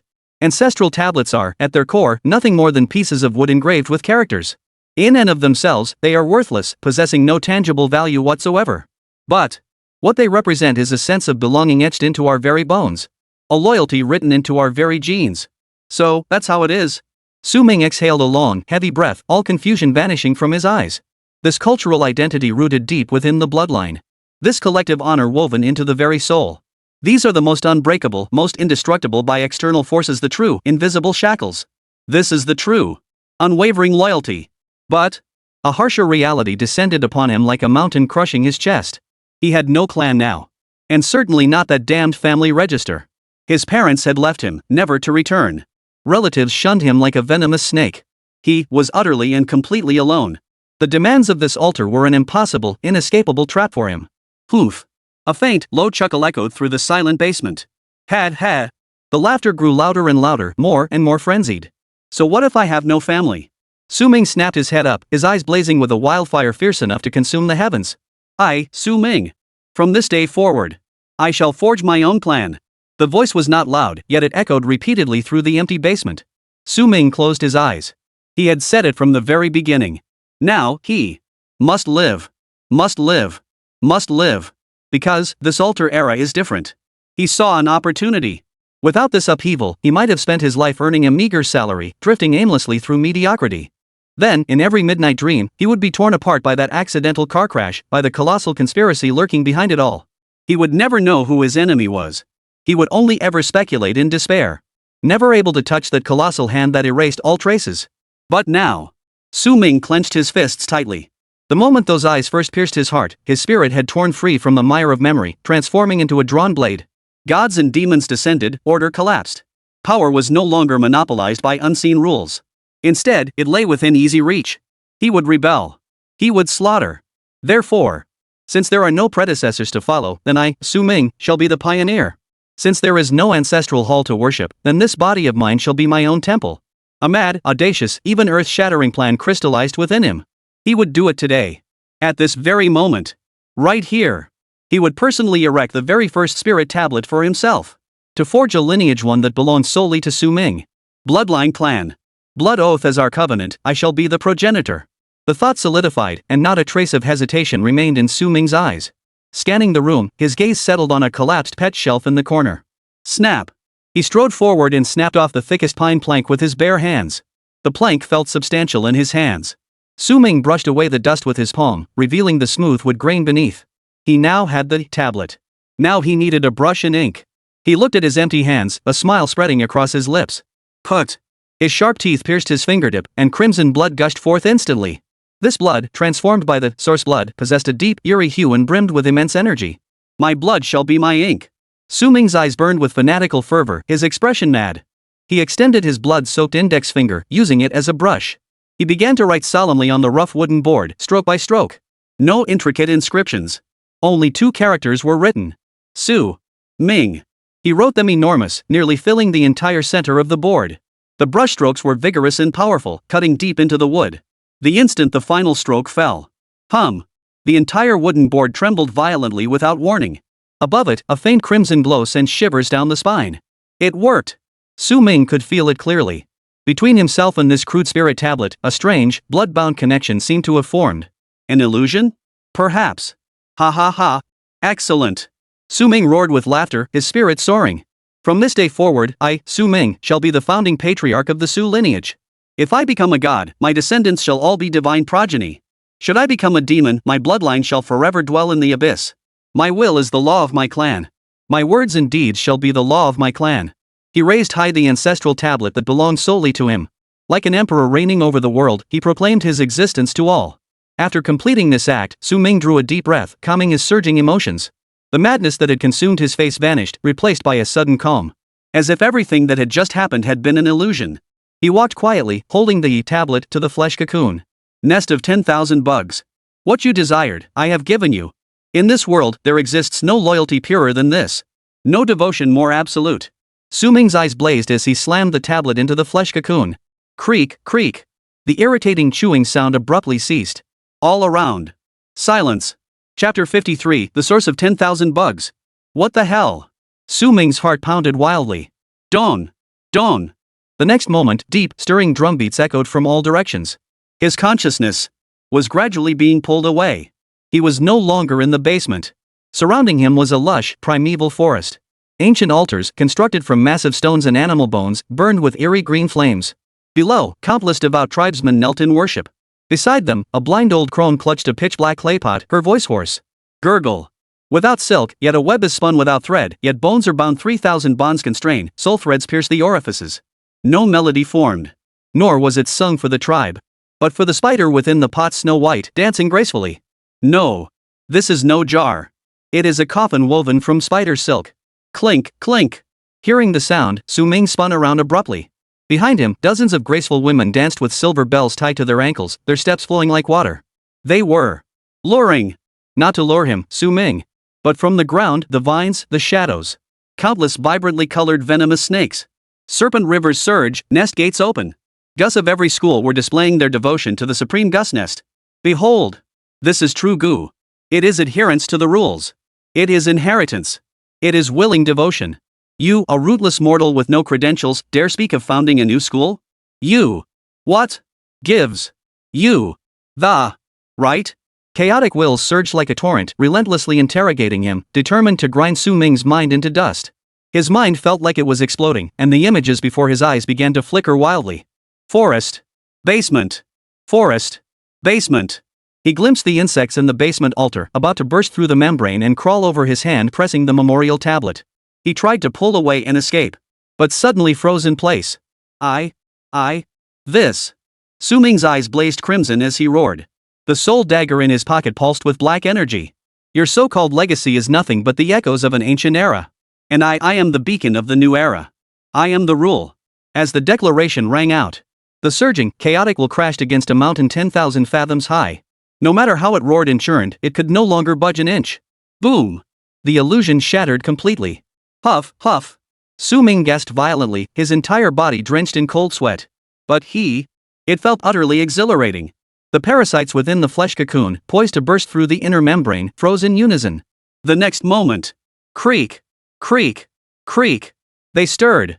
Billions of parasites tore and devoured with a fury 100 times more intense than before. This was a miniature version of Azura's hell. Is this the world of the Gu? Su Ming's heart trembled with shock, his expression complex. Cruel. Bloody. But most effective. Creak. Suddenly, all sounds ceased abruptly. After the bloody slaughter. Within the flesh cocoon, only one colossal beetle remained entirely pitch black, its back adorned with mystical patterns, as if forged from black gold. Treading upon countless bones, it radiated an aura of supreme, savage dominance. So, you are my bug king? Su Ming's voice trembled, his eyes brimming with excitement. This aura. Legendary tier should be a sure thing. But suddenly, his eyelid began to twitch violently. An ominous premonition exploded within him. A sudden change occurred.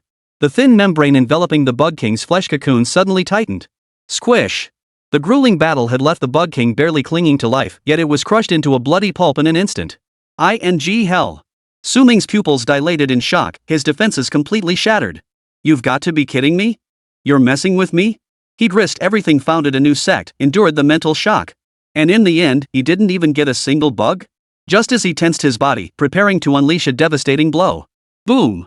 The shriveled flesh cocoon erupted in a blinding crimson light. The entire basement felt as if the blood prison itself had descended. Its might was no less formidable than the emergence of the Abyssal Dragon Egg and the Soul Dagger. What? Su Ming recoiled in horror, staggering back half a step under the terrifying energy surge. This overwhelming power and oppressive force. So? His breathing grew ragged, his eyes reddening. Did I misjudge? Though that beetle appeared to be the victor, it was not so. Behind it, there exists an even more powerful force? The crimson glow faded. The original flesh cocoon altar remained standing, but its interior was now empty. Not a single bug remained. Hovering above the altar was a dark green flesh core. Its patterns resembled countless goo worms, emitting a faint glow. What is this? Su Ming's heart pounded wildly as he immediately activated Eye of Truth. Buzz. Rows of rust green text appeared. Name, Heart of the Parasite Nest. Quality, Mythical. Function 1, Source of all bugs. Absorbs energy from the heavens and earth autonomously. Every 15 days, it will randomly cultivate a brand new bug within its heart. Function 2, can store and fuse all types of bug creatures. Su Ming's breath caught in his throat. Mythical grade. And another perpetual motion machine. The divine throne rotates among the immortals today, it lands at his doorstep. This first function was clearly a modified version of the Matchbox of Hope. Though the production interval is longer when it comes to bugs. Are there any weak ones? Who knows what mind-blowing stuff it could spit out? A Echo Bug? 7 Absolute Bug? The Devouring Tao Bug? The Longing Curse? And this, Function 2, seems utterly mind-blowing too. Bug Fusion. What does that mean? Hybridization? Like combining the Echo Worm and the 7 Ends Curse to create a silent curse? The Heartless Bug and Longing Bug paired to create a Love-Hate Bug? Whoa! This is something else. Su Ming couldn't suppress the wild grin spreading across his lips. This was a total win. Suddenly, Su Ming narrowed his eyes slightly, glancing beside the part of the bug nest. There, it seemed, another. No. 2 bugworms. One large, one small, both blood red in color. The larger one, about the size of a fingernail, lay quietly dormant. The smaller one, like a crimson mole, circled the larger parasite. What is this? Chapter 54, Life and Death Bound Together, Eternal Mastery. Su Ming concentrated his spiritual energy. Eye of Truth activated. Name, Bloodline Unity Parasite Mother Parasite Child Parasite. Quality, Legendary. Function, the mother parasite merges with the body, the child parasite enters the soul. The child parasite's host shows absolute loyalty to the mother parasite's host. Any dissent will be crushed. Su Ming sucked in a sharp breath. Heart of the bug nest formidable. The very first bug he cultivated was already of the legendary tier. Bloodline Unity bug equally formidable. Once this bug is complete, it becomes a true master-servant contract. Life and death together, master forever. Uncle Zhao. Su Ming's mind flashed with Zhao Gang's image. But he quickly shook his head. It's not suitable.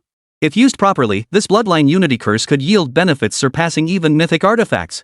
It must be reserved for a more valuable, harder to control target. Composing himself, Su Ming wasted no further time. It was barely past 11 p.m. Time to head back. He needed to go back and carefully plan his next move. After all, one thought leads to heaven. One thought leads to hell. Meanwhile, in the quiet chamber, incense smoke curled gently.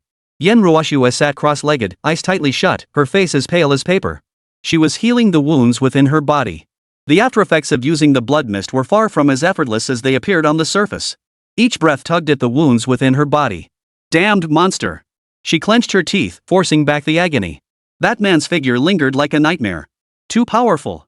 So powerful it left her utterly hopeless. Let me in. I have urgent matters to report. Before she could finish speaking, she spotted a figure in utter disarray. Xia Weiwei. The woman scrambled and crawled her way inside, covered in blood. Her clothes were torn and tattered, hanging from her like a ragged rag. Her makeup was smeared beyond recognition, a mix of blood and tears. Both arms were twisted at unnatural angles, clearly broken. She was utterly disheveled. Like a drowned rat freshly pulled from the mud. Yen. Miss Yen. Save me. The moment Xiao Weiwei saw Yen Ruoxue, she clung to her like a lifeline, collapsing to the ground. Save me.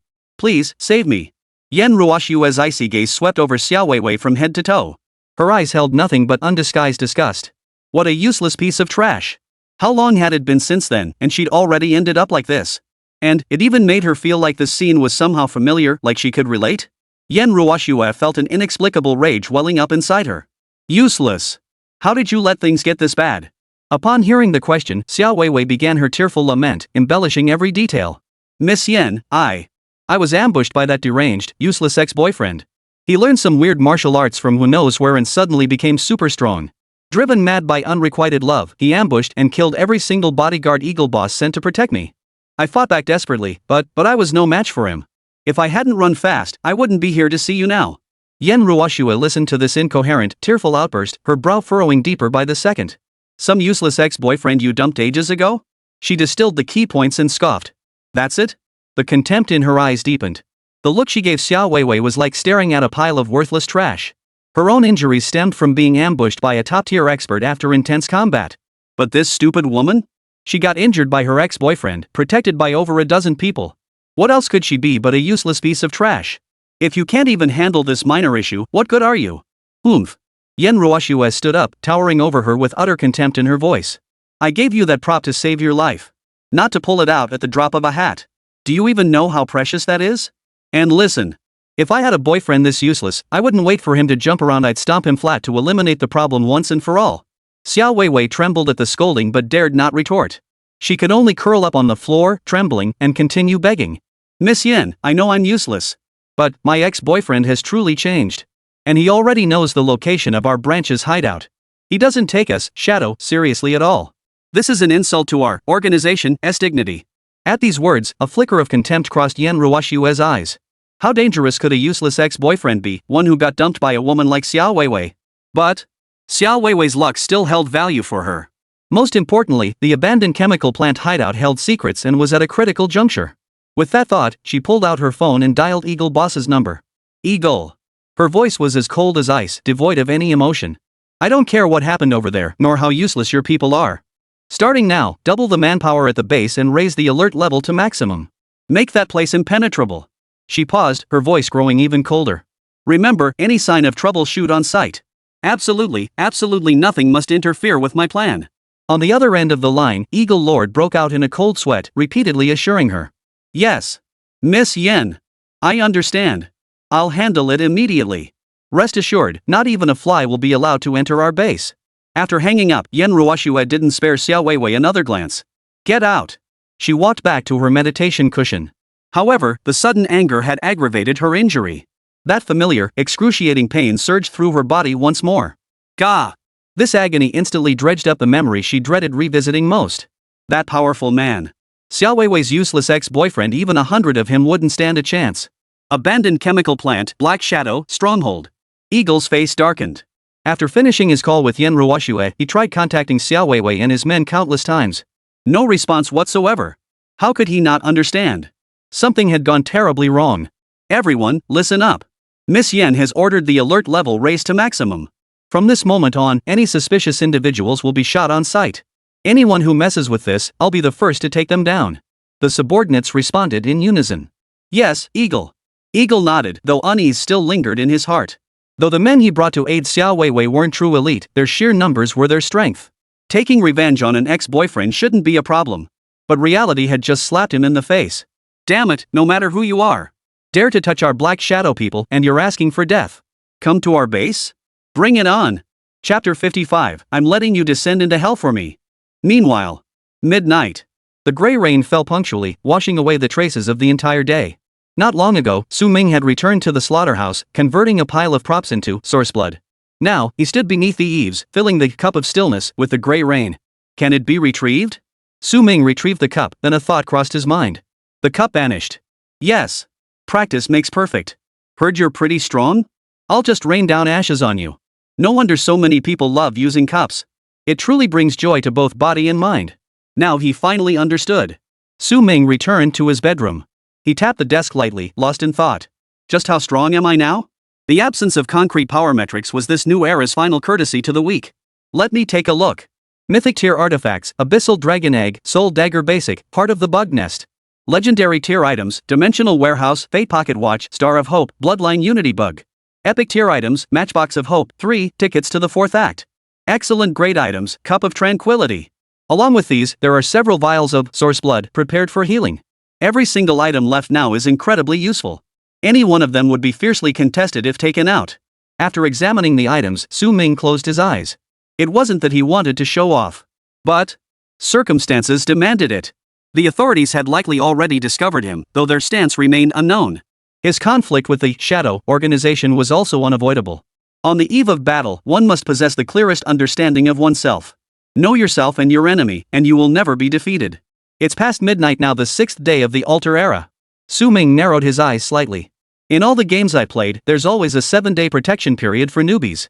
After the grace period ends, the difficulty skyrockets exponentially. If this anomaly is also a game, and there's a certain pattern to it, then once today and tomorrow pass. Damn. Time's running out. Buzz buzz buzz. Suddenly, the phone vibrated. Zhao Gang sent a message. Mr. Su, are you free to chat? Su Ming froze for a moment before dialing the number directly. Su boss. It's me, Zhao Gang. The voice on the other end was hushed, yet couldn't conceal a hint of excitement. Su Ming remained silent, listening intently. That altar fragment you gave me. I sold it. 26,000. A full 30% above the official price. 26,000? Su Ming's fingertips tapped lightly on the tabletop, his expression unruffled. In this turbulent era, to avoid being double-crossed by blackmailers showed he had some skill. I didn't go with the highest bidders on the forum. Zhao Gang's voice carried a hint of the shrewdness unique to financial analysts. Those guys were all fake, either con artists or thugs.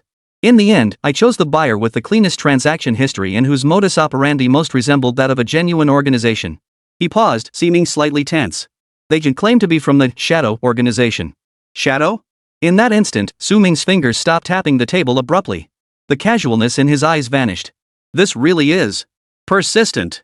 They were straightforward, inspected the goods on the spot and transferred the payment immediately. And they even extended an invitation to me. They said the Shadow has significant influence in Jiangzhou and is recruiting promising sacrificial candidates. If I choose to join, I'll not only get insider pricing but also the organization's protection. They called it a win-win. On the other end of the line, Zhao Gang shook his head. Though he had fallen on hard times, his experience remained sharp. He could sense that this so-called shadow organization was definitely no pushover. Going alone would be like a lamb walking into the lion's den. Ha! A faint chuckle suddenly echoed through the receiver. It was cold, like ice shards in the dead of winter. On the other end, Zhao Gang's heart sank abruptly. He recognized the disdain in Boss Su's tone. Disdain. And a faint, almost imperceptible malice. What the hell? Meanwhile, Su Ming said nothing more, his eyes flickering. All clues pointed to this organization being like a rapidly rolling snowball, constantly growing. If I want to avoid trouble down the line, then I must act before it becomes an unshakable colossus. I must uproot it completely and crush it into dust. It wasn't just about dismantling that one outpost. With that thought, Su Ming made his decision and spoke again. Uncle Zhao. Accept their invitation. Ha? Join them? Zhao Gang was completely dumbfounded. What did Boss Su mean by that? Yes, join them. I want you to become one of them. Zhao Gang shuddered violently, suddenly realizing. This wasn't a negotiation at all. Nor was it an offer of unimaginable wealth. It was asking him to go undercover. Gulp. Zhao Gang swallowed hard, his Adam's apple rolling violently. Fear spread through him. Are you kidding me? That's the Shadow. An underground organization whose very name sent shivers down your spine. A down-and-out middle-aged man like himself going undercover for such an organization? If exposed, the consequences would be worse than death. But refuse? Could he refuse? Before his eyes, his daughter's pale, frail little face flashed, still wearing that innocent smile. For her sake, he had already lost everything. This opportunity was like a cup of poisoned wine held to his lips. Drink it, and he might survive against all odds. But if he didn't, his daughter would die now. Su Ming listened to the heavy breathing on the other end of the line, offering no prompting. He waited for an answer. A long time passed. He spoke again, his voice tinged with newfound candor. Uncle Zhao, I won't lie to you. I have a grudge against Black Shadow. A grudge that won't be settled until one of us is dead. So asking you to handle this isn't about offering you some golden opportunity. Su Ming's tone suddenly turned grim. This mission is deadly dangerous, a suicide mission. I'm sending you to hell in my place. Boom. Zhao Gang's body jerked violently. He had expected Su Ming to resort to threats and bribes, to paint a picture of unimaginable riches. But he never imagined the other party would be so brutally honest. He laid out every danger and cruelty, raw and brutal, right before his eyes. This, ironically, stirred a surge of resolve within his heart, which had been consumed by despair and fear. Having boarded this ship, there was no turning back. Mr. Su. Zhao Gang's voice was hoarse. If you can save my daughter, I'd gladly go to hell. Even if it meant walking through mountains of blades and seas of fire, I'd do it for you. Across from him, Su Ming smiled. He said no more. Changing the subject, he asked softly. Uncle Zhao, your daughter's illness. At the mention of his daughter, Zhao Gang's voice instantly filled with anguish. High risk, acute lymphoblastic leukemia. The hospital has been keeping her alive with the best targeted drugs, but the effects are getting worse and worse. Her body is like a candle flickering in the wind. Leukemia. Su Ming's heart sank as well. But the next second, he froze in place. A wild thought surged uncontrollably through his mind. Uncle Zhao, I'll come find you tomorrow afternoon to get the first batch of props. Then I'll give you another altar fragment. Take it to Shadow for the trade and accept the invitation while you're at it. Also, Su Ming paused. Before going to your place, I'd like to visit your daughter at the hospital first. Visit? Zhao Gang froze, instinctively wanting to refuse. He didn't want anyone to see his daughter, ravaged by illness until she was barely recognizable. It was the deepest pain in his heart. But then he thought. Mr. Su was now their family's only hope. All right, Mr. Su. I'll be waiting for you tomorrow. The call ended. Su Ming sat motionless in his bedroom for a long time. A long while passed. He opened his palm. With a thought, a bottle of deep crimson liquid silently materialized. It was the source blood. Leukemia. Essentially, it's the malignant proliferation of hematopoietic stem cells.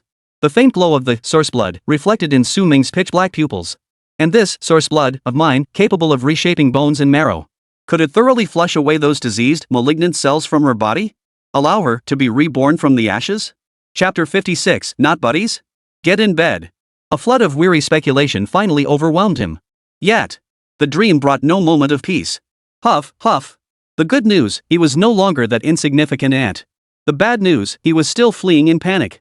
Damn it, why are you chasing me all the time? His heavy panting echoed through the blood-red corridor. Thud. Thud. Thud. Behind him, the relentless footsteps were steady and measured, calm and elegant.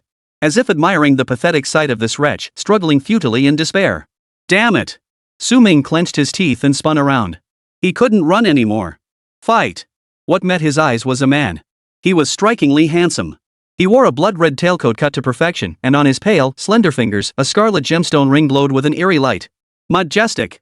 Nobility. Like a bloodline monarch stepped out of myth. Run. His eyes glowed crimson, a faint smile playing at the corners of his mouth. Why aren't you running anymore? Your despair smells rather cheap. Su Ming said nothing, only silently drew his dagger. Run? What sense did running make in the face of such an existence? Fighting to the death was his only choice. Even if it meant fighting a losing battle, he would never surrender without a fight. Yet, the thunderous blow he anticipated never came. Thud. Thud. Thud. The very space trembled with each elegant step. The man stopped before Su Ming, leaning slightly forward. That handsome, eerily handsome face drew close to his ear, its icy breath piercing his eardrum. Hey, buddy. Who's the nice vampire who eats matches every day? Silence. The madness and resolve frozen on Su Ming's face froze solid. What the hell? Su Ming shot up from the bed, cursing under his breath. He truly couldn't hold it in. In the dark bedroom, only a faint glow seeped in through the window. Everything that had just happened had been nothing but a dream. But this dream. Su Ming's lips twitched. You're playing games with me now? Now you're being picky too, huh? He flung himself out of bed and stormed down to the basement. Thump, thump, thump. That crimson heart still beat rhythmically, emitting an eerie glow. Su Ming stood with his hands on his hips, his face dark as he unleashed a torrent of words. What's the matter? Think I'm too poor for you? Think the matches I feed you are too low grade? Don't like it? Want to switch things up? A child doesn't despise its mother for being ugly, nor does a dog despise its home for being poor. Without me, you'd probably never get a hot meal in your life. Scarlet Throne seemed to sense Su Ming's emotion, its pulsing rhythm faltering slightly.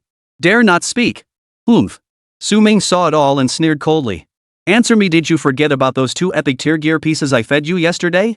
Weren't they tasty? I even threw in all those little side dishes for you from time to time. Yet you never said a word about them? Now look at you, just because you're eating plain food, you're putting on airs? Su Ming grew angrier as he spoke, pulling out the matchbox of hope. Snap. He pulled out the inner box, revealing 5 brand new matches neatly arranged. Here. Fresh off the press. Eat them or leave them. He flung 4 of the matches onto the table. Take 1. The moment the match landed on the altar, it was swiftly enveloped and consumed. The speed was more than double what it had been at the start. 4 bottles of source blood appeared in response. Su Ming shook his head at the sight. TSK, look at you all talk. Saying you don't want it. But your body tells a different story. Mid-sentence, Su Ming froze abruptly. He stared intently at the beating heart, a startling realization striking him like lightning.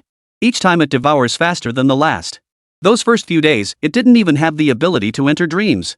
You are evolving too? You can upgrade? Before him, the beating heart of the Crimson Throne abruptly halted for several seconds. Su Ming's pupils contracted sharply, his scalp instantly tingling with shock. He was right. Damn it. You brat. The path to growth is through those items I fed you, right? After a moment of stunned silence, Su Ming felt not alarm but delight. He stepped forward and gently tapped the surface of the Crimson Throne. So, listen up, let's talk business, you and me. From now on, I'll find you more good stuff to eat. I promise to feed you until you're stuffed. Once you've made it big, don't forget who raised you from diapers. Remember this, buddy, a drop of kindness deserves a spring of gratitude. He made up his mind. From now on, he'd give this buddy a few wise sayings every day. Cultivate a heart that knows gratitude. Kids need to be taught from a young age. Su Ming returned to his bedroom. He hadn't consumed the 4 freshly produced bottles of source blood. As his physical form grew increasingly robust, the enhancement effects of ordinary grade source blood had become increasingly negligible. Even if he drained these bottles now, it would merely feel like a warm-up. A drop in the bucket. The Abyssal Dragon Egg, the Soul Dagger, and now the Crimson Throne. Su Ming rubbed his temples, feeling the pressure mounting. Damn it, I'm playing both mom and dad, raising 3 living ancestors. A thought flashed through his mind, and he pulled out the matchbox of hope, glancing at its empty inner compartment.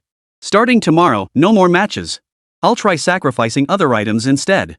Improve its quality of life so it grows up faster. And Su Ming's eyes flickered. A single spark can start a prairie fire. 1 or 2 matches might not do much damage to the enemy. But what if hundreds, even thousands, were gathered together and ignited simultaneously? A modified version of Death God's spicy snack, delivering a true scorching sensation to the mysterious colossus in the abyss of no end. Art is an explosion. Su Ming's mind flickered, and he retrieved the Abyssal Dragon Egg. Incubation progress 85.3%. Just relying on adrenaline won't get me through the next day or two. He planned to head to that shadow faction outpost in the next couple of days. If this little thing could hatch, it should be a major superpower. I can't wait any longer. Su Ming made up his mind and retrieved a bottle of source blood he'd just acquired. Twisting off the cap, pure vital energy filled the air. This stuff, if it got out there, countless devotees would fight tooth and nail for it. He brought the bottle's opening close to the dragon egg. Here, little Blackie, have a little extra treat. Try this, it's the real deal. Way more nutritious than that poisonous chicken soup. However, the little heart-shaped tail on the dragon egg merely swayed lazily. Then it retracted completely, showing no reaction whatsoever to the source blood before it. Is it not interested? Su Ming's smile froze. Before the pang of heartache could fully take hold, he couldn't hold it in anymore. Now it's actually looking down on me? Not my buddy? With delicacies laid out before you, you insist on gnawing on cornbread? Fine. This isn't me being mean to you, it's that you can't handle the finer things. Su Ming stowed away the source blood and stopped dwelling on it. Since the fancy stuff won't do, I'll just stick to the dumbest method. Kill. Fill the final demand with rivers of fresh blood. After killing so many Kuan-kuns, I bet this little black eye will haunt my dreams too. Let's try something else and see how it works. Fight for a brighter tomorrow. Su Ming's conviction surged as he pulled out his phone. Chapter 57, the place is downright creepy. The call connected. Mr. Su. So early. Is it about today's shipment? Old one. Su Ming cut him off immediately. Change today's shipment. Get me 100 pigs. He'd slaughtered too many Kuan pigs. It was time for a new flavor, something substantial. Perfect timing, he was heading to the chemical plant next to slaughter pigs. Practicing his skills first couldn't hurt. But on the other end of the line, Boss Wan's excited voice abruptly cut off. Dead silence. Seconds stretched into an eternity. Then, in a voice like he'd seen a ghost, he stammered out. Pigs, pigs? Mr. Su, pigs are off limits right now. Those large pig farms over there. Something sinister happened. Eerie things? Su Ming raised an eyebrow. What's going on? Explain clearly. I. Mr. Wang's voice was barely above a whisper. It felt as though some predatory monster lurked nearby, waiting to pounce. Mr. Su, trust me. That place is downright sinister. I heard, the pigs in there seem to have caught the plague. No. It's 100 times worse than plague. They've all gone mad, eyes bloodshot, attacking anyone they see. Su Ming frowned. It's that bad? No one reported it? He hadn't heard a single thing about it. Reported? Mr. Wang's voice was bitter. In this day and age, who dares meddle in such matters? Besides, it seems like everyone there has met with trouble. Who could possibly report it? Mr. Wang spoke vaguely, his words thick with fear and evasion. Su Ming narrowed his eyes slightly, his tone icy. If everyone's in trouble, then how do you know? On the other end of the line, Mr. Wang's breath caught. Silence. Under the suffocating pressure, Mr. Wang's psychological defenses completely collapsed, spilling the entire truth. Mr. Su. I saw it with my own eyes. Through the video feed. Just last night, I was video chatting with Oldly over there, trying to help you inquire about the supply. At the time, Oldly was even complaining to me on the call. He said that at his place and a few nearby farms, suddenly several pigs went berserk, refusing to eat or drink. They were banging their heads against the wall relentlessly, until they were covered in blood. Mr. Wang's voice began to tremble as he recalled the scene. Mr. Su, doesn't this sound utterly bizarre? Like they're afflicted by some strange disease. I even urged him to report it immediately. But he just couldn't bring himself to do it. In this day and age, the authorities are overwhelmed with problems. How could they possibly handle this? And once the authorities show up, every pig in his entire farm, good or bad, will be culled. That would ruin his entire life. Several of them are planning to handle those mad pigs themselves. Su Ming listened to Mr. Wang's words and nodded slightly. This was human nature and reality. No need for further commentary. Then what? Su Ming pressed coldly. Then. Mr. Wang's voice suddenly rose sharply, filled with terror. The moment Oldly finished speaking, I heard a blood-curdling scream coming from outside the video feed.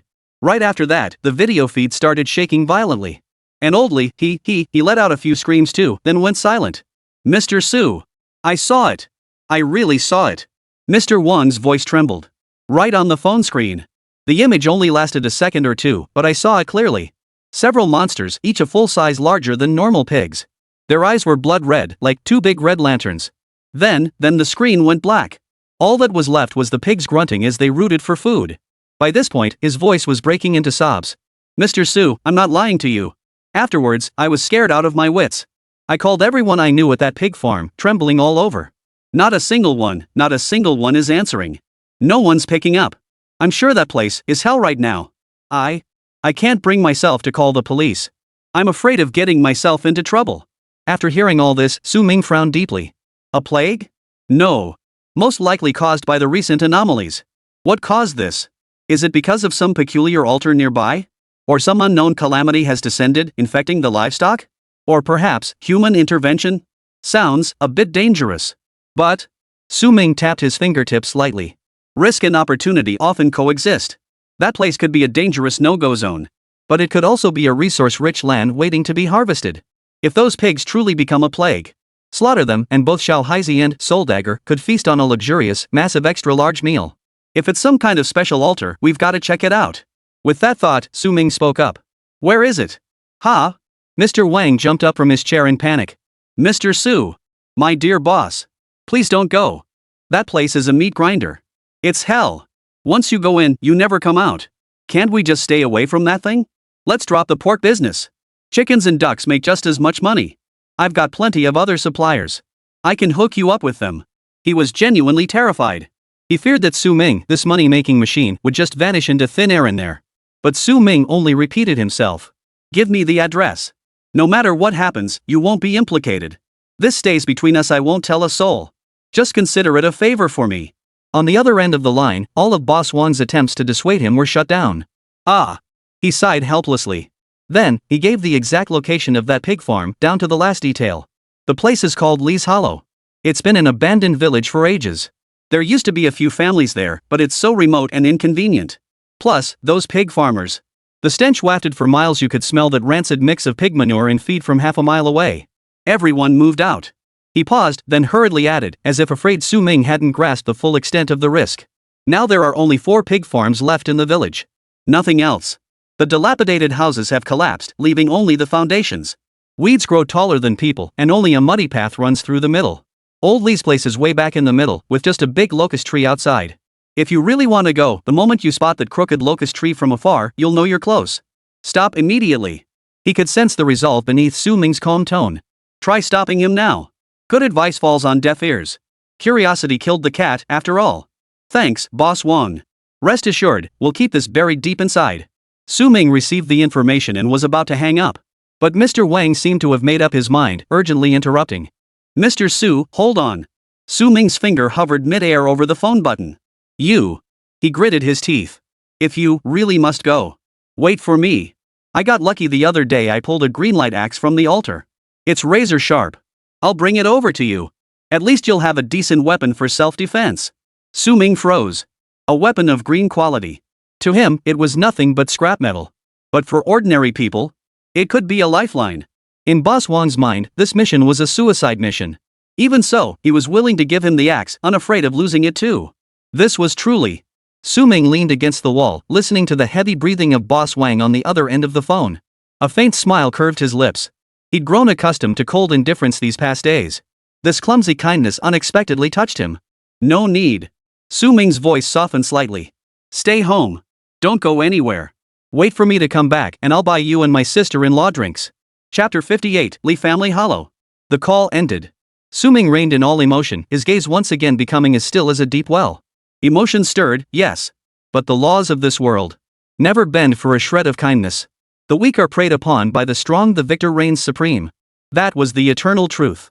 Lee Family Hollow. Su Ming pinpointed the name on the map, then without a moment's hesitation, pushed open the door and stepped out. Better to act now than risk delays. In these bizarre, unknown events, time is the greatest variable.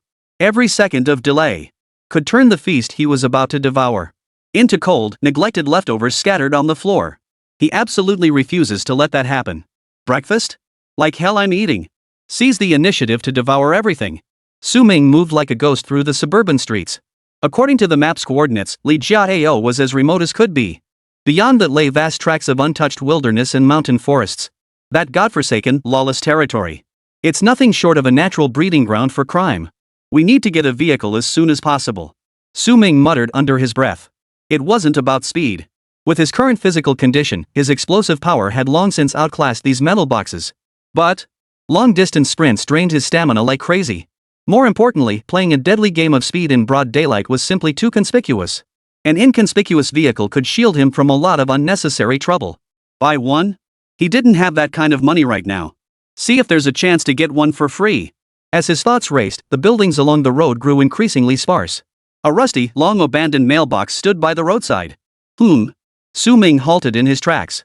In a godforsaken place like this, should there even be a mailbox? Eye of Truth, activate. Buzz. Alter ID, 52818. Linked waypoint, multiverse mailbox. Karma overview, addicted to secrets.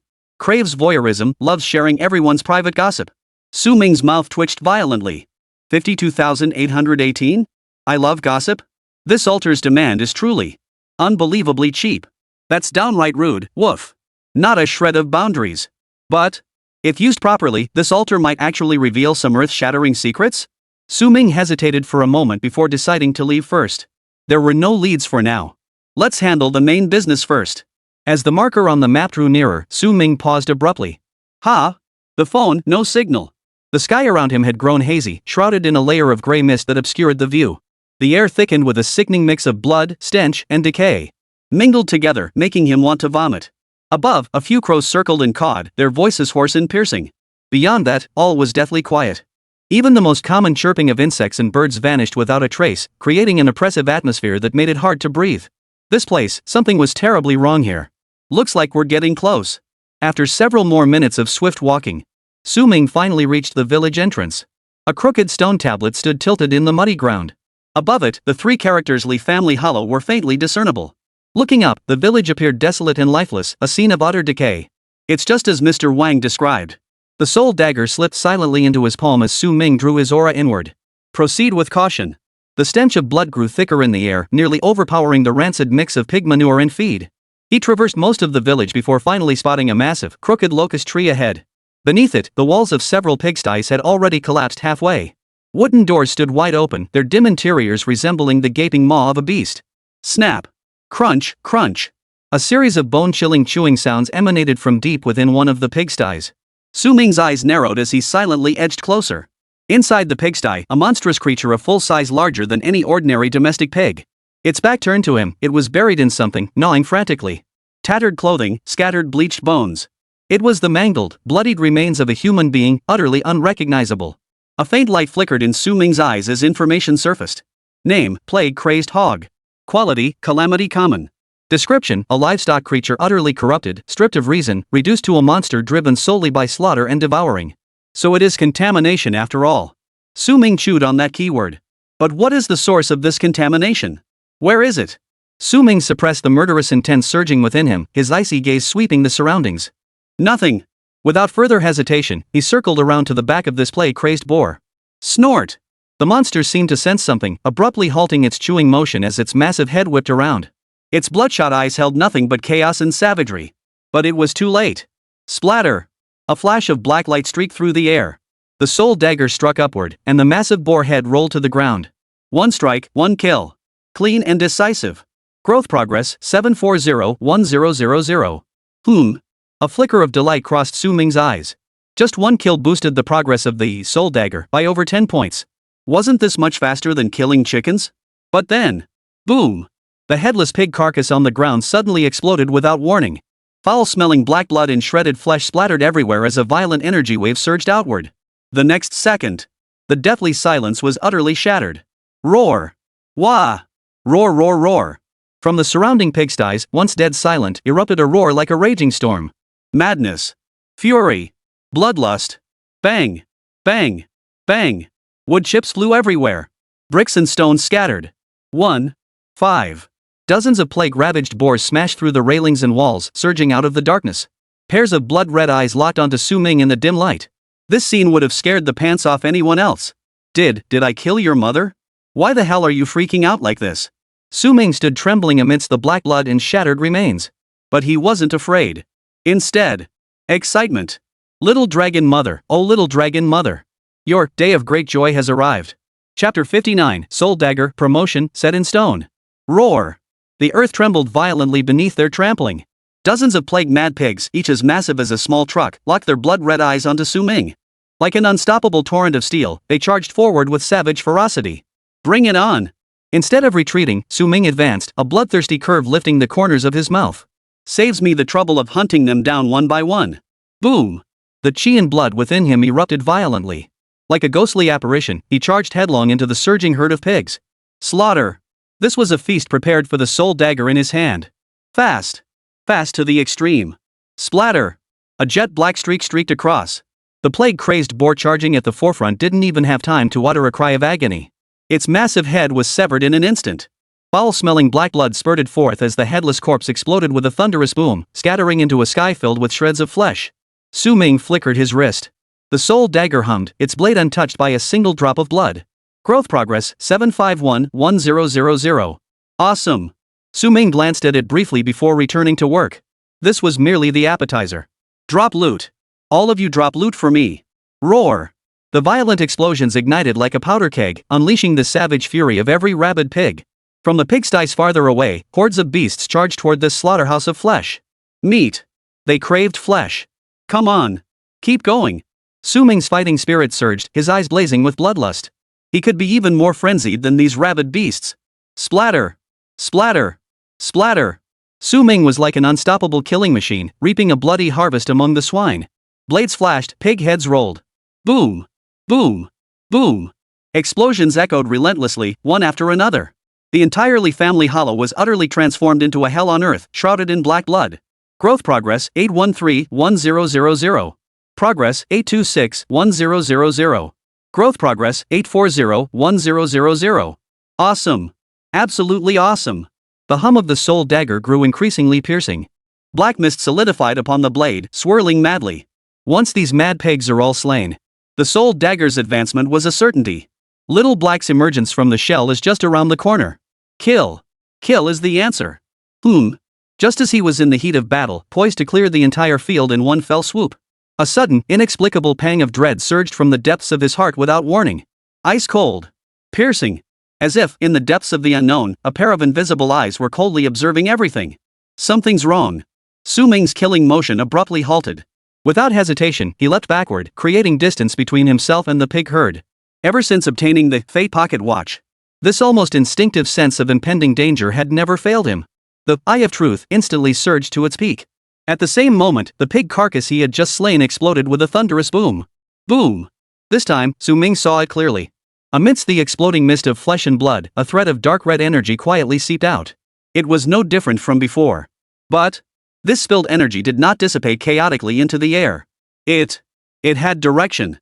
As if drawn by some force, it converged toward a single point like 1,000 rivers flowing to the sea. What's going on? Su Ming's pupils contracted sharply as he whipped his head around. Over there, nothing. How could that be? Damn it, screw it. A flash of ferocity flickered in Su Ming's eyes. Delay invites trouble. Whoever the hell is messing with us behind the scenes. First, I'll take all these experienced babies. The chi and blood surged within him once more, erupting without restraint. Speed. Power. At this moment, they surged to their absolute peak. Die for me. Su Ming let out a furious roar, his figure vanishing instantly from where he stood. The next second, the soul dagger sliced through the rampaging boar like cutting through tofu, cleaving it clean in two. Su Ming's figure flickered again, appearing behind another raging boar. Kill. Kill. Kill. He would end this as swiftly as possible. Black flashes erupted wildly among the herd. Explosions erupted everywhere. Su Ming's entire body was already drenched in this thick, black blood. Buzz. Suddenly, the black light on the soul dagger in Su Ming's hand flared intensely. The eerie crimson patterns on the blade's surface surged like living creatures. Red and black intertwined. Growth progress 1000. Finally. A flash of wild joy flickered in Su Ming's eyes as he prepared to inspect the changes in the soul dagger. But at that very moment, boom! The entire earth began to violently tremble without warning. It felt as though some terrifying colossal beast was stirring deep within the earth's core. What? Su Ming's expression changed drastically as he abruptly looked down. The black blood on the ground had transformed into countless fine streams, rushing madly in one direction. That direction was precisely where the dark red energy had flowed to its endpoint earlier. Something's about to go wrong. Su Ming's pupils suddenly contracted as he snapped his head up. Whoosh! That massive, crooked-necked locust tree. At some unknown moment, it had been drenched in an eerie, heart-stopping crimson hue. All the blood had become its nourishment. Damn it! Xiao Haizi's experience packs are all gone. Su Ming's mind exploded. But the next moment, an even more terrifying thought surfaced. The source. The very source of contamination he'd been searching for. It was this half-dead locust tree he'd dismissed as mere background scenery all along. This ing playing right under the nose? Before the words had even left his mouth, the sky suddenly darkened. The once withered branches of the locust tree began to grow and spread wildly. Countless crimson leaves and branches sprouted from thin air, forming a monstrous canopy that obscured the sky.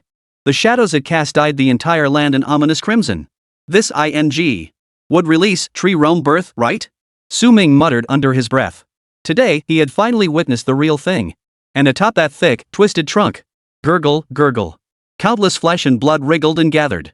Finally, a massive single eye violently tore through the bark, blazing crimson. Malice. Madness. Chaos. It lived. Su Ming focused his mind, activating the Eye of Truth. Lines of burning crimson text danced wildly before her eyes. Alter ID, V177. Link Beacon, Putrid Incubator. Karma Overview, feeding upon the flesh and blood of myriad souls, within a realm of utter despair and death, it nurtures the child of decay. V177? Su Ming stared fixedly at the blood-red text, his heart sinking abruptly. The code had changed. No longer just a number. An unfamiliar letter, V, had been added before it. What did this signify? Vice? Virus? Or something even more up? Su Ming had no time to ponder. Danger. Extreme danger. The tree before him, or rather, the living altar. The oppressive force it radiated was several times more terrifying than the previous epic tier Nalan Ranyan's heart demon wraith. We must slaughter it before it completes its transformation. Su Ming's eyes blazed with murderous intent. He could sense its aura continuing to climb. The description mentioned it was incubating the child of decay. Who knew what the hell that was? Kill. Su Ming lunged forward, the soul dagger radiating a fierce aura of killing intent. But in that very instant, boom! Damn it! Chapter 60, The Master the Locust Demon. Su Ming cursed under his breath, his pupils suddenly contracting as his scalp tingled. Without a second thought, the chi and blood beneath his feet erupted violently, propelling his entire body backward like an arrow released from its string.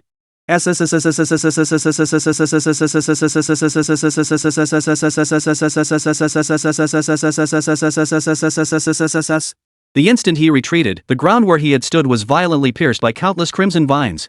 Like blood-red serpents bursting from the earth, the vines screeched through the air with a piercing shriek, stabbing wildly. But it wasn't over. Above, the blood-red canopy that obscured the sky shook violently. Tens of thousands of flying leaves transformed into a deadly rain of blades, howling down. No escape to the heavens. No refuge beneath the earth. This area had become the absolute domain of this monstrosity. A slaughterhouse of death. Su Ming's Eye of Truth flared with blinding light, revealing the monstrous name of that single eye. Name, Master Huaima. Quality, Catastrophe Epic. Introduction, a calamity spawned by the altar of alienation. Its mission is to safeguard the arrival of the rotten child. The rotten child. So, any number without V prefix means it's related to this altered altar? Damn it! The thought flashed through his mind in an instant, leaving Su Ming no time to think further. That blade sharp leaf rain had already reached his head. Buzz. The effect of the Yufei pocket watch was pushed to its absolute limit. Bullet time. In an instant, countless crimson trails representing death interwove before his eyes into an impenetrable net of death. And he was about to tear open a path to survival within this very web. Su Ming's form instantly blurred into a shadowy black afterimage. Like a black cat darting through a raging storm. He dodged and weaved frantically through the gaps between countless vines and flying leaves. Yet, the attacks were endless. Huff. This monster possessed no tactics whatsoever. It was the purest, most relentless barrage of firepower, intent on grinding him into mincemeat. If he could dodge the first wave. But could he dodge the second and third waves? Thwack! A flamingo red leaf flashed past, grazing his arm. At the wound site, flesh rapidly turned black and began to rot. It's poisoned. Su Ming's face paled. The source blood surged violently within him, forcibly suppressing the spread of that insidious poisonous force. But in that split second of paralysis, a blood-red vine lashed out like a whip flung from hell, striking his back with brutal force. Put!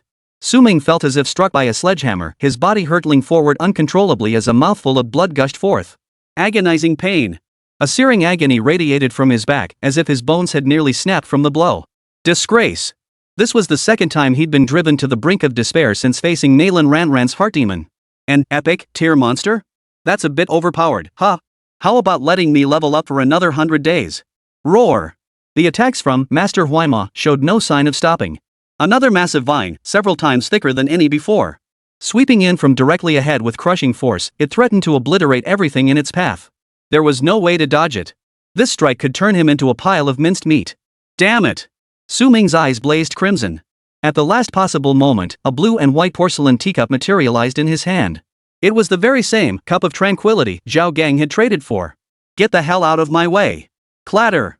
He aimed the rim of the cup at the massive vine crushing down and hurled it. Nearly half the cup's contents, the ash rain, traced an arc through the air.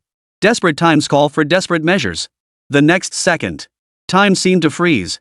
That living vine, brimming with colossal flesh and blood energy, resilient enough to crush tanks. The moment it touched the ash rain, instantly withered and decayed, losing all vitality and energy. Finally, less than half an inch from Su Ming's forehead, it came to a thunderous halt, transforming into an ordinary, utterly harmless, rotten wood. Dead silence. Absolute stillness. The wildly dancing vines in the sky all froze in an eerie pause at that moment. Within the massive single eye on the tree trunk, bewilderment and confusion flickered for the very first time. It did not understand. Yet, in Su Ming's eyes, there was not a trace of wild joy at having survived the ordeal. Only a colder, more ruthless killing intent. He was weak. He had no capital to waste time.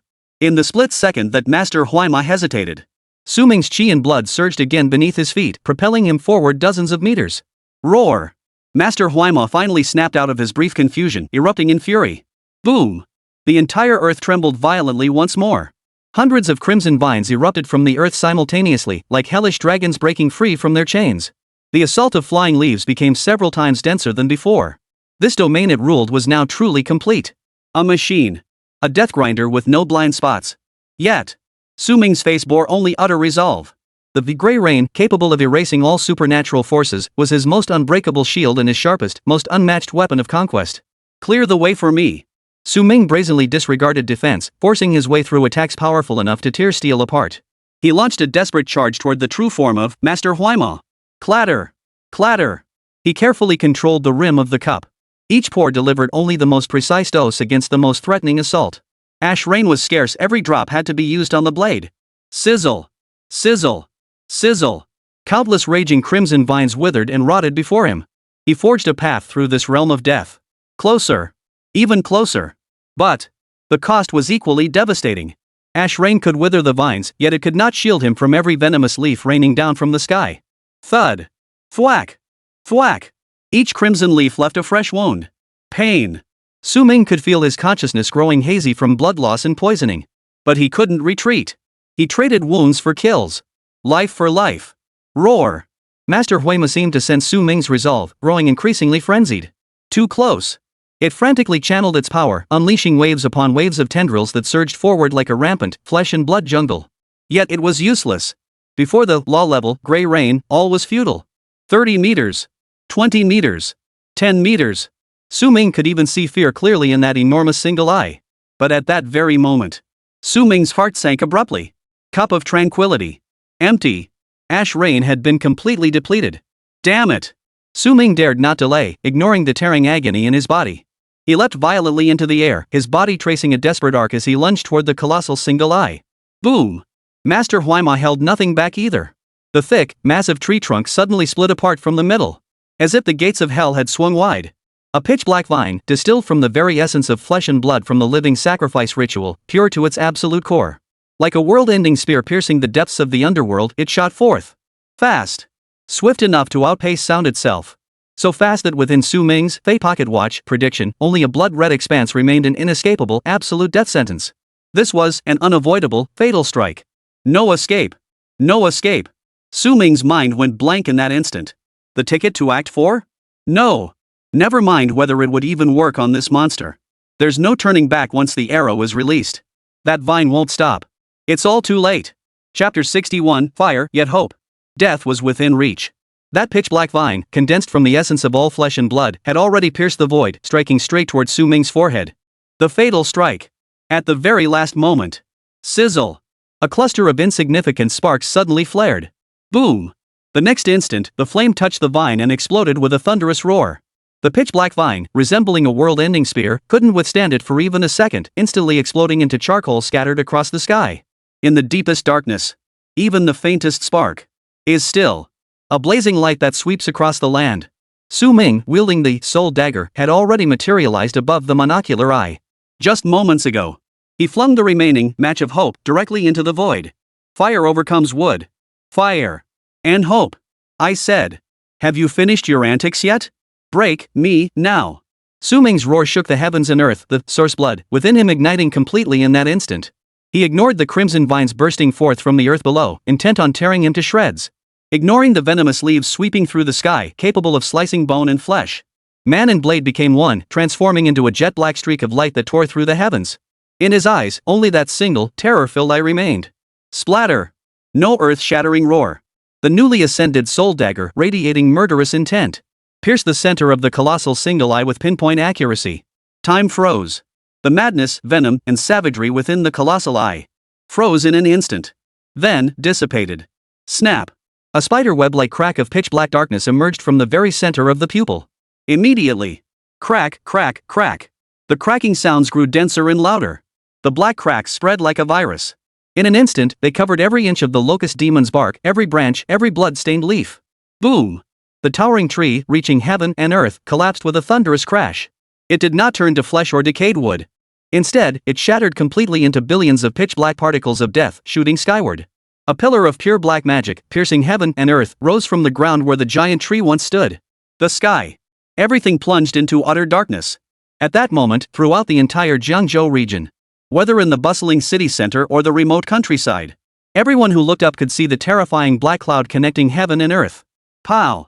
The terrifying shockwave from the collapse slammed into Su Ming's chest like a giant hammer. His entire body flew through the air like a hurl dozens of meters away. He rolled several times in the debris-strewn, scorched earth before barely regaining his footing. A sweet taste filled his throat as another mouthful of scalding blood gushed forth. The wounds across his body burned fiercely, as if they were about to set him ablaze. But he was laughing. Laughing wildly, laughing recklessly. Ha ha. Ha ha ha ha. He had won. Once again, he had survived the clutches of an epic-tier calamity. Still, a solo kill. Su Ming struggled to his feet, his body swaying precariously, his gaze fixed intently on the center of the black beam of light. Amidst the scorched earth, two faintly glowing objects stood out starkly. Trophies. Su Ming grinned, dragging his battered body step by step toward them. The first was a fist-sized, grotesque sphere formed from countless charred tree roots intertwined.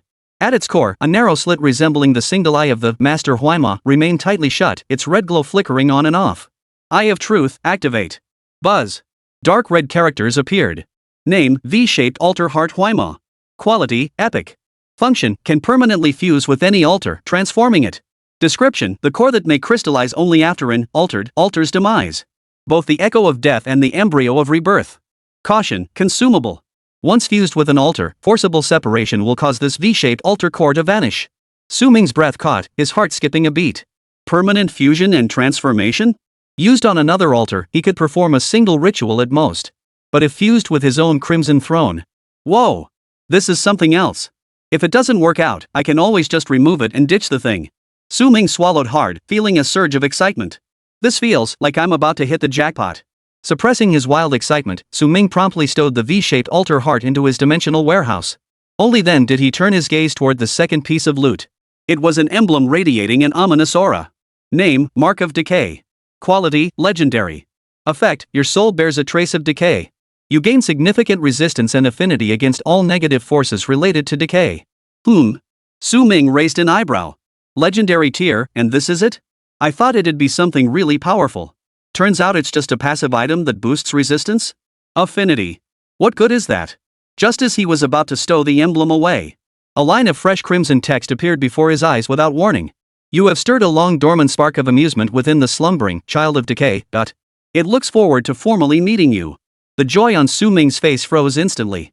A chill far more terrifying than anything he'd felt facing the Master Huaima surged from the soles of his feet straight to the crown of his head. The rotten child. That altar marked V-177, and the thing the Master Huaima would protect at any cost. Su Ming's eyes flickered. He had thought that by killing its master and destroying its nursery, that would be the end of it. But this damn thing not only didn't die, but it actually set its sights on him? Fun? Looking forward to meeting me? This feeling was utterly absurd. Like an ant, exhausting every ounce of strength to push aside a small pebble blocking its path. Only to discover that pebble was nothing more than a giant passing by casually flicking a booger. And that giant, crouching down with keen interest at that very moment. Preparing to toy with this ant that had piqued his interest. Damn it! Su Ming cursed fiercely, his face darkening. You want to see me? Fine. Just you wait, you bastard. Just wait till I grow up. You'll see if I don't wring your ing neck. Su Ming stopped dwelling on wild thoughts and decided to leave. This place was no longer safe to linger in. That towering black pillar of darkness was the most conspicuous landmark. It had undoubtedly caught the attention of the entire city. Official authorities, organizations like the Black Shadow, and all manner of shadowy figures lurking in the dark. TSK. This place will soon become the epicenter of a massive vortex. But as he took just 2 steps forward, buzz. Within the dimensional space, the newly acquired mark of decay seemed to stir. A cold, otherworldly will. As if traversing endless time and space, it suddenly descended upon him. Not a gaze. It was a marking. An indelible mark, bestowed by the gods themselves. Su Ming snapped his head up. Chapter 62, Incident Code, Mahakala. Who? Su Ming's scalp instantly tingled. Within the endless black storm, a faint silhouette emerged. Blurred, dim. Could that be the Son of Decay? No. Wasn't that thing still in slumber? Su Ming clenched his teeth, refusing to believe it. Eye of Truth, activate. Buzz. An unprecedented, excruciating pain shot through his eyes. Gah! 2 streams of scalding blood tears burned their way down his cheeks. His vision turned crimson. Ignoring the agony, Su Ming forced himself to endure the soul-tearing pain and pushed forward with all his might. Let me see. Let me see clearly. What the hell, are you even? Buzz. A sea of crimson. Name? Quality? Description? Put. Su Ming could no longer suppress the surging blood in his chest. A mouthful of black blood spurted forth violently as he staggered backward. He saw it. But the result was despair. The very existence of his opponent seemed to transcend the limits of what the Eye of Truth could currently perceive. Like an ant. Using its pitiful antennae to measure the edge of the universe. Ha, ha. Su Ming wiped the blood from the corner of his eye, letting out a few hollow, meaningless chuckles. A sense of helplessness washed over him. Eye of Truth, Abyssal Dragon Egg, Crimson Throne, Soul Dagger, Heart of the Bug Nest, Star of Hope, Cup of Tranquility. His cheats were numerous. He was undoubtedly a formidable powerhouse in this world. But in front of those bastards, an ant. Nothing more. Damn it. Su Ming lifted his head and gazed at the sky once more. That figure. Gone. Zhangchang, Anomalous Affairs Bureau. Buzz buzz buzz. A shrill alarm pierced the air. What is that? Countless agents stared out the window, swallowing hard. Far on the horizon, a towering black pillar of light tore open a gap in the sky. All field teams, go to level 1 combat readiness. Prepare to respond to any possible situation at any moment. Team 1, Team 3, prepare to deploy. Professor Zhou, please report this to headquarters immediately. Qin Feng issued a flurry of orders in an instant. Beside him, Zhou Yan, the head of the expert team, wore an equally grim expression. Jiang Zhou, especially Jiang Cheng. It really is one incident after another every single day. Not giving us a raise is really unacceptable. Zhou Yan picked up the communicator. Headquarters. This is the Jiangzhou branch. Emergency situation report. Requesting assistance. Incident code. He glanced at the black pillar of light still towering outside the window, as if it were about to pierce a hole through the entire sky, and spoke slowly and deliberately. Great Black Day. Luxury villa. Yen Ruoxue opened her eyes. An indescribable tremor, utterly unexpected, swept in from the distance. She approached the window and gazed toward the horizon. This is... Soon, she dialed a number. Eagle. Immediately. Right now. Drop everything you're doing. Gather every available man in our division. All our elite forces. Target, Blacklight. At the same time. Across every corner of Jiangcheng, countless pairs of eyes were drawn to this sudden celestial phenomenon. South City, a high-end office tower. A white-collar programmer wearing black-rimmed glasses, seemingly unremarkable, was furiously typing code on his computer screen. Suddenly, his movements froze. He slowly turned his head, gazing through the floor-to-ceiling windows toward the distant black pillar of light piercing the heavens. The eyes hidden behind the lenses flashed with intense brilliance. This is interesting. Downtown, amidst the congested traffic, a delivery rider slammed on his brakes. He removed his helmet, wiped the sweat from his forehead, and looked up at the black beam of light. His expression shifted from bewilderment to astonishment. Finally, a smile spread across his lips. Wow, this commotion, they're really pulling out all the stops. Which fellow cultivator is undergoing tribulation here? He pulled a pack of cigarettes from his pocket, lit one, and took a deep drag. You have a new delivery order. Not accepting it. Not accepting it. He flipped his phone off, turned the ignition to dead, and the yellow lightning bolt shot straight toward the source of the black light. East City, a heavily guarded private estate. Boss. This is huge. Are we going? Of course we go. Fortune favors the bold. This is a golden opportunity. But, with just our small crew, wouldn't we be walking into a death trap? What the hell are we afraid of? At worst, we die. In this world, if you don't die, how do you expect to make a name for yourself? A storm was brewing over the entire city of Zhangcheng. Eyes, both those in plain sight and those lurking in the shadows, flashed with intensity. From every direction, their focus converged on a single target. Leaf Family Hollow. Inside the self-built house. Gulp. Mr. Wang swallowed hard, his face ashen as he stood by the window. His hand clenched the phone tightly, palms drenched in cold sweat. In the distance, that black pillar of light piercing the heavens was utterly terrifying. It's over. It's over, it's over. He muttered to himself, his legs beginning to shake uncontrollably. I told you that place was cursed. Why didn't you listen to me? Inviting him for drinks? Well, that's just great. Looks like we'll be drinking down there now. Clunk. The phone slipped from his limp hand and crashed onto the concrete floor. Mr. Wang could no longer hold himself up. His legs gave way and he collapsed to the ground. Covering his face, tears streamed down his cheeks. Mr. Su. You died so horribly. Suburban wilderness. Anyone with any real power was rushing this way, hoping to get a piece of the action. Only Su Ming was heading in the opposite direction. This place is too remote. Even if those people make it here, it'll take them some time. He needed to return to one place first. That altar he'd temporarily set aside, the gossip-loving one, 52,818. Along the way, he finally had time to examine the upgraded Soul Dagger closely. Name, Soul Dagger Intermediate. Quality, mythical growth type. Function, feeds on slaughter, devouring souls, resentment, and fear to nourish itself. The wielder gains significant resistance to mental corruption. Impervious to all arts new, exactly what it says. My mechanics are above yours. Soul Breath Nourishment new, after slaying a target, drains its life essence to restore the wielder's combat power, enabling sustained slaughter. Godslayer's Aura new, deals 1000% damage to mythic tier units. Progress, 196 10,000. Su Ming's breath caught, his heart pounding wildly. You're something else, buddy. Chapter 63 52,818. From now on, no more scraping therapy. Su Ming felt his blood boiling throughout his entire body. The 3 new abilities gained after the Soul Dagger's advancement, each one was nothing short of god tier. Just plain insane. What a splendid immunity to all arts. Finally, it looks like a mythical tier weapon. A flash of memory shot through his mind that night of the blood moon. That elite tier steel giant was mechanically immune to sharp damage. It rendered the Soul Dagger utterly useless. But now, a single light slash could cleave that so-called sharpness immunity along with its iron-plated skull clean in two. From this day forward, before his Soul Dagger, all those flashy rules and traits will be worthless junk, utterly powerless. Brute force overcomes all tricks. From now on, no more scraping therapy. And that ash rain. Can that be ignored too? The spectacle. Beyond that, Soul Breath Nourishment has filled his greatest weakness. Sustained slaughter.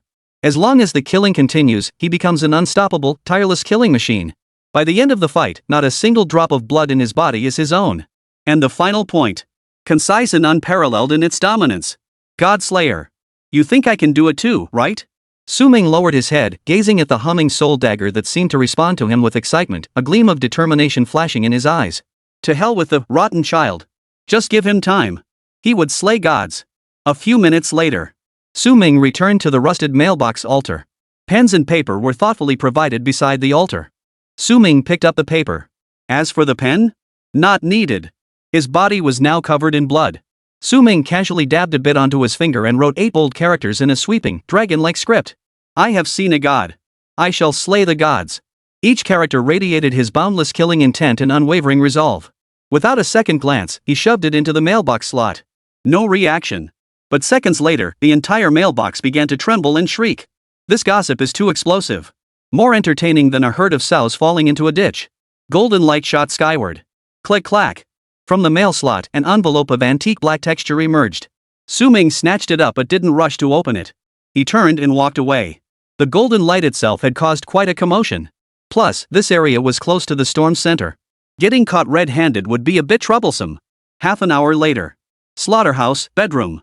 Su Ming changed into clean clothes. The injuries on his body had already healed for the most part. He had downed a bottle of source blood right after fleeing the scene. On the way, he downed another bottle. Combined with his exceptional physical constitution, the recovery was remarkably effective. Su Ming's mind flickered. The peculiar black envelope instantly materialized in his hand. Let me see what this is all about. Su Ming pulled out the letter. It was completely blank. Huh? What's this supposed to mean? Messing with me?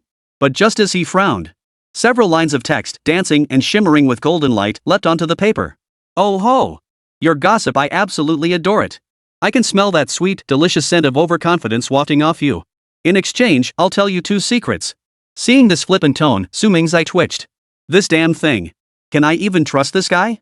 Before he could voice his skepticism, the characters on the paper shifted rapidly. The first drop of ash rain did not fall from the sky, but from the tears of heroes. Ha! Su Ming froze, then sucked in a sharp breath. Ash rain. That gray rain that erased all extraordinary power, reduced countless mighty beings to ordinary mortals, and overturned the very rules of the world. Could it be? Not a natural disaster? But the tears of a single person? Whoa! What kind of being could be so powerful? And what kind of grief could transform into a law that engulfs the world? Yet before he could recover from this earth-shattering revelation, the characters on the letter paper began to dissolve and reassemble once more. Those artists can hardly wait, they're doing their final rehearsal. Especially her, she's eager to meet you. Artists? Her? Su Ming's brows furrowed deeply, his mind in turmoil. What does this mean? If the first secret was subversive, then this second secret was pure unknown and eeriness. Rehearsal? Rehearsal for what? What's about to be staged? Who is she? Why did she want to see me? Su Ming's eyes darted wildly. In his entire life, he hadn't really crossed paths with many women. Xia Weiwei barely counted as one. Beyond that, only his mother. Su Ming instinctively activated the Eye of Truth, attempting to probe the hidden causality and truth behind these words. Yet, nothing. The golden characters simply burned quietly, mocking his powerlessness. The next instant, the black envelope and letter in his hand simultaneously turned into a handful of golden dust, slipping silently through his fingers and dissipating into the air. The lead was gone. Damn it! Su Ming growled, slamming his fist hard onto the table. What the hell is this bull? 52,818.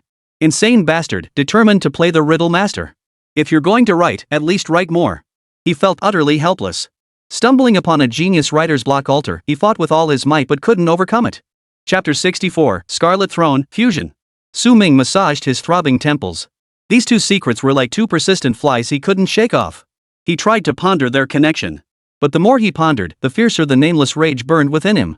Nothing but ethereal nonsense. Forget it. Su Ming rose, refusing to waste any more time. This senseless gossip. He truly couldn't match those women's skill at it. Tangible power was his only truth now. First, I'll boost my strength. Then I'll eliminate every obstacle in my path. Those so-called secrets? Maybe I'll suddenly figure them out someday. Su Ming shook his head, picked up his phone, and dialed Boss Wang's number. Beep, beep, beep. The phone rang for a long time. Not available? Just as he thought the other party might be busy, the call finally connected. Su boss? Are you human or a ghost? Hearing the tremor in the voice on the other end, Su Ming's lips curled upward as he feigned shock. Damn it! Mr. Wang! Don't even mention it! I'd barely taken a few steps when I saw that towering black pillar. Who'd dare go on? You're right. I'll just stick to slaughtering chickens.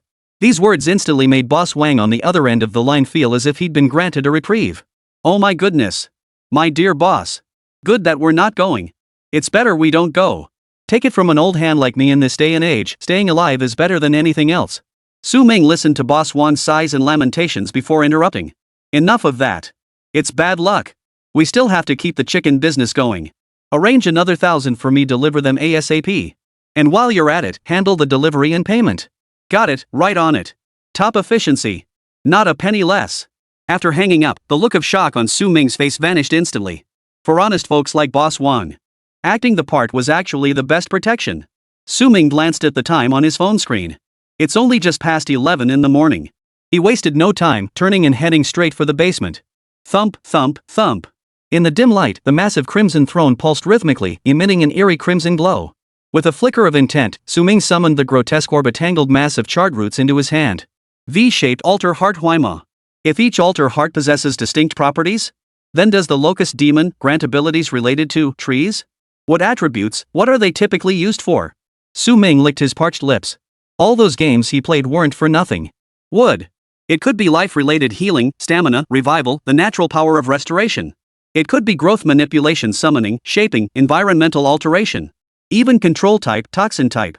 Absolutely comprehensive. Huff. Su Ming took a deep breath. This was a high-stakes gamble. Lose, and he'd waste an entire, epic item. But if he won, the Crimson Throne, the very foundation upon which his survival depended, would undergo a revolutionary transformation. The rewards would be beyond imagination. Hey, buddy, wake up. Recognize this thing? Part of the V-shaped altar, a supreme tonic. Su Ming waved the menacing orb before the crimson throne. I'd like to fuse it with you. What do you say? Care to share your thoughts? After a long pause, The crimson throne remained unchanged. not saying anything? Fine. I'll take that as your tacit approval. Remember, don't just gobble it down. This isn't meant to be turned into source blood for you. If you mess around, I'll rip your heart out and use it as a soccer ball. After issuing his instructions, Su Ming let it go. He placed the V-shaped altar heart directly upon the crimson throne. Activate it. Sizzle. A wisp of green smoke rose, accompanied by the foul stench of flesh being corroded. Ha! Is the ancestral tomb smoking? Su Ming froze. But the next second, the tightly shut single eye on the monstrous sphere suddenly snapped open, blazing with a blood-red light. Whoosh! Whoosh! Whoosh! Countless hair-thin, pitch-black tendrils, like venomous snakes come to life, instantly pierced through the surface of the crimson throne. It was taking root. Forcibly parasitizing. Thud. The heartbeat of the crimson throne thundered to life in that instant. The slumbering monarch was utterly enraged by the provocation of these ants. A will far more violent and furious than any before roared into existence. Boom! Within the crimson throne, hundreds upon hundreds of crimson veins and arteries instantly surged forth, transforming into wildly dancing blood-red tentacles. With a more ferocious, more brutal posture, they violently coiled around the black roots that dared to invade. Squeeze. Devour. Crush. What the hell? Did I break it? Su Ming's heart raced, tension rising. The commotion was far louder than he'd anticipated. Fortunately, this battle to defend the throne lasted only a minute. The battle subsided. After digesting the last remnants of the black tendrils, the crimson tentacles slowly retracted back into the throne. All returned to stillness. Wait, dude. What about the fusion we agreed on? Su Ming had barely exhaled in relief when he couldn't help but curse. But in the next instant, an unexpected change occurred. Right at the heart of the crimson throne, a vibrant, emerald green branch slowly sprouted through the flesh and blood. The branch stood barely half a meter tall. Yet at its tip hung a crystal-clear green fruit, the size of an apple. Su Ming's breath caught, and he immediately focused his spiritual energy. Eye of Truth, activate. Buzz. Blood-red text appeared. Altar ID, 40. Linked beacon, Crimson Throne fused with V-type altar heart, Locust Demon. Karma overview, all things are sustenance, until the crimson is crowned. Special attribute 1, Eternal Altar. This altar exists perpetually, does not consume daily sacrifice attempts, and allows infinite sacrifices. Special attribute 2, Flesh Melting Furnace. Sacrifice any altar reward item to convert it into source blood. Absorbing this permanently enhances your entire body's vitality. Special attribute 3 new, now, source blood is drawn by the heartblood tree and infused into heartblood fruits for fermentation. Brewing? Su Ming's heartbeat surged. Let me see what this is all about. But he didn't have a single spare item on him now. How could he test it? Suddenly, Su Ming had a flash of inspiration. He directly retrieved a bottle of the most ordinary source blood from the dimensional warehouse. Who says you can't sacrifice source blood with source blood? Nesting dolls. He placed the bottle atop the throne. The pulsing of the crimson throne visibly halted for half a second. As if speechless. Trying to glitch me out? Fortunately, the tentacles still slowly extended, swallowing the bottle of source blood. Then, the blood surged upward along the branches. Every drop poured into the fruit. The fruit's glow grew ever brighter. Moments later. Pop. A soft pop. A brand new bottle of source blood silently detached from the fruit. Su Ming saw it clearly. The liquid inside the bottle was no longer that eerie dark red. Instead, it was dotted with countless tiny green specks, brimming with colossal vitality. Truth's Eye, activate. Name, source blood heart blood purified. Quality, common. Function 1, upon absorption, slightly enhances overall chi in blood, permanently solidifying the effect. Function 2, gentler on the body when ingested, it can slightly repair physical damage, slightly purify bloodlines, and slightly dispel negative energies like curses, decay, and toxins. Whoa! Su Ming stared at the brand new blood vial in his hand, his breath turning scorching hot. Great, great, great! The upgraded version is here. These new functions. Su Ming swallowed hard, his eyes fixed on the words purify bloodstream and dispel negative energy. A figure instantly exploded from his mind. He remembered Zhao Gang's daughter, the one with leukemia. Before, he'd only held on to less than a 50-50 chance. He'd even worried her frail body might not withstand the violent energy of the source blood. But now, this purified version of source blood, more potent yet gentler in its effects. A new lease on life 9 times out of 10. This is the real deal. And this is merely an ordinary grade source blood. If it were an upgraded version of Source Blood, Epic Grade, or even Legendary Grade, couldn't it instantly make a dying candle reignited 18? Su Ming narrowed his eyes slightly. Anyone with half a brain knows that in this era of rampant monsters and widespread calamity, a divine healer capable of snatching people back from the brink of death meant everything. A walking treasure trove. A mobile resurrection point. If he were to spread the word, countless powerful beings would fight tooth and nail, offering everything they possess, just for a single chance at his intervention. Even before this upheaval, it was no different. After all, without a sound body, without life, you're nothing. Given Uncle Zhao's temperament, if I truly managed to save his daughter, what he would gain would be more than just one person's gratitude, but also a confidant who understands finance, possesses sharp intellect, has witnessed the brutal realities of the underworld, and a confidant willing to walk through fire and water for him, undaunted by death. Far more loyal than any subordinate bought with money or resources. This investment, its return on investment is immeasurable. Excellent. Excellent. Su Ming felt quite pleased. He immediately pulled out his phone. He was about to browse the forums while waiting for Boss Wang's Kunkins to get into position. But in the very next moment, his expression abruptly changed. What? Chapter 65, Xinghai in the Starry River. Su Ming's breath caught. He had assumed the commotion caused by his elimination of Master Huaima would undoubtedly be the focal point across all networks. The forums should be flooded with threads like, a heaven-piercing demon pillar appears in Jiangcheng, and the mystery of the black light. Some daredevils might even be live streaming the event. But reality seemed to differ from his expectations. Posts about the Jiangcheng black light did exist, but they were drowned out by an even more terrifying crimson tidal wave. Piercing the eyes were a series of blood-red, bolded headlines. Madness. Pingdu Town, the paper craft capital, sees mass resurrection of paper figures and horses. They're banging gongs and drums right on the street, like they're holding some kind of wedding or funeral. Not for the faint of heart contains high-resolution images. Jincheng's ghost stories come true. At midnight, mahjong sounds echo across the sky in Changnan residential area. Every household hears it clearly, yet no one can locate the source. Some have already been driven mad and jumped from their apartments. The end of the world for those with deep sea phobia. Along the coast of Donghai City, countless giant mutated sea fish appeared overnight, displaying extreme aggression. Not a single fishing boat has returned from sea.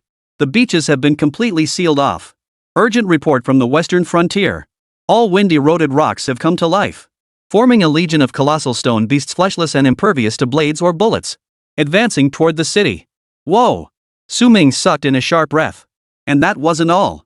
His gaze swept across the global map, revealing a harrowing scene of hell on Earth. Report! Massive plague outbreaks in multiple towns along the holy river of the Three Kingdoms. All exposed individuals succumb within hours, transforming into flesh-devouring monsters. At least 1,000 civilians infected so far, containment lines on the verge of collapse. Good news. Abnormal volcanic activity detected at a major volcano in Sakura Nation. Ash is raining down. Rumors suggest a colossal living entity within the mountain is awakening. Residents at the base are fleeing in panic, and supplies have been completely looted. One after another.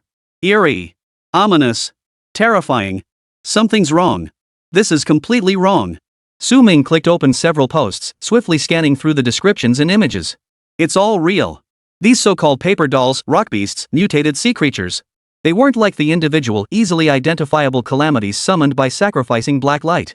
Instead, exactly like the keeper Huaima he had killed in Li Jiao. So what I encountered wasn't random at all. It was all the work of the V-shaped mutation altar. Su Ming suppressed the horror surging within him, his gaze fixed intently on the posting times of those messages. The earliest one was posted at dawn today. And the concentrated outbreak happened this very morning. So that's how it is. Su Ming felt a chill run down his spine. After the Blood Moon incident, this world had not returned to its previous patterns. Peace? Quite the opposite. That blood-red catastrophe that swept across the globe was more like a silent culling, a terrifying sowing. Countless new, specialized altars capable of merging with their environment and specific entities sprouted like mushrooms after rain, silently and madly proliferating. This is a vast, crimson-stained breeding ground reeking of foulness, incubating countless unseen, unknown horrors. I must grow stronger faster. Squeak! Outside the courtyard, the roar of a truck engine shattered his thoughts. Su Ming gathered his focus and stepped out the gate. Mr. Wang personally escorted the vehicle. Seeing Su Ming standing there unharmed, he finally let out a long sigh of relief. Thank goodness, the boy's not injured. 20 minutes later, the slaughterhouse gates were tightly shut. Slaughter begins. Blades flashed, blood spattered 3 feet high. Su Ming's hands never stopped moving. His mind raced, processing information at lightning speed. Too many events, too many tangled clues, he couldn't make heads or tails of it. He had grown stronger. Yet the troubles and threats that followed had multiplied exponentially. The trajectory of the world's development, far from becoming clearer, but had grown increasingly murky and bizarrely unpredictable. To find one's footing is difficult. Suddenly, Su Ming's movements halted. His expression turned utterly bizarre. Damn it, what a bloody loss. At that moment, the letter bearing the secret had instantly dissolved into specks of golden light, vanishing into thin air. We should have tossed it to the Crimson Throne before it vanished. That was legendary grade, source blood. Su Ming's movement suddenly accelerated several-fold, leaving only afterimages of his blade, turning grief and fury into power. This 52818 altar is utterly despicable. Come to think of it, these altars must have some method to encounter them again, right? Su Ming narrowed his eyes slightly, his killing intent fully exposed. He must get his revenge. Huff. 4 o'clock in the afternoon. All 1,000 chickens had been processed. Little Blackie probably won't get his chance today. Su Ming shook his head. Incubation progress 88.5%. Still a long way to go. The growth progress of the Soul Dagger was but a drop in the bucket compared to the 10,000 points needed for its next advancement. My body's mostly recovered now. I'll head over to Uncle Zhao's place first. Su Ming sheathed his blade and dialed Zhao Gang's number. This was a crucial part of his plan, one he couldn't afford to mess up. The phone rang for an agonizingly long time. Hello? The voice on the other end was hoarse and hollow, like a puppet whose soul had been ripped out. Su Ming's heart sank. Uncle Zhao, I'm on my way. Where are you now? Zhao Gang mechanically recited a hospital address and floor number. Without another word, he hung up. Listening to the busy tone, Su Ming's brow furrowed deeply. Things seemed to be taking a turn for the worse. 40 minutes later, 3rd Municipal Hospital. The moment Su Ming stepped out of the elevator, a wave of despair washed over him. At the end of the corridor, he saw that familiar yet unfamiliar figure. How long had it been? The man, already weathered by life, seemed to have aged even more. Zhao Gang's eyes were bloodshot, his hair disheveled like a tangled mass of dry grass. His back hunched, he clung desperately to the arm of a doctor in a white coat, pleading in utter despair. Dr. Zhang. Please. Think of another way. There must be something else we can do, right? Any medicine will do. We'll pay whatever it costs. Even if it's a special drug from abroad, if it exists, I'll go buy it right now. Beside him, a woman equally haggard and tear-stained wept uncontrollably. She must be his wife. Please, doctor. The doctor's face bore the weight of exhaustion and helplessness as he firmly pried Zhao Gang's hands away. He shook his head and sighed. Mr. Zhao, Mrs. Zhao, we've exhausted every possible treatment. The malignant cell mutation spread faster than anyone anticipated. At this point, it's no longer a matter of medication. He paused, then delivered the cruel verdict. I'm sorry. How could this happen? Zhao Gang swayed violently, nearly collapsing to his knees. We tried so hard. We took such careful care of her every day, cooperated with every treatment. Why? Watching the couple on the brink of collapse, a flicker of pity crossed the doctor's eyes, but he still sighed. Heaven doesn't see all our efforts. Nor does every prayer receive an answer. Try to adjust your mindset. Su Ming stood silently in place. Witnessing this scene, his heart was filled with mixed emotions. He slowly walked over, reached out, and gently patted Zhao Gang's shoulder. Zhao Gang turned his numb head. Only when he recognized Su Ming in those bloodshot, clouded eyes did a faint glimmer of recognition appear. Mr. Su. He sniffed back tears and introduced Su Ming to his wife. Then, the three of them walked together through the door that sealed off all hope. On the hospital bed, the little girl was emaciated beyond recognition, her face as pale as paper. Above the bed, her name was written. Zhao Xinghe. When she saw her parents enter, a glimmer of light flickered in her dull, lifeless eyes. She forced a faint, pale smile. Dad. Mom. Her voice was faint, like a candle flame that could extinguish at any moment. When her gaze fell upon the unfamiliar figure of Su Ming, this little girl, ravaged by illness until she was barely recognizable, remained remarkably polite. Hello, uncle. Zhao Gang's wife could no longer hold back. She spun around abruptly, collapsed onto the cabinet, and began sobbing uncontrollably, her shoulders shaking violently. Zhao Gang knelt on both knees beside the hospital bed, looking like a helpless child. Holding his daughter's withered little hand, tears streamed down his face. The little girl's eyes also welled up with tears. She reached out with her tiny hand, now little more than skin and bones, gently caressing her father's tear-streaked cheek. Daddy, am I going to a place far, far away soon? It's okay. I read in a book that good children become stars in the sky. From now on, I'll be in the sky, becoming the brightest star, always watching over Daddy and Mommy. So, if you miss me, just look up at the night sky. I'm a star in the Milky Way. At the doorway, the doctor who had been about to leave froze abruptly. He had practiced medicine for years, believing his heart to be as hard as iron, having witnessed countless separations and deaths. Yet now, he couldn't help but turn his head away abruptly, unable to bear looking at the girl on the hospital bed. The warmth of this family, and the cruelty of the fate they bore. Too sharp, too ironic. Su Ming watched it all in silence. He walked over to Zhao Gang and patted his shoulder once more. He half-supported, half-dragged the emotionally shattered man out into the hallway. "What's the situation, exactly?" Su Ming asked in a low voice. Zhao Gang leaned against the cold wall, his voice hoarse. "The doctor said. Given the current situation, at most. Half a month." Su Ming fell silent. In the corridor, only the man's suppressed gasps remained. After a long while. "Uncle Zhao. The heavens are blind, unable to see your efforts. But I see it." Zhao Gang lifted his head slightly, meeting Su Ming's dark eyes. I have a way." Chapter 66, One drop of divine blood, and the king of hell takes a detour. A way? Those three words ignited a blazing inferno within Zhao Gang's once dead heart. Thud. Without pausing to ask, he stepped forward and slammed both knees onto the ground. His hands clutched Su Ming's trouser legs desperately, burying his tear-streaked, despair-filled face trembling at Su Ming's feet. His throat was hoarse, yet not a single word could escape. He was afraid. He feared this sudden glimmer of light was nothing but a cruel, mocking illusion. Su Ming did not reach out to help him up.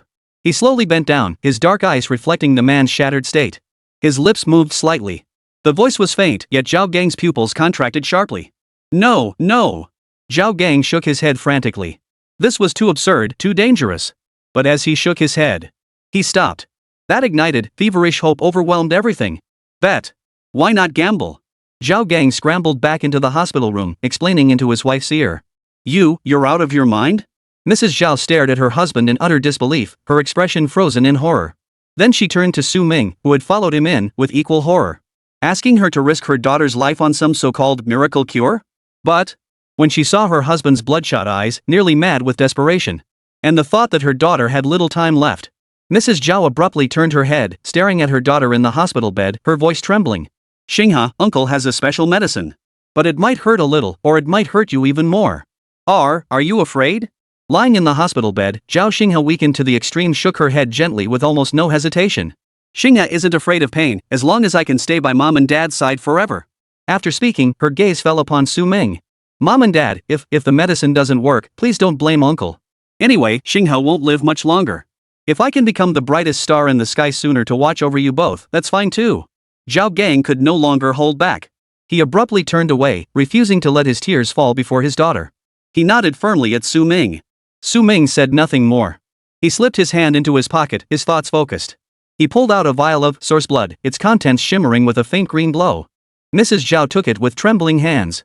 The moment the cap was lifted, a powerful surge of life force instantly filled the entire hospital room. Even the weariness etched on the couple's faces seemed to fade slightly. Miracle medicine. This was undoubtedly a miracle drug. Mrs. Zhao felt a surge of excitement. She carefully brought the bottle to her daughter's lips and fed her every last drop of the source blood.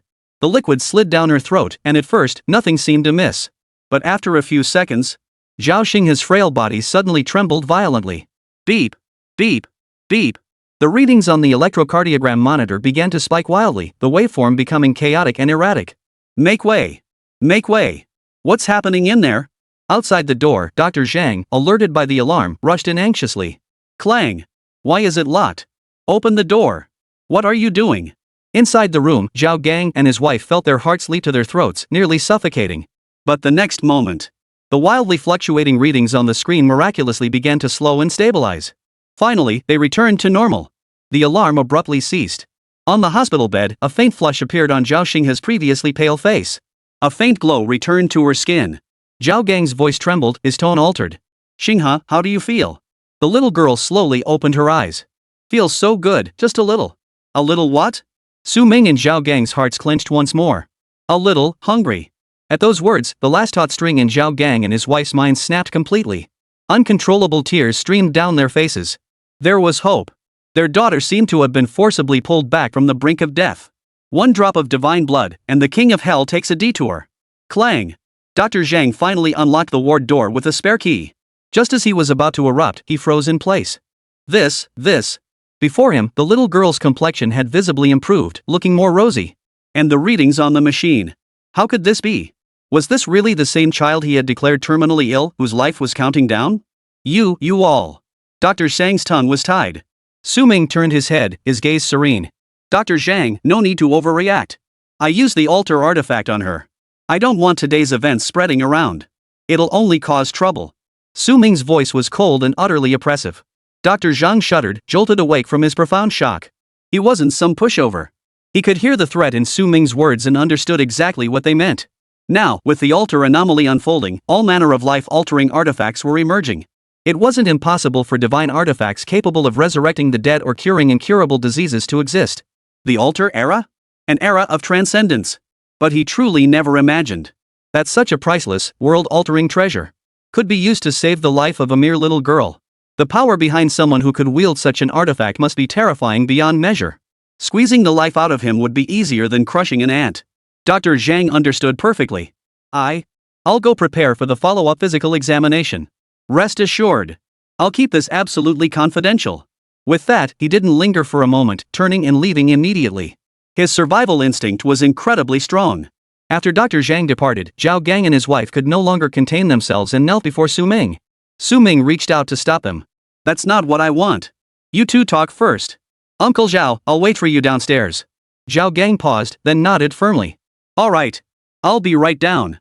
Su Ming headed toward the ward exit. But at the doorway, he suddenly turned back. Oh, right, Xinghe. Inside the room, the family of three turned to look at him simultaneously, their expressions tense. What was he going to say? Well, next time we meet, don't call me uncle. It makes me sound old. A faint smile touched Su Ming's lips as he turned his back on them once more, waved his hand, and strode away. Using Uncle Zhou? Perhaps. But this redemption. Absolutely genuine. Outside the hospital. Bathed in the setting sun, Su Ming's smile slowly faded. He instinctively glanced toward the horizon. In that direction, above Li Jiao, the black pillar of light piercing through heaven and earth still stood tall. Something's wrong. Su Ming's brow furrowed deeply. Logically speaking, with the Master Huaima dead and the altar collapsed, the morning's strange phenomenon should have dissipated by now, shouldn't it? But why was it still there? Chapter 67, He is my God. The inexplicable unease in Su Ming's heart grew ever more intense. He almost immediately pulled out his phone and opened the official forum. He hammered the words black light into the search bar. A flood of information instantly appeared. The vast majority were harrowing accounts of unfortunate souls whose sacrifices backfired, unleashing cataclysm-level monsters that turned on them and killed them instantly.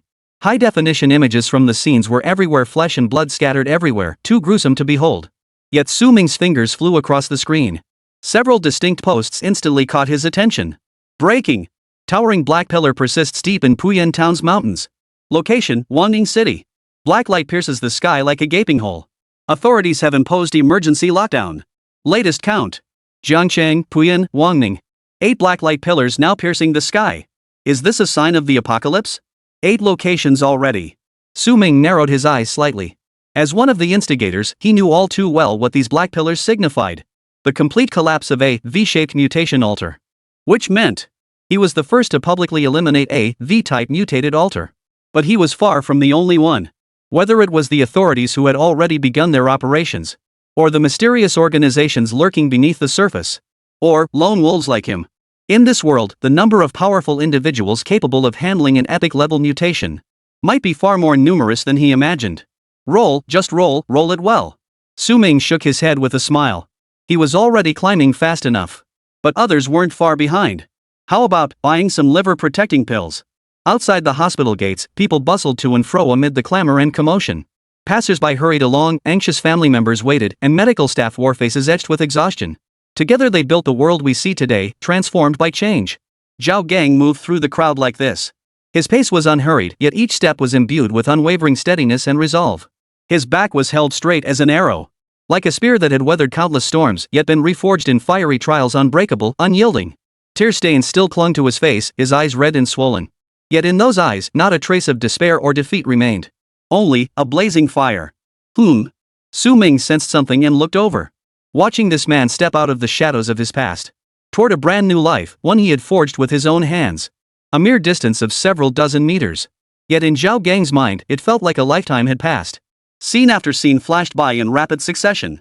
Boss, bring 2 more chicken legs, load them up with meat. What I believe in isn't this cup, but what I saw, a father willing to sacrifice everything for his daughter. I saw it in your eyes, the light that hasn't gone out yet. The heavens are blind, unable to see your efforts, but I see them. I might have a way.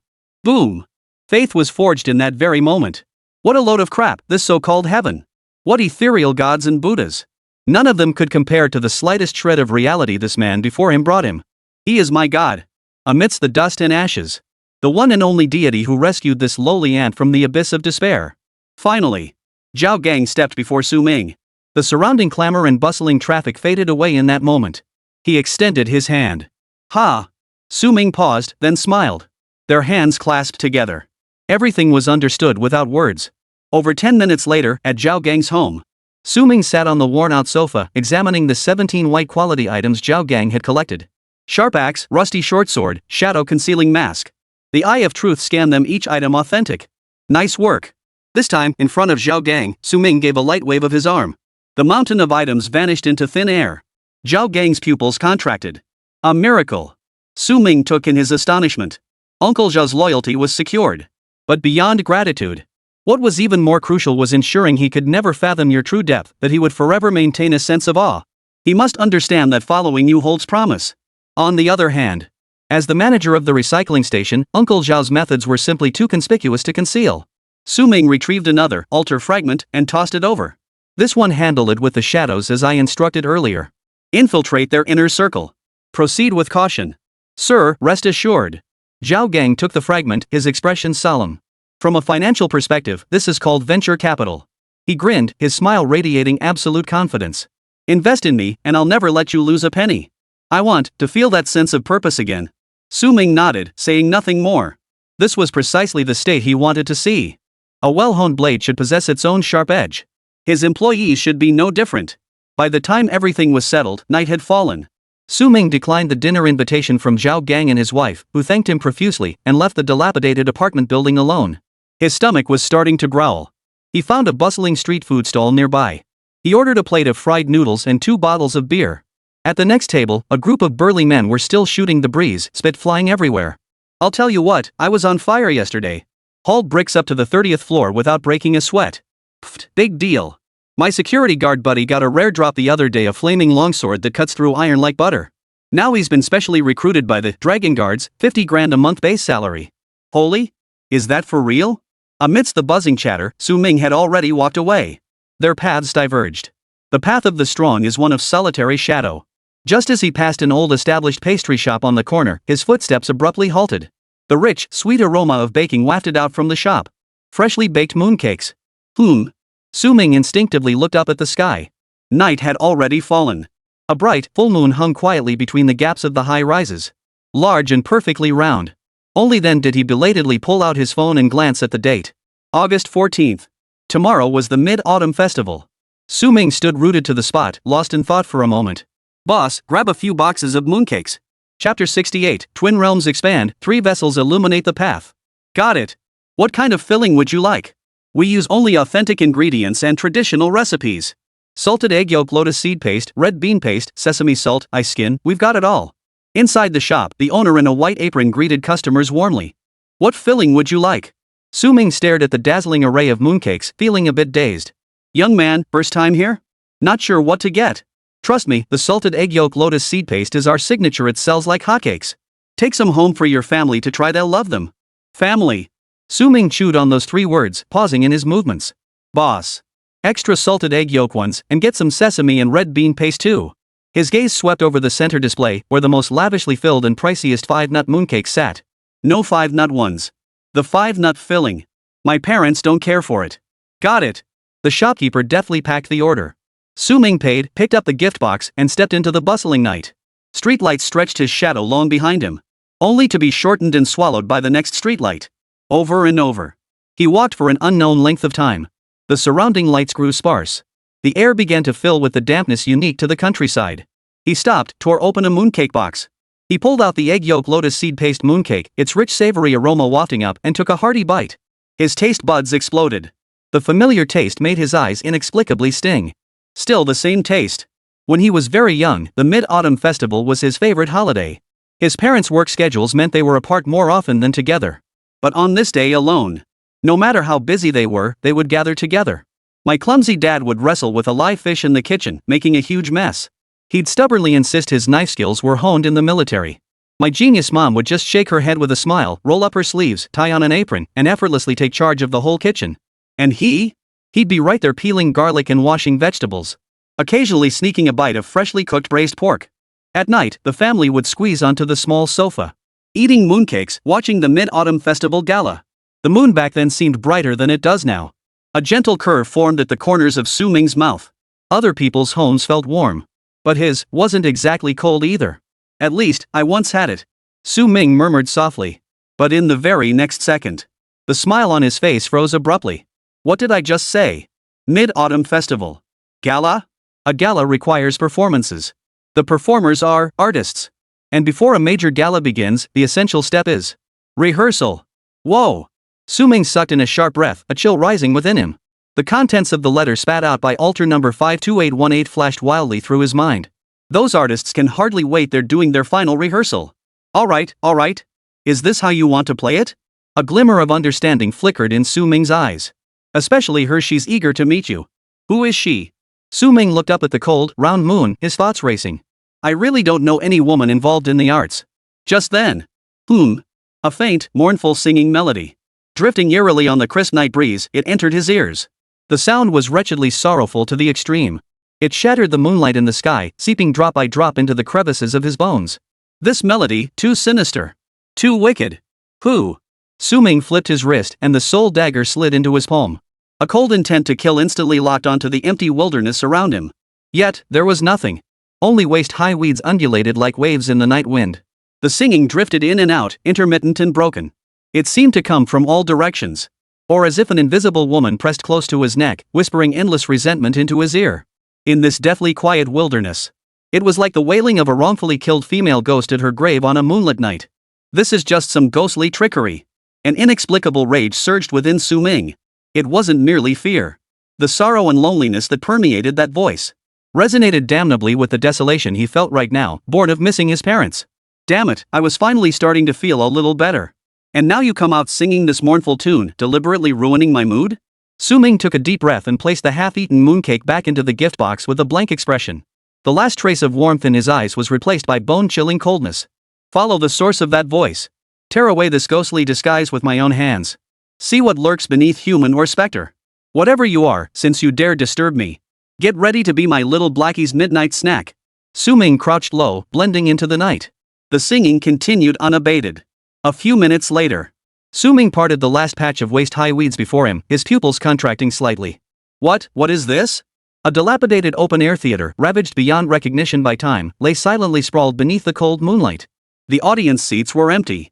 The broken seats lay crooked and askew, resembling a desolate graveyard of tombstones. Yet Su Ming sensed that those seats were filled with invisible spectators. The atmosphere was so oppressive it felt suffocating. The theater's sole spotlight was the cold, lifeless full moon overhead. Moonlight poured down, bathing the empty stage in a sickly pallor. Huff. Su Ming calmed her mind and listened intently. The sorrowful singing grew clearer. Its source lay right at the center of the hazy stage. As if an invisible dancer in a green robe danced alone beneath the moonlight. Before the myriad gods and Buddhas, I wept out my eternal sorrow. The entire world vanished. Only remained that heart-wrenching melody. Something's wrong. Suddenly, Su Ming's expression changed drastically. He recognized it. Above, there wasn't just one singing voice.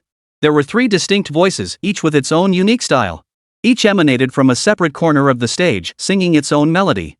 Yet eerily, they did not interfere with one another, harmonizing in a way that sent chills down the spine. From the left side of the stage came the desolate, powerful voice of a martial hero. Forging swords for the nation, swords pointing at oneself. The clangor of steel and the roar of horses, swallowing 10,000 miles like a tiger. The singing brimmed with the heroic fervor of bloody battlefields. Yet beneath that passion, a torrent of grief and resentment simmers.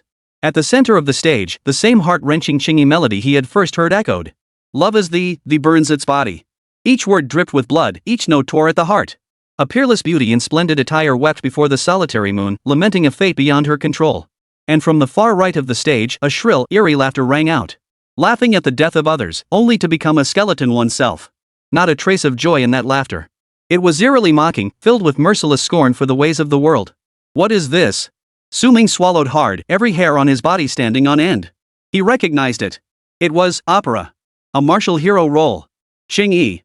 Clown. Corresponding to the male lead, the female lead, and the clown. So, these are 3 altars related to opera? Twin realms expand, 3 altars reflect the path. Chapter 69, I'll play the clear-cut, table-turning Jing. Su Ming suppressed his excitement, his eyes focusing intensely. Eye of Truth, activate. In an instant, the moonlit stage shed its illusions, growing ever clearer. Indeed, 3 altars. The altar on the left was piled with broken spears and rusted armor. Killing intent and resentment intertwined. Altar ID, 1001. Linked landmark, the Celestial Theater White Tiger Hall. Karma summary, forged swords for the nation, yet the blade turned against its own. Appointed general, in Fefta's marquee, the nobleman's gate as vast as the sea. A lifetime spent drunk on the battlefield, never knowing the depths of the sovereign's heart. Seeking an answer, why must loyal bones meet an untimely end? The central altar, piled high with phoenix crowns and jeweled hairpins, its treasures now dust-covered. A mournful aura thickens, impossible to dispel. Altar ID 1003. Link marker Heavenly Theater Changmen Palace. Karma summary, golden hairpins sworn as vows, promises as fleeting as cotton. Red bridal attire, wedded to scheming.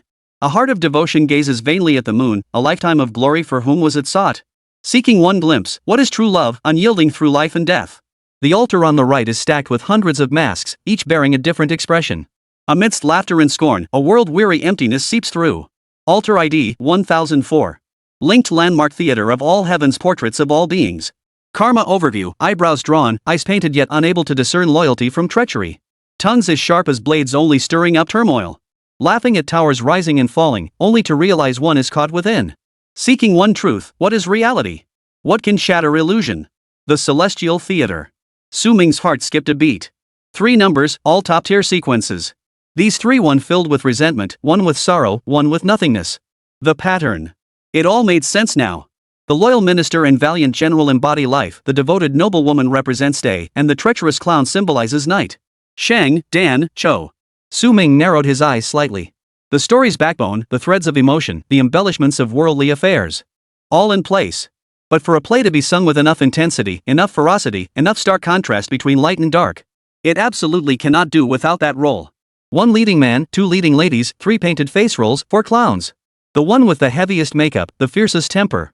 The one who sets the rules and distinguishes loyalty from treachery the moment they step onto the stage. The Jing. So that's how it is. The fog in Su Ming's eyes suddenly cleared. These were not 3 separate altars at all, but a play left unfinished. A general who fought 100 battles was ultimately discarded like a spent arrow. The noble lady's devotion was nothing but a fleeting illusion. The clown watches the play, only to discover he too is a character within it, sinking deeper into illusion.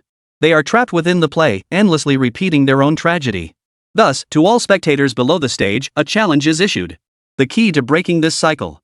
Su Ming clenched his fists tightly. It's not about applause or bizarre trinkets. But the missing Jing role, the one absent from the very beginning. Only he could bring this play to a close, a perfect finale.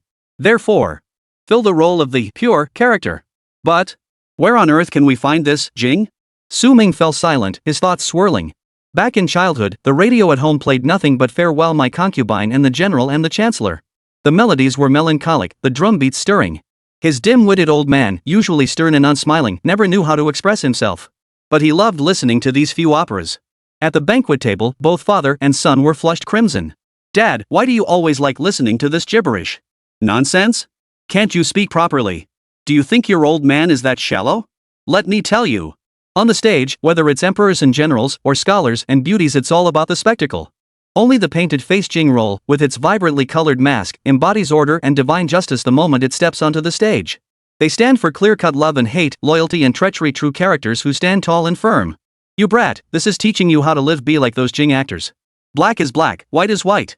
Keep your moral compass steady and stand tall with your spine straight. Poof. Under the moonlight, Su Ming shook his head and smiled bitterly. You speak so well. But what about you? You achieved glorious military exploits. Yet met with a wrecked carriage and a shattered life. Your loyal bones, did they ever find a peaceful resting place? Su Ming's eyes stung, his vision blurring instantly. Fogging up? Mom, that woman who softened the years and dazzled time itself. A heart of compassion, healing the dying and saving the wounded. Yet all she received in return was blood staining her white gown. True love until death? Yet he would rather she had lived. Therefore, the general's hatred. The noble lady's sorrow. Like, so very much. But it's not the same. Grief and fury, like a volcano suppressed for eons, suddenly erupting from the deepest recesses of Su Ming's soul. What a pathetic spectacle. What a tragic end. What a death-defying devotion. Su Ming stood in the shadows of the overgrown weeds, first chuckling softly, then bursting into maniacal laughter. His laughter was mad, tears mingling with it, shaking the wild grasses of the wilderness until they trembled for him. He no longer hid. One step he stepped out of the shadows. The cold moonlight bathed him, casting his face in a ghastly pallor. The leading lady, the young man, and the clown are all present, yet without the judge, there can be no black and white. On the stage, the three voices wove their relentless melody. At that moment, they abruptly ceased. Dead silence. Su Ming stepped onto the stage, one step at a time. His aura surged with each step, rising higher. Your loyalty, your resentment, your emptiness all are but rootless duckweed. Your charade has been played for centuries, millennia. Is it not enough?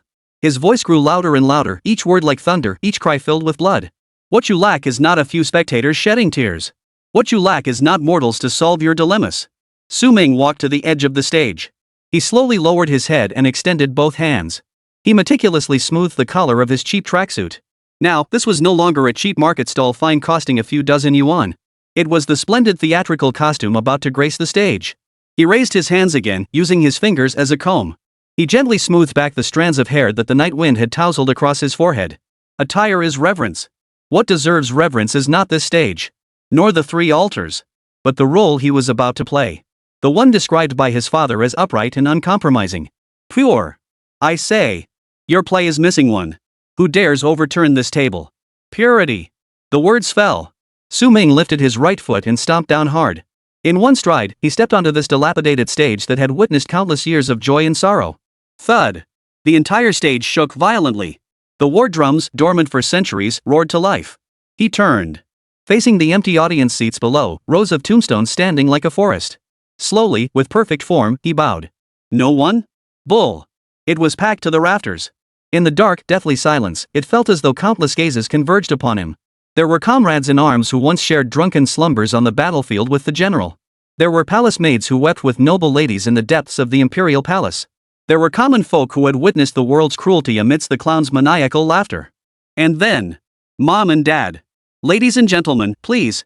Chapter 70, Ghostly Actors, Double Slaughter Under the Moon. Su Ming slowly straightened his back. This bow was not for heaven and earth. It was for his parents. It was for the ghostly souls and withered bones filling the stage below. The stage remained empty, deathly silent as a grave. Yet upon the stage, the three intertwined vocal lines suddenly sharpened, erupting into madness. The martial artist's grief and fury transformed into the charge of 10,000 soldiers. The Chingy's lamentation crystallized into a bone-chilling river of ice. The clown's maniacal cackle became a bone-scraping steel blade. Three distinct currents of resentment tore madly at Su Ming's soul, determined to drag him into the hell of endless torment. Beside Su Ming, the soul dagger swirled wildly. Su Ming closed his eyes. When he opened them again, everything had changed. He was no longer that frail-looking youth. His back straightened instantly, shoulders broadening dramatically, radiating a mountain-like solidity and unrivaled dominance. His left hand raised slightly, his right hand forming a palm, positioned before his chest. A classic theatrical starting stance. His body sank slightly as his chi surged into his lower abdomen. In this moment, he was no longer Su Ming. He was here to settle old scores, to discern loyalty from treachery. To draw the final curtain on this fragment of a play, performed for untold years. Jing. Ding, his lips parted slightly. He uttered a question brimming with resonance, yet so overbearing it startled even the gods and spirits. General, your achievements are great. What crime have you committed? The mournful chant from the warrior's altar, built from shattered blades and broken armor, faltered in its lament. Jing He did not look at it. He faced the empty audience seats. Toward the cold moon hanging high. Toward some shadowy figure clad in dragon robes looming in the void, he paced slowly. Fear the sovereign's suspicion? Resent the bow hidden after the birds are gone? With each step, the stage trembled. Under the moonlight, his shadow stretched and twisted. Like a black-faced judge emerging from the depths of hell.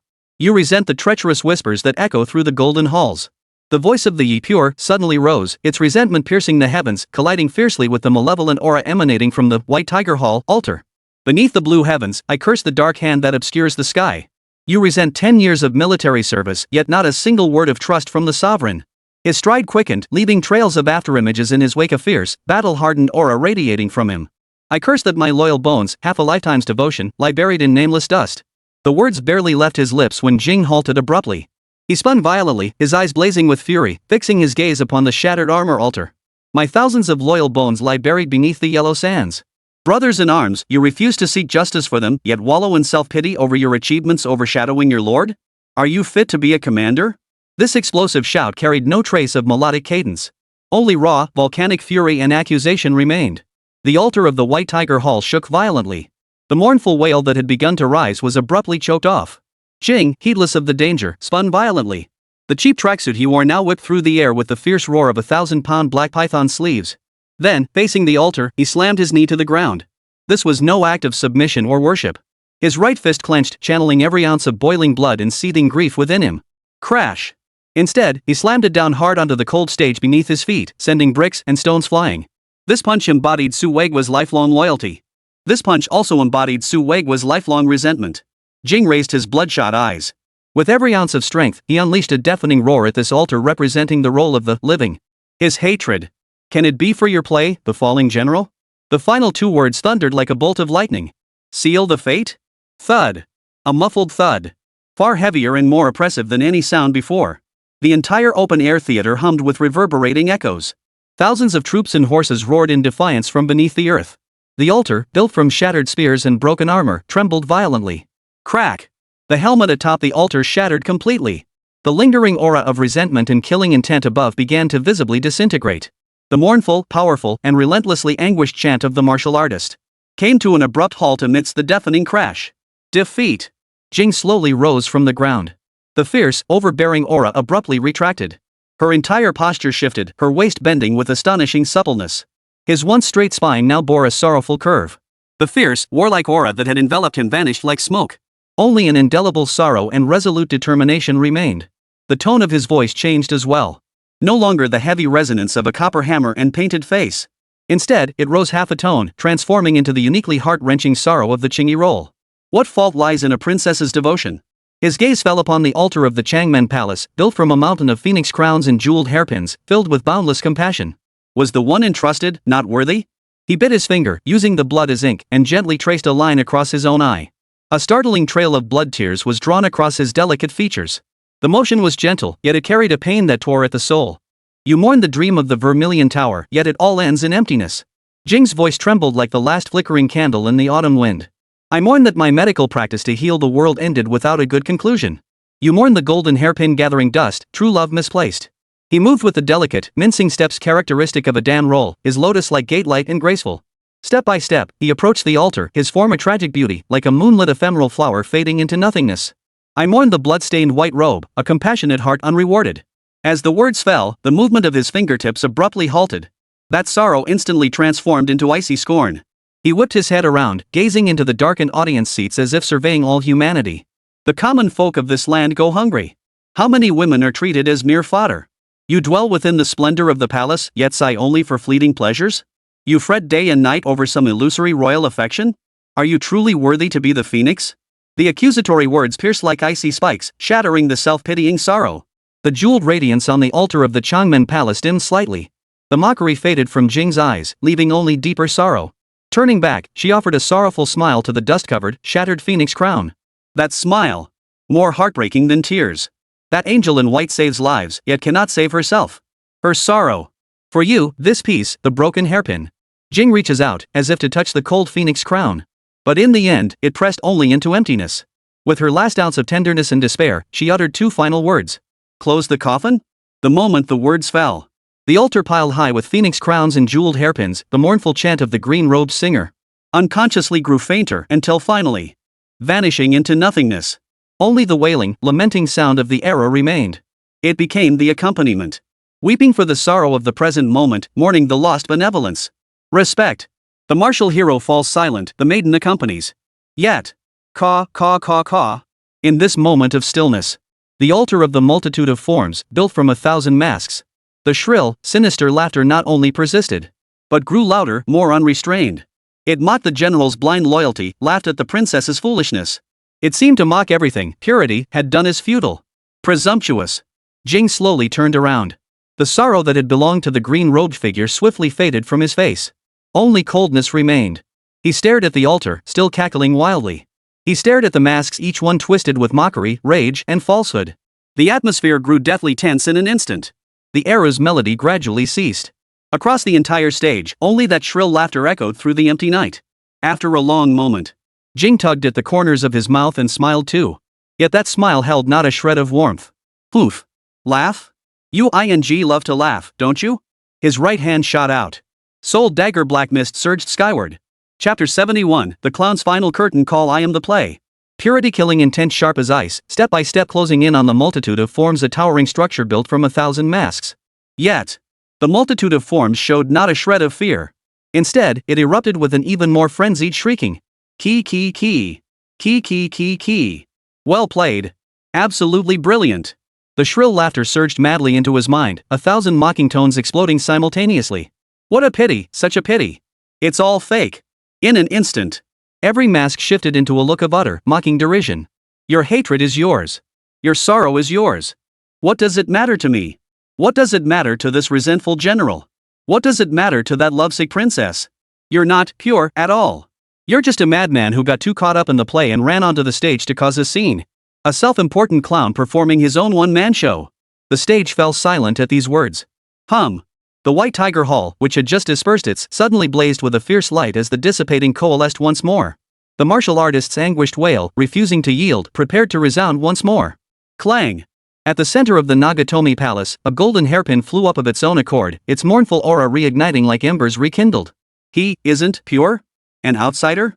A wild fox preacher usurping the nest? This is no divine decree. This is sacrilege from the spectators. It's an insult. Cackle. The laughter from countless masks never ceased. Unfettered by fear. On the stage, the role of the clown is to crack jokes and, with the clearest perspective, pierce through the confusion of those caught up in the drama. It succeeded. With just a few words, it tore away the Jing role's outer layer that the person before him had just donned, reducing all his efforts to nothing. If anyone dares to raise a blade against him, that's sheer frustration. That means he's been called out. This self-directed, self-acted play had utterly collapsed. Fake? Jing halted in his tracks. That dagger, swirling with black mist, was barely a foot away from those twisted masks. He kept his head bowed, his expression hidden from view. Only the shoulders gripping the soul dagger trembled slightly, beyond his control. Ignorant, overconfident, pitiful, laughable. The mockery from the multitude of forms continued, confident in its victory. But at that very moment, the figure across from him abruptly raised his head. A smile spread across his face, both dazzling and eerie. Poof. Right. I'm fake. Boom. What? He actually admitted it himself? The three altars trembled simultaneously. Even the mask of humanity, most adept at manipulating hearts.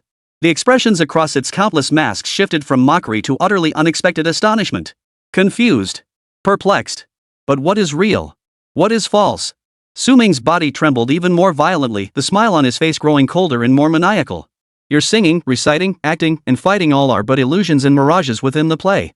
You seek liberation, you seek true love, you seek reality. But in the end, your sorrow, your hatred, are nothing but yellowed scripts, meaningless whining. Before his words faded, Su Ming abruptly raised his other hand. His index finger jabbed toward his own chest. His eyes blazed with brilliance.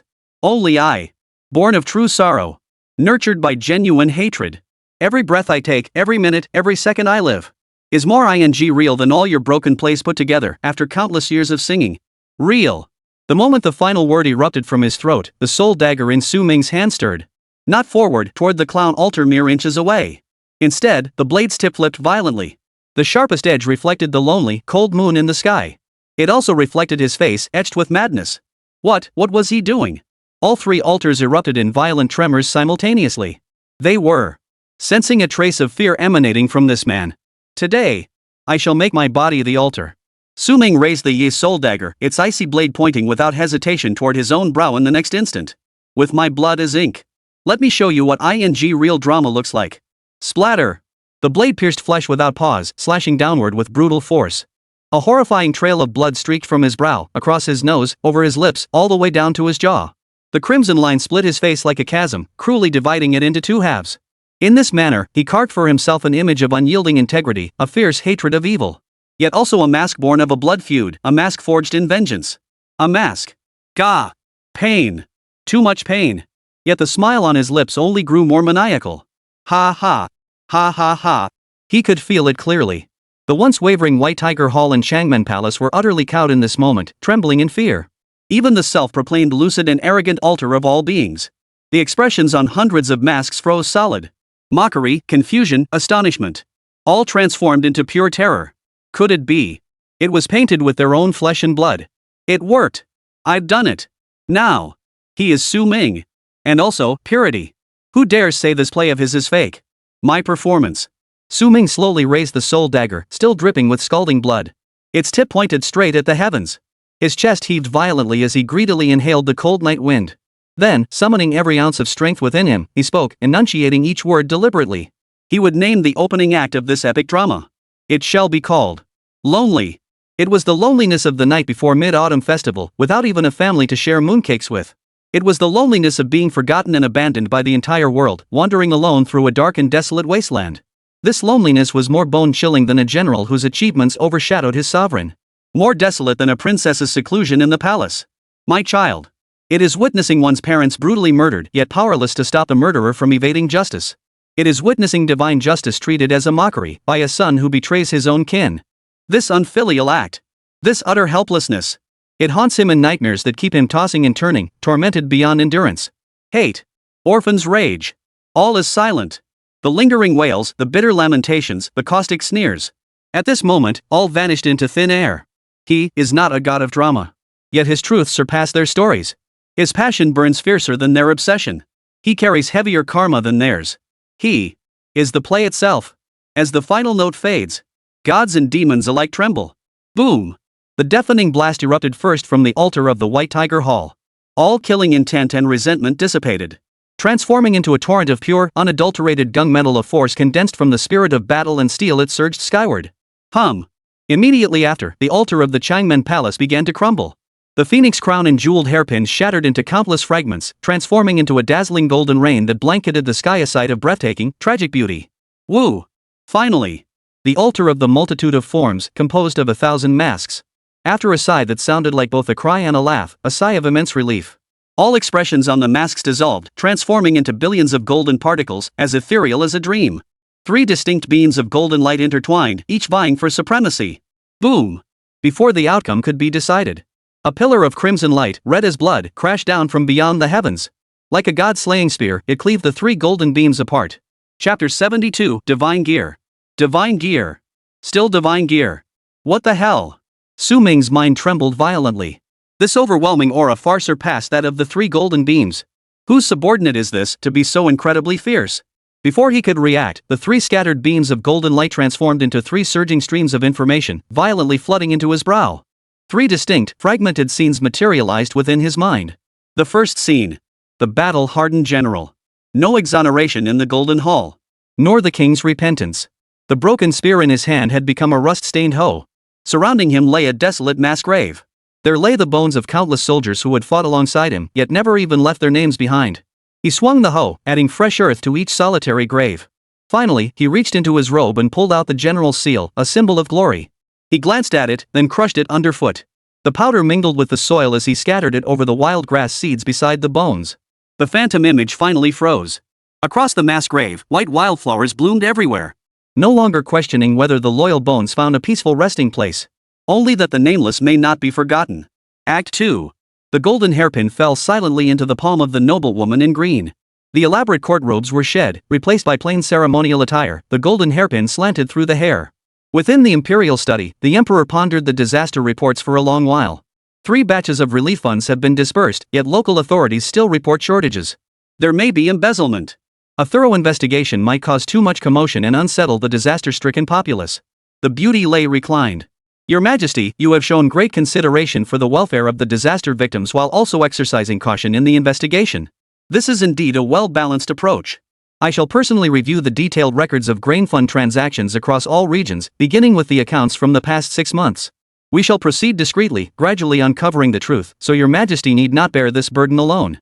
The scene abruptly shifts. The emperor faces an assassination attempt. She merely raised her hand, securing the golden hairpin in her hair more firmly. The tip of the pin reflected the flames outside the palace hall, mirroring the overwhelming battle intent ignited in her eyes. Summon the imperial guards, quell the rebellion, stabilize the court. Finally, clad in imperial robes and crowned with the golden hairpin, she ascended the throne in the inner palace. Behind the imperial throne hung not her portrait, but rather the emperor's own hand-painted scroll of agriculture and silk cultivation. The golden hairpin swore an oath not for lingering affection, but for standing shoulder to shoulder. Do you have unfinished business? I shall carry it to the end for you. Act 3. The clown drifts down to the mortal world. He gazes upon the anxious faces of students in the exam hall. Watching the restrained tears of relatives in the funeral procession. Watching the peddler's back bent under the weight of his goods at the market. Finally, crouching before a beggar curled up weeping in a street corner. For the first time, he removed his mask. Beneath the mask, no features remained, only a blank void. Yet from this void, a single scalding tear slowly seeped forth. The tear fell into the beggar's broken bowl, transforming into a warm copper coin.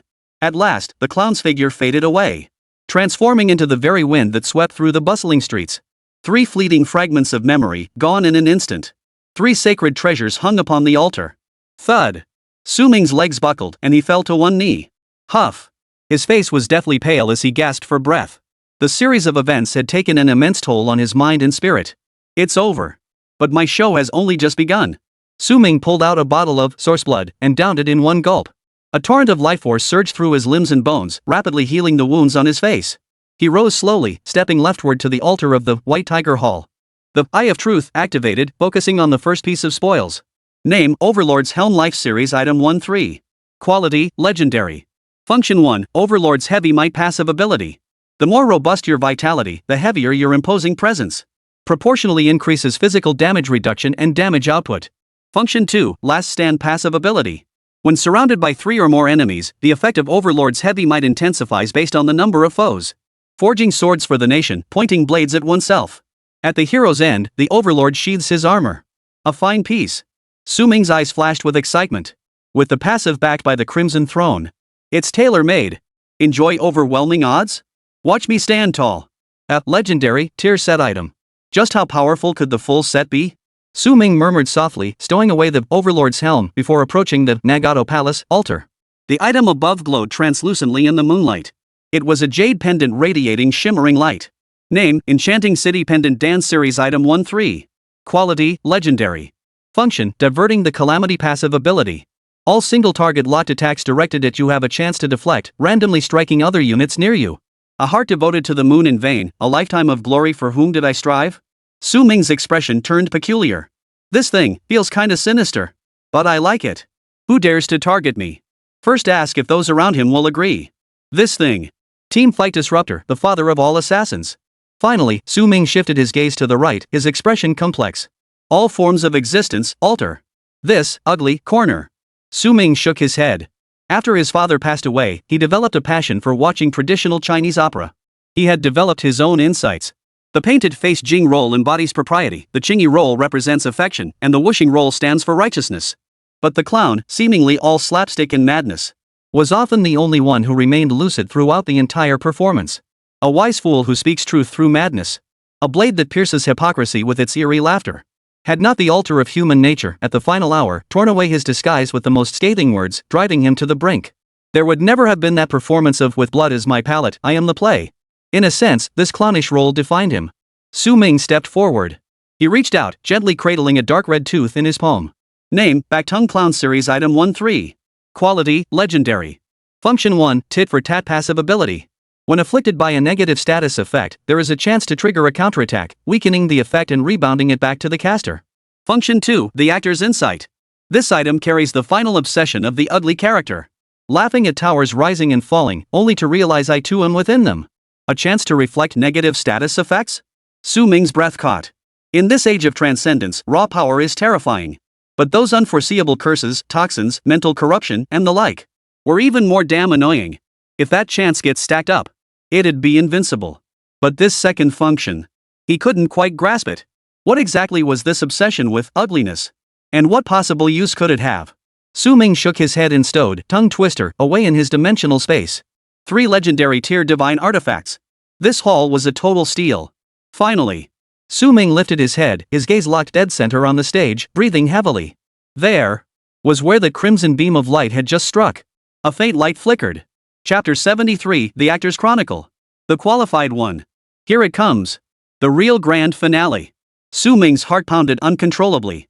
3 pieces of legendary tier set gear that alone was a fortune beyond measure. But it wasn't enough. Who would ever complain about having too many good things? That crimson pillar of light crashing down from beyond the heavens. Arrogant and brutal, it treated the 3 beams of legendary golden light as nothing, piercing through them all in one thrust. Mythic grade, no doubt about it. But descending from the heavens? This has never happened before. Ming suppressed his wild excitement, held his breath, and cautiously approached. Where the faint light flickered, lay a painting as thin as a cicada's wing. Eye of Truth activated. Name, the performer's score, pure series item 17. Quality, mythic. Function, pure deterrence, passive ability. Upon wearing, all who meet its gaze shall feel dread and lose their will to fight. A single stroke of paint sharpens steel bones, half a face of purity subdues the void's evil. Excellent. Excellent. Excellent. Ming burst into loud laughter. This deterrence of the mind powerful. Literally powerful. What's even more terrifying is, this pure series has a full 7 pieces. If all 7 pieces were mythic tier, Ming's throat went dry, unable to bear thinking further. What kind of spectacle would it be once they were all gathered? TSK. The moon tonight is truly full. Ming looked up at the still chilly full moon, feeling his mood lift considerably. He glanced back once more at the stage, now fading into hazy darkness. Finally, he lingered no longer. Crouching low, he vanished into the boundless night. The unspeakable place. A languid figure reclined on a soft couch, fingertips tapping lightly on the armrest, lost in endless reverie. Suddenly, an old man, hunched over and carrying a dim lantern, appeared silently beside him. Judge. The old man's voice was hoarse, devoid of any warmth. You threw down the stage props from the main platform. That broke your theater's rules. And it broke that rule even more, didn't it? The figure called the judge did not turn around. Rules? He chuckled softly. Those scripts, for thousands of years, all the same tune enough to make one nod off. Today, finally, we have a maverick who dares to break from the script and write his own play. He paused, seemingly recalling that madcap performance, the smile on his lips deepening. I was so caught up in the excitement, my hand slipped, and the thing just fell. My fault? Behind him, the old man fell silent. Finally, he dissolved into a wisp of black wind and vanished. The judge slowly opened his eyes, their depths shimmering with amusement. Orphan's grief. Well sung. At the same time, Jiangchang, Bureau of Anomalous Affairs, secret conference room. Lin Wan pushed open the door, her breath catching. What an oppressive atmosphere. In the conference room, besides team leader Qin Feng and Professor Zhou Yan, several unfamiliar figures occupied the main seat and the 2 flanking positions. A commanding presence without a word. High-ranking officials from headquarters? But why call her to such an occasion? Comrade Lin Wan, take a seat. Qin Feng gestured to the empty seat across from him, his expression stern. Lin Wan's heart skipped a beat as she pulled out the chair and sat down. Something's off. Something was very, very wrong. I called you here to confirm one more thing. Qin Feng's gaze was intense. How exactly did you acquire your energy regression? Hearing this, Lin Wan froze. This? Doesn't everyone already know? Reporting to team leader Qin, it's documented in my file. On the first day the altar descended, I sacrificed the necklace my mom gave me. The altar rewarded me with a blue fruit. After I ate it, I gained the ability. Qin Feng nodded and pointed at the large screen. Is this it? The screen lit up. Displayed above was a fruit entirely blue in color, covered in peculiar patterns. Yes. That's the one. Lin Wan nodded immediately. I remember it clearly, tart and sweet, and pretty tasty. But before she could finish, she keenly noticed. At the very moment she nodded in confirmation, Qin Feng and Professor Zhou Yan's expressions both turned incredibly peculiar. What's wrong? Comrade Lin Wan. Qin Feng sighed. The Bureau has now collected 8 identical fruits from across the country. It has also been confirmed that all users experienced a significant increase in their psychic abilities. But, he paused. Lin Wan felt uneasy. But what? Does this fruit have side effects? Not a single person has gained the ability of energy regression. Boom! Lin Wan's mind went blank with a buzzing sensation. This can't be possible? She sprang to her feet, the chair scraping the floor behind her with a jarring screech. Are you saying I'm lying? I didn't. Why would I lie to you about something like this? Comrade Lin Wan, please calm down. A middle-aged man with gold-rimmed glasses and an elegant, approachable demeanor lifted his head and offered her a gentle smile. My name is Fang Tian. I'm from headquarters. Based on our investigation, you show no signs of suspicious activity. Your abilities are most likely genuine. And the fruit is most likely no different either. The man interlaced his fingers, his calm gaze piercing through the lenses. But precisely because of that, the problem becomes even more serious. After countless discussions and debates, we've arrived at a hypothesis that could overturn everything. What? Lin Wan asked nervously. What if that fruit was never the key to granting you abilities at all? The man's voice was gentle. Yet in that instant, the entire conference room felt as though it had plunged into an ice cave. It might have merely been a catalyst, a key. And your body, your genes, are the one and only lock. Key? Lock? Lin Wan was utterly stunned. You use this key to unlock the lock within your body, and thus your innate talent was unleashed. The man's voice continued. In fact, we can even speculate further. The unlocking of this lock might have nothing to do with the fruit at all. It was simply the advent of the alter era that activated the dormant genes within you, allowing that power to awaken on its own. It's only you who attributes all this to that fruit. A pin could be heard dropping in the conference room. This conclusion was utterly subversive. Too terrifying. It meant some people are truly different from the moment they are born. They are born extraordinary. In the past, without the right environment and stimulation, you were indistinguishable from ordinary people. But now, the times have changed. This is currently the most plausible explanation we have for your energy regression ability. The man took a deep breath, suppressing the turmoil within him. If the truth aligns with our speculations, you would be the only naturally born extraordinary being discovered within the Dragon Nation to date. For this exceptionally rare class of individuals, we have ultimately designated the name Qualified Ones. Chapter 74, The Tragic Theater. The eve of the gala. Dead silence filled the conference room. Qualified Ones. Lin Wan chewed on this word that seemed to come from another world, her mind going blank. Was this still the blue star she'd lived on for over 20 years? Her little brain gave up trying to process it. She had always believed she was just an ordinary girl with decent luck. Using the necklace her mom gave her. On the very first day she descended upon the altar, it earned her a blue fruit that allowed her to see energy flow. With this, she was directly recruited into the Anomalous Affairs Bureau. That was all. But now, these powerful figures from the very heart of the Dragon Nation's power structure were telling her. Wrong. Completely wrong. In the entire world, she alone has obtained energy retrieval. Lin Wan opened her mouth, but no words came out. 1 in a million? The chosen one? For a moment, she didn't feel honored at all. But rather a bit bewildered.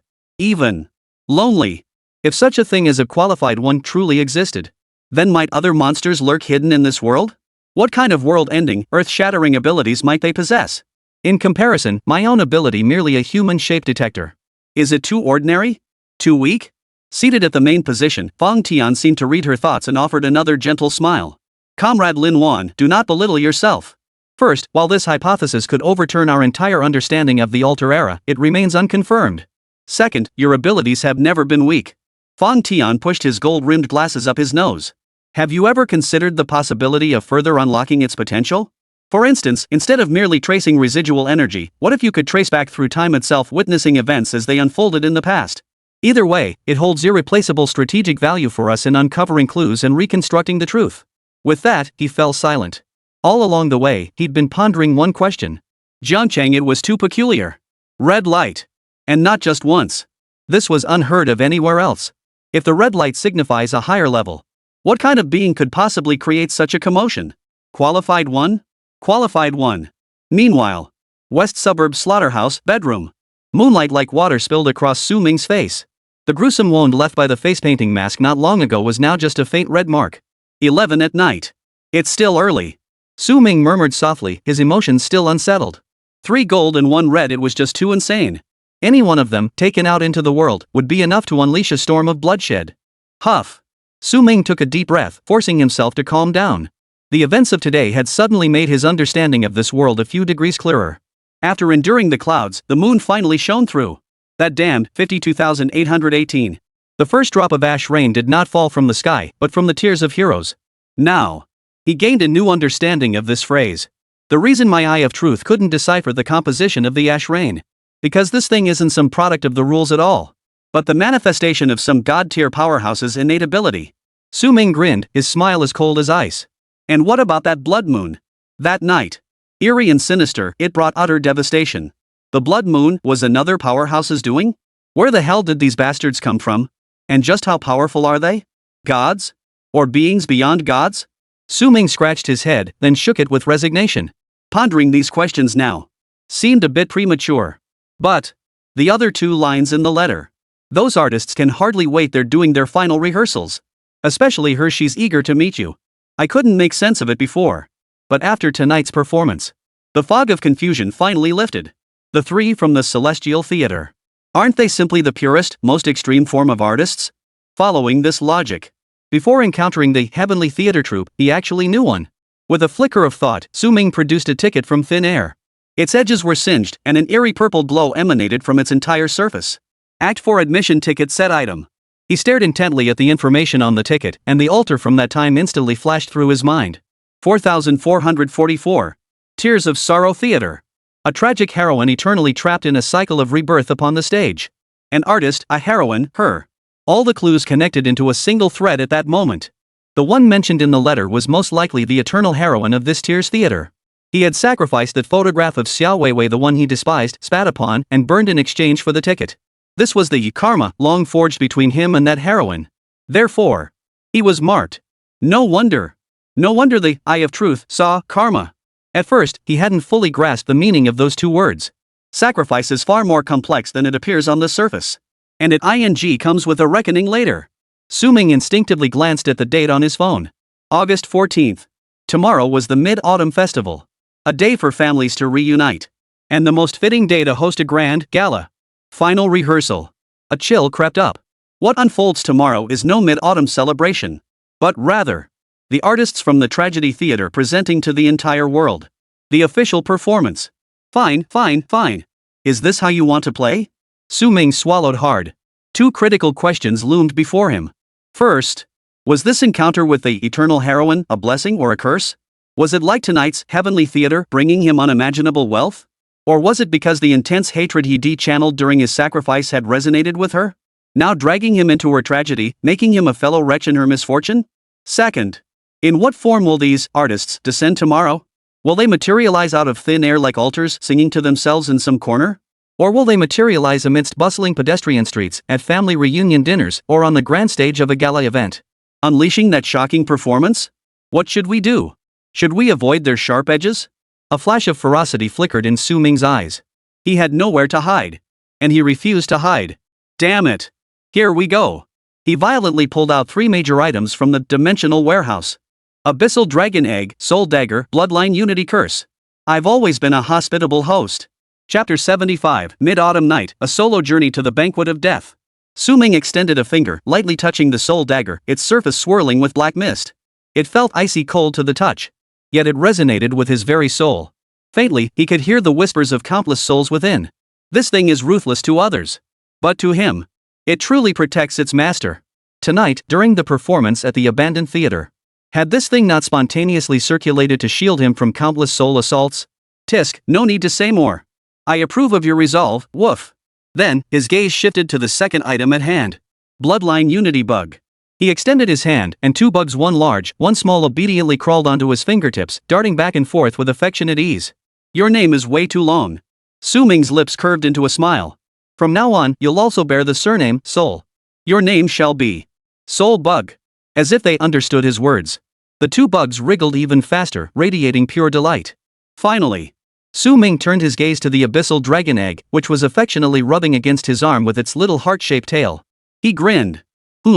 Calling you Little Blackie really doesn't sound quite right. Hey, I've got an idea. Soul Egg. Soul Dagger, Soul Parasite, Soul Egg. Su Ming clapped his hands. It's settled. Our Soul Generation supergroup is officially formed today. Buzz. His phone vibrated, snapping him back to reality. It was Zhao Gang. Mr. Su. Xingha's test results are all in. Every single indicator is normal. We'll bring her home tomorrow for Mid-Autumn Festival. At this news, Su Ming's expression softened for a moment. That's good. Happy Mid-Autumn Festival. Absolutely. Zhao Gang replied enthusiastically. Oh, right. Zhao Gang lowered his voice. I got in touch with the Black Shadow group. They saw the altar fragment and didn't ask any questions, they just let me join. They're peripheral core members. Outer core? Su Ming's movements halted. Just like Xiao Weiwei. Still second rate. To put it bluntly, they're just higher tier cannon fodder, ready to be harvested like chives at any moment. The hierarchy within this shadow organization seemed rigid to the extreme. Those at the core who truly held power were likely all deeply concealed. Oh, Mr. Su, it seems they have quite a few bases in Jiangzhou. I've been assigned to a large logistics warehouse base in the eastern part of the city. I'll report tomorrow. East of the city? A flicker of understanding crossed Su Ming's eyes. So it wasn't that so-called Eagle Boss's chemical plant after all. The Black Shadow's chess game was getting bigger and bigger. Remember, observe more, listen more. Su Ming emphasized.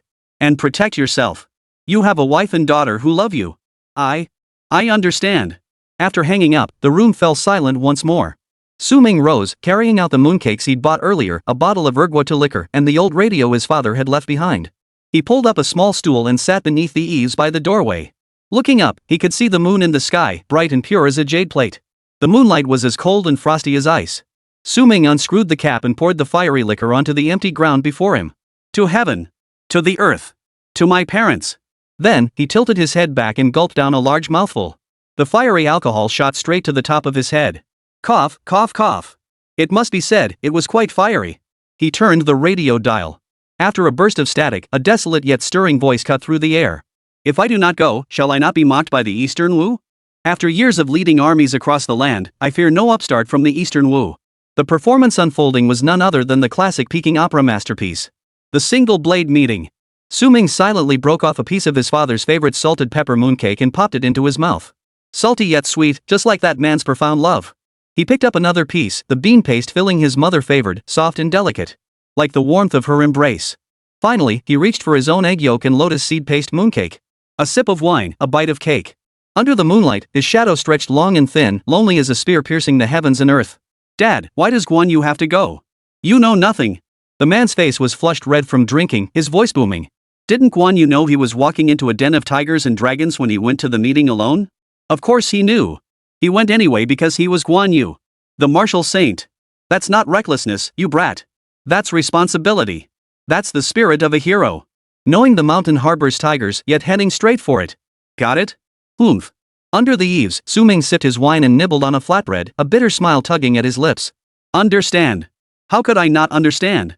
It's just going alone to a meeting, isn't it? Grab a sword, enter a dangerous place, and face a bunch of scoundrels. Dad, you'd better watch closely and learn well.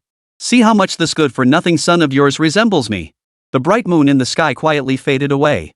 Swallowed layer by thick, dark clouds surging from nowhere. The entire world plunged into darkness in an instant. The winds ceased. The air grew damp and oppressive. Drip. Rain splashed down from the pitch-black night sky, heralding the arrival of a new day. Ming glanced at his phone screen. Midnight. The 15th day of the 8th lunar month. Mid-Autumn Festival. Ming's expression turned solemn as he murmured softly. Mid-Autumn. Peace and joy. Reunion and togetherness. With these final blessings spoken, the last shred of warmth drained from him. Killing intent instantly filled the air. From the radio, the melody of the solo sword meeting continued to play. Behold the Yangtze River, with waves crashing in endless folds. What a magnificent river scene. Ming couldn't bear to listen any longer. Click. The radio switch was flipped off. The mournful yet stirring melody abruptly ceased. Enough of the opera. The wine was finished. It was time for him to take the stage. He picked up the large black umbrella leaning against the door. Swish. The black umbrella unfurled like a vast, pitch-black shield, separating him from this cold world. It also blocked the ye-gray rain, that force capable of erasing all extraordinary abilities. Tap tap tap. Raindrops pounded densely upon the umbrella's surface like the beating of war drums, urging him on. To move on. Clang. The slaughterhouse's iron gate slammed shut. Ming didn't look back. Holding his large black umbrella, he hummed the tune from the Peking opera he'd heard earlier and stepped into the endless curtain of rain. The great river flows eastward, waves upon waves seize the west wind, a single leaf of a small boat. Fresh from the ninefold imperial canopy, I venture into the dragon's lair and tiger's den. Chapter 76, granting your entire family reunion. The rain fell hard. Bitingly cold. The muddy dirt road swiftly transformed into a swamp, enough to deter any living creature. But Ming walked with unwavering steadiness. He hummed an opera tune, off-key. Yet inexplicably, he grew ever more lonely and mad. Where now is the youthful Zhou Lang, amidst surging waters and towering peaks? Tonight, he was a good man. On this mid-autumn festival, he could not bear to see the world torn apart. So he came personally to escort them to the underworld, on the Bridge of Forgetfulness. Family reunion. Up ahead, amid the torrential downpour, the abandoned chemical plant glowed brightly. Rainwater pooled along the umbrella's rim, forming a curtain that blurred the entire world. Ming advanced step by step. Click. A faint sound. A dark gold helmet, carved with the fierce patterns of a ferocious beast, snapped precisely onto the crown of his head. The dark crimson plume atop the helmet swayed faintly in the rain, like a droplet of blood. At his neck, the radiant, city-shattering pendant silently materialized. Its eerie glow illuminated his profile, rendering it unnaturally sinister. A mask as thin as cicada wings, painted with intricate oil colors. Emerging from the void, it enveloped his entire face. half deathly pale as snow, embodying the sun-deprived sorrow of a noble lady confined within palace walls. The other half, fiery crimson, embodied the tragic elegy of a battlefield general wrapped in horsehide. Intricate black lines crisscrossed, forcibly stitching together these two extreme contradictions. Madness and wickedness. As the corners of his mouth curled upward, his lips parted to reveal a dark crimson fang. The once delicate features vanished entirely. This was a being from the nine hells. Demon. Third floor of the chemical plant, an observation post with unparalleled visibility. A burly man with a face full of fleshy folds puffed on a cigarette, scanning the factory perimeter through binoculars. Damn it, this damn weather can't see a damn thing. He spat out a smoke ring, cursing under his breath. Eagle Boss had suddenly gone berserk. He'd suddenly issued a strict order, full alert for everyone, demanding maximum vigilance. He said some reckless bastards might come stirring trouble in the next couple days. The whole crew couldn't even enjoy their mid-autumn festival drinks properly. Who the hell would come? This is such an overreaction.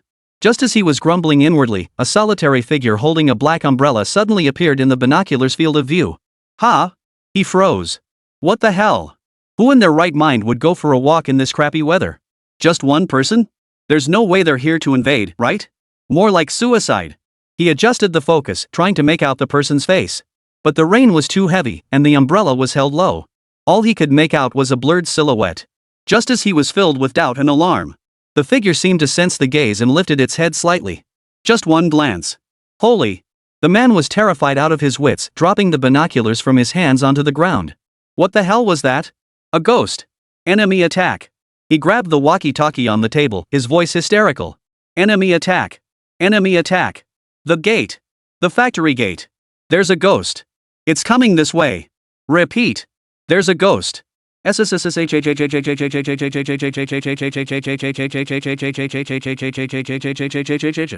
The shrill alarm instantly shattered the chemical plant's tranquility.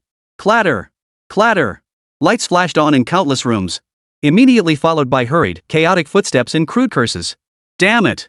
Who the hell is that? Damn it! Who the hell dares to cause trouble on our turf? Ghosts? Playing tricks? Grab your weapons. Kill him. Hundreds of doors were kicked open. Burly men wielding machetes, steel pipes, and even firearms surged out from every corner of the factory grounds. Their faces were twisted with rage and fury at being roused from their slumber. What the hell are you freaking out about? Before the massive iron gates of the chemical plant, two burly men who had charged out of the guard booth first, one holding a megaphone, bellowed angrily. Who goes there? Halt immediately. This is private property. One more step forward and you'll be shot on sight. The megaphone's voice pierced the rain curtain, echoing across the empty factory grounds. Yet, the figure kept moving. Steady and deliberate. Even the bleak, high-pitched theatrical voice drowned out the rain, drowned out the warnings, and rang clearly in everyone's ears. Damn it! Are you deaf? The scar-faced leader roared, veins bulging on his forehead. Shine it on him. Use that bright flashlight and blind the bastard. I'll be damned if I don't see which punk's playing ghost.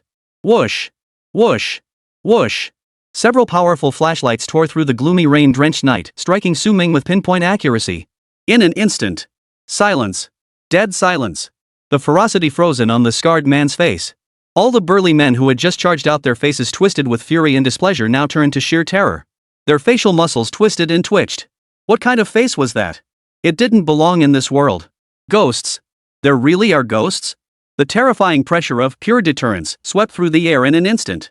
The 100 desperados on the field felt their breath catch, their fighting spirit crushed in an instant. Stop. Stop. You bastard, stop right now. Some legs buckled, nearly collapsing to their knees, voices trembling. Fire. Fire.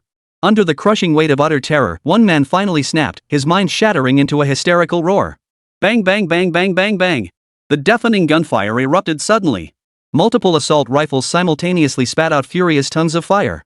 Countless scorching bullets wove a deadly web, erupting toward the ghostly figure still strolling as if in a garden.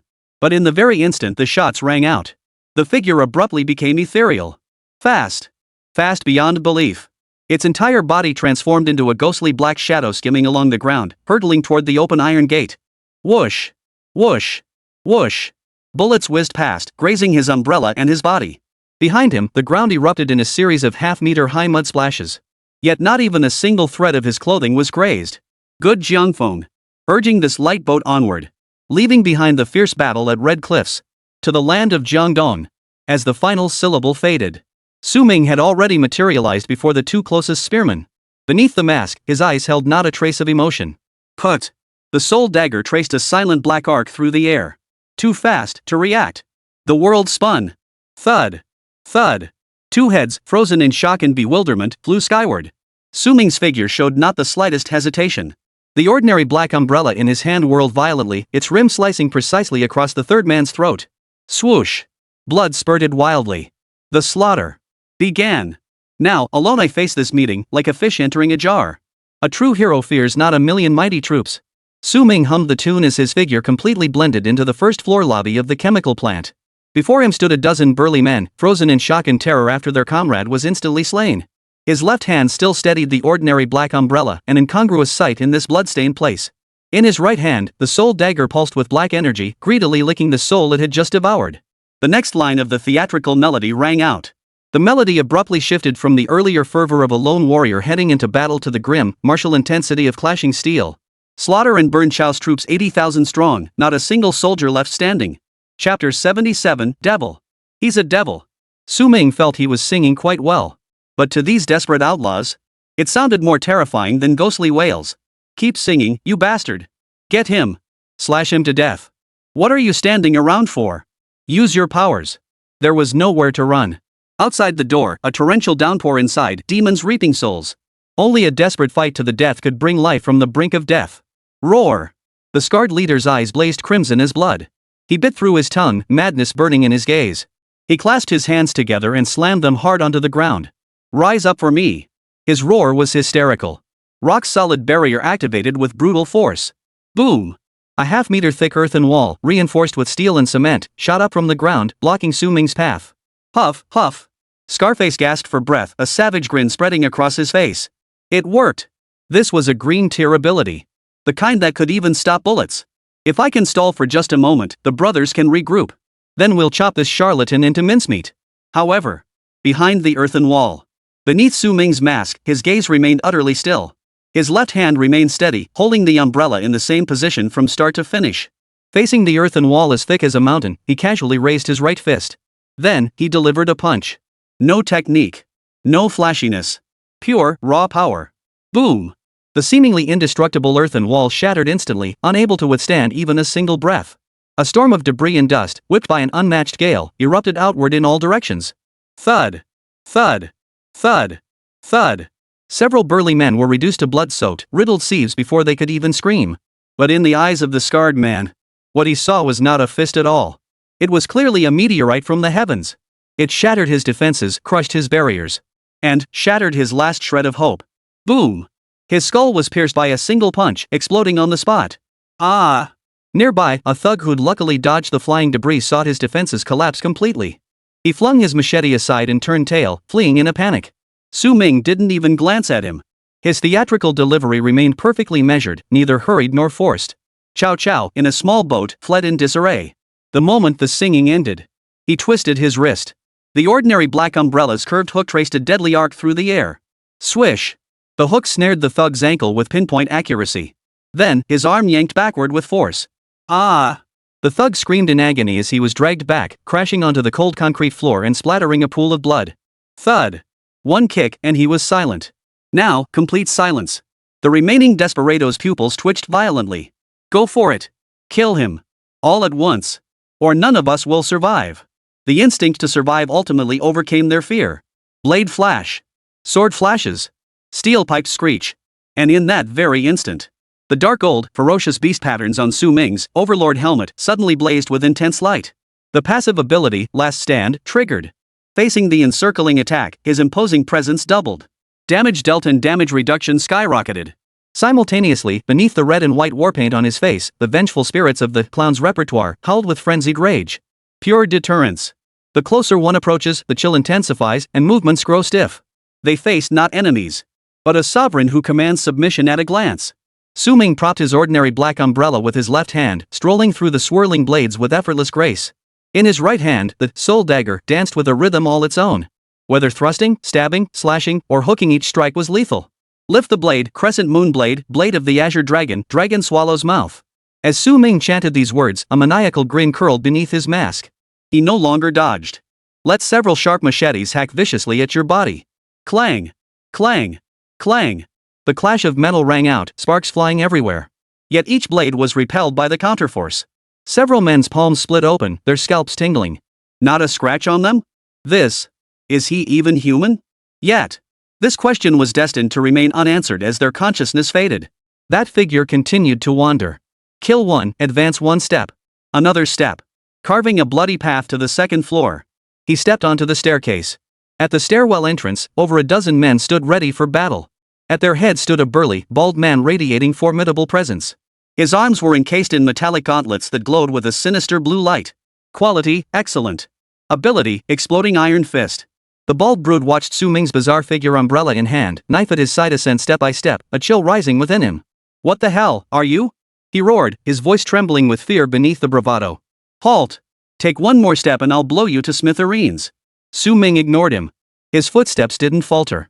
His theatrical tone remained unchanged. Seeing this, the bald, burly man's eyes flashed with savage intent. He roared in fury and slammed his right fist forward. Die for me! A crimson fireball, enveloped in scorching heat waves, screeched toward Su Ming's face. He wasn't dodging? Excitement flashed across his face, as if he could already see this ghostly thing reduced to charcoal by his blast. Yet. The fireball traced an eerie arc, grazing the edge of Su Ming's mask before veering past. It slammed directly into the chest of one of his men standing beside him. Ah! The man screamed in agony as he was blown away, his chest charred black, dead on the spot. Whoa! The sudden turn of events left everyone, including the bald, burly man, utterly stunned. How could this be? No one noticed the fleeting glimmer at Su Ming's throat, diverting the disaster eastward. It was this split second of disbelief. Su Ming had already leaped over the final few steps, appearing before the bald, burly man. Slay the leaders of the bandits, one by one, until none remain. The theatrical line fell. The bald brute's head flew skyward. Their leader, taken down in a single strike.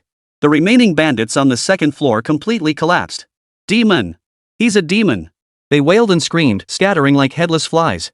Despair, utter despair. Yet beneath Su Ming's mask, his expression remained utterly unchanged. The soul dagger transformed into an artist's brush, freely wielding the ink of death amidst the terrified crowd. His stride mirrored the movements of a martial artist in Peking opera. Broad strokes and sweeping movements, twisting and turning within the confines of a single square inch. After this feast, each shall return to their own estate. Until we meet again, never again. The opera melody faded.